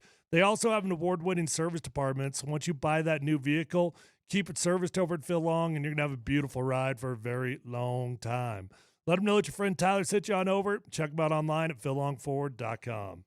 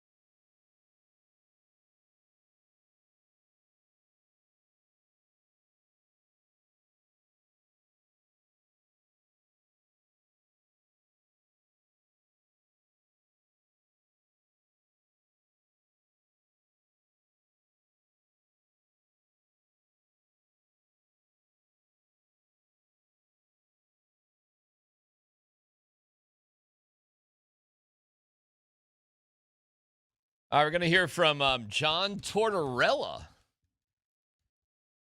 He was asked about, we got it at the end of the show. It was a good job by Dan on the breaking news of that. But it was pretty wild that Vegas got fined, or Tortorella got fined $100,000. And then he cost his organization, who he's just a fill-in coach for, by the way, Interim. a second-round draft pick. That is bananas, because they're upset about Braden McNabb being suspended, I guess. And I saw it reported by Elliot Freeman that they weren't leaving out of Orange County or something. They were leaving out of Long Beach. So they had plenty of time to get... No ordinance? No. They were going out of a completely different airport because they knew it might take time. Tortorella was just being Tortorella. He was being Tortorella. So he just You spoke. got boom, boom, boom. Well, that just cost him his entire upgrade in salary and becoming the head coach. Listen, I don't know how much this dude is getting paid to coach a team when he takes over with 8 games to go. How much do you think he's actually making? He just got zapped for $100,000. Yeah, when you take it down to like the games that you're going to get paid for based off millions, I mean, it comes down to hundreds of thousands. Well, $3 million divided by what, 80 seconds? Yeah, man.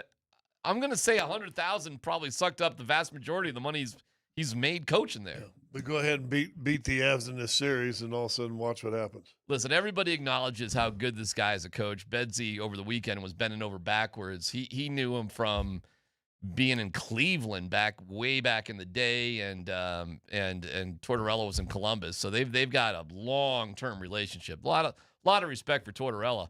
I think the guy's are right. When I worked for the Sabres, this is 25 years ago, he was the minor league coach for the Sabres for Rochester, minor league coach. And we would hear nothing but John Tortorella stories in Buffalo about the minor league guy. I'll give you $500 right off the bat, you two, if you can tell me who the coach of the Eagles is. Bill. Okay. Schmidt. Anywho, we'll hear what he's got to say. They put out a statement just saying, yeah, we know it, and we're not going to say anything about it, and that's that. So I don't expect to hear anything more. But I'll tell you this. Having John Tortorella as part of this series is going to be fun. Yeah. It's going to be fun. Because you got to believe there's going to be a snarky press conference. You sure? Is there any more questions? Yeah, now he's Are you sure you don't need a couple more? Now he's got to do the Marshawn Lynch. Now he's got to do the I'm just here so I don't get fined. Well, what Scott's saying is he could overcompensate. I know. Which would be kind of funny if he were going that direction. Yeah, you either go Marshawn Lynch or you go, you when it's done after about 8 questions, you go, wait a minute, are you guys sure? I can hang around. Pretty funny. All right, Avs news from over the weekend. Tell me what you think. Big news or not big news? Cale Makar doesn't skate for 2 days. Big news. Not big news. I mean, at this point in time, we all know that he's banged up. I don't know that I would have expected them to put him out there either way. You got time to heal right now. There's no rush. I don't think there's anything to read into it. I think he's hurt. He acted awful hurt. He's either hurt or he just doesn't handle boo-boos very well. Well, look, I definitely agree, Scott, that he's hurt 100%. We're saying the same thing there. I guess we're just saying different things, whether there's something to read into it or not. The Eagles are in the playoffs with Coachella. So they don't only have concerts in Coachella, they have a hockey team out of Coachella. I did not know that. The Eagles, yeah. Is there a stadium out in the desert? I don't know how they do it. Do they have a big figurine that they burn? Maybe. How do they keep the ice cold? It's all great questions, fellas. But they have a 2-1 lead over Coachella. They played last night and won. Way to go, Eagles. And our guy, Alex Gagne, or Gagne, however you want to say it, he skated with the Avs in the morning and then played in the game at night up there in Loveland. The way they do their playoff series, it's best 3 out of 5. They play the first 2 on the road, and then they just play the last 3, 4, 5, so they don't want to travel. So it's a little bit different. So the better team will host games 3, 4, 5. 3, 4, 5. And they're up, what? 2-1? 2-1. So he goes and practices with the Avs, and then he goes plays in the game later that night. So it's the equivalent of like a morning skate, I suppose. Big deal or not a big deal that we have a guy that we've never seen play with the Avs, possibly about to play with the Avs. I don't possibly know if it's a big deal, but it's a big deal for me that they actually got a big guy in the wings, because I had no idea. The knowledge that they got a big guy in the wings excites me. Okay. But whether he plays or not, it depends on McCarr and Malinsky, and these guys And are maybe Burns. maybe Burns. I mean, then he'll play. But the thing that Burns is going to play at this point seems kind of ridiculous. But he did not skate with the team over the weekend. I think it's a good defensive move. When I say defensive, I mean it's when you think about how teams are going to try to counteract the Avalanche. Seems like the only option that you're going to have is try to be the most physical team on the ice at any given moment and try to muck it up as much as you possibly can. So if you're going to bring in a piece to counteract that, seems like a good defensive move to me. By the way, Connor McGahey throwing in great stadium in Palm Springs. And the other things that Connor texted us, I'm going to keep to myself because I don't know if he wants that on the air. Oh, what is it? I'm not going to say. Oh, please tell me. And he's actually, now that I'm reading it, he's asking me not to say. So I didn't say it. Oh, now I really want to know. Well, you're part of the text, so you can see it. It's on your you have access. It's literally on your phone. So you're not that lazy. Do you want me to say it? No, he asked not to say it, but it's fun. Connor McGahey's this. But I think Connor's fine with us saying that the hockey arena in Palm Springs is wonderful. Wonderful. That wouldn't be a bad place to have, if you got to spend your minor league career in Palm Springs. Yep. You and the old folks. Palm Springs.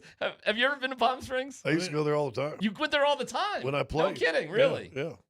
You go for All-Star break, you go there for 4 or 5 days, get some sunshine, a lot of golf. Hey, a lot of great golf. That's about it. There is a casino.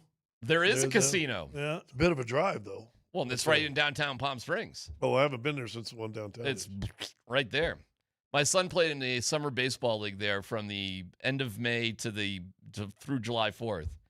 I've never been in a hotter place. Yeah, it's hot. And it was stunning in July in Palm Springs. I mean, it was so warm. They didn't schedule any of the games after 11 a.m. And I'm like, why aren't we playing in the middle of the day? They're like, oh, you can't. I went one time in the summer, and we had a tee time at 7:30 early. By 10 o'clock, it was 104, 105 or something like that. Yeah. But when we were about to tee off, I saw a guy. It turns out he was an NBA referee. So I went and talked to him, and he goes, yeah, I live here. I said, how do you get this heat? He goes, your tee times, you play between 6:30 and 7 every day, and then you're off the court by 10 o'clock, and then you stay in the AC. All right, we have some John Tortorella. Is that right, Dan? That's right, from today. What do we got, Dan? Tell me what we got. He was asked about preparing against this Avs team, and he calls something about our great city overrated. Oh. No, from a coach's point of view, I've seen him play all year long. Not so much as a coach in my situation coming in so late this year, but I've seen them play a lot of hockey this year. I mean, and I'm not going to talk a whole bunch about them, but we certainly respect them. They have been the top team of the National Hockey League all year long. We know that. Come to playoffs, we join together, right? I think it's two good teams, probably playing some of their best hockey starting this series. Let's have at it. In your career, have you ever done anything or needed to do anything different regarding the altitude in Colorado? No, it's overrated. We're certainly aware of it, right? We're aware of it, and you have to be. But I think if you spend too much time talking about it and fixing this, going here, going there, oxygen there, I think it manifests itself into something bigger than it should be. We might have to catch a couple of breaths here and there along the way, but we're going to play. That's all we're worried about. I like it. I like that. I got to say, I agree with him. I've always thought the altitude thing here was like a bit overhyped. These guys are in like the best shape of their lives. Well, yeah. I mean, I don't know if it's actually overhyped or not, but I do know this. When you just put it in their heads, when you put it in your players' heads over and over and over all week long about the challenge that it's going to be, it becomes psychological as much as anything else. Yeah, I having played here as coming from flatland places, no, it's a difference. But I think Hubie explained it best. It just means in your normal rotation in the NBA, you get tired at 8-9 minutes of playing time. Mm-hmm. You're probably getting tired about 4.5. And so coaches it will sub you a little quicker. But his whole thing is once you catch a second wind, which great athletes have because of the conditioning. Right. Once you get your second wind, then you're used to it. Then you don't know. I'm not talking about slugs smoking heaters going to see, a reggae concert at Red Rocks. I see some of those black T-shirt death marches. I wonder how they make it from the parking lot up to their seats. But we're talking about finely conditioned athletes. Like, I mean, it's, okay, fine. I get it. I mean, listen. They always talk about the fatigue is how fast your body recovers, right? And that it's a wearing thing by the end of the game. And even they were talking about in Game 5 against Minnesota, so these guys are gassed. And you keep them out there a little longer and longer. And I thought that was an effect of the game for them.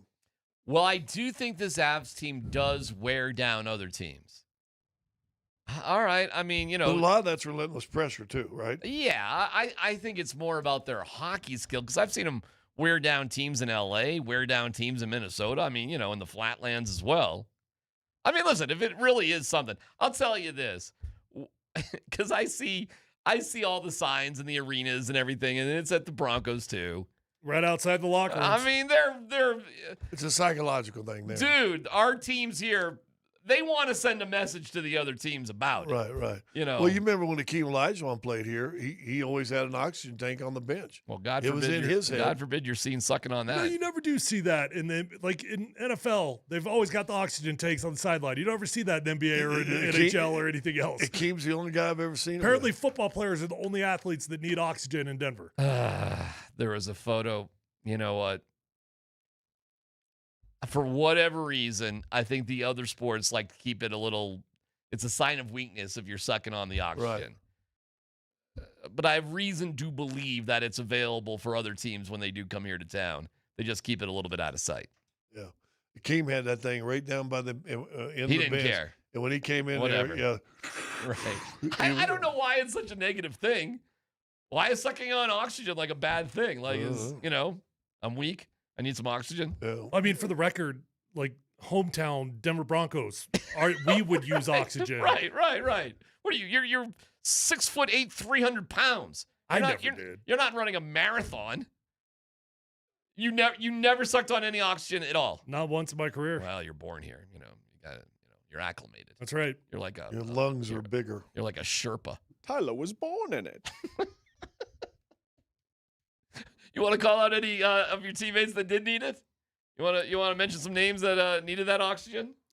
Trent Williams was about the only offensive lineman I ever played with that would use it. No Broncos player, no Broncos offensive lineman. Not my recollection. All right. Well, listen, you're also talking about dudes that are you said 300 pounds. You're not talking about Sean who's 6'3", 170. Listen, I think Tortorella's right about that. I think it is kind of an overrated sort of thing. I'm sure it has some sort of impact or whatever, but it's not like I hear athletes asked about, like Jonah Coleman was asked about the altitude and all that. Like, well, he's 24 years old and in the best shape of his life. He's going to be okay. He's going to figure it out. If it's nothing, why have there been so many studies on high altitude training? Well, because I think in a cumulative period of distance and endurance athletics, I think it could matter. It's of course a thing, but I think the bigger picture for other coaches, it's like, what are we going to do about it? Like, okay, so we go there an extra day early. Is that scientifically going to change anything for me? No. Tortorella's right about. I think he's right about that. But boy, oh boy, do we like it here to remind the other teams about it. Holy cow. Oh yeah, we are a little annoying about all that stuff. It's like we overcome things living here in Colorado that are unimaginable anywhere else. Like only here. Never mind, Mexico City's higher. Utah's higher, isn't it? Yeah. Well, if you remember when Westhead took over with the Nuggets, he tried to incorporate a different style of play because he wanted to take advantage of the altitude. Do you think that really was the thing, or do you think it was the fact that he was just going to take a shot every 6 seconds? Yeah, well, I mean, would that not be exhausting in New York City? Nice gay, dumb coach. Nice guy.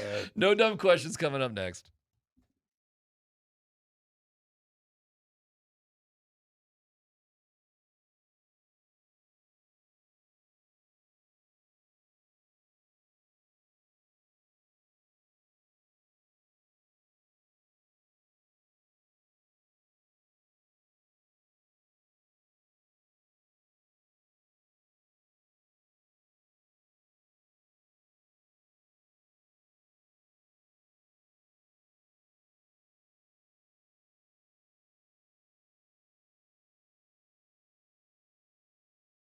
Hey, if your financial life feels like too many logins and too many meetings, Trajan Wealth's family office, they can simplify things for you. One coordinated team for your retirement, tax, and estate planning so you can get back to living your normal life. Visit TrajanWealth.com or call 1-855-TRAJAN-1. Looking for wealth management that actually protects, maintains, and grows your portfolio? Well, if that's you, Trajan Wealth understands tactical investing and personalized strategies that match your comfort level and goals. Visit TrajanWealth.com and see how they can help you move forward with confidence, or call 1-855-TRAJAN-1. Trajan Wealth understands that no two retirements look the same. Their fiduciary advisors are going to help you plan around your life with smart strategies for growth, taxes, and income that you can count on. Let Trajan Wealth guide the way. Visit TrajanWealth.com. Advisory services through Trajan Wealth LLC, SEC registered investment advisor. Additional services through Trajan Estate and Trajan Tax. Actual client paid advertisement. Additional disclosures at TrajanWealth.com.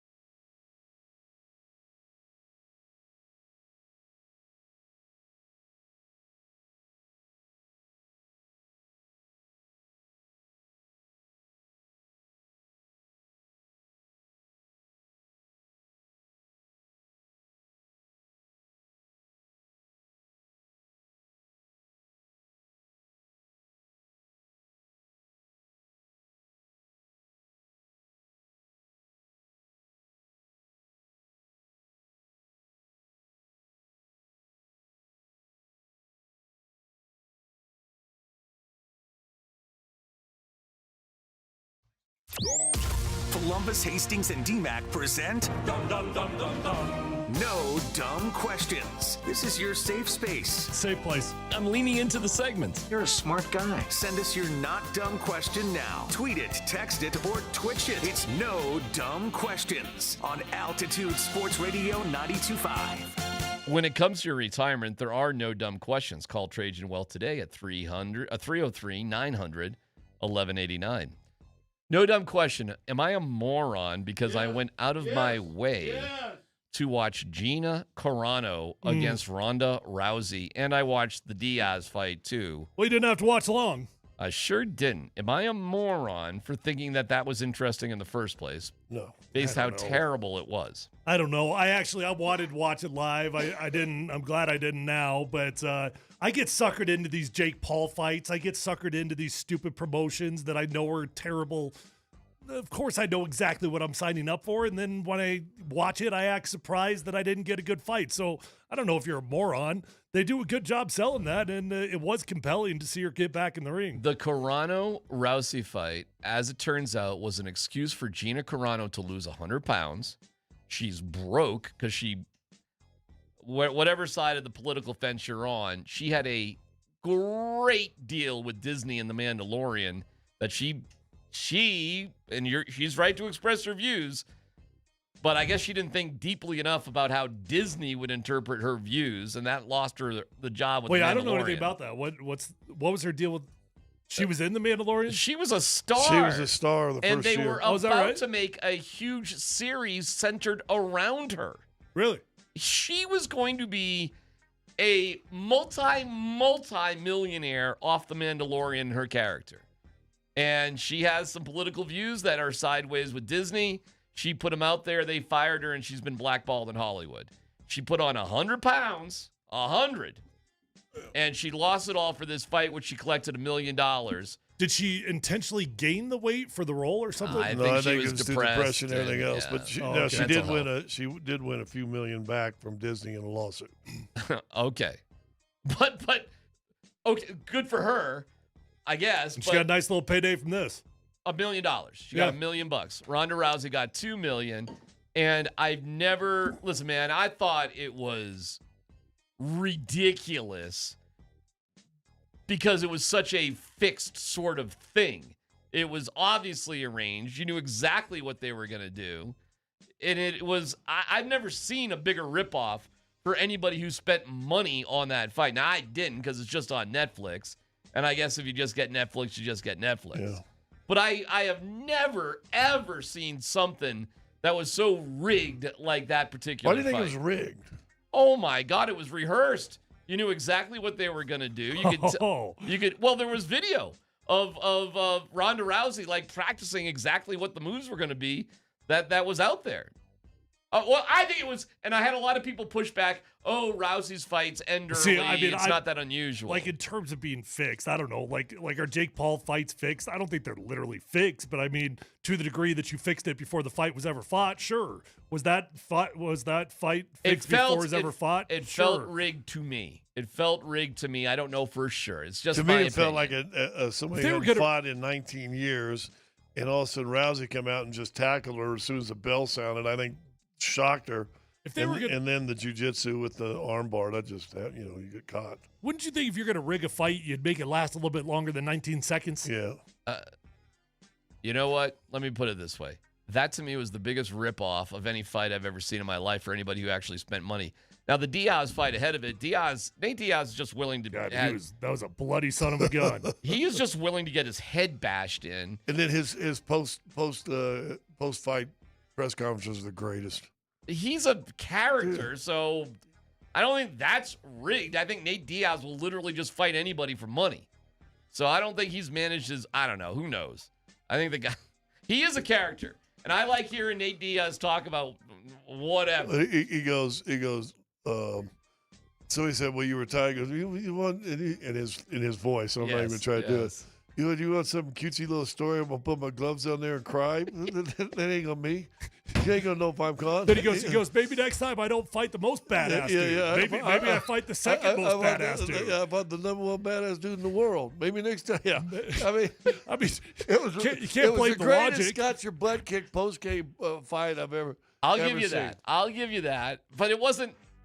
I mean, it wasn't much of a fight either. It was just him getting his head caved in. Here's a no dumb question: is UFC are they caving to Jake Paul?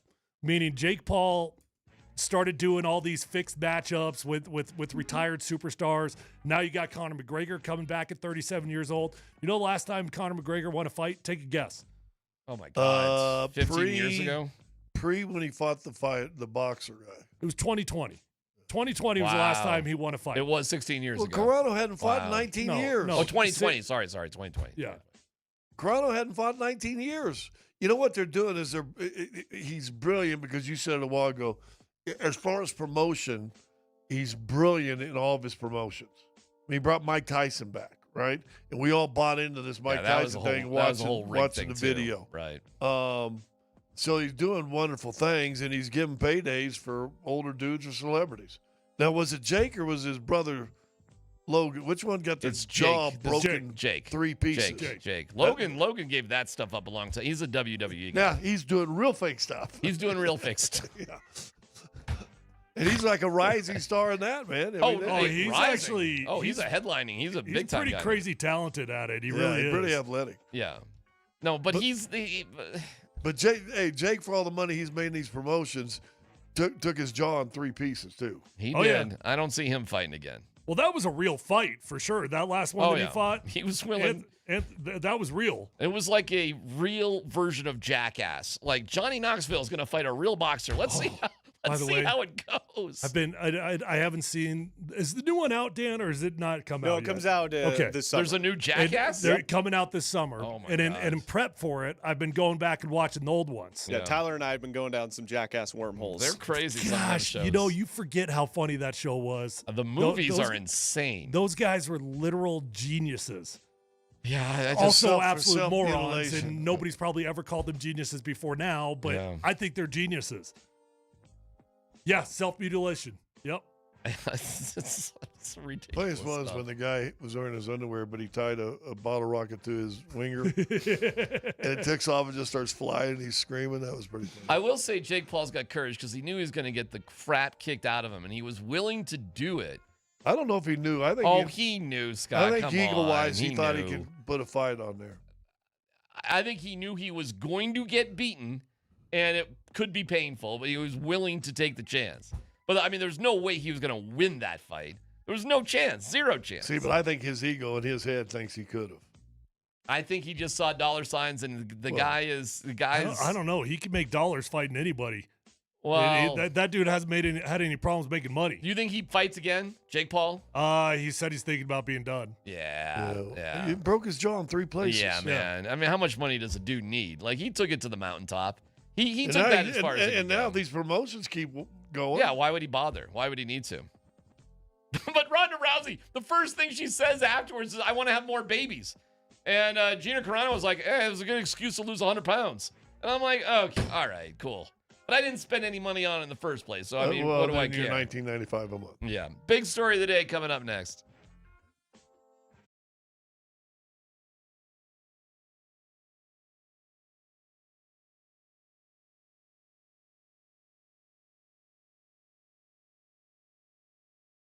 Hey, it's DMac for the Rocky Mountain Men's Clinic. Performance matters in intimate moments, so don't let ED get in the way. The truth is, most men don't have to live with it anymore, and you may be surprised by how the right treatment can improve your love life. The truth is, ED can ruin the moment, and when you're getting intimate with your partner and you aren't able to perform the way you want to or used to be able to, it can be really frustrating. But at the Rocky Mountain Men's Clinic, there's a wide range of advanced treatment options for every stage of ED that can help you get back performing again the way you used to.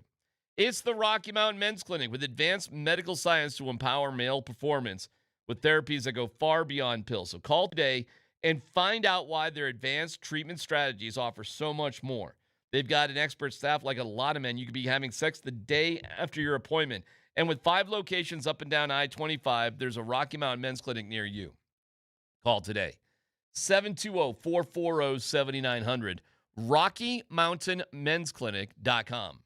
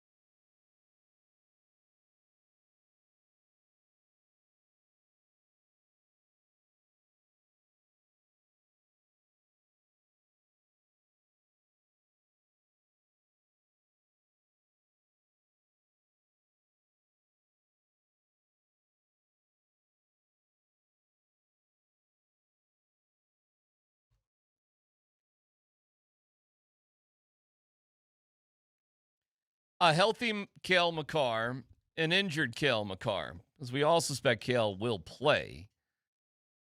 What would be your early prediction for this series? And I'll start with a healthy Cale Makar. Cale's okay. He's good to go. Rocking and rolling. Here we go. What's the result of the Avs and the Golden Knights? Under that premise. 4-2. 6 games. Avs in 6. Yeah. Scott? Well, if we're being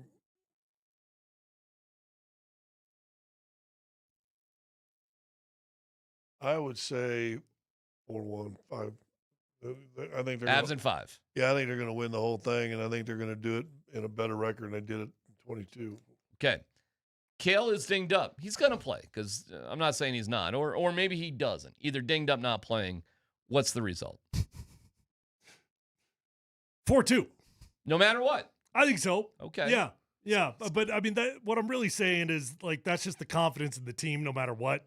Okay. You know, they're just so deep. They're so talented. There's so many stars. Like, obviously, I want Cale, and it's going to be easier with him, but I think they're fine. Scott? If Cale doesn't play, then I still think they win, but I think it goes 6 or 7.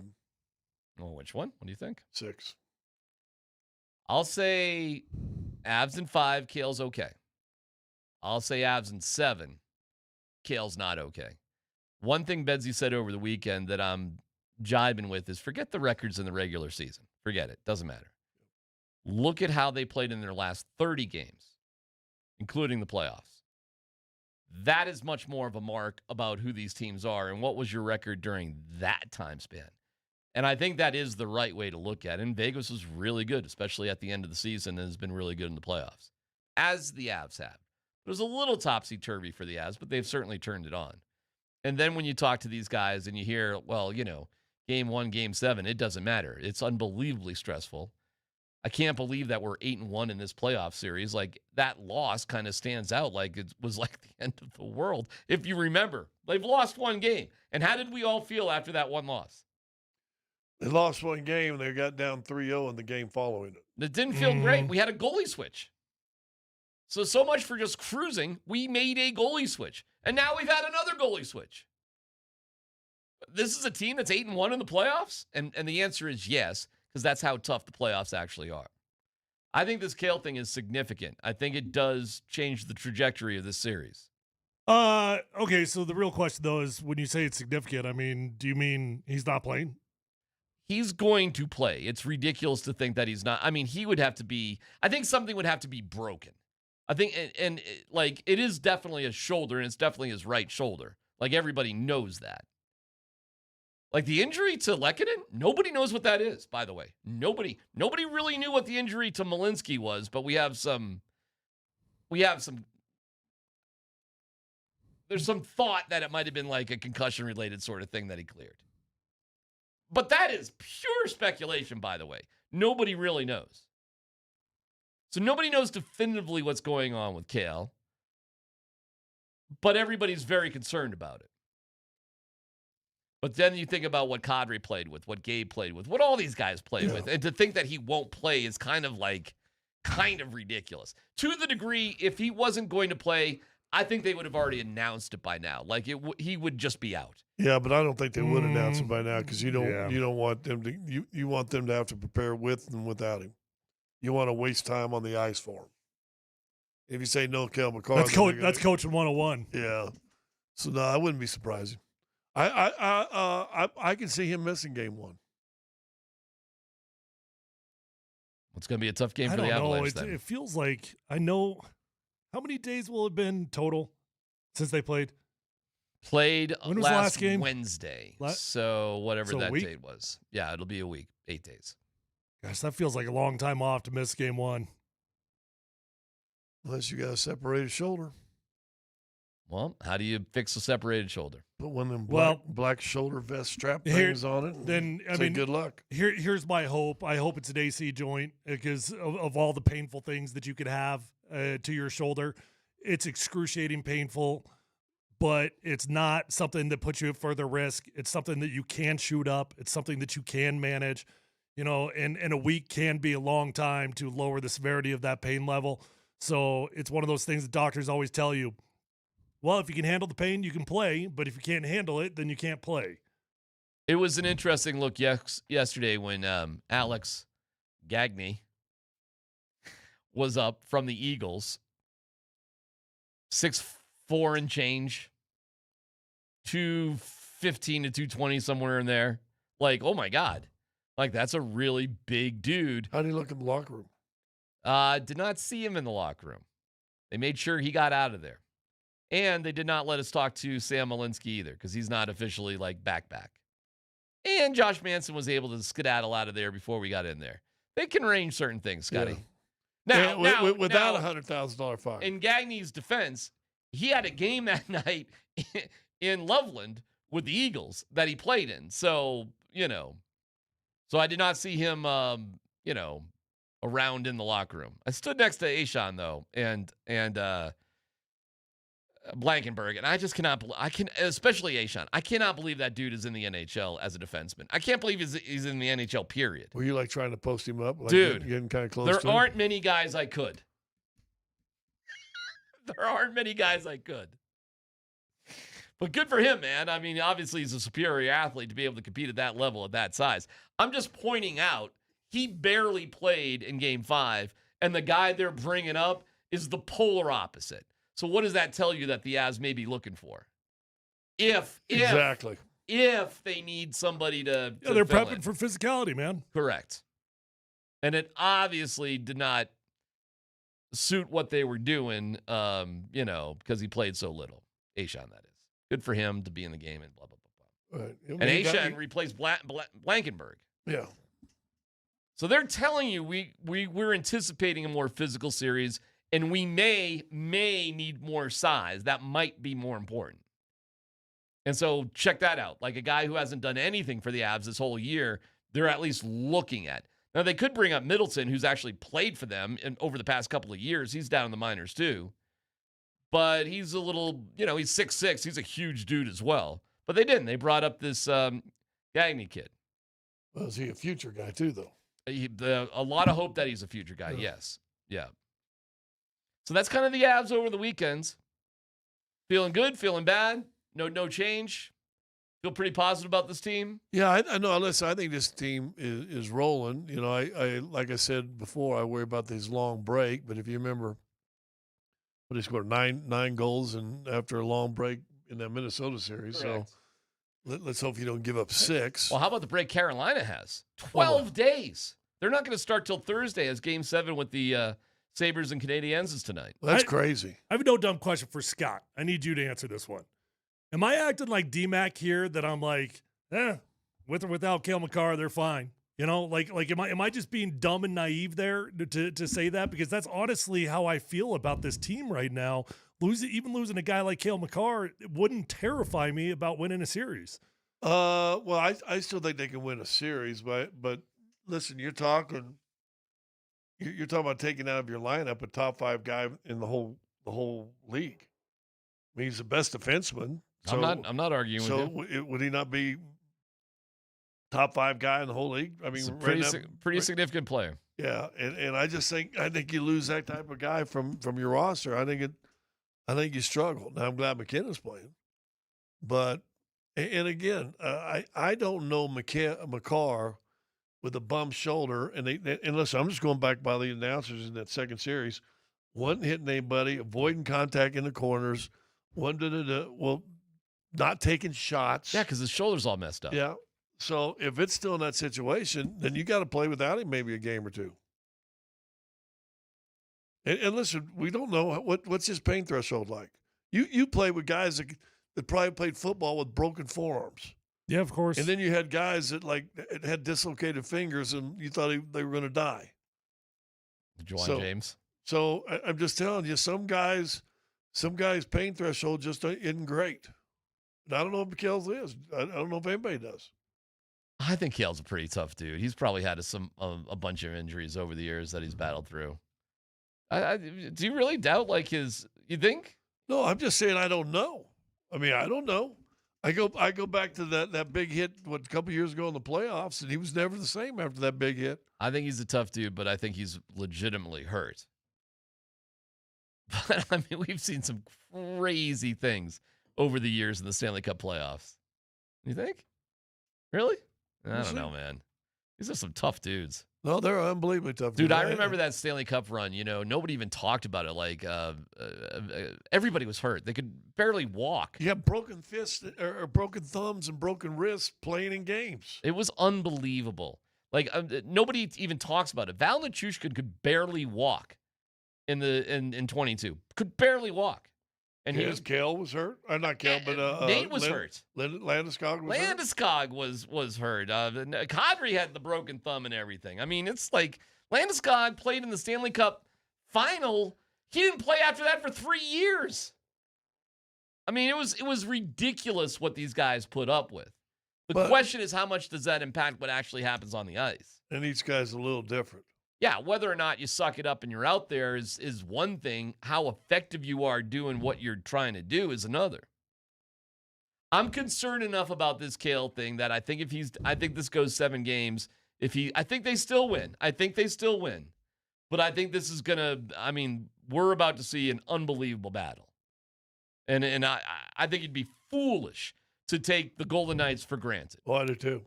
Listen, when they knocked you out a few years ago, they out-physicaled you. So, I don't care who's coaching. I doubt if that MO's really changed.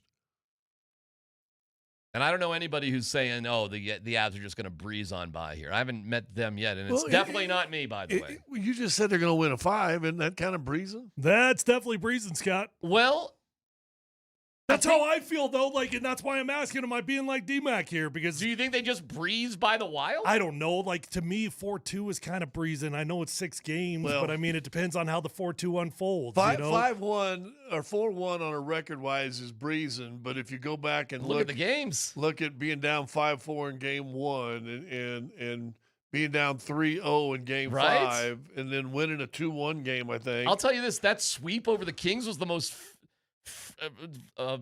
frustrating, tough sweep of all time. That was a scary sweep. No, I think, like Benzie said, I think you can be 8-1 in the playoffs and be stressed out and pushed to your limits and that sort of thing. I think both things can be true at the same time. Well, I think that's where they're at now. I think that's the same way. I think you can win a 5-1 game or 4-1 series, but I think you're going to be there's going to be some stressed out games. I think sometimes in the NBA, I think some teams see the game going sideways and they just shut it down. It's no big deal. And it's just like, whatever. I really do think that happens sometimes. Kind of like Minnesota in the last game. Holy cow, how about that? Oh, my God. And then they're all sniping at each other about bad teammates and, effort and all that. How about that? I told you. How about that? Tim Connolly built that team to do one team. Damn it, we should have tanked out to not face them. Seriously. We got to avoid Minnesota at all costs. Yeah, until something changes there. They are built to play one damn team. They are so soft. They are so weak. They're mentally weak. Except when it comes to Denver. It's unfreaking believable. We just got to avoid because Minnesota. You got 2 coaches that feel they have axes to grind. I know, and it a works. GM that has an axe to grind. They put everything into one thing, one thought. It's unbelievable. Yeah, and then you get blown out by 20 at home.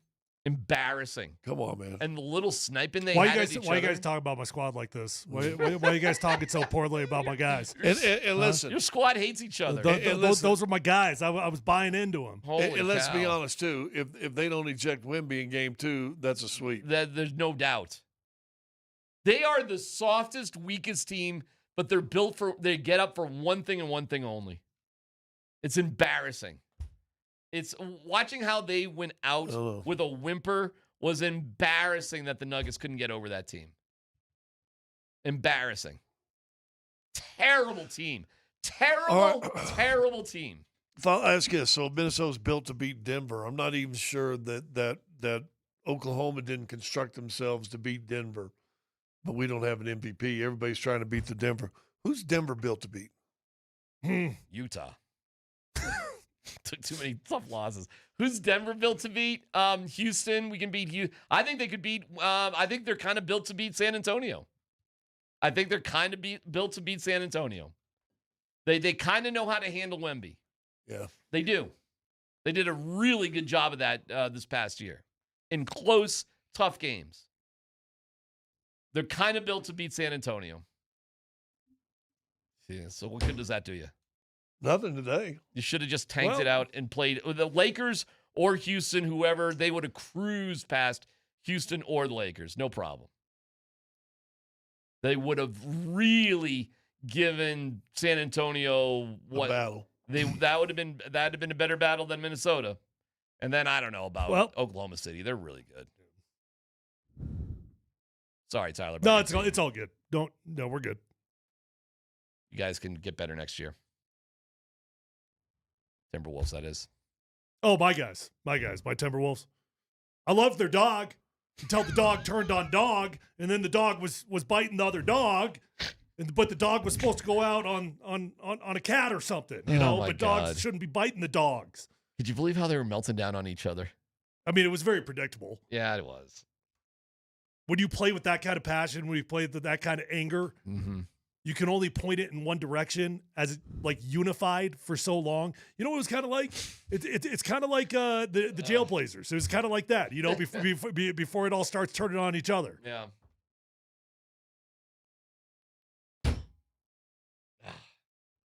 It's frustrating. Still frustrated by the Nuggets. I'm not over it. I feel good about the Avs, but I'm not over the Nuggets and all that stuff. I'd just like to see if we can get a report of where everybody's at right now. What do you mean? I'd just like to know. In the world? We don't have any Jokic updates yet. Physically, you mean? It's a little bit slow on the Jokic party scene. We haven't seen the Jokic party scene yet. We haven't party scene? seen the Payne Watson party scene. There could be a party scene there too now. Oh, what's LeBron up to? I saw a cute video of LeBron with Bryce and Bronny at home getting a haircut. Does he still get haircuts? LeBron? Yeah, doesn't LeBron just use that bald guy shaver? He just uses that paint. That bald guy electric shaver. Exactly. It's a special Avs Alley Ticket Monday. Win tickets to the High Energy Viewing Party.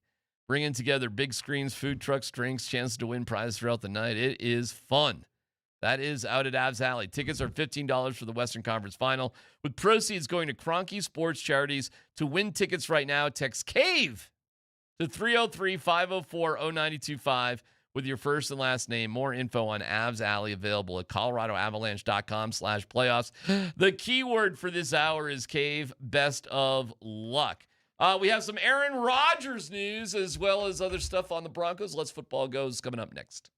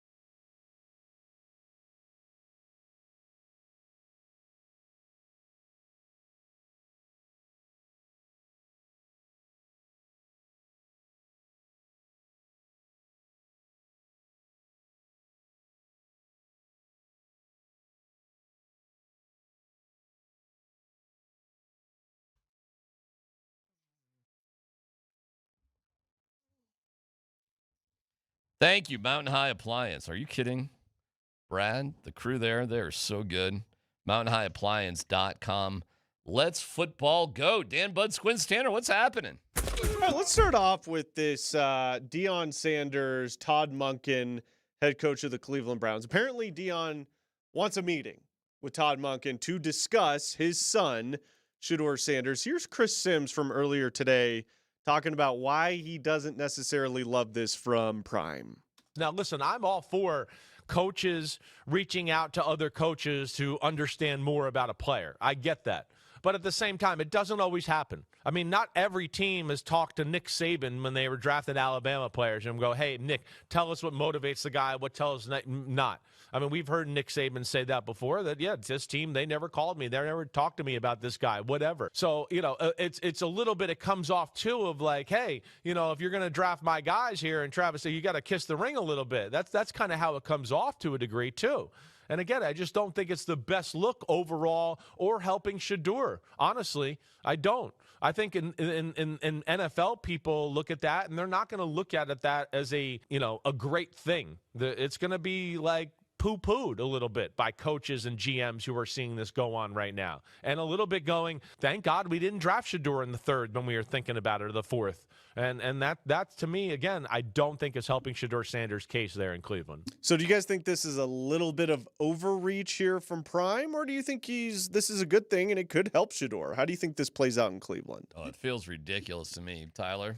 Well, when Shedeur first got to the Browns, the two of them were doing a pretty decent job of keeping a low profile. Shedeur was keeping a low profile as a player, not speaking in the media too much. That started evolving.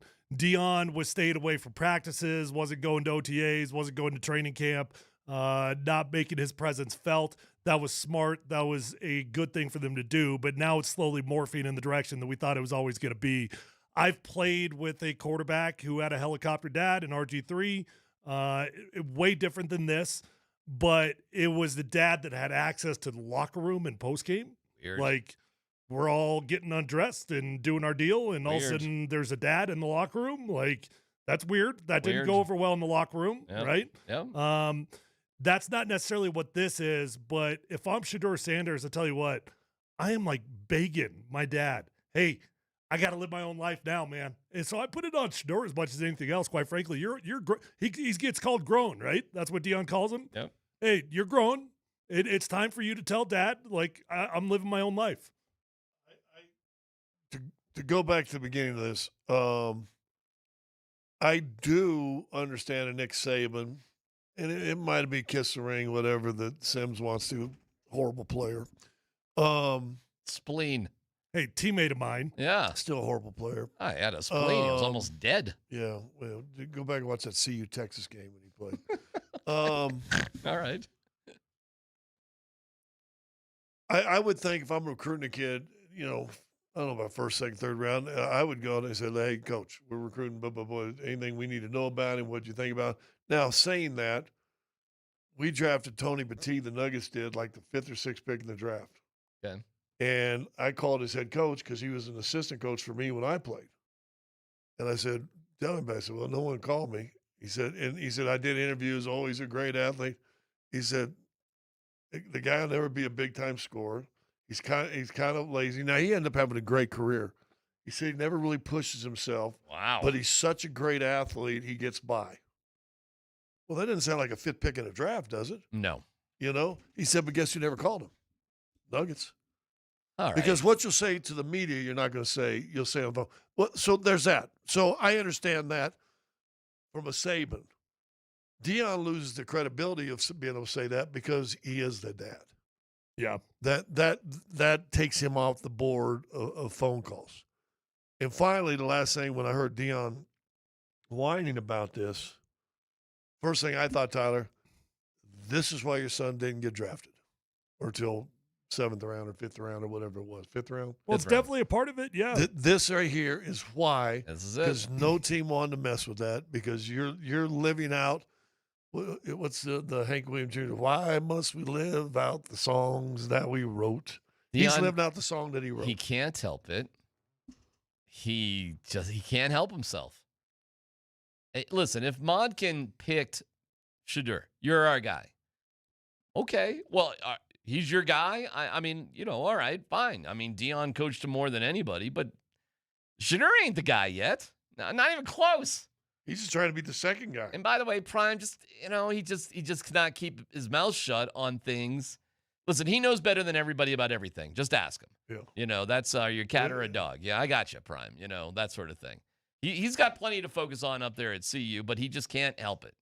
Cannot help it. And by the way, I saw some things like, they don't know how to coach Travis Hunter. This is, how do you coach Travis Hunter? He put Travis Hunter in there, too. It's like, all right, dude. Whatever, man. Hey, all I know is I saw CBS ranked my Buffaloes number 73 in the country. I say respect. We've been lower before. Oh, my God. And we got them where we want them. Okay. 73rd? Respect the process. Did they have a projected win total in there? Oh, I don't know. 73rd. 73rd in the country. Hey, I'm rooting for the Buffs. I want the Buffs to do well. We've been way lower than that before, I think. They're just 50 from the 24-team play-in. It's not even bad. They go to 24. They're pretty close. Thank you, Dan. You know what? I'll be excited when they start playing again. I'll be fired up. I want them to win. I got one more year, I hope. I'm knocking on all sorts of wood as a college dad. And it's at CU. I'll be a Buff dad for one last. Who knew it would take this long to get kids through college? And I don't even know if that's going to happen. But, I got one last year of being like a college dad rooting for a team.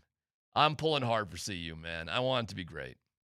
I could feel that. I could just totally feel how hard you're rooting for him. I am. I just feel the sincerity, the encouragement, the belief. I feel it in my soul. I feel like we're practically connected as blood Buff brothers. I'll be there. I'll go Buffs, all the whole thing.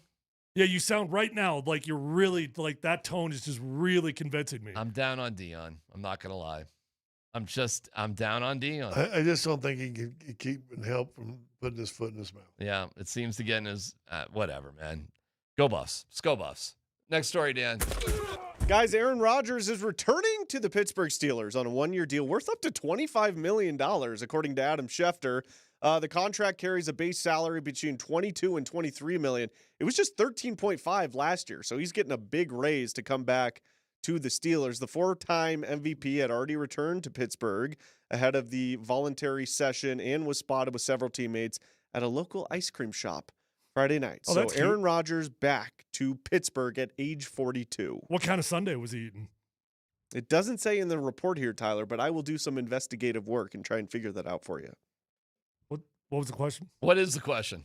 What does this mean for Pittsburgh? Are they viable contenders at least in the AFC North? Like, why bring them back? What are the Steelers? What is they have their no other thinking option. here? It's the only thing to be viable, and they're such an arrogant organization. Them just sneaking into the playoffs is better. I bet they do that again. Than starting. I bet it do too.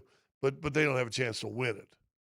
But they might be able to sneak in the playoffs, and that they want to keep that sort of legacy going as opposed to let's blow it up, let's suffer 1 year, let's get the second pick in the draft, let's bring in Arch Manning and start this sucker over. They got very lucky with quarterbacks for a long period of time, and they have really struggled in that department since. And this is another struggle bus year. Can they get themselves to 10 wins and sneak into the playoffs as like the 6th seed? Sure, they could.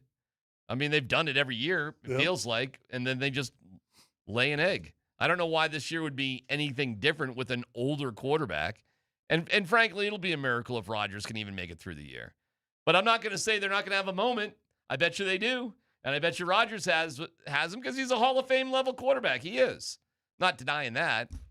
He's, they're not going to go anywhere. And I think it's pathetic that they're going to this card. Who are their other quarterbacks there? Like, well, what's pathetic? I mean, hold on. Will Howard and Drew Allar. What's pathetic about it? I mean, what choice do they have?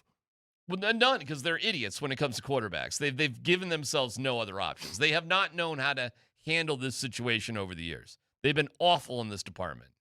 And part of it is unlucky, too, because the 1 year they drafted a quarterback, it was a terrible quarterback class, and they had, like, pick 15, whatever Kenny Pickett went in. It was just bad luck. I mean, that's part of it too. Like, you got to get a little lucky when it comes to this quarterback thing, man. Is it a good class or not a good class? Their last couple drafts before they drafted Dar too this year. Alar. Yeah, Penn State. They say it's Aller, but I don't buy that. Is it Aller? That's what they say. Is it but Aller? I'm going to keep up with Alar. All right. But their previous picks are Rudolph and Pickett. Rudolph, Pickett. They got Will Howard. I mean, they tried. State. Obviously, Justin Fields didn't work out there. I mean, but that's not a draft though. That was not a draft. You're right. Their draft picks, I guess, Rudolph, Pickett, Aller, Howard. Yeah. It was great when they got Big Ben, wasn't it? So they got Ben Roethlisberger. They didn't have to think about anything. When are they going to look at who their scouting department and talent evaluation department is? I have no idea. You either understand the whole quarterback thing or you don't. They're one of the teams that doesn't. Most do. It's not that hard. Because it's really not that complicated. They're arrogant. They just want to win 9, 10 games. I know, every year. And try to get They need to bite the bullet, do what Miami's doing right now. You see what Miami's doing. They're just gutting it. They're gutting it, and they'll try to rebuild, and that is the way to go. I don't know what satisfaction you get in stumbling into the playoffs every year and just getting your ass kicked and with no hope of the future. And then you're bringing in Mike McCarthy as a coach after Mike Tomlin and Aaron Rodgers. Okay, whatever, Pittsburgh. We'll see him. We're going to see him on Black Friday in Pittsburgh at a 1 o'clock game, day after Thanksgiving. Broncos against Aaron Rodgers again. I mean, Bo Nix beat Aaron Rodgers when he was with the Jets.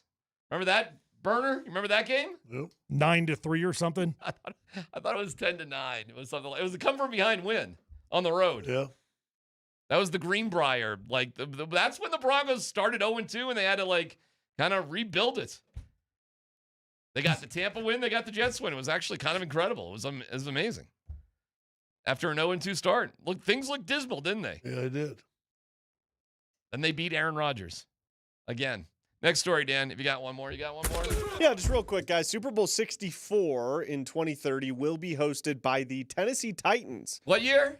2030. 2030. It'll be Super Bowl 64 in their All right. new stadium in Nashville. The Titans' new stadium will open up in 2027. This will be the first time the Super Bowl is held in Nashville. Better Super Bowl / party town now, today. Vegas or Nashville? Oh, Nashville to me. What about Minnesota? I hate What about Minneapolis? The mall. I mean, I never even saw Minneapolis. I was in the mall for a week. Because we're going back there also. What year are they going back to Minneapolis? Oh, for you the missed Super Bowl? that? I did. No, I'm sorry, not for the Super Bowl. For the draft. For the draft. Oh, the draft will be fine. I don't care about the draft. Is fine. Who cares?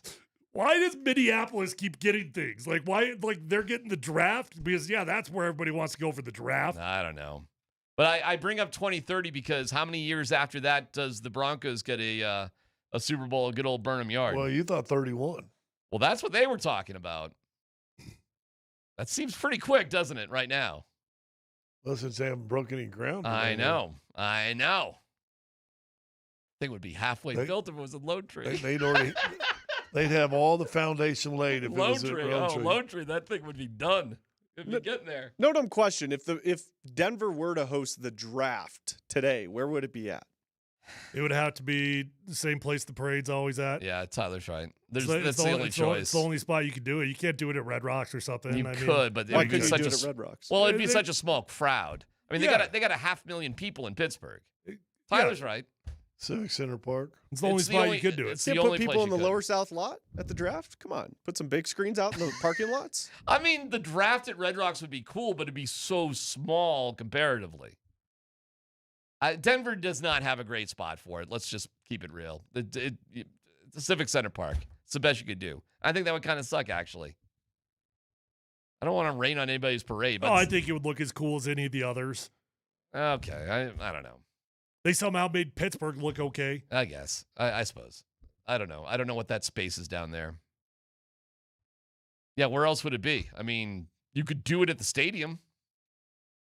How? Like in the stadium? Yeah. What about that? No. If it's 70,000, you could outfit Well, it for you like set 80 or up 90. the convention center. You put all the little. Why couldn't you do it at the stadium? NFL knowledge thing or all the games, and people can parade through there all week, and then you set it out in Civic Center Park. I suppose. Does it have to be a free event? Does the draft have to be a free thing? Is it a free thing? I don't know. Actually, I don't even know that. The draft would be amazing at Red Rocks, though. The NFL draft at Red Rocks would be ridiculously cool. But, yeah, it's probably too small. Listen, it ain't coming here. Brittany Bolin tried. Woody Page wrote about it. You remember that? You guys remember that one? Oh, yeah. It was her one job. It was Tyler remembers. I do. Yep. That's when they were going through that whole charade about, Brittany really wants it. Took a honeymoon in the month of October in the middle of the season. She really wants to be the owner of the team. That was Brittany's big job. See, Tyler remembers. And they were, it was going to be at the Belco Theater, and it was going to be a whole, Brittany's really on top of it. How many years ago was that, Tyler? I mean, how many years? It literally feels like a lifetime ago since the Walton Penner Group didn't own the team. How many years they got in there? 4? Yeah. We've been through coaches, we've been through quarterbacks, we've been through like all the big things. Yeah, 2. That's a good way to think of it. It's 2 with Russ, 2 with Bo. Yeah. 4 years. Started with Russ's contract. Technically, that was on the Penner, Walton Penner watch. It was. It was like they owned the team for a week and they did that deal, but it started there. Yeah, Brittany was going to get the draft here. That was going to be the big thing. And then they convinced Woody to write a huge article about it, so he did. He got conned. There was so much weirdness going on back in that day. There were a lot of media people being used left and right to get out different messages. It was wild. It was crazy. It is crazy to think about how insane the Broncos were and how settled things are now. To the degree it's so settled now, it's so good now, you kind of forget that the Bolin family, remember that when that was a thing? Like, it's got to stay in the Bolin family? Who's saying that now? Who 4 years later would be like, I wish the Bolin family still owned the Broncos. Out of pure curiosity, I would love to see where we're at with Johnny. That is hysterical. That would be a funny parallel. What do you mean? You telling me that you wouldn't be curious to see how that would have worked out? How would that work? This weekend, I went past the new building. Have you guys been there relatively recently? No. Oh my God, this place looks unbelievable. Johnny, what would the building look like if Johnny was in charge? I don't know. Like the old one looks. Yeah, right. I don't know. What is Dan's? Never mind. I'm going to give myself All trouble. I know. We'll take a break. It's just a funny thought. If Johnny was in They charge. say it's going to snow later this afternoon. There you go. PhD on 92.5.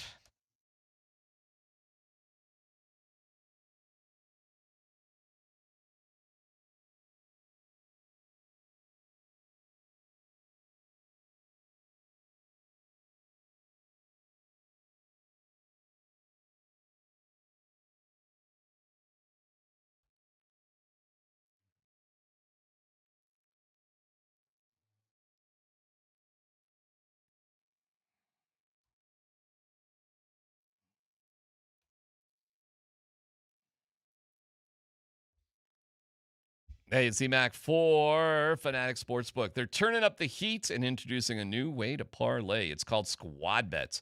Available across the MLB, NBA, NHL. Here's the deal. Tap into this Fanatic Sportsbook app. You build your squad from the sport you want. Then you pick your market, points, rebounds, assists, strikeouts, goals. Finally, set your target. If you like hoops, you can pick 4 players combined for 100 points. Baseball, how about 3 pitchers to strike out 18? Whatever you want. Whatever you need. Then you sit back like a GM and watch your squad go to work with live tracking every step of the way. And here's the difference.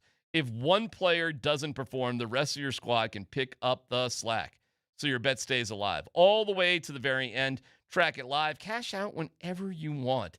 It's Squad Bets. Only on Fanatic Sportsbook. Parlays hit different here. Must be 21 plus. Gambling problem? Call or text 1-800-GAMBLER. Offer not available in all states. Terms apply. See Fanatic Sportsbook app.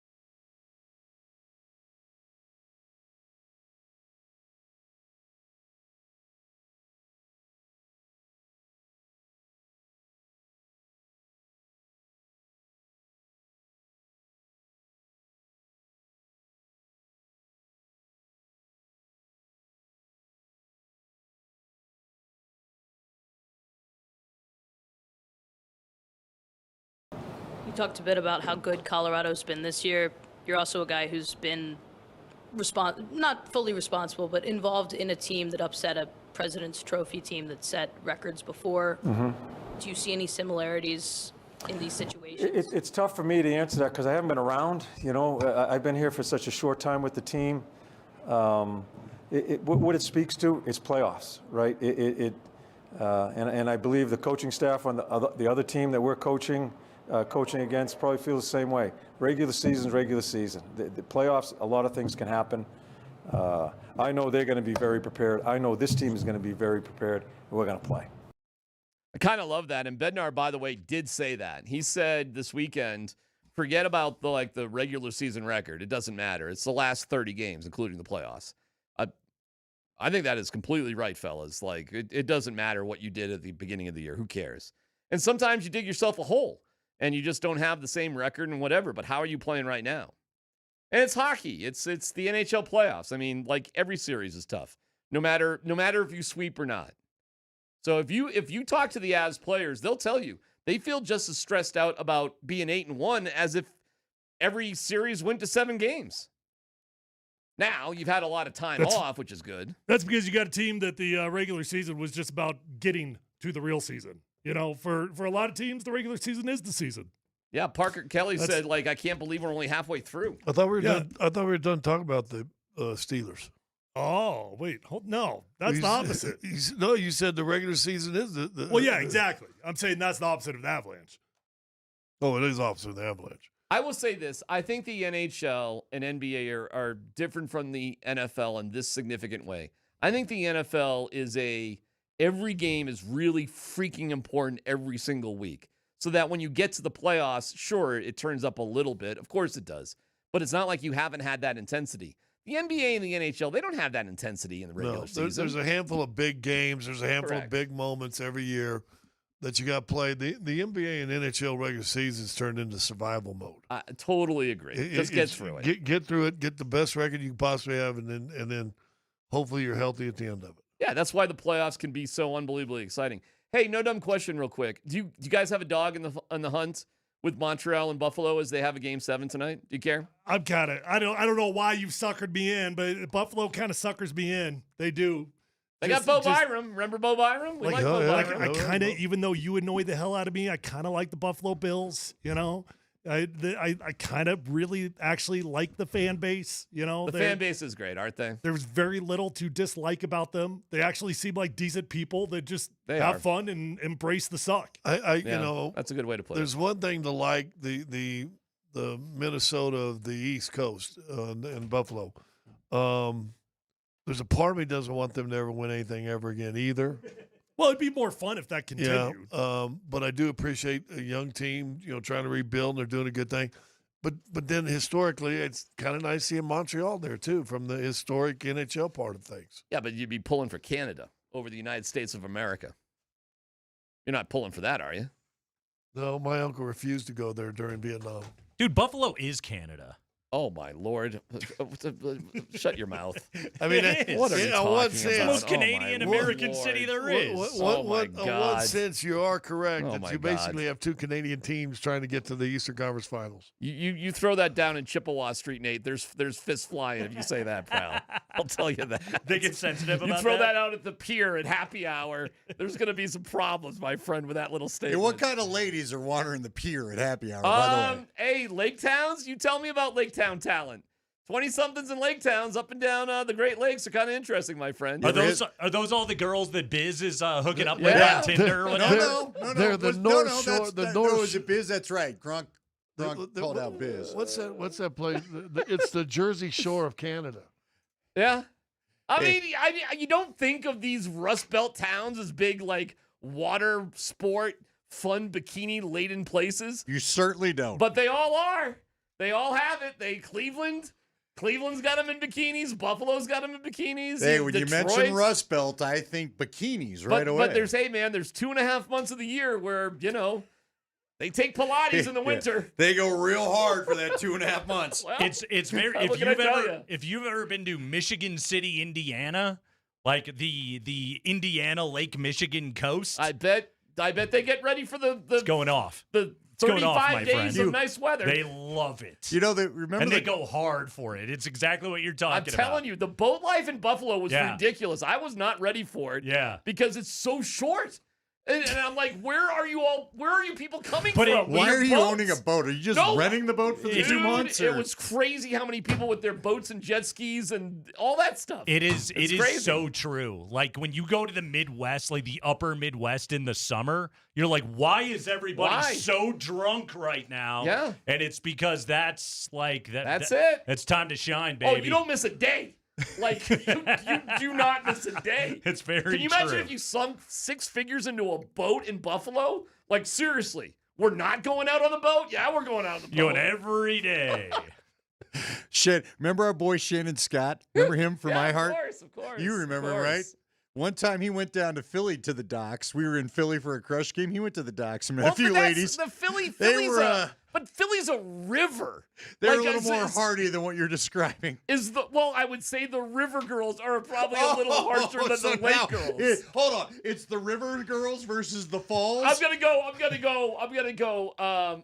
Lake. Rank them. No, Rank them. Lake. Rank the bodies of water. Lake, river, pond girls.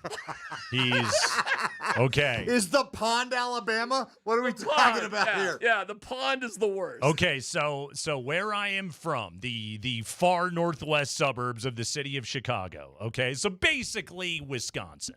All right, like we're basically southern Wisconsin. That is very true. I bet. We in my neighborhood, the Fox River ran right through there, and my one of my best friends to this day in the world, Tony Siegbert, aka Tone the Bone, his family lived right on the river. Like they had a pier, they had a pontoon boat, they had a jet ski, they had all of that. However, like he was a little off. He was a little different. River guy. River folk. As we referred to them. River folk. Yeah. Yeah, river folk are they're a different breed. Right. Yes. Than lake folk. And then you probably get a little bit of both with the Ozarks because it gets a little confusing. I was about to say, where are the Bayou folk and all? Well, they're probably a little confusing too. Yeah. Because they get into the lake, but you got to go through the river and the alligators or whatever the hell they get down there in the bayou. Who knows? Did you guys, speaking of people in the Midwest that are happy to get outside when it was warm, did either of you guys see the travails of Cubs center fielder Pete Crow Armstrong sure this did. weekend? What'd you think about that? I loved it. He's got to get suspended, right? No. Oh, come on, bro. No. Come on and you think you can get away with that to a fan? Did you see the tale of who was yelling at him? I mean, it was a I found woman. out it was a young lady. They were a woman. It was a Cubs fan. She was a Sox fan. Well, okay, but she was with the Cubs fan. She was a Sox fan. It was her engagement party. That's fantastic. And her husband, who was a Cub fan, she told her husband, "I want to go to Sox Cubs this weekend for our engagement party and heckle Pete Crow Armstrong." Fantastic. From center field. Fantastic. And this was what she wanted to do. So, and granted, like, PCA is one of those dudes where he looks like Beavis and he just kind of like, he's real grindy and he plays hard all the time. So he's like an automatic, like he's a magnet for fan hate if you don't like the Cubs. Yeah. He's the classic, like, he's on my team, so I like him. But if I was a fan of anybody else, I would hate that guy. Claude Lemieux. Very well said. But he's got caught saying, I can't even say it, SDB. I mean, like, he can't get away with that. You just can't say that to fans, never mind a female fan.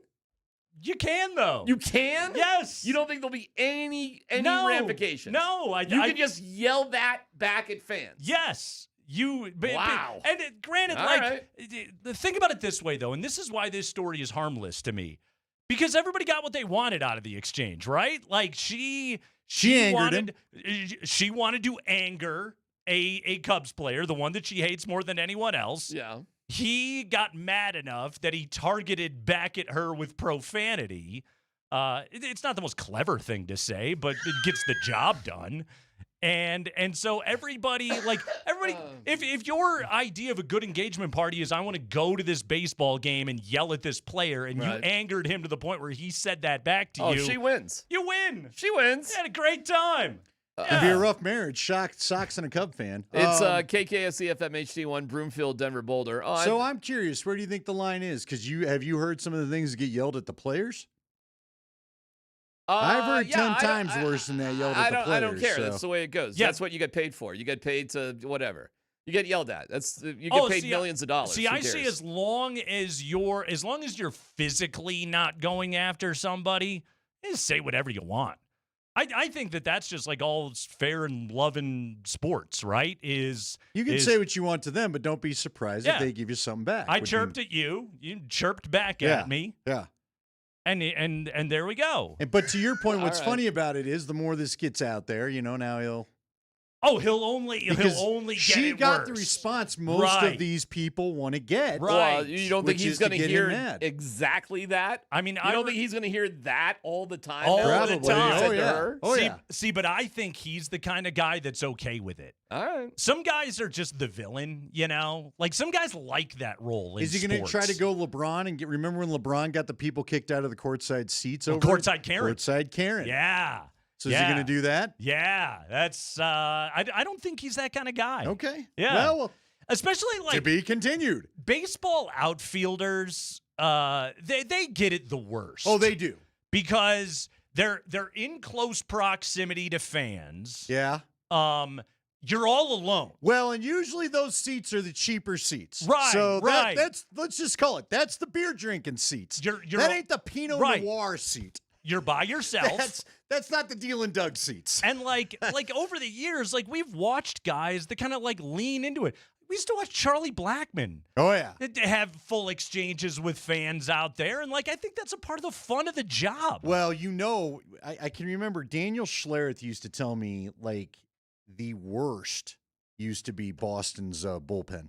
When you're in Boston's bullpen. Oh, the Fenway bullpen was. Yeah. And that wasn't always fun. That's why I say sometimes. And man, look, the Tales of the Phillies bullpen. I can remember some of the stuff I heard. And you know what stands out to me of all the stadiums I went to in football? Seattle. Oh, some really? of the stuff coming out of the stands in Seattle. There's one thing that was said where I was like, you're probably pretty lucky you're high enough we can't isolate who said that. So you know what? And granted, this is all secondhand, but I've talked to enough people that have been there for it. BYU. Really? Yeah. Football games in Provo. Really? Those people are vicious. Is that why everybody seems to target them at the other schools? Because remember, CU had a problem. Texas, where in basketball did they have the issue? Because the fans, it was Oklahoma State. Okay. Yeah, it was Oklahoma State. Because they had the a bad fans one I ran this into year. in the parking lot were very nice. Yes.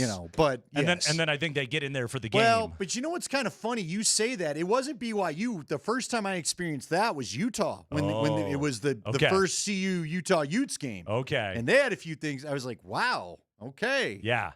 And I've covered the Mountain West for years and years and years. This past year at the Mountain West tournament, I walked by the Utah State fan section and I was kind of like, for shame. Yeah. My goodness. Certainly isn't the dadgum your guys spitting out on the field. Shoot. Yeah, they're passionate about their trash talk there. In the Beehive State, I have noticed. Hey, welcome in, everybody. It's the Kreckman and Lindahl Show. That is Andy Lindahl. I am Nate Kreckman. We are with you here on a Monday afternoon. We are 2 days away from the beginning of the Western Conference Final. What took longer? For us to get to Game 3 or for us to get to this series? My goodness. Can we get some hockey, please? For the love of... Yes, please. Play... It's good for the Avalanche. Yes, it is. They get to be the more rested team, although Vegas has gotten a good chunk of exactly. Yeah. They've gotten a good chunk of rest out of this as well, although they have played 12 games to the Avalanche's 9 so far this postseason. But let's play some hockey. I'm ready to get into this. Drop the puck, boys. I agree. Andy, so I'm looking at this Vegas thing, right? And I'm trying to figure out Are you guys paper tigers that had a great finish to your regular season because it was dead cat bounce because you got a new coach and you basically had a empty calorie winning streak down the stretch like the Denver Nuggets? Or are you a different team now? Or are you good? Listen to some of these numbers. Vegas 7-0-1 when they finished out the regular season. They have won 15 of 20 since hiring John Tortorella, since he arrived. They took care of both Utah and Anaheim in 6 games each. Listen to this, okay? This is last 20 games.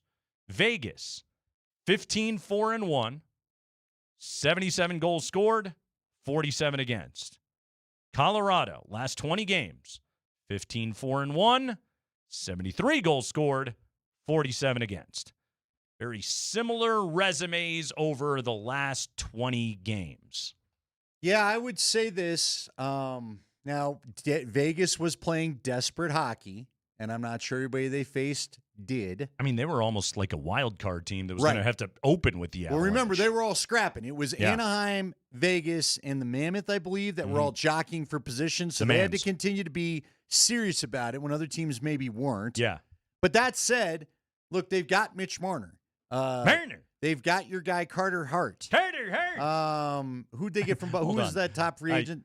Can he not be my guy? Okay. I know the name. Once upon a time, he was your guy. He was once. But then he dropped out of that for everybody. Yes. Who was there? Jack Eichel. They've got Jack Eichel. They got Mark Stone. And I think Tortorella's a hell of a coach because I trust what Eric Johnson, our guy, has to say between the benches. So I would not take this team lightly. And I realize it's a little, we're probably all rolling our eyes at the path they had to take to get here because of the teams that they played. But look, that Utah team, they gave the Avalanche some problems. Yep. And the Ducks look like they caught fire a little bit at the right time too. So yeah, I wouldn't be looking past Vegas. I would take this team seriously. So that's, and I understand you're wondering, is there a dead cat bounce there? For sure. Of course. But I've been hearing a lot of predictions of gentlemen sweeps. I don't know. I could see that. I feel like this is a 6-gamer. I mean, Andy, like speaking of dead cat bounce, like it's all about when you schedule it, right? Yeah. Honestly, a year ago, the Nuggets got one. And it took them into the second round, and they pushed the Thunder to 7 games and outperformed anybody's expectation of it. Like, The Stanley Cup playoffs are, and it's not that different from every other playoffs, get hot at the right time of year. Shrink the sample size down in a sport where greatness and excellence or superiority is generally measured over a full 82. And we talk about it all the time. Stupid things happen. Yeah, you can't control that there. And again, they've got legitimate superstars, and Mitch Marner doesn't look like Toronto's version of Mitch Marner. No. Matter of fact, Mitch Marner looking like this might be why Toronto decided we don't need you as coach here anymore. Yeah. Remember, they had a coaching change. Yep. So, yeah, I think. Do I think the Avs should win? Yes, because I believe the Avs truly are the best team in hockey. In the sport. But I would warn any Avs fan that thinks this is going to be easy now that you're out of your, now you got past Minnesota.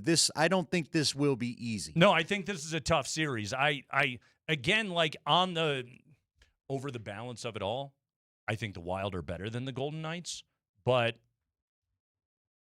I think this is a Golden Knights team that has found something here in this postseason. How about I put it to you this way? I think this is a good team that was playing under par, which is why Cassidy got fired. And now remember that, we're one of the better teams in the league, and now that we're refreshed, we're going to show it. Yep. They also got William Karlsson back. God, there's another one. There's nothing but Cuthbert names on this team. Barbashev. Anyway, I'm going to stop doing this, I promise. Kolasar! No, you're not. I keep finding more of them. By the way, do we know is Cuthbert doing these games for Sportsnet? I don't know. I mean, I hope he is. Yeah, but isn't he kind of East Coast based? He is. Yeah, he's a Toronto guy. He'll be out there doing the other series. Oh yeah, plus especially with Montreal. Montreal. Although, do we have to have French guy doing it now? Are we going to be able to have French highlights? I want some French highlights of this cup. Of that series, that's what I need. Well, sacre bleu, look at that save. I don't know what that would be in French. All right. But I need some sacre bleu. Well, then thrown root out for there. the Sabres tonight. Maybe we can still change things up a little bit. By the way, the real NBA Finals start tonight between the Thunder and the Spurs. Yeah, how about that? That's cool. Are you don't give the Knicks a shot at all if they were to show up there? Okay, so see, I think the Knicks could be a problem. So here's the one thing the Knicks have going for them. I think the Cavs actually suck. So the Knicks should be able to sweep or win that thing in 5. This Western Conference Final has minimum 6 written all over it, probably a 7-game series. I think those two teams are going to beat the ever-living out of each other. And so that's the one thing I will give the Knicks is if they can be fully healthy going into an NBA final against whoever survives that battle royale, I'll give them a fighting chance, but I just think the Thunder and the Spurs are so much better than everybody else. No, I wouldn't disagree, but I just think if Cat's healthy, Brunson, I just think the Knicks. Here's the other thing. Let's say it is OKC that gets there. Yeah. Do they have a little bit of the complacency of been there before? And the Knicks bite them with it. Could be. Now, it's a 7-game series, which is why they're so much tougher. It's kind of tough to bite somebody over 7 games. Yeah, you get time to kind of. Plus, OKC, would they play 8 games so far in the playoffs? 8 games. Yeah. They've swept everybody. Every time that I sat down to watch the NBA this weekend, I got served a heaping dose of, why are you watching this? Yeah. Friday night, it was, okay, here we go. Spurs, Wolves. Do the Wolves have anything? The answer was no, they didn't. Well, that got interesting. It did. But not for the right reasons. No. And then last night, Pistons. What are you doing? Honestly, I turned that game on at halftime. Okay, it was, we finished up the family things. I was like, okay, this is my half of basketball to watch tonight. Nope, I watched about 6 minutes of that third quarter, and I was like, I don't need this anymore. I'm good here. Yeah, the NBA not compelling over the weekend, late in a couple of series, but I do think it sets up what I'm hoping is going to be an outstanding series, and really. Like what I want out of Thunder Spurs is, and I don't think these guys need my advice, but what I want out of Thunder Spurs is for Josh Kroenke and Ben Tenzer and John Wallace to watch that series and comb through it as in the most minute details they possibly can, and figure out okay, if we're run it back, how far away from them are we, or is this just an era of Thunder and Spurs superiority over the next few years that we can't do anything about anyway? So let's just get young and reload for a couple of years from now. Okay. I know it's not a fun answer. Yeah, because I just don't feel like run it back's the ultimate answer. I don't think so because either. I just think you end up in the same too far spot away. with guys a year older I a agree. year from now. I agree. I don't think a core of Joker and Jamal and AG. I don't think they have another championship run in them. Sadly, I agree with you. Yeah, and so what does the reload look like then for the Nuggets if they can even do so, and walk the salary cap tightrope that they have to walk? All of that, they got to figure it all out. But this series is going to show us an awful lot about just how far away you are. And, when you lose in 6 games, and a really not that competitive 6-game series to the Minnesota Timberwolves, the evidence is already there. That's Andy Lindahl. I am Nate Kreckman. Chris is in for spring. We got to fill in on the board today. So we're very excited about that. Winter weather's in for spring, too. I know, right? By the way, summer of spring is almost upon us. Mark Springer is thrilled to have a day off after what me and Berto did to him on Friday. So hope you're enjoying it, spring. In the meantime, Chris is here. It's the Kreckman and Lindahl Show. It's Altitude Sports Radio 92.5.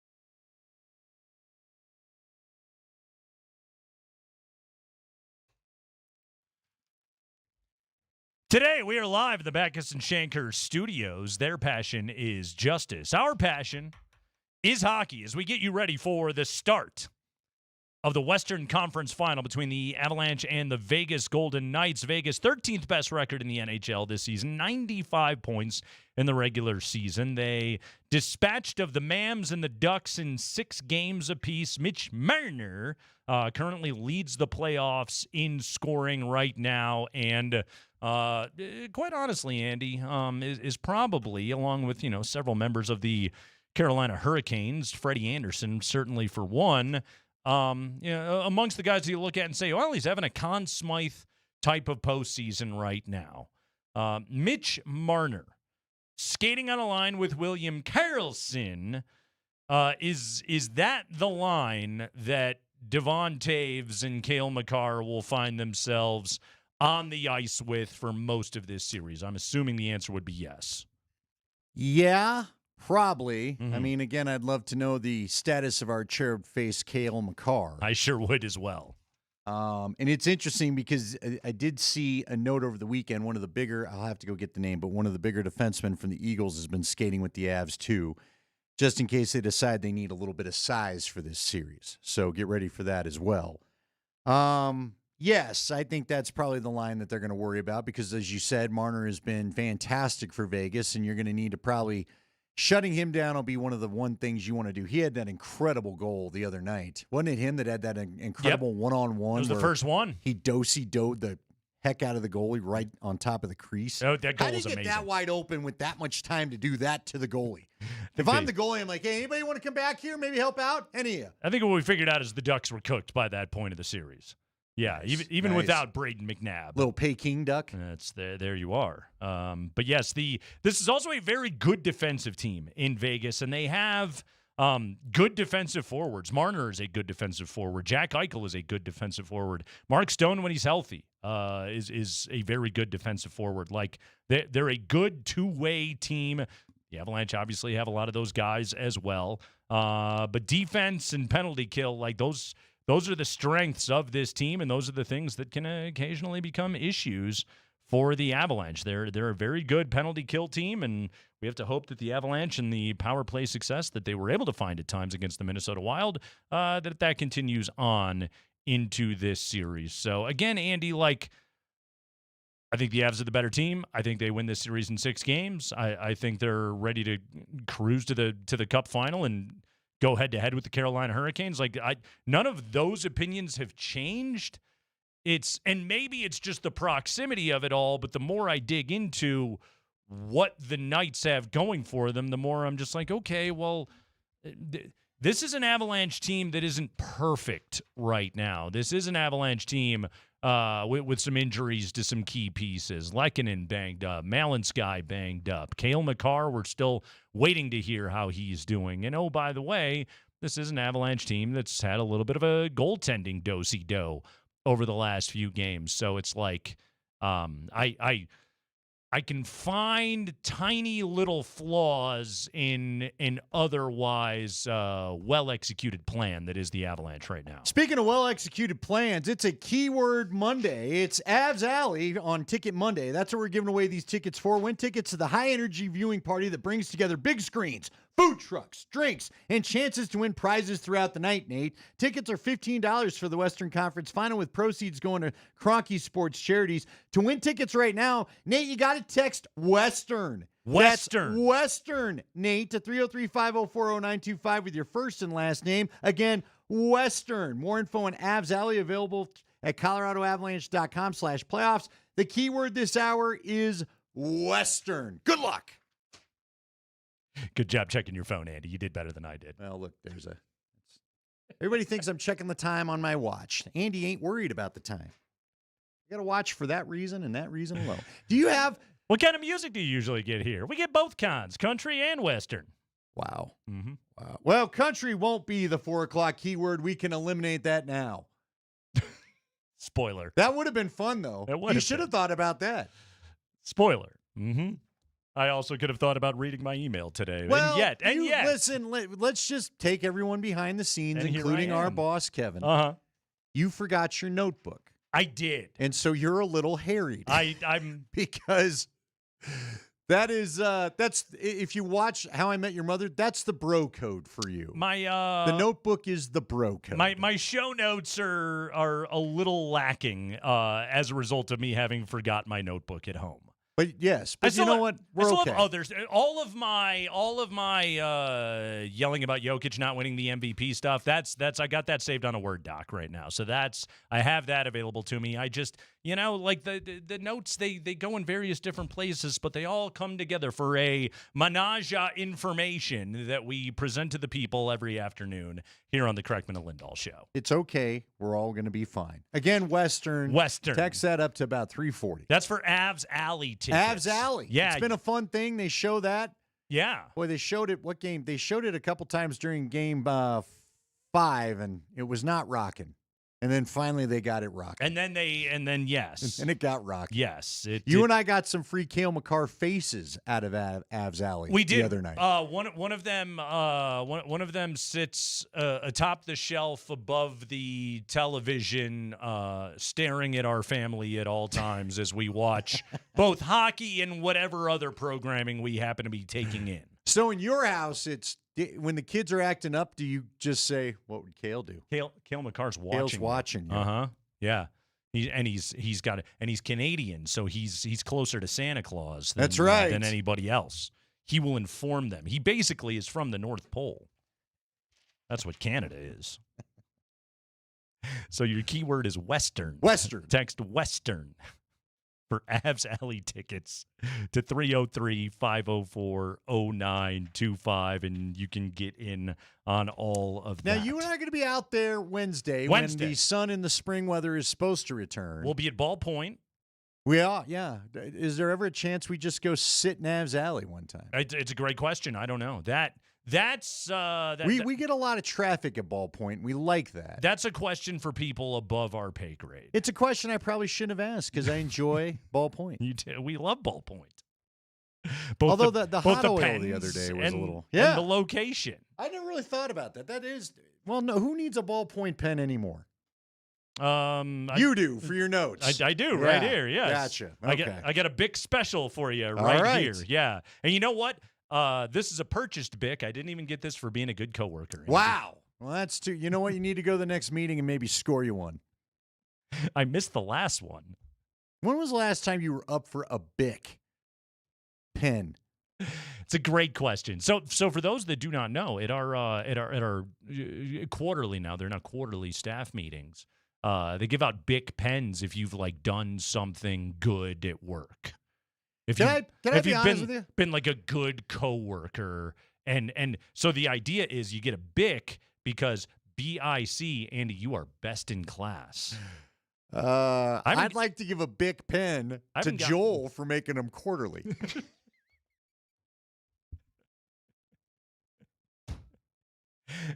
Concurred, Andy. I will second that Bic. That's 8 less meetings for me to not disappoint you to not show up to. Anyway, who on the Avs would you like to give a Bic pen to? Who would I like to give a Bic pen to? Who needs to get a Bic pen at the end of the series? At the end of the series? That's a great sports radio topic. And a segue. Look at this guy, Andy Lindahl, sports talk radio professional. That is how you that is how you get from the silliness, the goofiness, the wackiness that is KNL back into the red meat. Let's get back into the topic, boys. Yeah. Valery Nichushkin. All right. Is a player that I would like to highlight in particular for this upcoming series and say, I want you to have a very good series. I want both the two-way physicality, the net front presence. I want all of that out of Valery Nichushkin, who I thought had a good series against Minnesota. It wasn't like a big production series for him per se, and that's maybe what I would like to change. But I thought consistently Nichushkin was making a positive impact, especially on that forecheck with his physicality, finishing checks, everything else. He was a jump off the screen player for me in that series. I thought he was really good. And with what you're about to go up against in a really, again, a physical forecheck kind of team in the Vegas Golden Knights, Val's a guy that I circle. Val definitely has to be big. This is a guy that I love, and I've loved him since they've acquired him. I think Nick Waugh needs to get revenge on his old team for parting ways with him. Yeah. But there's a couple of physical guys you're talking about that need to kind of let their presence be known in this one. Yes, and I think that we're really getting to the portion of the postseason, which the opening of the series against Minnesota was very open, and then we watched as it tightened up as the series went along.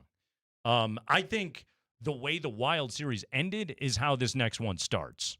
I think that's where we're at. I don't think you're going to see a big free skating kind of series going on here. I don't think you're going to see Nathan McKinnon and Marty Necas and Cale Makar will do their thing and they will carry the puck over the blue line into the offensive zone. But like outside of those guys, I don't see it happening a ton in this series. This is going to have to be a get your forecheck on, get control of the puck, battle it out, cycle the puck, get it moving, and shoot quickly kind of series that I thought the Avalanche did a better job of as the series went on against Minnesota. Yeah, and you're going to need the tippers in front. Yep. You're going to need the guys to get in front of the net, take the eyes away, all that.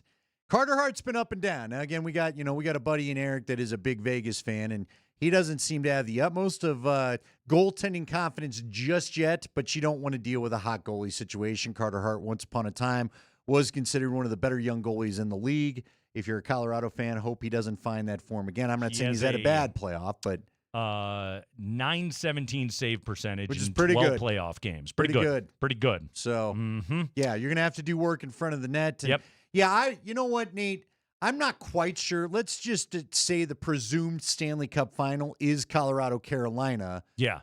I'm not sure you're going to get a lot of free skating the rest of the way. I'll be honest, I was really shocked Minnesota tried to skate with the Avs as much as they did. Right. Because a lot of teams find out that's not the answer. You got to do more the LA King things where you try to board the pants off of us and not let much happen to win a game. I think for Minnesota, it was, well, we can outskate pretty much everybody in the NHL, except they ran into one of the only teams they couldn't consistently do that against. And you're absolutely right about that. It came back to bite them in giving up 9 goals in game 1 and 5 in game 2. And, okay, you tightened things up and you played a good defensive game in game 3. And then it got away from you in game 4. And then, well, game 5, you guys got nobody to blame but yourselves for losing that. Well, you sat back a little bit. But look, I just think it showed you that when the Avs choose to possess the puck, they can get things done against most teams. But again, I wouldn't be shocked if this looks a little bit more like that LA Kings series where they're going to clog things up. You're not going to find a lot of free ice to get pretty on. So let's not worry about the beauty contest. Just get the darn puck in the net. Okay. We talked before about Minnesota's penalty kill. 87% kill rate, and they have scored 4 shorthanded goals in the postseason. They are a net -1 on the PK. They've scored 4, they've allowed 5, which is insanely good. Okay, let's just acknowledge the reality in front of us. Something is amiss with the upper body of Cale Makar. Yeah, and I'm not sure, judging by his reaction to a bump. Right. That was a bump compared to what goes on in a hockey game. Yeah. It's going to be right by the time this thing's done. And the Avalanche power play works best when the looming threat of a Cale Makar clapper from the blue line is what everybody has to worry about, because that's the Avs' greatest power play asset, and that's what opens so much else up underneath. And so right now, going into this series and worrying about Cale's health, let's talk about a defenseman that has to have a huge series here coming up against the Vegas Golden Knights. And it's not Cale Makar for the sake of the discussion. Yeah, it's Brett Burns. Yeah. Because guess what? Guess who was throwing those shots? Empty net. He was out there. Well, he had the empty net, but he also threw the shot that Jack Drury tipped. Mm-hmm. Again, Burns maybe not has been netting them the way that McHale does. Right. But Brett's been real good about finding a way to get it through the traffic and cause the chaos in front of the net that you're looking for. He is the only Av that has played every playoff game so far this year that does not have a goal. Yeah, but which is crazy because he's been great in this postseason. It's just, to your point, all of his shots get tipped, which is okay. That's his job. It is fine. And even if the tip doesn't make it home, the fact that he's getting it there in a inside the house, I'm going to borrow the John Michael Lyles term of get it inside the house.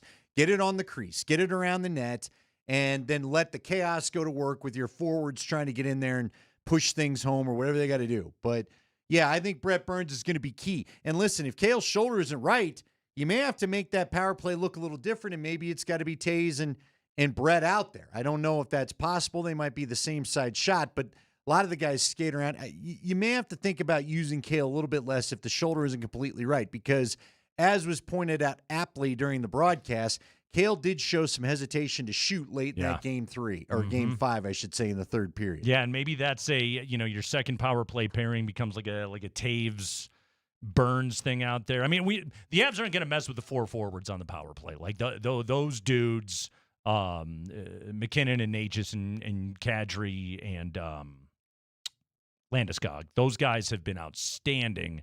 As I don't think you're going to mess with that, but again, how effective is it without the brilliant Hall of Fame worthy puck moving of Cale Makar? Here's the other thing, Andy. There's also just a world where stick a needle in it, and Cale Makar goes out there and warriors his way through this thing and is great for another 8 victories. Yeah, but isn't it crazy when football players tell you about taking the needle? It's usually good for a half. So I don't know what that gets you through a hockey game. 30 minutes. Yeah. It's all about how you time it, I suppose. Live in the Backus and Shanker studios, it is Kreckman and Lindahl. Again, if you want to win tickets for Avs Alley coming up here on Wednesday night, you want to text the word Western, Western, Western, to 303-504-0925 with your name, and you are entered. More information on Avs Alley is available at coloradoavalanche.com/playoffs. Again, the keyword right now is Western. Best of luck to you.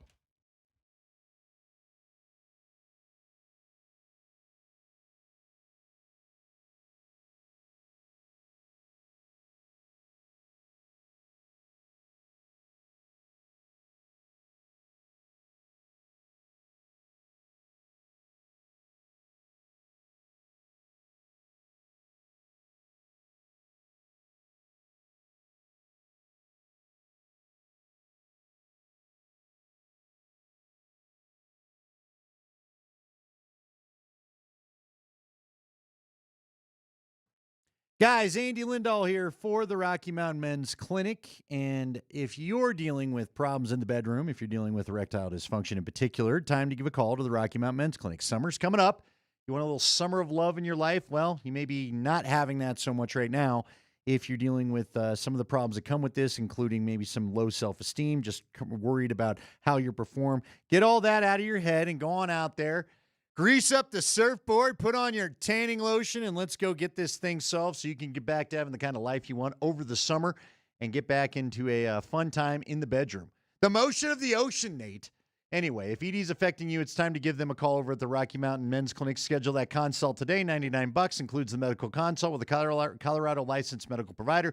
You have a TIA and a PSA test, and if you're medically advised because everything checks out, then you get a test dose in the office. And if it's not working, the visit's free, so nothing to lose. Get on in there. They've got an expert staff. If you're like a lot of men, they could have you ready for action the day after your appointment. And they've got options for you when the pills and the herbals fail, plus treatments with success rates of over 90%. And some set to have you lasting an hour or more if that's what you're after. 5 locations in Colorado to serve you, including Fort Collins and the Springs, a great revamped location in Castle Rock. Give them a call today, 720-440-7900 or RockyMountainMen'sClinic.com.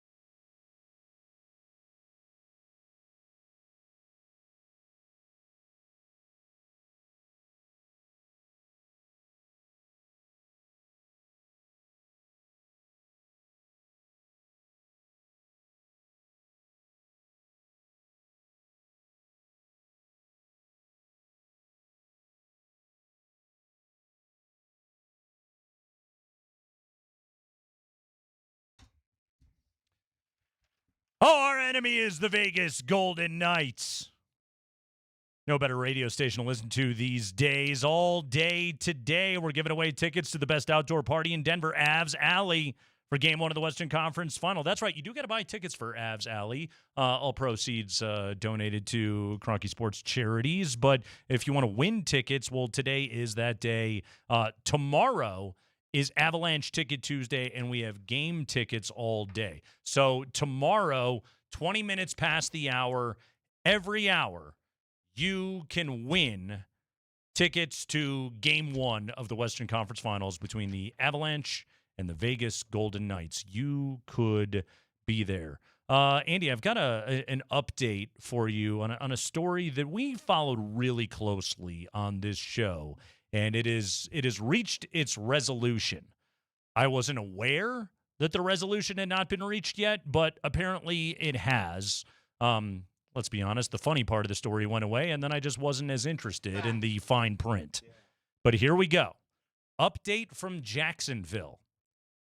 Urban Meyer has lost his grievance against the Jaguars regarding receiving the balance of the remainder of his contract after his 2021 firing. Do you remember this? Urban Meyer went after the Jags because the Jags said, well, we're not going to pay you because we fired you for cause. Right. You want to know how little I forgot about this? Or how little I remembered this? When I saw the name Meyer, I was like, did Jacoby Myers have a problem? No, it's Urban. Herb. Yeah. Our old buddy. That dude. Yes. So the Jags said we fired you for cause. So really quickly, and I don't know if every sports fan knows this or not. When you fire a coach for just the team sucks, the team's losing too much for whatever reason, you owe him money. You owe him money. You have not fired him for cause. You owe. Although you saying that is funny. You would that think feels like cause, but technically it is. You would think the cause of being bad at your job, would, but no. Cause we're not happy with the record. You can't have any of it. You can't have any more money. Right. So Urban Meyer was fired for cause because if you recall, the big one, the one that ultimately got him fired, Andy, was he kicked his kicker. Yeah. He kicked Josh Lambo during warmups, or it is alleged that he kicked Josh Lambo during warmups before a practice during the week of the final preseason game. Again, that he kicked his kicker. You're not allowed to do that. However, there were other issues, including the night at the bar in Columbus, Ohio. Buddy needed a night out. Buddy, according to his wife's exact words, yes, Buddy needed a night out. Buddy needed a night out. And so Herb was photographed at it was his steakhouse, right? Yes. Or his bar and grill, whatever it was. With his hand on. Yes, with multiple hands on I'll call her a girl. I believe she was of legal age, but a girl. A co-ed, it appears. Yes, that was. Because it's in, didn't you say it's in where Ohio State is, in right? Columbus. Columbus, yeah. Mm-hmm. Yeah. It was the Urban Meyer. Right. Because that's what you do. You win a lot of games, you open a steakhouse in said city. Yes, the Urban Meyer Bar and Grill, or in this case, Bar and Grope. So Urban Meyer filed a lawsuit against the Jags and said, you owe me money. You owe me $30 million. And the Jaguars said, no, we don't. And so this went to an independent arbiter. And apparently the arbiter decided, they were right to fire you. Yeah. You're not allowed to kick the employees. There was cause. You kicked a kicker. Yes. You're out.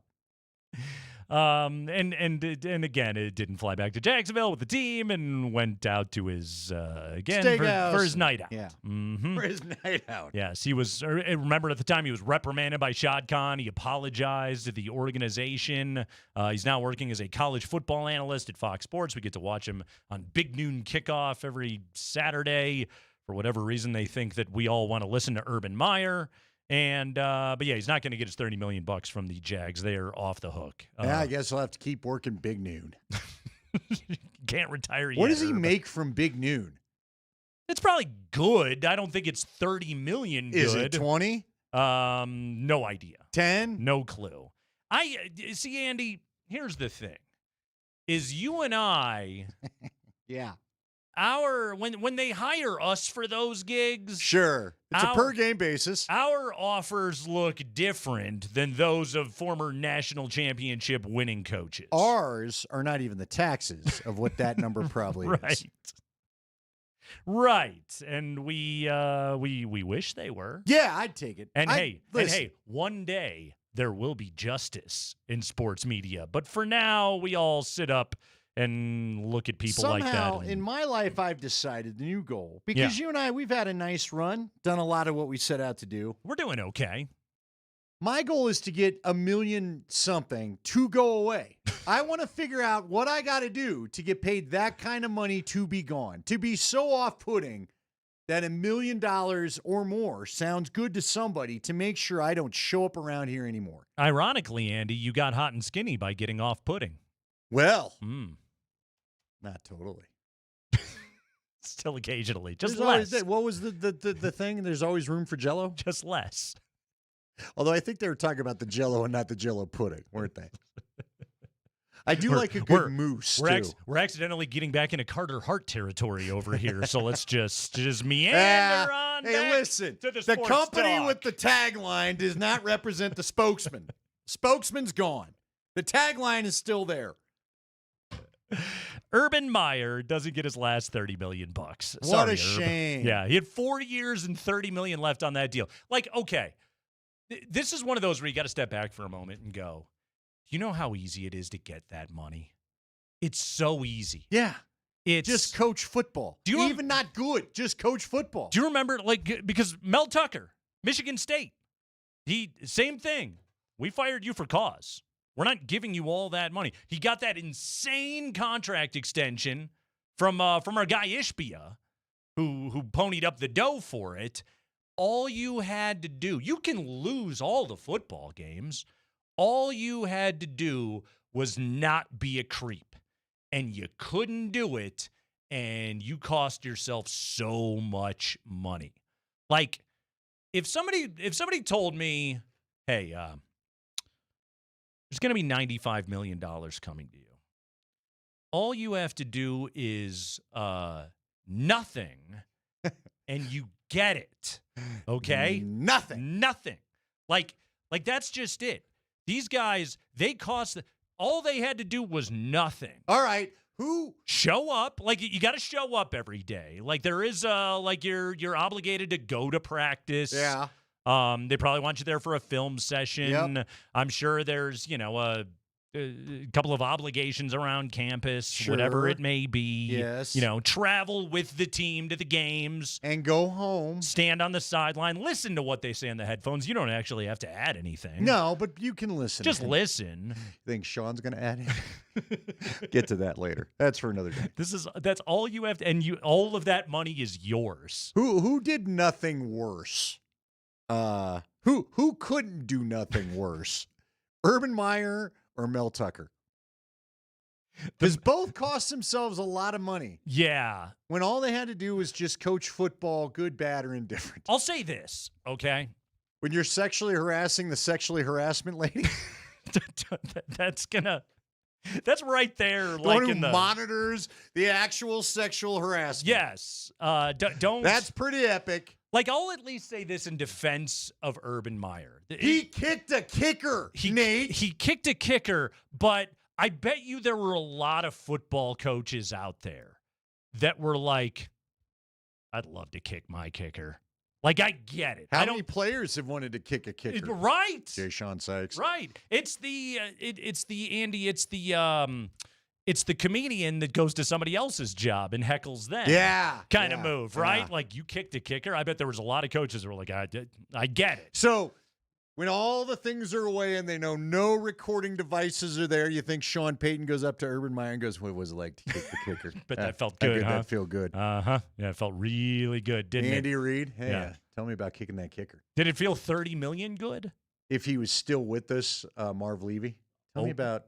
Tell me, what was it like to kick that What kicker? other famous kicker? Who's the Minnesota coach that had Gary Anderson shank that thing? Dennis Green? Was it Dennis Green? About kicking that kicker. It wasn't Bud Grant?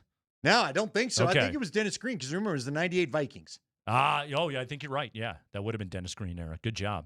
Yeah, all I remember about Bud Grant wasn't Famous missed kicks for 1,000, Alex? Ooh. How many times did who was the Florida Bobby Bowden? How many times did he want to kick the kicker? Well, he had Janikowski for a while. Yeah, but remember, he lost like national championships because he couldn't make a dang kick. Usually against Miami. Janikowski would have kicked him back. Janikowski and that would have hurt real bad. He'd have hit both the little Bowdens. That's where he'd have gone. Both of them. Do you know I've interviewed Bobby Bowden on the radio like 5 times? Yeah, man, he's always available. Back in the day, yeah, we'd send him an email. They'd get back. They're like, "What time you want it?" Yeah, like it wasn't even like none of our teams were playing Florida State. Coaches don't have to really do stuff half the time. If somebody else is coaching the team, he didn't have anything you get to do. your money. He didn't have anything to do. He sounded so friendly, and yet sometimes I always got like the boss hog. Like I'd hear him on a radio. I think I did hear one of your interviews with him. He just kind of had that thing where I was like, God, he sounds like boss hog. Yeah. And he would always throw out there like, hey, any kids listening right now, let me tell you, Tallahassee. Yeah. Tallahassee is a fun place. Fine place to go to college. Come see how tan I am. Yeah, he was just, that was like, it was for Bobby Bowden, that was air quotes recruiting, and that was just him telling silly stories and having a funny accent for 15 minutes on out-of-town radio. Somehow my Bobby Bowden became Will Ferrell impersonating became Harry Ricky Bobby. No, the Harry Carey. Hey, if the moon was made of cheese, would you have some? Come on down to Tallahassee. It's the Kreckman and Lindahl show. We got another keyword coming up for you next hour. Andy, I saw something yesterday that struck me in a way that I wouldn't have expected, and it actually came while I was watching the Rockies game yesterday. I'll tell you what that is next.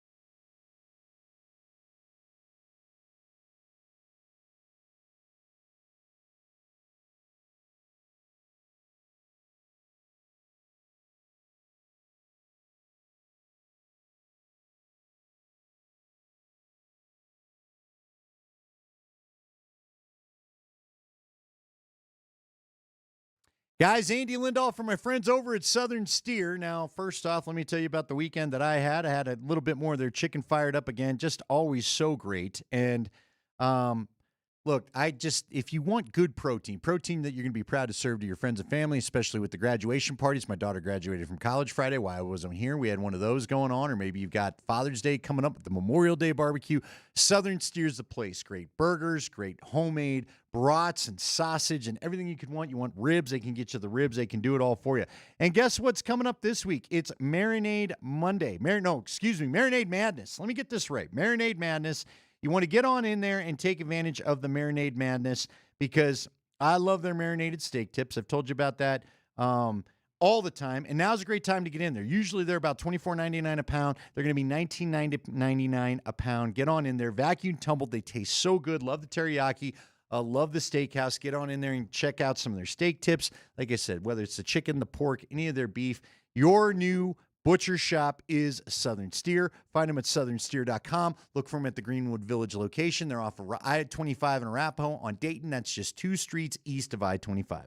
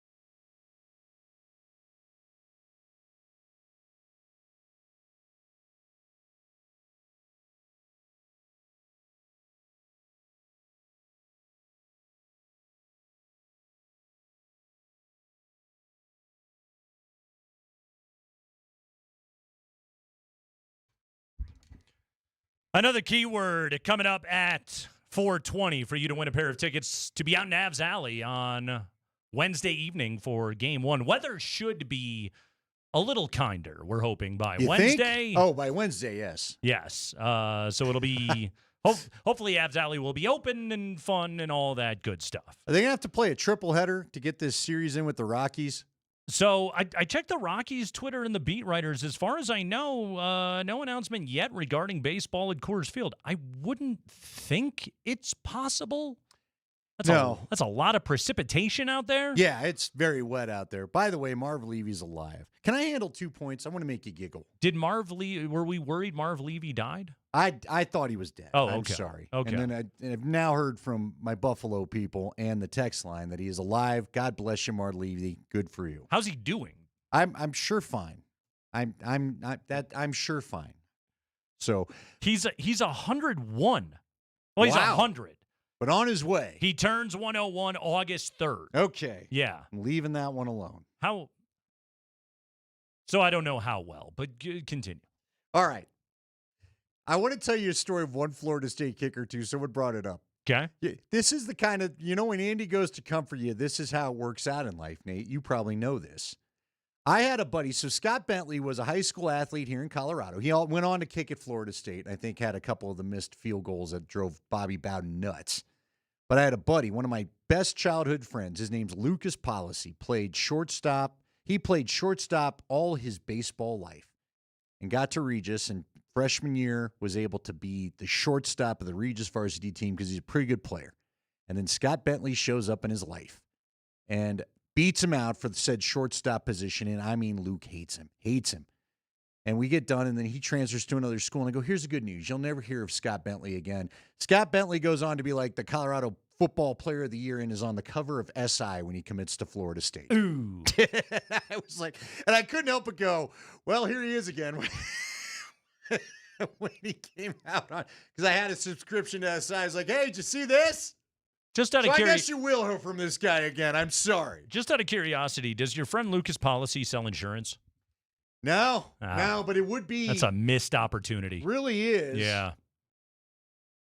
Yeah, that's too bad. Maybe, I don't know. I mean, I'm sure he's happy with whatever his profession may be. It could have worked out pretty well for him. Yeah, I think he is. But for a good policy. Come to policy. Well. Hey, Lucas, if you're listening, it's never too late for a career change. His mom taught me in 6th grade. Okay. I think the drinking started after. No. Kidding. For her or for you?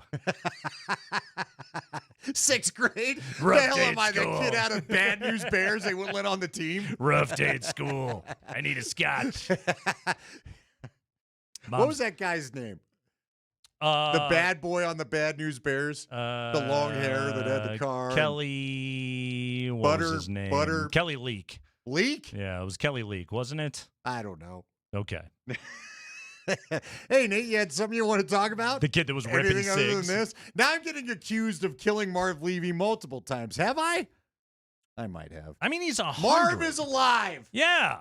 And well. He's doing okay. On his way to 101 in August. Like the temperature for Bronco training camp. I think it was Betty White. Betty White passed away like a day before she turned 100. Yes. And I remember the People magazine Yes. cover that week was Betty White at 100. Yeah. Ooh. Talk about an SI cover jinx. Listen. See, for a minute, I thought you were going to tell me Marv Levy dated Betty White. They could have. They were both hot in the Hey, 80s. they were all, yeah. They're both in the same neighborhood. So I'm watching the Rockies and the Diamondbacks yesterday. Considerable rain delay yesterday, but they got baseball in. Rockies fall 8-6. Another tough one for Michael Lorenzen out there at Coors Field. But Andy, he was hitting cleanup in the Diamondbacks order yesterday, as he was all weekend long. There he was, our old dear friend Nolan Arenado. The third greatest Rocky of them all. Nolan Arenado is on my television in an Arizona Diamondbacks uniform. You going Helt Walker or Walker Helton? I'll go Helton, Walker, Gotcha. Nolan. If I'm going peak season, I would go Walker, Helton, Nolan in that order. And obviously give some love to Rockies legend Preston Wilson. Sure. But I'm watching Nolan Arenado out there, and it really struck me. Seeing him in a Diamondbacks uniform for whatever reason bothered me more than ever seeing him in a Cardinal uniform. Really? I don't know why. I forgot he was on the Diamondbacks. Yes, they traded him to Arizona before the start of this season. It tells you I did not watch it. I had the games on. Yeah. Did not pay attention. Yeah. Nolan, if you recall, 2021, Nolan is traded to the St. Louis Cardinals for a deal that included Austin Gomber, Mateo Gil, Tony Losi, Eloise Montero, and Jake Summers. Jake Summers never made it to the. In fact, 3 of them never played a second for the Rockies. Gil, Losi, and Summers never played for the Rockies. Austin Gomber and Eloise Montero did play for the big club. Gomber in his 5 seasons compiled 3.4 wins above replacement. Eloise Montero in his 3 seasons compiled negative 1.7 wins. Is that bad? 1.7 wins below replacement level. Yeah. So in total, that's a Vance Joseph. Did he really? That's 1.7 wins. Arenado in his Cardinals tenure, 18.3 wins. He's already up to 1.4 wins this year for the Diamondbacks, which is currently above even Mickey Moniak, who leads the Rockies at 1.2, going by B-War. Okay? And he's still playing outstanding third base defense. He's not the best in the game anymore, but he's still really good because he's Nolan Arenado, right? And I was so many old feelings of, honestly, Andy, when it comes to topics, transactions, moves in Colorado sports history that have made me lose my mind, that one I think is still number one. Oh, yeah. And watching him suiting up for the Rockies, air quotes, rival, because it was rivalry weekend in Major League Baseball. God, he had, I think it was his 3rd at bat yesterday, and it was a foul ball, but he got out in front of one and just crushed it. It was, left of the foul pole, but still murdered that thing. And it was like, how dumb is it? He would still be under that deal, by the way, the 8-year, $260 million. Yeah. He would still be on that contract. How dumb is it, both A, that he's not just still on the team? Yes. He should have been up there he should have been joining Helton and Walker. You kept Charlie Blackmon forever. Yeah, you did. Or B, you didn't actually get something out of the trade. Okay. Which is still. Here's going to be what burns my backside the rest of time that this topic comes up. Because, look, you want some behind the scenes. Everyone's gone by this point. The only time you and I really got in trouble was our anger and some things we said. Over this trade. Yeah. Of all things. Because, let's be honest, we haven't had a lot of reason to talk a lot of Rockies baseball in the 7-year existence of this show. We were threatened with the S word. We were going to get suspended. Yeah. We were not careful. So that's how angry we got about it. And there was nothing, there were no foul words involved. It simply was someone did not care for the take. Anyway, what bothers me is, first off, you got nothing back for him. Nothing. And the reason why you shipped him out of town, the thing that I will never grasp, the people that hate Nolan, look, I get it. You're about the name on the front because you're going to be the fan of that team forever. You're going to be a Rockies fan forever because you get to be. What's left of those What's people. left of, yeah. But what really burns me is all Nolan did was say, I thought you promised me we're going to be competitive, and it doesn't feel like we're being competitive because they refused to make any trades at the 2019 trade deadline. And Nolan basically said, look, I didn't sign up for us to suck. And that's what got him shipped out of town. Andy, he was a soothsayer. Nolan Arenado was the first person to tell us it's about to get really bad around here. Yeah, it feels like we're not trying the way we should be. This was a franchise legend. This was a guy that, really, like, when you reach a status like him, we're going to give you 8 years. We're going to give you 9 figures. That's the point where you go, we're partners in all of this. And for the club to not have gone to him, which I fully believe he had earned this distinction. For the club to go to him, to go to Charlie Blackmon, to go to those two franchise legends, two stalwarts, and say, okay, here's our situation, okay? And we see the current direction of the core of this club and where this pitching staff is going, Freeland, Marquez, Gray, etc., and say, all right, we could be taking a step back. Bear with us. Here's a plan. This is what it looks like. Here is a roadmap back to competitiveness so we can get to that place in 17 and 18 where we went to the postseason in back-to-back years. Like, it's not that hard to do that. But the Rockies' reaction to what Nolan said was to get their panties twisted about it and then say Nolan Arenado is not a good soldier and we don't care for his criticism of the organization.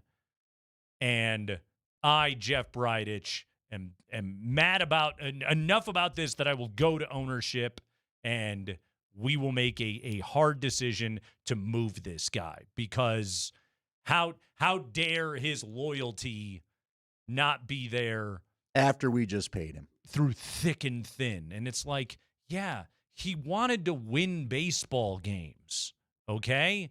He wanted to be competitive, which as a fan of the team, isn't that all you want out of your club? Yeah, and you're going to pay those ticket prices. And so they ship him out. And they ship him out for pennies on the dollar. And they send $50 million to the Cardinals in the deal as well. And they get absolutely nothing for it. Andy, when we knew the trade was going down, like we were going through Cardinals prospects, hey, Nolan Gorman, they got pieces. Okay, we started talking, all right, well, it sucks that this divorce is coming, but this is what you're going to get. And then the trade goes down and we went, what? Yeah, you didn't get any of these top 3. You did what? Yeah. And so, I sit here and as I watched him yesterday, I was like, he could still be on the team. He could still be here. There is a world where the Rockies would have just been a competent ball club that pushed their way back to competitiveness, made the decisions that they needed to, and maybe one of those would have been trading Nolan Arenado further down the line, but also, I don't know, get an actual return out of the deal. Yeah, some pretty good players, some pretty good prospects. Instead, you got nothing. And now he's on the Diamondbacks. Yeah. You know, he's just, get Corbin Carroll and Geraldo Perdomo, protecting him in the lineup. And the Diamondbacks, they're not great, but they're a competitive team that have built their way back up to, being sort of interesting. And the Rockies are just this weird, floating, I hope, ready to rip it down to the studs ball club that is just going to hopefully have better days ahead of us. But and in so many ways, I really try not to dwell on the sins of the past. But this is a tough one. But when you watch him in a Diamondbacks uniform, it's so dumb. Well, and to realize that you got nothing for him. I bet you the Cardinals got more for him. He was traded this year, right? Yep. Traded. So I'm sure they got more for him than what you got for him when he was in his prime, at the peak of his powers. And the Cardinals How are like is that possible? The Cardinals are a good young building club. Well, and you know what else sucks about this? That guy was part of so many special Rockies moments, and now that history's just being forgotten because we're angry at the guy. Not remembered the same way, which is too bad. I don't deal with that plague. Do Rockies fans deal with that? What's that? Being mad at Nolan?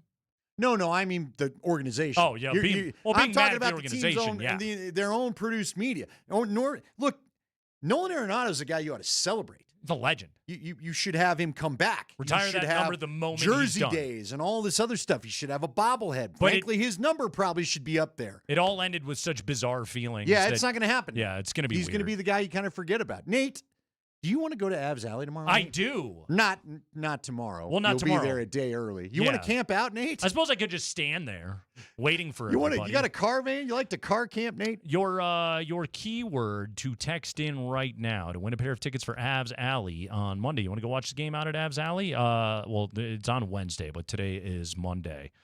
This is not our cleanest giveaway.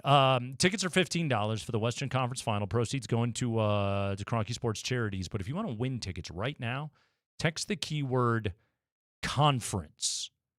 Conference to 303-504-0925. Conference. Text conference to 303-504-0925 with your name, and you're entered to win a pair of tickets for Wednesday night Avs Alley. More information on Avalanche Alley available at coloradoavalanche.com/playoffs. The keyword this hour, conference. Text conference right now. Best of luck to you.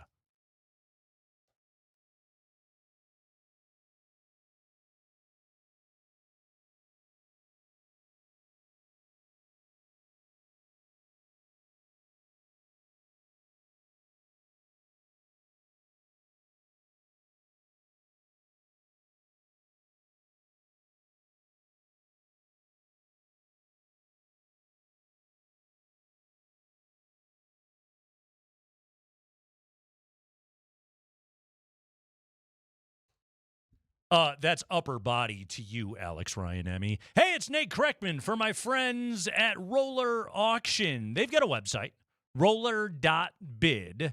And to sign up to bid at roller.bid, you want to go to roller.bid/altitude. That's right, roller.bid/altitude. You can win tickets from us to Rockies Pirates coming up in June. You want to go to that game? Roller.bid/altitude. One of the best things about Roller Auction is the government fleet vehicles and equipment auction. This is the best used car marketplace that is out there. These are straight from government service. They are well-maintained vehicles, and they can be your next daily ride. The buying process, streamlined, so simple. It's all online at Roller Auction's website. Again, that's roller.bid. And you don't have to deal with a salesperson or dealership hassle or any of that. Know that you're buying a good automobile, SUV, sedan, truck, van, whatever it is you're in the market for. Get to roller.bid and check them out. Know you're getting a good, well-maintained vehicle, and know you're getting it at a great price at public auction. Best place to buy a used car, best place to get a daily ride, roller.bid. That government fleet vehicles and equipment auction opens in 9 days, so get over there and sign up right now.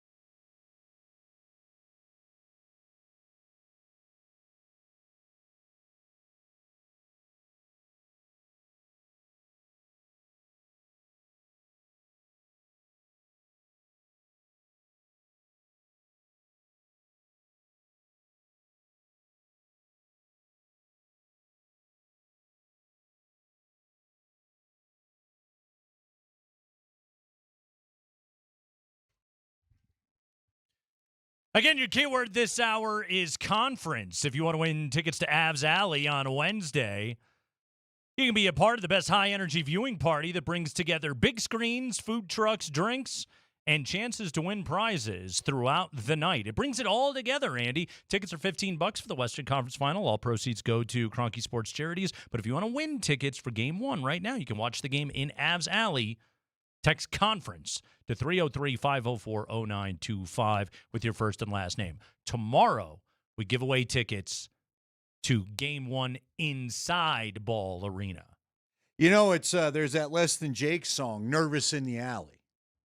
You would be nervous yes, in Avs Alley. Well put. Until. Nice tying together. You don't need to. The ska and. Landis Ska Friday. The sports. Which we're going to have a game on Landis Ska Friday. We are going to be at Ball Arena on Landis Ska Friday. That's huge. We're going to be at Ball Arena Wednesday. This is the biggest thing to ever happen to Landis Ska Friday. I think Landis Ska should saunter by on his way in the building because I'm sure that's what he'd want to do in front of a game. By the way, Andy, you know, with the Spurs destroying the Timberwolves in Game 6 there in Minnesota on Friday night, that makes all of the seasons in which the Minnesota Timberwolves have not won an NBA championship. Yeah. Along with the Minnesota Wild, who have never won a Stanley Cup since they were established back in Conan O'Brien, the year 2000. It also includes the Minnesota Vikings, who have never won the Super Bowl. They've won an NFL championship, but they have never won the Super Bowl. And, of course, the lone hope for Minnesota sports fans, the Twins, who won World Series back in 87 and 91. Spoiler alert, they will not win the World Series this year. So, wow, calling your shot. Yeah. Mm-hmm. So tough luck, Minnesota. Yet another year you didn't get it done. Really sad. I know. We all here in Denver enjoyed your company. I'm broken up for these two playoff series. Crushing. So sorry. Yeah. Sorry. And we never got any confirmation on what a lake is in Minnesota. I mean, 1,000 lakes feels like an awful lot of water. They have 10,000. Even more. But we figured out they have 11,000 something. They have they have more lakes than they even claim to. A lot of lakes. How is there that, like, again, how much water divides or how much land divides some of these lakes?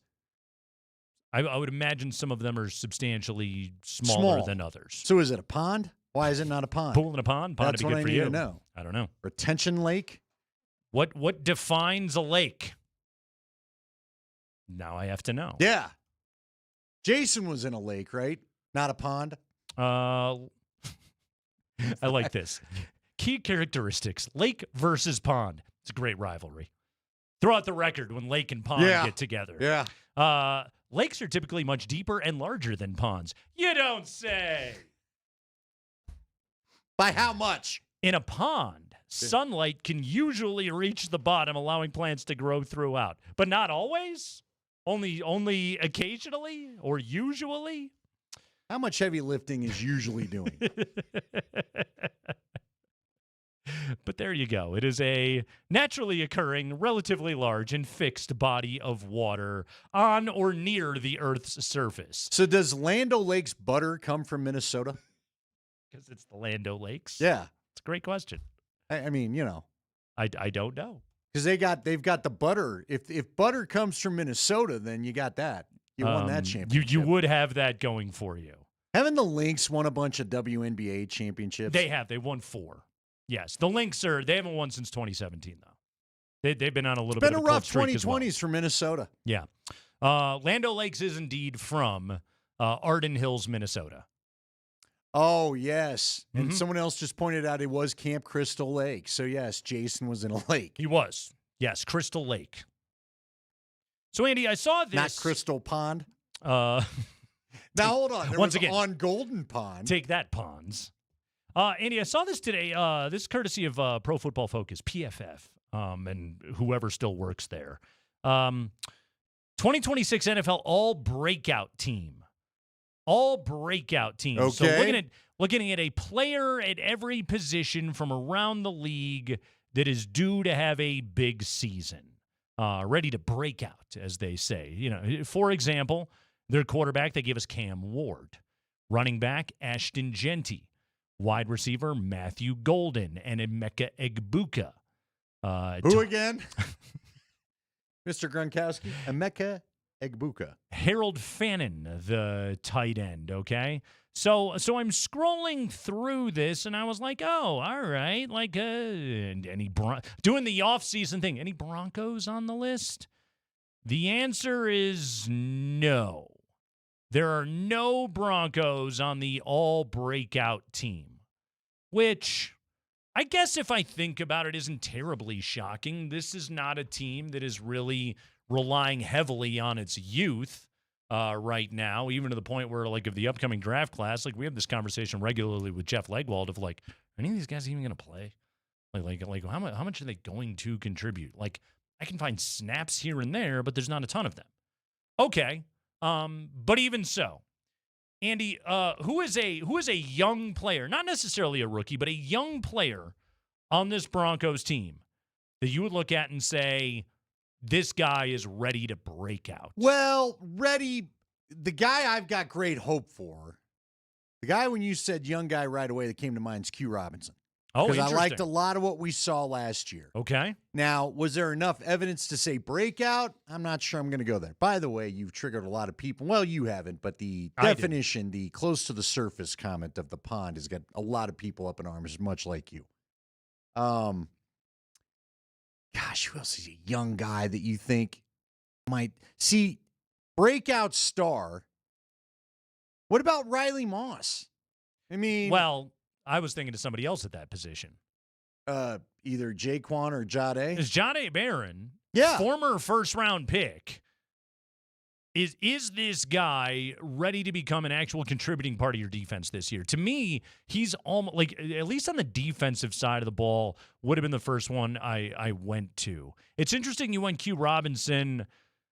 I like his pass rush ability. I thought he showed us a lot at points last year. And I think I think his their hopes for him is a part of why they're like kind of kicking the tires on Jonah Ellis moving inside. Right.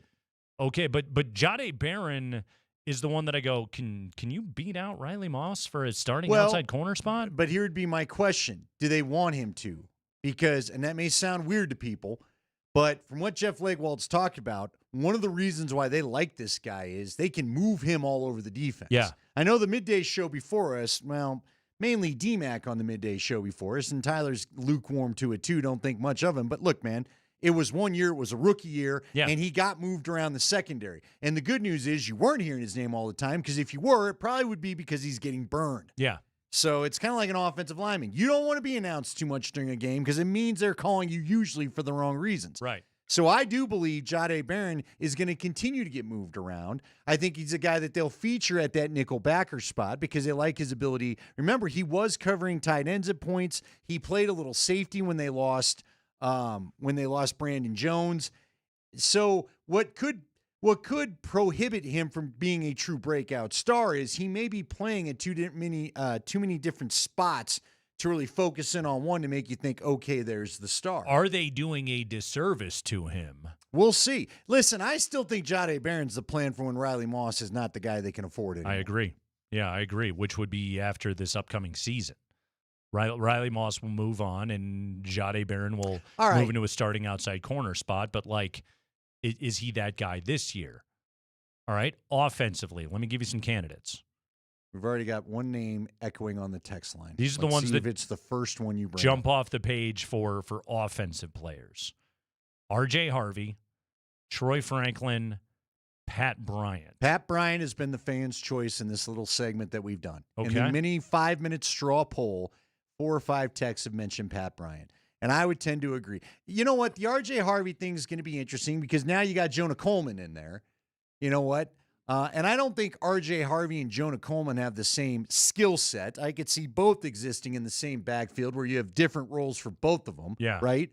But you still decided to go with a pretty high pick on Jonah Coleman. So that announces competition. I mean, they used a pretty damn high pick on R.J. Harvey, which would suggest, like, isn't there a world you want that guy to be your Oh, I think you want jigger? both of them in the mix. Yeah. But I would also say both are going to have to beat out J.K. Dobbins, who Right. showed us that the old guy isn't ready to give up his position yet either. Look, Pat Bryant to me is, we've seen, 2 years now? Mm-hmm. It's been 2 years of the Oregon receiver, Troy Franklin, everybody was mentioning. Yep. Troy's hands have got to get more consistent. That's just the bottom line. And I don't know if they will. I kept waiting for Ashley Lee's hands to get more consistent. They never did, which sucked because Ashley could get open against anybody. You just weren't sure he was going to catch it. And to the point, his inconsistency drove Mike Shanahan nuts. He finally just got rid of him, even though he used a first-round draft pick on the guy.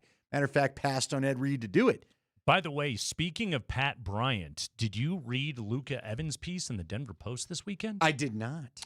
Headline: Here is why Broncos Sean Payton are targeting so many players from Illinois. Uh-oh, what's up? Denver drafted safety Miles Scott in the 7th round, and former Illinois players Alex Palczewski and Pat Bryant have become foundational pieces of the locker room. Good on those Illinois guys. Sean Payton loves Brett Bielema guys.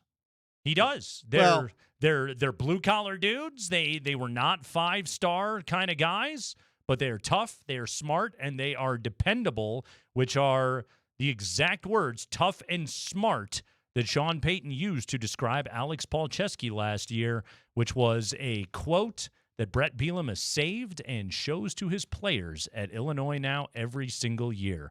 Be tough, be smart, and also be dependable. Yeah, dude.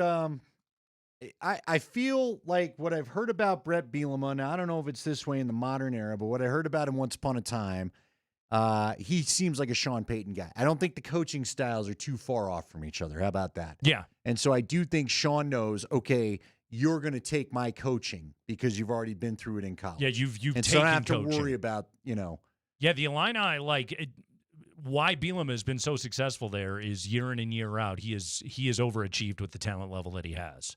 Now, Illinois' resources are quickly catching up to a lot of other powerhouses, and that's why they've been as good as they are. But Bielema, that guy can flat-out coach. And Sean Payton can flat-out coach. So it's not surprising that they're going to like the same kind of football players. Yeah, when going back to Pat Bryant that helped start this discussion, the guy has got to get past these concussion problems somehow. But if he can do that, again, I think that was a savvy pick. The numbers on Pat Bryant didn't suggest you should take him where you did. You did. You had a role. He showed he could play that role well. And matter of fact, a lot of us will kind of wonder what could have been different in the AFC Championship if he was not hurt as well. You want to win tickets right now to Avs Alley for Game 1 Wednesday night? Text CONFERENCE, CONFERENCE, to 303-504-0925 along with your name, and you are entered. We'll have another keyword coming up at 5:20. It's Kreckman and Lindahl.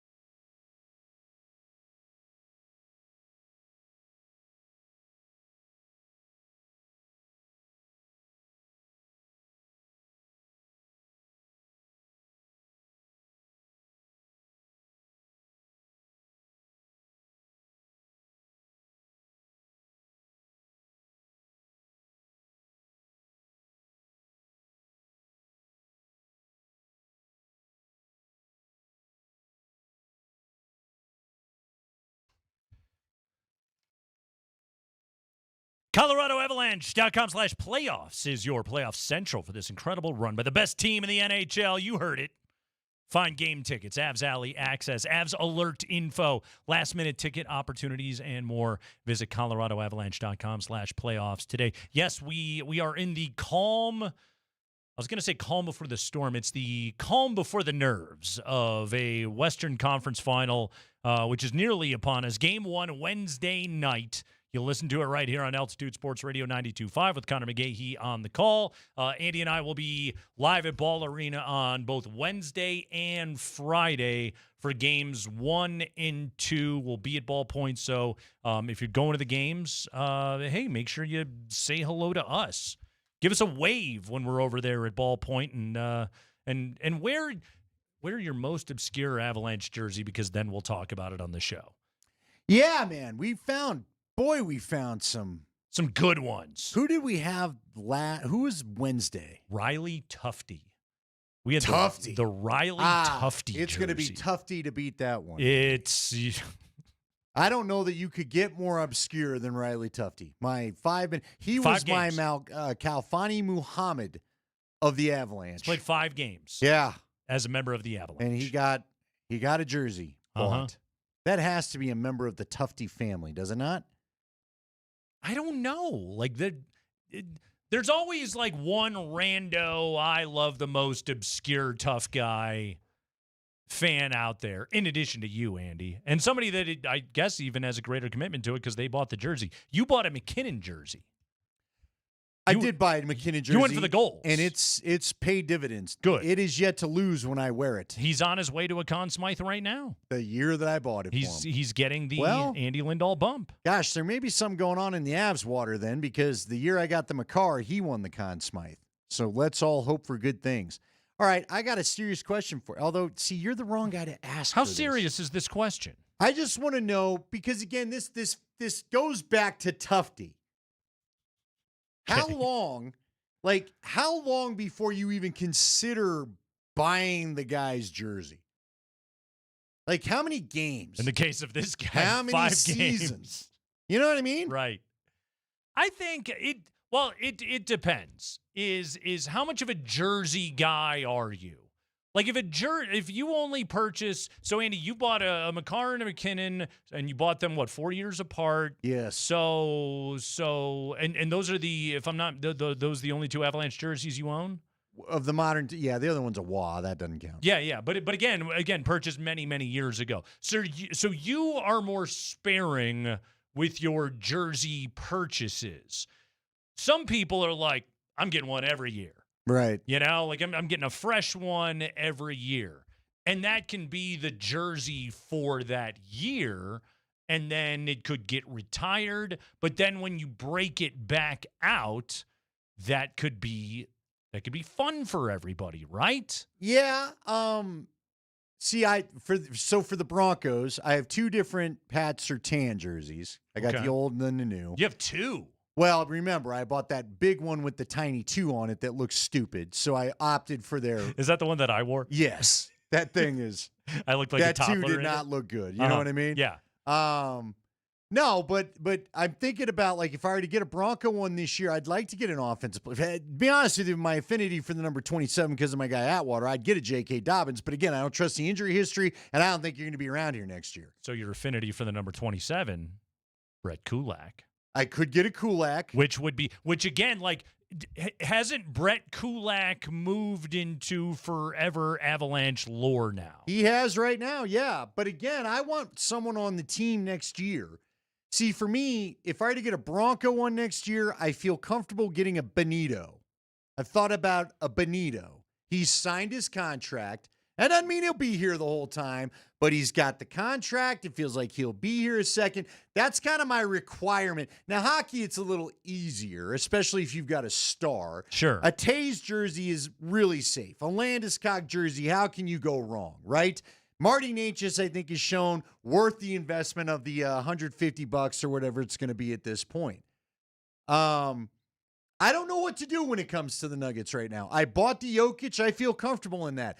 Quite honestly, again, because of my affinity for the number 27, I thought about a Murray. But the way the Minnesota series was going, I was not sure I was going to get a Murray, and now I'm glad I did not spend that money. Well, and again, like I guess it's one of the key differences here is what are you looking for in a jersey? Well, you want a guy you like. You want your guy. Without There's a doubt. part of that. Without a doubt. But, like, it feels as though you prioritize longevity. I want to know you're going to be here a few minutes, and I'm not going to have this thing going. You want the current – you want to be able to wear a jersey of a current player when you go to the game. Well, I mean, listen, if I were to get a Bronco jersey of any choosing right now, I'd probably go get Dennis Smith to be the next one.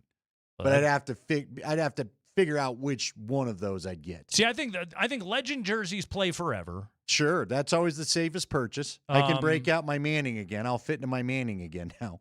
See, but got a little big for my Manning. Again, this is where it comes down to taste, and you know this about me, Andy. Like I'm the hipster. Yeah, you like the obscure. You like love, the deep track. Exactly. Like that's why I was so excited to see the Riley Tufte. The people that have the Parker Kelly jerseys right now. Like I love those are my people. Right there. Like, I love that jersey. Like, I love you going like, yeah, like, I like Nathan McKinnon and Cale Makar and Marty Natchez, but I'm going deep cut on you right here. You don't want anybody sharing your jersey necessarily. You want people to go, that's an interesting jersey. Tell me the story behind that. I own a Chicago Cubs Corey Patterson jersey. Okay. You don't even know who that is. I don't. Yeah. You're correct. Yeah. Corey Patterson was... He was like for years, it was like, you know, Corey Patterson's on his way to the bigs, and he's going to make a big-time impact. And he did when he first got to the Cubs, and then he shattered his leg, and he was never the same player, and his career just kind of petered out into nothing. I still love that jersey, though. Isn't that a little like Pryor and that's one of those where, like, guy? Kerry Wood? Wood. See, I own a Kerry Wood jersey as well. But Kerry Wood's a Cub legend. Like no matter what, Kerry Wood, that's moved into legend status. Mark Pryor is more depressing to everybody because of the arm injury that he dealt with. But, like, see, if I wear a Corey Patterson jersey to a Cubs game, I get those people that are like, is that a freaking Corey Patterson jersey? Yeah. Hell yeah. Like, those are my people. And again, like, that's a great conversation piece with your fellow fans of, like, you start delving into the obscurity and what was happening in that era and your hopes for the guy and all of that. Like, that's the stuff. That's a part of sports fandom that I really lean into. No, I'm with you, but I just have had, you know, again, most of my jersey purchases have been Broncos, and they've moved on. I've got a Brandon Marshall. I've got a Jay Cutler. I got a Von Miller lying around, but, you know, I got a Champ Bailey. But I've also had a few where it's like, well, that's not good anymore. I got an Elvis Dumervil, and then the fax machine happened. You know what I mean? See, but that's just it. Like, and again, this is, I guess, my counterpoint to it, and maybe I'm trying to reframe. I would say the fax machine can be half full on an Elvis Dumervil jersey. Sure, he still was a hell of a player for this franchise. But also you wear that thing, and then, again, you're talking fax machines. You know whose stock I'm looking? The stock jersey in the Avs right now? Little Nick Waugh. It's a good one. I like me some Nick Waugh. Yeah. You know, would that confuse, though, in like 5 years from now, you'd be wearing it around town and people would be like, Waugh was 33, hey, dummy. Listen. What if I really threw a wrench in it and I went with the double Waugh, but it's one? Well, I could do 1-0. No, I could do 1-3 because Patrick was 33 and Nick is 10. Yeah. 13. But it could say Waugh. And it's each of them. So it's like a Waugh. They're both Waugh. It's a la Waugh. Yeah, but it's all a Waugh. Yeah. It's still a Waugh. Uh-huh. They're both Waugh. But people will go, who the hell was Waugh 13? Not so fast, my friend. It's Nick and Patrick Waugh. Is there anybody out there who's very excited their Nazem Kadri jersey came back in style this year? Inside. Did anybody get rid of it? There's the question. Boy, we got a lot of people coming in with some good ones. A lot of Bradley Van Pelt's entered the chat all of a sudden. Andy, I've never been to a Broncos game in my life without having seen a BVP. They're at every single Broncos game I've ever been to. Is he out doing Tebow these days? Life. Are the Tebows still pretty prevalent?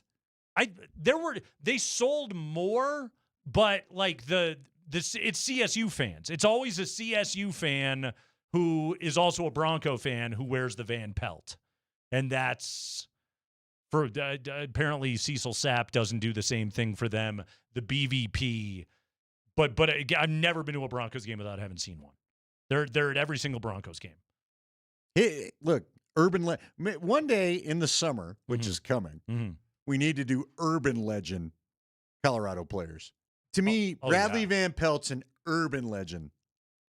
like he was here and he was real. He scored a touchdown. I know. But again,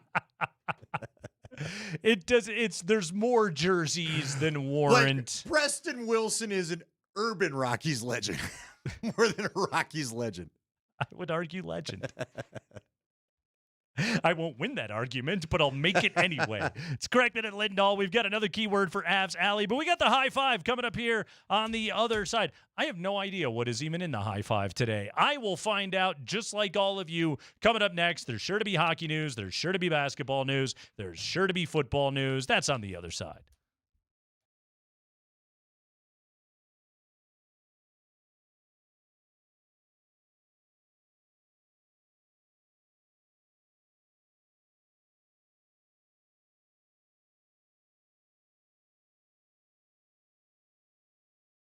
Andy Lindahl here for Colorado Off-Road. All right, guys, glad to be telling you about these guys again. You know where they are. They're there over by Arapahoe Community College, 3 blocks south of Prince Street, of historic downtown Littleton. I'm trying to get this all. I haven't talked about them in a while, but I'm glad they're back, and we're talking about them. Jerry and his crew over there. Do you need bed covers? Today would be a great day for a bed cover. Keep all that water out of the back of your truck. Are you looking for suspension? Are you looking for off-road tires? Are you looking for maybe some of the light kits? I've seen a lot of Jeeps around town with some of the cool lighting. He can do that for you as well. It's Colorado Off-Road. He's got all this stuff for you. You just got to get on in there and see Jerry. You want some... Again, with it being such rainy weather, you want some of the WeatherTech floor liners. He can do that for you. And maybe you need to get some sort of tow hitch situation put on because it is camping season. Again, Colorado Off-Road is the place. Anything that you want to get done, get on in there, see Jerry, talk to him about it. You know what else he's doing? He's doing stuff to Mustangs, too, because he's actually the head of the Mustang Club. So if you got a Mustang and you want to get something done with that, bang, you can get it done with Jerry. Go and see them today. You got to go and find them at cooffroad.com. Also, check them out on Facebook and Instagram. They're always showing you some of their projects there. It's Colorado-owned, Colorado-grown. My friends at Colorado Off-Road.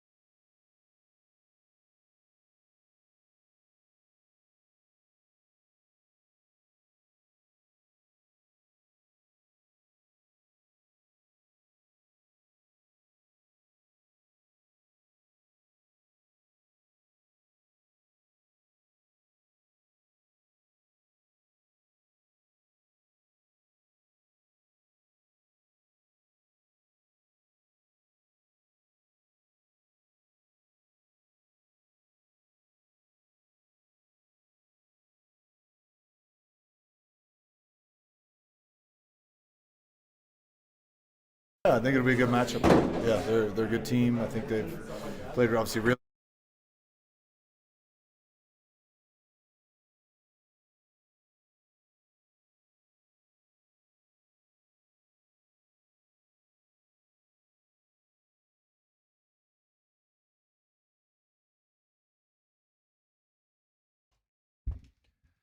Let's dive right into it. Time for the high five. Filling in today for Mark Springer is our pal Chris Mitchell. Chris, what is in today's high five? Let's start with some hockey. How's that sound? Nice. Now, which game is this? Is that song from? NHLPA 93? This is PH 93. Wow. Yeah. Look at you. Yeah, so PA 93, they didn't have team logos, but they did have player license because it was NHL Players Association. It wasn't until the next year, NHL 94, that they married the logos See, I with just the remember player license. Birds of Steel. Yeah. Yeah. Couldn't understand what they were NHLPA saying. 93. Okay. What do we got today, Chris? All right, first things first. Celebrate $5 Fridays at Papa Murphy's. On Fridays only, get a large thin crust cheese, sausage, or pepperoni pizza for just $5. Order online now at papamurphys.com. Tonight at 5:30. It's going to be the Sabres versus the Canadians in what? Zaza Pachulia? Game 7, baby! Game 7! Thank you, Zaza. The Sabres are currently 2-4 in playoff games at home during this playoff run. Who do you got in this game? Who's got the best chance of knocking off the Canes in the ECF? I want more Zaza Neither. Pachulia Yeah. references coming in here. Georgian legend Zaza Pachulia. You know what? I'm telling everybody, I'd low-key watch out for Montreal. I would.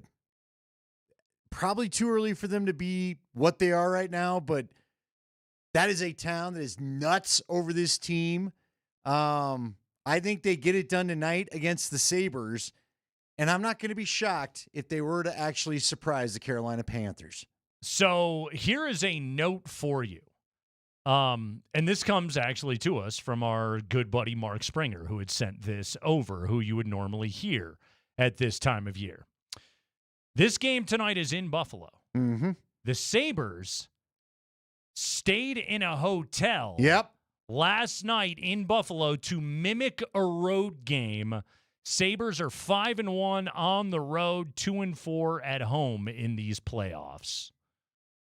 Yeah, this is kind of what sparked Shanahan once upon a time getting the Broncos to go stay in a hotel the night before a game. I'm not sure Peyton keeps that tradition alive. I think they do. Yeah, a number of coaches kept doing it where it's just like, we're going to a hotel. Yeah. It's all business. No shenanigans at home. Get a College good night's teams all sleep. do. Yeah. Yeah, they all stay in a Yeah, hotel that's a in good their, point. I in know their, CU does that. in their towns. So, yeah, every college team does it as well. So it's not totally unexpected. And if having an ice machine down the hall is whatever makes the Sabres play better, then it's going to be brilliant if it works out for them. Yeah, I got the Canadians, but there's just something plucky about that team that wouldn't shock me. But we'll see. Habs and the Sabres playing for the right to lose in 5 or 6 to the Carolina Hurricanes. Go ahead.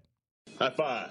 All right, coming up next, Golden Knights head coach John Tortorella was asked about their upcoming WCF Oh, wait, he opponent. met the media? He actually decided to go to an obligation He's and been not lose another draft pick? Shamed into it. At long last, to talk about the Colorado Avalanche. Plenty of nice things to say about the Avs, but he was asked about how the team is preparing for, you guessed it, the altitude. In your career, have you ever done anything or needed to do anything different regarding the altitude in Colorado? No, it's overrated. We're certainly aware of it, right? We're aware of it, and you have to be. But I think if you spend too much time talking about it and fixing this, going here, going there, oxygen there, I think it manifests itself into something bigger than it should be. We might have to catch a couple of breaths here and there along the way, but we're going to play. That's all we're worried about.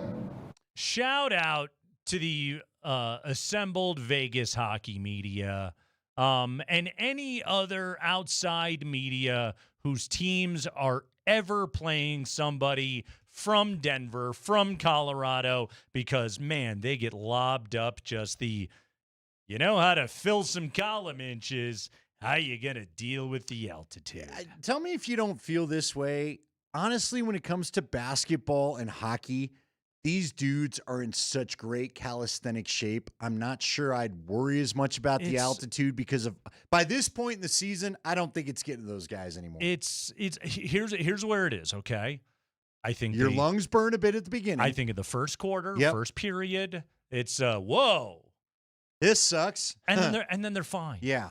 And then it goes away. Yeah. Because but again, I don't think Quinn Hughes is worn out because of the altitude. I think Quinn Hughes is worn out because you couldn't quit playing him 30 minutes a night. 35 minutes a night. They drove that guy into the ground because the rest of their defense sucked. But yeah, it's just an obligation. You have to ask the question.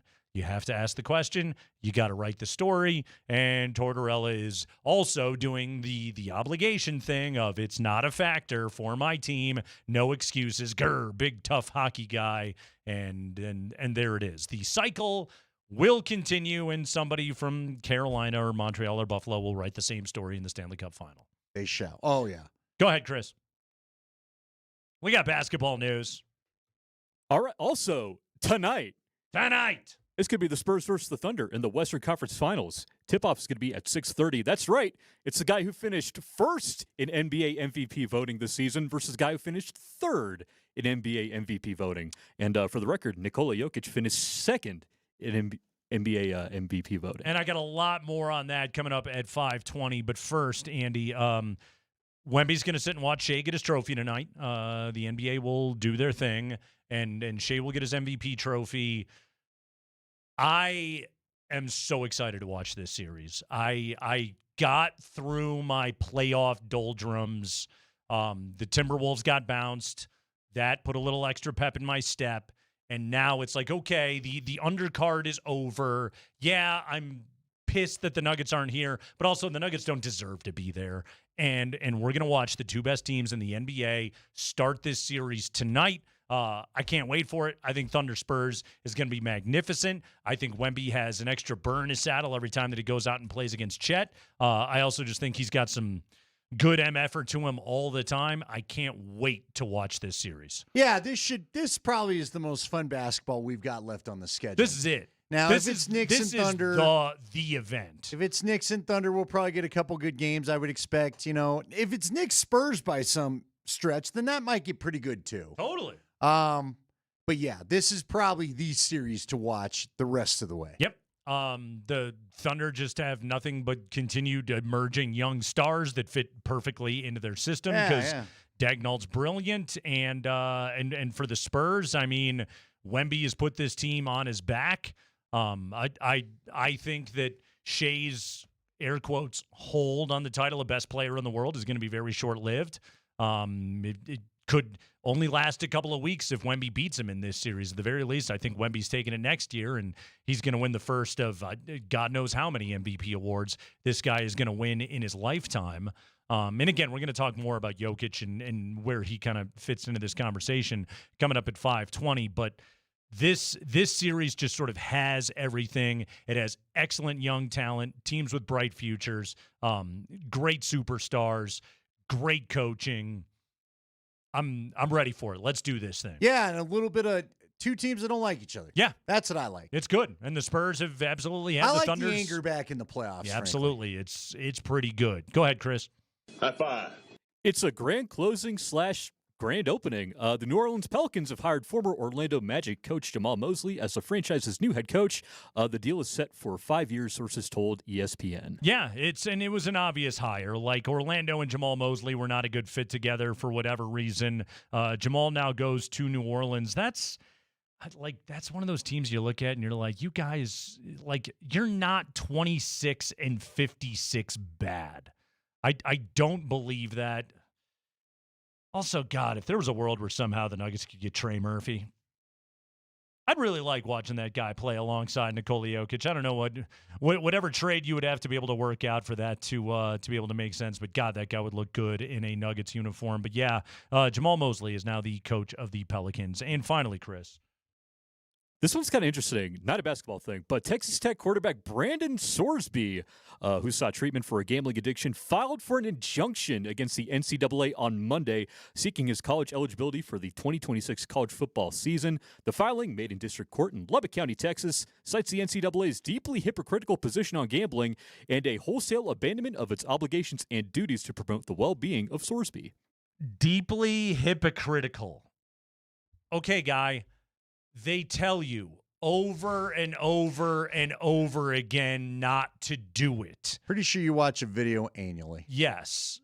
They tell you so much not to do it. And you can sit there and go, pretty rich. You're taking sports book money. Yeah, it is. It sure is. And Jimmy crack corn. Okay? They're going to take beer money. And you can't have a beer before the game. Sorry, guy. Or if you're underage. It doesn't work that way. I'm amazed that he's going this far because I don't think they want they don't want investigators looking under the hood too much on what this kid was up to. I think he's going to have to go in the NFL supplemental draft, and that'll just have to be what he does next. I don't see a world where this kid gets any eligibility back. Yeah, and then the question would be if he does, is he doing this because Tech wants him back? I mean, are we positive Tech wants him back? No, they're done with him already, aren't they? So, yeah. Then you got to have a college even if you win this thing. Yeah. No. Forget it, dude. It's Kreckman and Lindahl. We'll take a break. When we come back, we got another keyword for you to be able to win tickets for Avs Alley coming up here on Monday.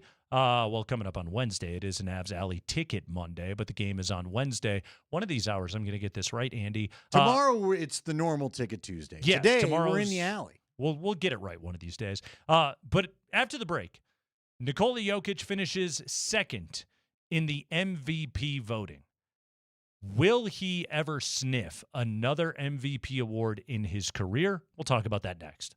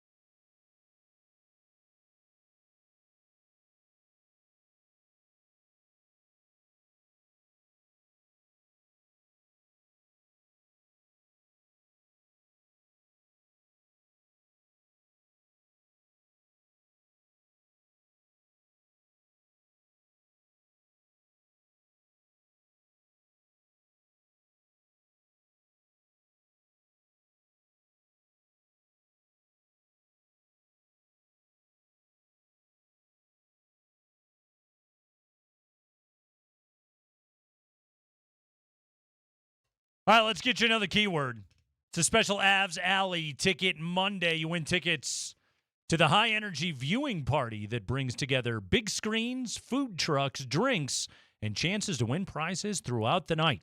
Tickets are $15 for the Western Conference Final, with proceeds going to Kroenke Sports Charities. But if you want to win tickets right now, text FINAL to 303-504-0925. Andy, the word is final. Final. Give me all three. With your first and last name. More information on Avs Alley available at coloradoavalanche.com/playoffs. The keyword for this hour is final. Good luck. So, 3 o'clock, we gave you Western. Yeah.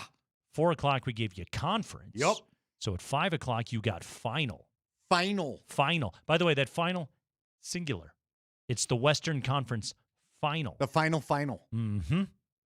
The Western Conference Final. Only text in final, folks. None of the other words are going to get you in at this point. No. That's why we have you listen every hour. Boat sailed. Right. Final. Text final to 303-504-0925. So, Andy, Shea's the MVP. Joker finished in second. Wemby in third. Final voting, Shea got 83 first-place votes. Jokic got 10. Wemby got 5. Somebody gave Cade Cunningham 2 first-place votes. Yeah, good for them. I like somebody. They cheat. I like Cade Cunningham. I still think he's going to be a really good player. Whatever happened to the Pistons? What happened to Jalen Duren? My God, that guy was terrible. Well, they couldn't shoot last night. No, it was like they had no rhythm, and then they just couldn't buy a bucket. What did that make you feel like? Come on. I've seen this before. Yeah. Yeah. You look like the Nuggets. That's what I thought at one point. Joker got 10 first-place votes, 48 second-place votes, 37 third-place votes, 4 fourth-place votes, and 1 fifth-place vote for a grand total of 634 voting points. So he finishes in second, ahead of Wemby, ahead of Luka, ahead of Cade Cunningham. But Shai Gilgeous-Alexander wins back-to-back MVPs, 14th player in NBA history to win back-to-back MVPs. Okay. Was there an argument for Jokic to be the MVP? Of course there was. No player's ever led the NBA in both rebounding and assists in the exact same season. Nikola Jokic is the first to have ever done it. By player efficiency rating, Nikola Jokic had the second greatest season in the history of the NBA, at least going by efficiency, second to only Nikola Jokic from 21-22. Joker does finish in the top 2 for the 6th consecutive year, joining Larry Bird and Bill Russell as the only players to have done so. So 6 consecutive top 2 finishes in the MVP, 3 wins and 3 silver medals, so to speak, for Jokic. Now, ultimately, Andy, why did Jokic not win the MVP? The reason is the injury. Sure. That's why he didn't win it.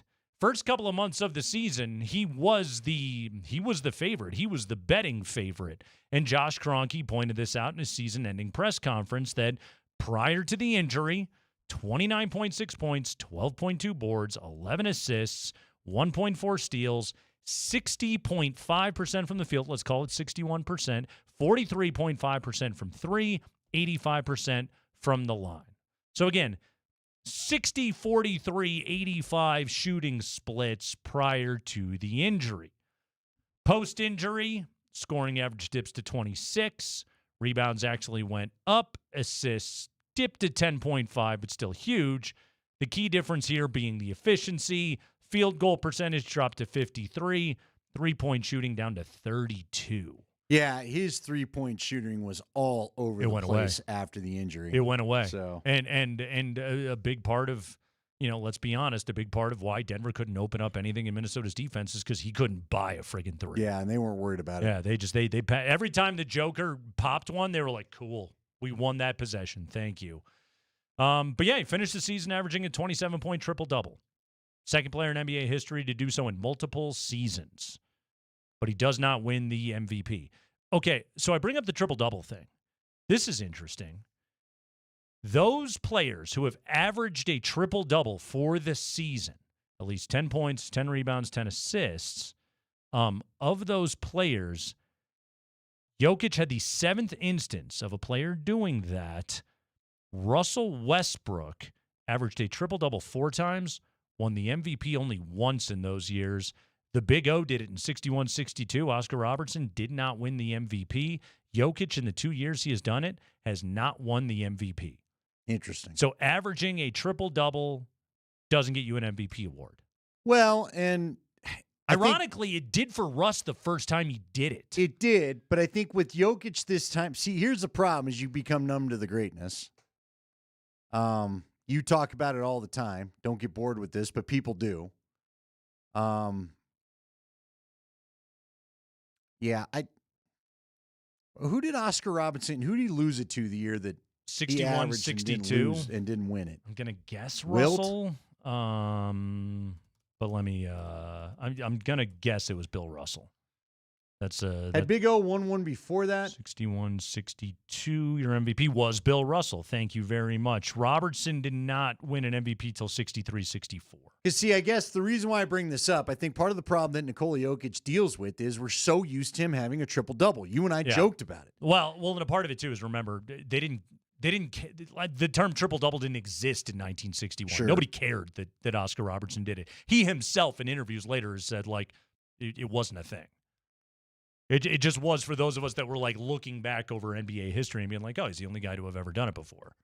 But, yeah, nobody cared. Russ did it. Again, Russ got it the first time around, and wasn't that the year, I think the Thunder were, like, the 6th seed, and he won an MVP. But, again, it was purely based on the statistical anomaly, so to speak. Again, Jokic won 3 MVPs, has since averaged a triple-double twice, but did not get the MVP in either of those seasons, which is crazy. But Shea got them both.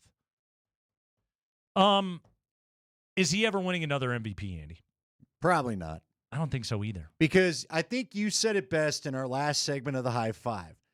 Right now, like it or not in Denver, and we got to just lump it at this point, the best player in the world is SGA, and he's going to be viewed that way. Yeah. And very soon, Victor Wembanyama will be taking that title from him. Yeah. If not this playoff run as you laid out. Yeah. Jokic had a good run at it. He did. And frankly, he was up there a lot longer than I thought maybe even he would last. Yeah. And this is not to say he's not a great player anymore. I mean, as you said, 6 years in a row, top 2 in MVP voting. Yep. That tells you that speaks to the greatness, the longevity of the greatness. But you only get to be the best player in the league for so long. Right. Heck, even LeBron had to hand it off to Steph there for a while. And Aaron Gordon, Peyton Watson, Christian Brown, Cam Johnson combined to miss 140 games this year. And Jokic kept this team afloat. The problem is it's a couple of things. Like here's the thing, Andy. If Jokic had won the MVP award this year, and I think he would have been deserving of it, but I don't feel outrage over this. And maybe it's just because of the way it ended, which is not correct because it's a regular season award. no, but I think that affects your feelings in the moment when you hear the announcement. A little bit. I'm with you. I'm not enraged at all. Yeah, he was not his best in this series against Minnesota. And he was the first person to tell you that he wasn't his best in this series. And honestly, when you look over the balance of this year, and again, he will always have the statistical markers in his favor because of his individual brilliance and everything that he does for this team.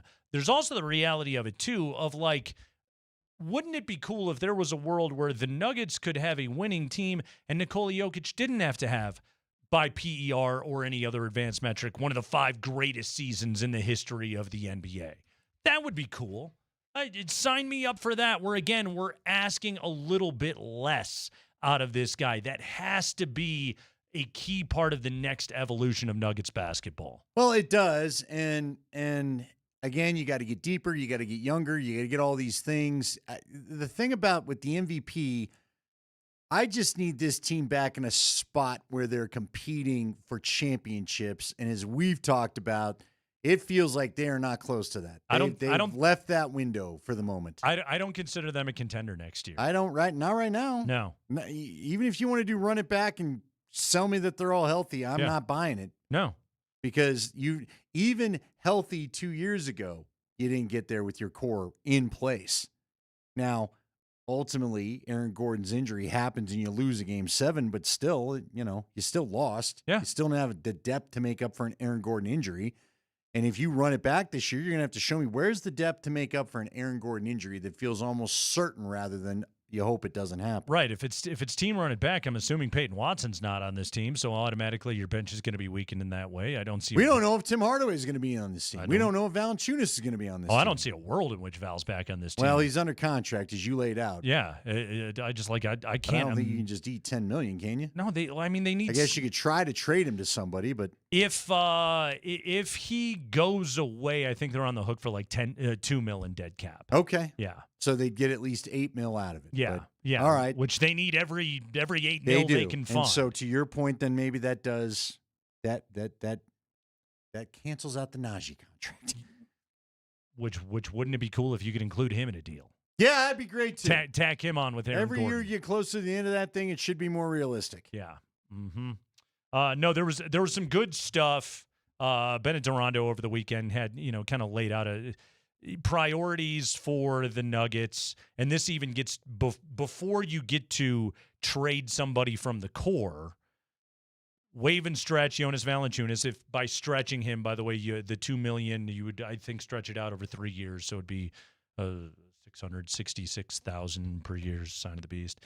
You pick up Jalen Pickett's team option because Jalen Pickett's going to be cheap. You keep the 26th pick in the draft. That's another cheap player. Re-sign Spencer Jones at the minimum. Re-sign Peyton Watson to an ascending deal starting at $20 million, and then figure out the trade market after that. Yeah, that's interesting to me, though. Let's go back to the Jalen Pickett. I realize he's going to be cheap, but if you liked what Tyus Jones brought you, why would you not keep Tyus Jones? He's not going to be expensive. That guy was because I think the thinking here is that you would get the same thing out of Jalen Pickett next year. That is Jones going to cost you more than Pickett? Yeah, Jalen Pickett's very cheap. Yeah, I think a veteran minimum is more. Andy, like when you look at like the luxury tax lines and the apron lines, like we're counting every dollar right now with this team. It's so annoying. I know. Re-sign Spencer Jones at the minimum. Re-sign Peyton Watson to an ascending deal starting at $20 million. But then again, you get to the trade market. Okay, so you got 3 years left on Jamal at $50 million a year. You got 3 years left on AG at $32 million a year. 1 year left on Cam at $23 million. I think Cam's pretty attractive to move. Christian Brown's not going anywhere, and nobody wants Zeke Najee for 2 years and $7.5 million. Again, to me, Zeke is a guy that if you're going to get out from under that deal, you're going to have to include that with something else. Yeah, probably your first round pick. Yeah. And you kind of need those because you got to find a way to get younger. But where are they picking? 26. See, that's the problem. You keep getting stuck in the middle of the round. Now you found a way to work some magic. Where was Christian Brown? Was he about 21? Yeah, about that area. How about Peyton Watson? 30. Okay. Yeah, Calvin traded back into the first round, wasn't it, to get him? I think he did. I think you're right. Yeah. Be cool if Deron Holmes was a viable option for something. Like exactly. Like those are the guys that, and this goes back to the old Calvin Booth plan. Eventually, those guys are going to have to be contributors. Well, if it's a Nugget season where if you're truly taking a step back and you're again in concert with Nikola Jokic moving some other key piece of the core, like you got to lose 2 starters somehow this offseason. If that's the plan you want to go down, you got to lose 2 starters. That means Cam and one of either Jamal or AG. You've got to get out from under those guys and move those contracts, which you need dance partners to be able to do all of that. But then if you do that, then you've got to view this as it's a reload year, and this is a year where hopefully some of these guys become viable NBA rotation players. Yeah, I hope so, Nate. Again, is there a commitment to it? That's what I'd like to see. Is there a commitment to it? I guess I'm not surprised by the way things went down with Deron Holmes this year because when we talked to Katie, when we talked to Scotty, when we talked to Vic, when we talked to Demps, everybody seemed to give us the same message. Don't count too much from this guy. Yeah, you got to hope for But you can't have a lot of those guys hanging out on your roster. More experience and a year further removed from Achilles surgery that guy is going to become something. Like an NBA player. Right? Part of at least a playable bench player. Yeah. Christian Brown turned into a viable NBA player. I don't want to read the texts about that comment. Peyton Watson turned into a viable NBA player. These are guys that were once rookies that you had to do some developing with. Well, again, like if the Nuggets' plan is to maximize the later part of the Nikola Jokic prime championship window, then that means probably making sure he's aware of it. Like, this has got to be a reload. But this team has got to get younger. This team has got to get more athletic. This team has got to get better defensively. Because again, they got to get deeper. Andy, look all over look at what's left in the playoffs. Again, these teams are athletic and they can actually guard. Well, and they got 8 or 9 guys who are not afraid to play. That too. You don't have any of that. You got 7 if we're lucky. If you're lucky on a good day. And some days they didn't even have 7. By the way, a quick note, breaking news, but we don't need to hit the sounder. It doesn't really affect Denver. De'Aaron Fox out for game 1 with an ankle injury. That's How will not that great. affect things for San Antonio? That's a little less speed on the floor. That is not great. That messes with your pick and roll a little bit.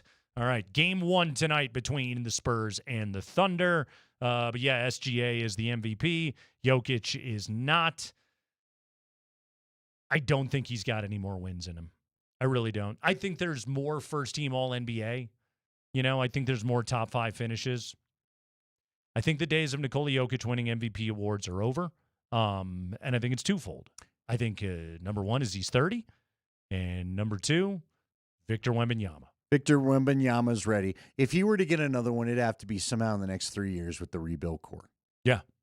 Yeah. Because once you sniff 35, that ain't happening. Or if it's like something crazy where it's like, okay, this team makes moves that then makes the national perspective, and let's be honest, it would be our local perspective as well on the team. Oh, they're taking a step back, and somehow he drags them over 50 wins in a top 4 seed and, puts up the general Jokic numbers, and then people are looking at it and going, okay, well, this guy's and maybe, and again, the right events, like Shea's got injuries and Wemby's got injuries and Luka's got injuries and whatever it is, and they miss out on it, and then he could get one. But to me, it would take like a lot of things kind of falling into place for him to do it again. But let's not mistake, we did just watch a guy finish top 2 in MVP voting 6 years in a row. No, look, it's a great run. It's incredible. And I think he's still going to be a top 5 player in the NBA for a long time to come. Yep. But to be the top spot, that's the rarest of air. And he occupied it for a long time, whether he had the MVP or not. And also, let's be honest, it's got to be one of those guys. It's got to be one of the guys that's on those 2 teams, because those are the 2 best teams in the NBA, and they have earned their flowers. Kreckman and Lindahl, we'll take a quick break. Actually, hold on. I want to remind everybody, text final to 303-504-0925 right now, and that enters you to win tickets to Avs Alley on Wednesday. So you can be out there for game 1. Again, text final to 303-504-0925. This is for Avs Alley Tix. Wrapping it up next.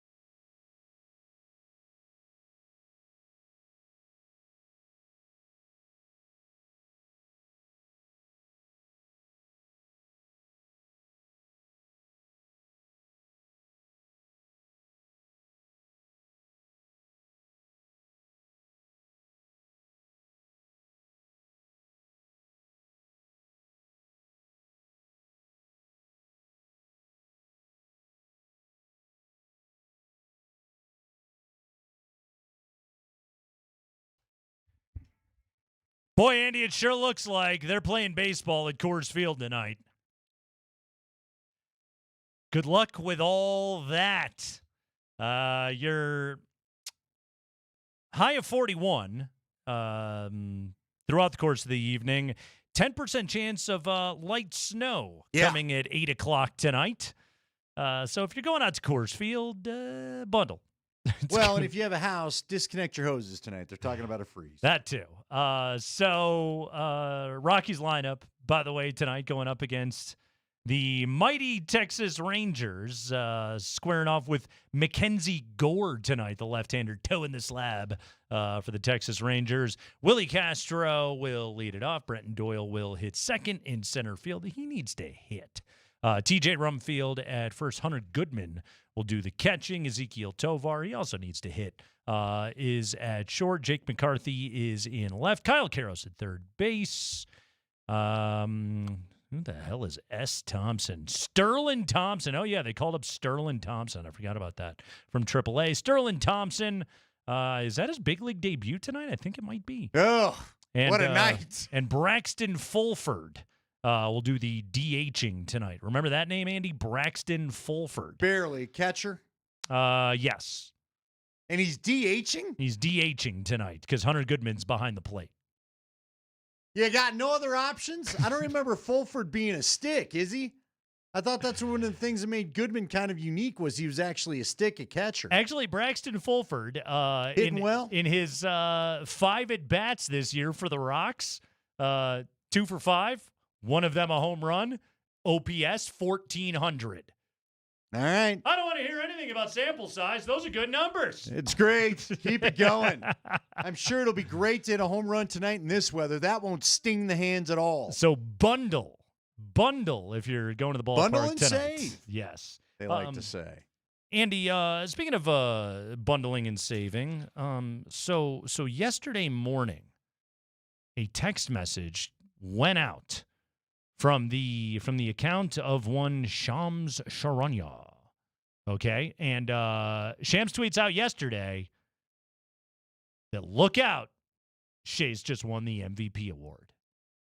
Now, apparently, this created a little kerfuffle because apparently he wasn't supposed to announce it.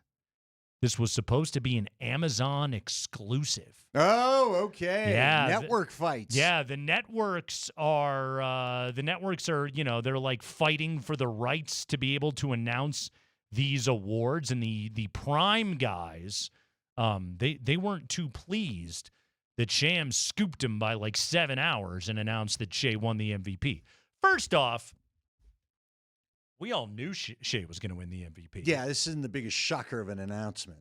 He didn't steal the tea from anybody. Yes. So there wasn't much suspense here. Right. This wasn't like the Jokic and Embiid year where it was like really coming down to the wire. Nobody was sure. Exactly. So anyway, Shams tweets out yesterday morning that Shea had won it. The Amazon people are not pleased. They wanted this exclusivity. They wanted to be able to announce it. In fact, yesterday or last night during the Cavs-Pistons Game 7, the prime crew, this was Dirk, this was Steve Nash, Blake Griffin, and who was that? Udonis Haslem? Yeah, anyway, they were big mad about this. Listen even to what Blake Griffin said to Shams. Here we go. Got a little beef here. Let's go. All right, now, just to be clear, the official announcement is happening here. Dirk and Steve, you all both won MVPs, but I don't remember Sham spoiling it way back then. I don't think he was around then. He was a baby then. Yeah, what are we doing, man? It's Sunday, Shams. Go to brunch, you nerd. Come on. Yeah, I would say this to Blake Griffin, and whatever. Whatever, dude. I mean, this is how he makes his money, Blake. He doesn't get to be in all the FanDuel commercials, hanging out, talking about how great a player he was. He's a scoopster. Yeah. His job is literally to break news. If you don't like it, hire your own scoopster to outscoop Shams. If you're mad about it, I don't know. Find the guy from the league office that texted Shams. Sure. Okay? It's the league. They leaked it. Somehow Shams got a hold of it. Well, he's not going to sit on it. He's all about the engagement. Got to get those clicks, baby. Shams he's a businessman. He knows what he's doing. Yeah, and did this really ruin any of their programming? Seriously. I mean, come on. Who was I gotta hit that Amazon Prime pregame show. Got to see who won the MVP tonight. Oh man, poor Jeff Bezos and his 11-year, $77 billion deal that he made with the NBA. Yeah, that's a good point. Bezos, sounds like you got enough money to hire an insider to outsham Shams. There you go. Maybe you can hire Shams away from ESPN. There you go. Yes, if you're so worried about your scoops getting thrown out there. Plus, then Shams can put up a QR code for some Amazon product on every single one of his tweets, just like the commercials during games. Hey, you need 5 bags of popcorn delivered to your home tonight? Here you go. Here's the QR code. Exactly. The Griffin thing, just Blake Griffin, what? Griffin. It bothers me because, look, dude, you're making your money a different way. Don't insult the guy because this is how he makes a living. Yeah. He's a scoopster. It's what he has to do. If he sleeps on this and goes to brunch too often, he's not going to have his job. That's just it. I know that you get to sit there and give us, mid-analyst stuff from that chair and be just fine. But that's not how he exists. Blake Griffin must get some sick brunch, by the way. He probably does. Yeah. He's got he could afford anything he wants at Snooze. I would think he could buy himself a whole franchise. Probably buy himself to the front of the line, if too. he wanted watch to. off the first watch. Yeah. Mm-hmm. There you go. Mm-hmm. There you go. Yep. Whatever. I just think it's the thing I think is funny is, as you pointed out, you didn't call a presidential election. All right? We all knew SGA was winning it. And let's be honest, you won it. They used to do this in the second round, but Oklahoma City keeps whooping everyone's rear end so quickly, you can't get more than 4 games to give the dumb thing out. Made to the conference finals, which, hey, that's a lot of suspense for that award. I love the idea of these Amazon guys just being up in arms over this. Shut up. By the way, can I tell you the other, since somehow brunch has entered the chat? Sure. The other thing that made me laugh, up early enough to hear a little report today about Aaron Rodgers. Aaron Rodgers locks in his deal, goes back to the Steelers. I guess the word was he was seen out with teammates getting ice cream. Which, you know me, I'll go get ice cream with Aaron Rodgers or really anybody else. But I guess I just had a hard time. You were seen out getting ice cream? Is there some can't miss ice cream in the Steel City I'm unaware of? Have you ever, like when we all know about the Primanti Brothers sandwiches and the fries that go on it, is there some gotta have it ice cream we need to know about in the Steel City? Was it like Yums? Yeah, he, according to the report, he supposedly went out and got ice cream with multiple Steelers. What'd he get? Don't know. We don't have a flavor? Yeah, I'm not. Wasn't a shake? That I'm not sure. Maybe a sundae? Or at least that's not in the Pro Football Talk story that I clicked on. What go-to? And I'm gonna hit up Cool Mark. Cones. He went to Cool Cones? Cool Cones. Cool Cones. That feels like someone that ought to sponsor you. Yeah, Cool Cone. Cool with a K, by the way. Cool Cones. Is Cones with a K? Menthol cigarettes and ice cream. Yeah. Yeah, Cool Cones, where Rodgers was spotted Friday night. I'm assuming this is some kind of good Pittsburgh ice creamery. I'm not sure. Okay, a bunch of football players sitting around having ice cream. That wouldn't have made Playmakers. I don't remember that scene out of Playmakers back in the day. Okay, so this is this is the only thing I can come up with for you, Andy. This is the only way I can kind of marry together an Aaron Rodgers NFL teammates ice cream story. A social? Yes, is yeah. You're still working on it. It involved